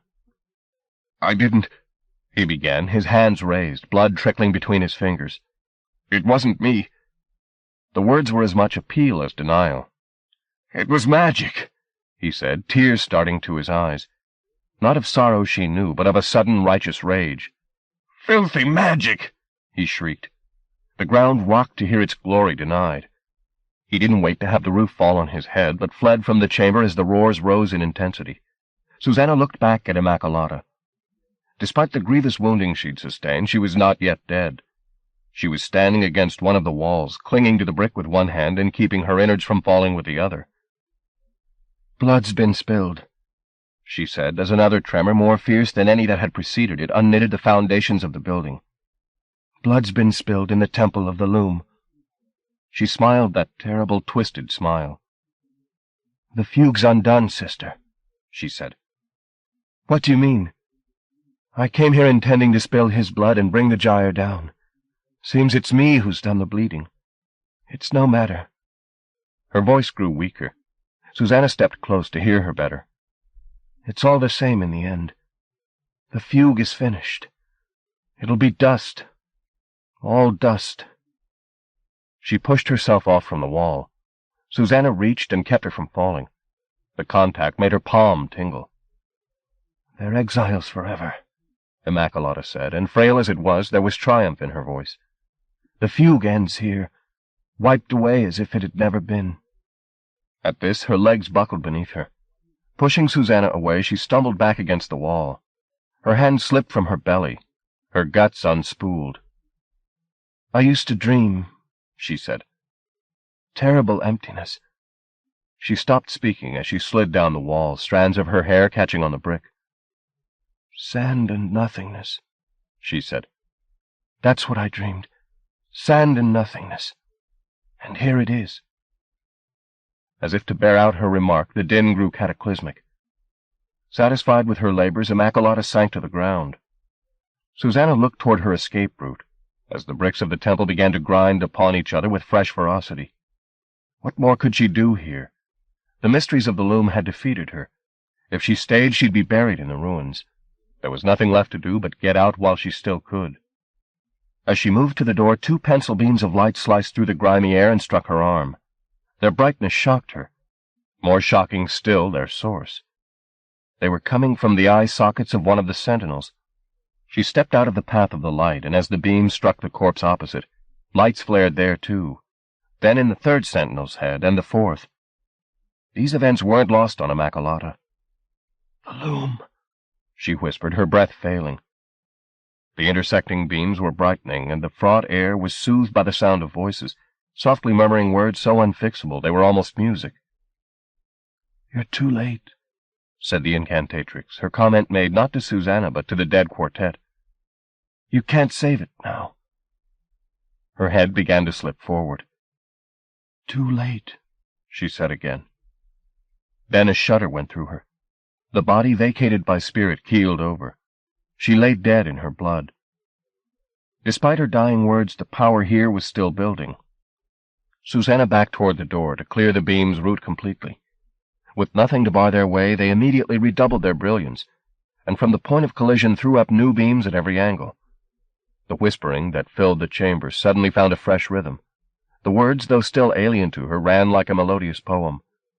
Somehow they and the light were part of one system, the raptures of the four families, Aya, Lo, Yimi, and Babu, working together, word music accompanying a woven dance of light. This was the loom, of course. This was the loom. No wonder Immaculata had poured scorn on Shadwell's literalism. Magic might be bestowed upon the physical, but it didn't reside there. It resided in the word, which was mind spoken, and in motion, which was mind made manifest, in the system of the weave and the evocations of the melody. All mind. Yet, damn it, this recognition was not enough. Finally, she was still only a cuckoo, and all the puzzle-solving in the world wouldn't help her mellow the rage of this desecrated place. All she could do was watch the loom's wrath shake the fugue and all it contained apart. In her frustration, her thoughts went to Mimi, who had brought her into this adventure, but had died too soon to entirely prepare her for it. Surely even she would not have predicted this, the fugues failing and Susanna at its heart, unable to keep it beating. The lights were still colliding and multiplying, the beams growing so solid now she might have walked upon them. Their performances transfixed her. She felt she could watch them forever and never tire of their complexities. And still they grew more elaborate, more solid, until she was certain they would not be bound within the walls of the sanctum, but would burst out, into the fugue where she had to go, out to where Cal was lying to comfort him as best she could in the imminent maelstrom. With this thought came another, that perhaps Mimi had known or feared that in the end it would simply be Susanna and the magic, and that maybe the old woman had after all left a signpost. She reached into her pocket and brought out the book. Secrets of the Hidden Peoples. She didn't need to open the book to remember the epigraph on the dedication page. What can be imagined need never be lost. She'd tussled with its meaning repeatedly, but her intellect had failed to make much sense of it. Now she forsook her analytical thinking and let subtler sensibilities take over. The light of the loom was so bright it hurt her eyes, and as she stepped out of the sanctum she discovered that the beams were exploiting chinks in the brick. Either that or eating at the wall and breaking through. Needle-thin lines of light stratified the passageway. Her thoughts as much on the book in her hand as on her safety, she made her way back via the route she'd come. Door and passageway, door and passageway. Even the outer layers of corridor were not immune to the loom's glamour. The beams had broken through 3 solid walls and were growing wider with every moment. As she walked through them, she felt the menstruum stir in her for the first time since she'd entered the gyre. It rose not to her face, however, but through her arms and into her hands, which clasped the book as though charging it. What can be imagined? The chanting rose, the light beams multiplied. Need never be lost. The book grew heavier, warmer, like a living thing in her arms, and yet so full of dreams. A thing of ink and paper in which another world awaited release. Not one world, perhaps, but many. Or as her and Hobart's time in the pages had proved, each adventurer reimagined the stories for themselves. There were as many wild woods as there were readers to wander there. She was out into the 3rd corridor now, and the whole temple had become a hive of light and sound. There was so much energy here waiting to be channeled. If she could only be the catalyst that turned its strength to better ends than destruction. Her head was full of images, or fragments thereof. She and Hobart in the forest of their story, exchanging skins and fictions. She and Cal in the auction room, there glanced the engine that turned the knife above the weave. And finally, the sentinel sitting in the loom chamber. 8 eyes that had, even in death, the power to unmake the weave, and make it again?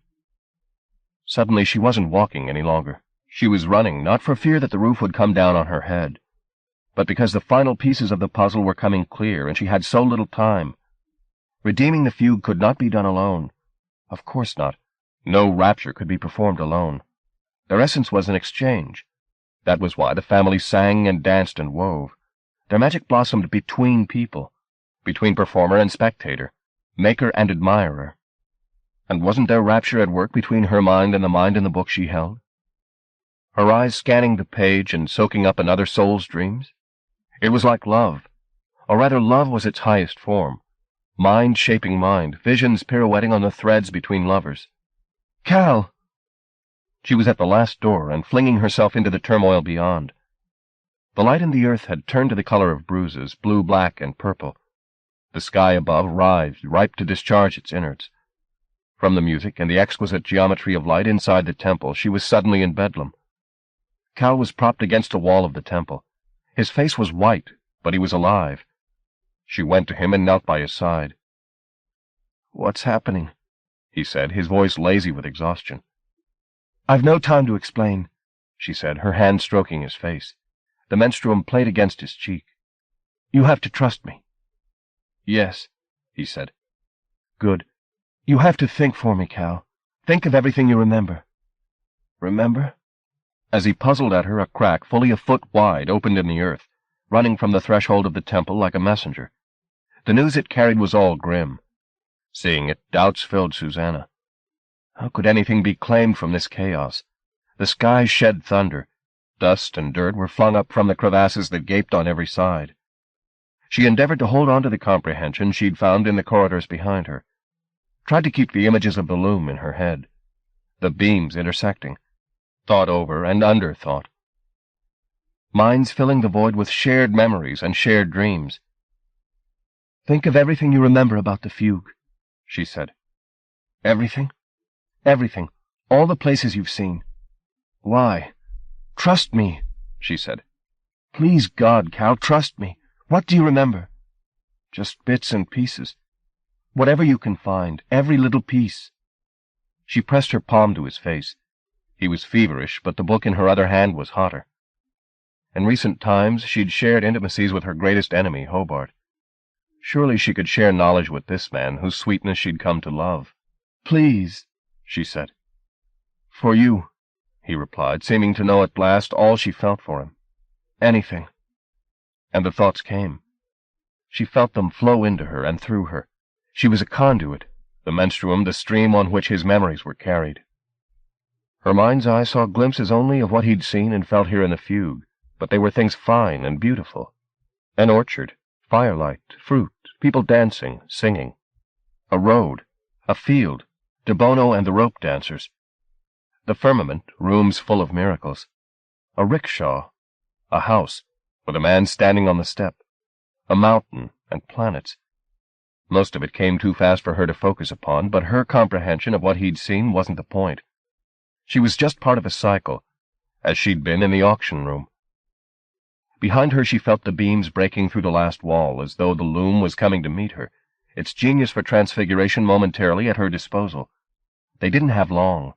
If she missed this wave, there'd be no other. "Go on," she said to Cal. He had his eyes closed now, and the images were still pouring out of him. He'd remembered more than she'd dared hope. And she, in her turn, was adding sights and sounds to the flow. The lake, Capra's house, the forest, the streets of Nonsuch. They came back razor-sharp, and she felt the beams pick them up and speed them on their way. She'd feared the loom would reject her interference, but not at all. It married its power to that of the menstruum, transforming all that she and Cal were remembering. She had no control over these processes. They were beyond her grasp. All she could do was be a part of the exchange between meaning and magic, and trust that the forces at work here comprehended her intentions better than she did. But the power behind her was growing too strong for her. She could not channel its energies much longer. The book was getting too hot to hold, and Cal was shuddering beneath her hand. "Enough," she said. Cal's eyes flew open. "I haven't finished."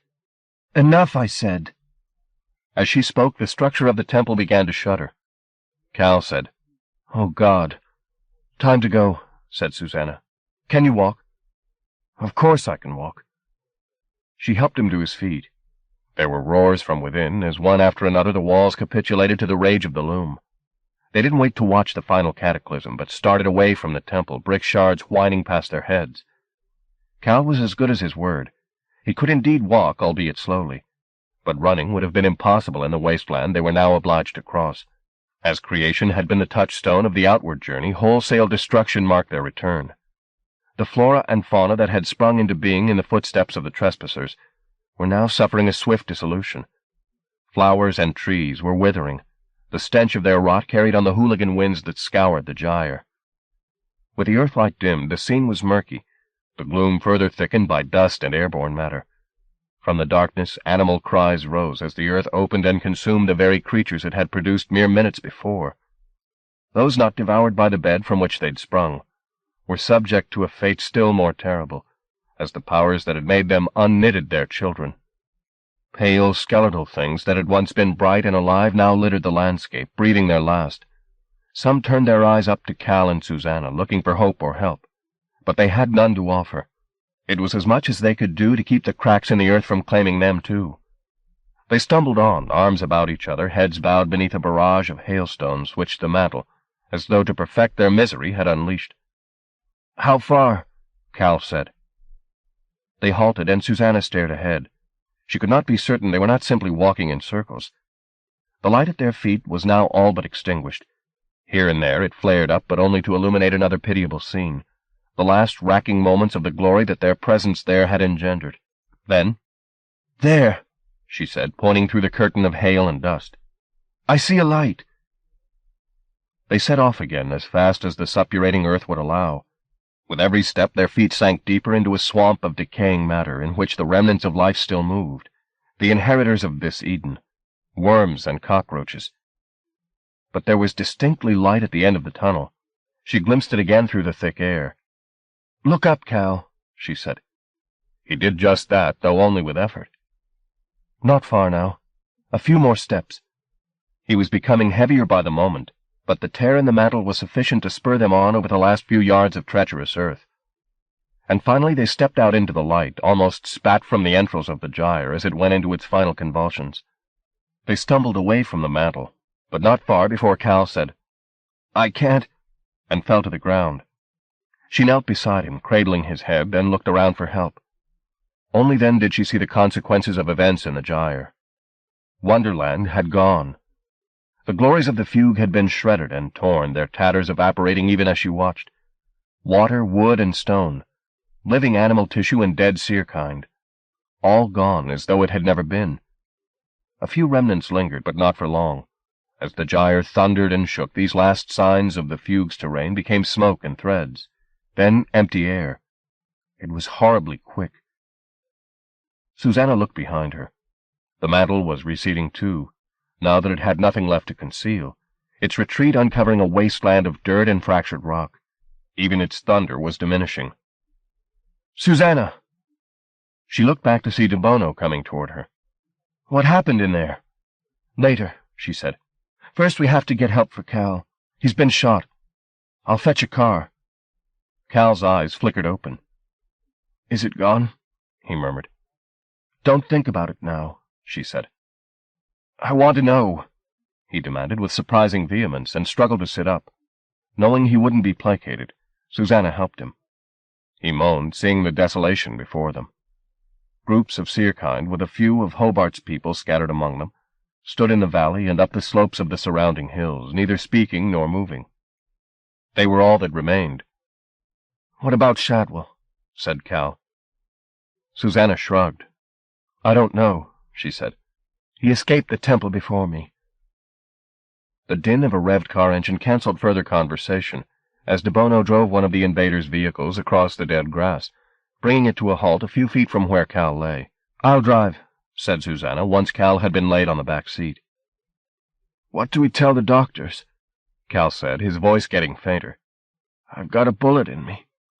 "We'll cross that bridge when we come to it," said Susanna. As she got into the driver's seat which De Bono had only reluctantly vacated, somebody called her name. Nimrod was running toward the car. "Where are you going?" he said to her. She directed his attention to the passenger.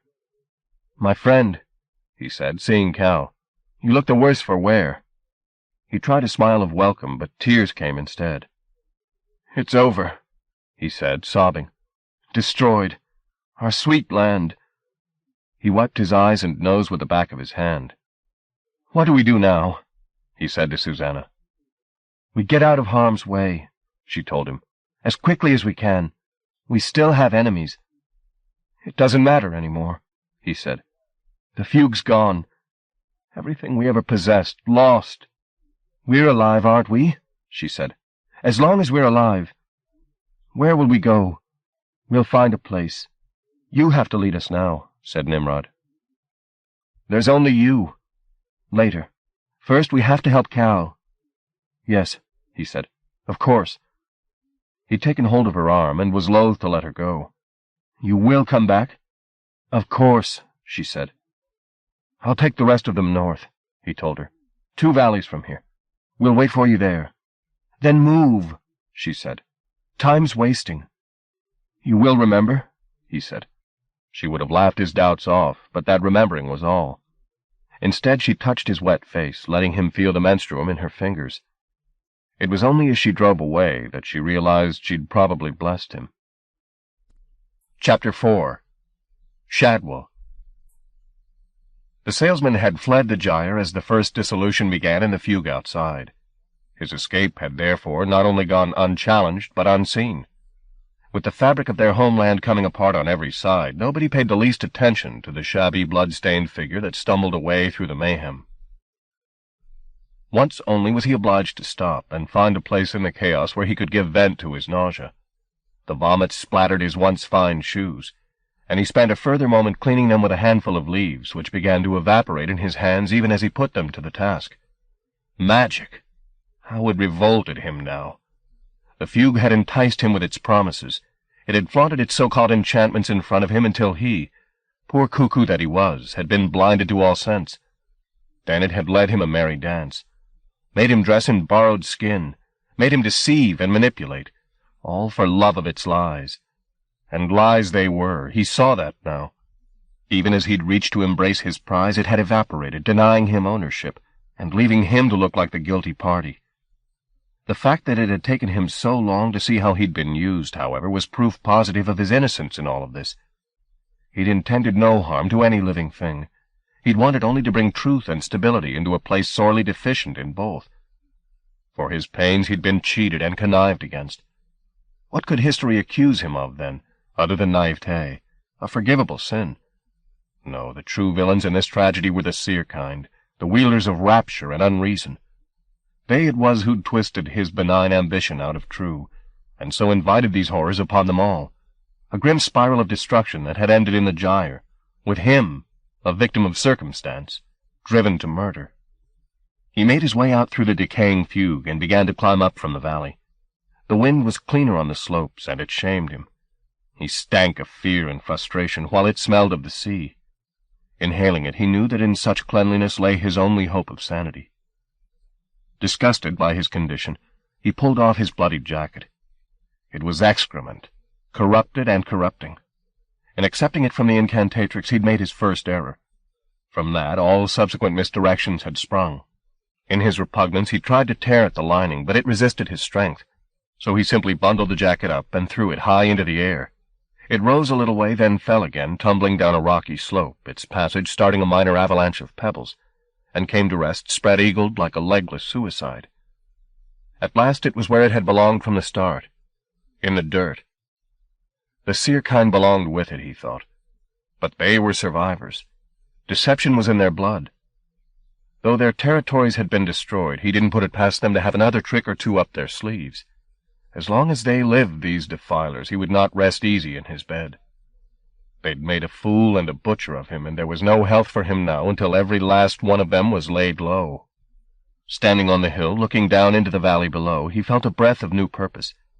He'd been tricked and humiliated, but he was at least alive. The battle was not yet over. They had an enemy, these monsters. Immaculata had dreamed of it often, and spoken of the wilderness where it resided. The Scourge, she'd called it.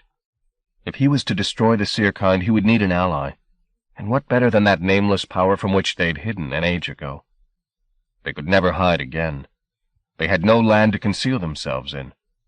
If he could find this Scourge, and wake it from its wilderness, it and he would cleanse them at a stroke.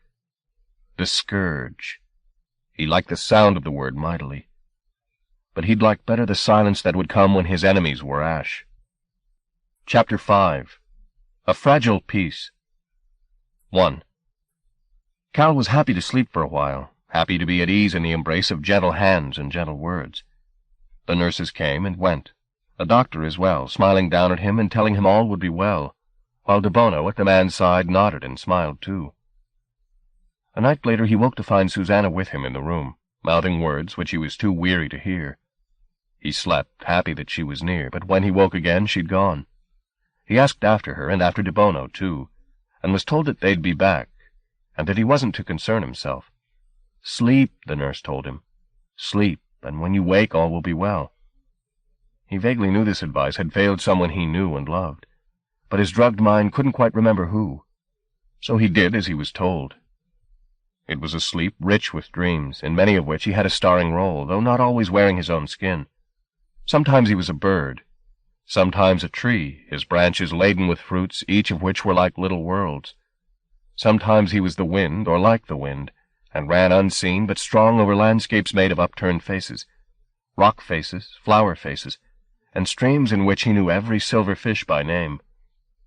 And sometimes he dreamed he was dead, was floating in an infinite ocean of black milk, while presences invisible but mighty distressed the stars above him, and threw them down in long arcs that sang as they fell.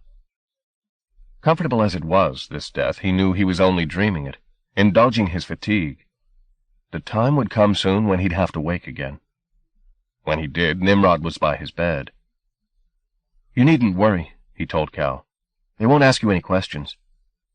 Cal's tongue was sluggish, but he managed to say, "How did you do that?" "A little rapture," Nimrod said, unsmiling. "I can still manage the occasional deceiving." "How are things?" "Bad," came the reply. "Everyone's grieving. I'm not a public griever myself, so I'm not very popular." "And Susanna?" He made an equivocal look. "I like the woman myself," he said, "but she's having problems with the families. When they're not grieving, they're arguing among themselves. I get sick of the din. Sometimes I think I'll go find Marguerite. Forget I was ever Seerkind." "You can't. You watch me. It's no use being sentimental, Cal. The fugue's gone, once and for all. We may as well make the best of it. Join the cuckoos, let bygones be bygones. Good God, we won't even be noticed. There's stranger things than us in the kingdom these days." He pointed to the television in the corner of the room. "Every time I turn it on, something new. Something different. I might even go to America." He slipped off his sunglasses. Cal had forgotten how extraordinary his eyes were. "Hollywood could use a man with my attributes," he said. Despite Nimrod's quiet despair, Cal couldn't help but smile at this. And, indeed, perhaps the man was right. Perhaps the Seerkind had no choice now but to enter the kingdom and make whatever peace they could with it. "I must go," he was saying. "There's a big meeting tonight. Everyone has a right to have their say. We'll be talking all night, most likely." He went to the door. "I won't go to California without saying goodbye," he remarked, and left the patient alone. 2. 2 days passed and nobody came. Cal was getting better quickly, and it seemed that whatever rapture Nimrod had worked on the staff had indeed diverted them from making any report of their patient's wound to the police. By the afternoon of the third day, Cal knew he was much improved, because he was getting restless. The television, Nimrod's new love, could provide only soap opera and a bad movie. The latter, the lesser of the two banalities, was playing when the door opened and a woman dressed in black stepped into the room. It took Cal a moment before he recognized his visitor as a Pauline. Before he could offer a welcome, she said, "No time to talk, Calhoun," and approaching the bed, thrust a parcel at Cal. "Take it," she said. He did so. "I have to be away quickly," she went on. Her face softened as she gazed at him. "You look tired, my boy," she said. "Take a holiday." And with that advice retreated to the door. "Wait," he called after her. "No time, no time," she said, and was away. He took the string and brown paper from around his present, and discovered inside the book of fairy tales that Susanna had found in Rue Street. With it there was a scrawled note. "Cal," it read, "keep hold of this for me, will you? Never let it out of your sight. Our enemies are still with us. When the time is safe, I'll find you. Do this for us all. I'm kissing you. Susanna." He read the letter over and over, moved beyond telling by the way she'd signed off. "I'm kissing you." But he was confounded by her instructions. The book seemed an unremarkable volume, its binding torn, its pages yellowed. The text was in German, which he had no command of whatsoever. Even the illustrations were dark and full of shadows. and he'd had enough shadows to hurt him a lifetime. But if she wanted him to keep it safe, then he'd do so. She was wise, and he knew better than to take her instructions lightly. 3. After the visit from Apolline, nobody else came. He was not altogether surprised. There had been an urgency in the woman's manner, and yet more in the letter from Susanna. "Our enemies are still with us," she'd written. If she wrote that, then it was true. They discharged him after a week, and he made his way back to Liverpool. Little had changed. The grass still refused to grow in the churned earth where Lilia Palicia had died. The trains still ran north and south. The china dogs on the dining-room sill still looked for their master, their vigil rewarded only with dust. There was dust, too, on the note that Geraldine had left on the kitchen table. A brief missive saying that until Cal learned to behave like a reasonable human being, he could expect none of her company. There were several other letters awaiting him. One from his section leader at the firm, asking him where the hell he was and stating that if he wished to keep his job, he'd better make some explanation of his absence post-haste. The letter was dated the 11th. It was now the 25th. Cal presumed he was out of a job. He couldn't find it in him to be much concerned by unemployment, nor indeed by Geraldine's absence. He wanted to be alone, wanted the time to think through all that had happened. More significantly, he found feelings about anything hard to come by. As the days passed and he made a stab at reassembling his life, he rapidly came to see that his time in the gyre had left him wounded in more ways than one. It was as though the forces unleashed at the temple had found their way into him, and left a little wilderness where there had once been a capacity for tears and regret. Even the poet was silent. Though Cal could still remember Mad Mooney's verses by heart, they were just sounds to him now. They failed to move. There was one comfort in this, that perhaps his newfound stoicism suited better the function of solitary librarian. He would be vigilant, but he would anticipate nothing, neither disaster nor revelation. That was not to say he would give up looking to the future. True, he was just a cuckoo, scared and weary and alone. But so in the end were most of his tribe. It didn't mean all was lost. As long as they could still be moved by a minor chord, or brought to a crisis of tears by scenes of lovers reunited, as long as there was room in their cautious hearts for games of chance, and laughter in the face of God, that must surely be enough to save them at the last. If not, there was no hope for any living thing.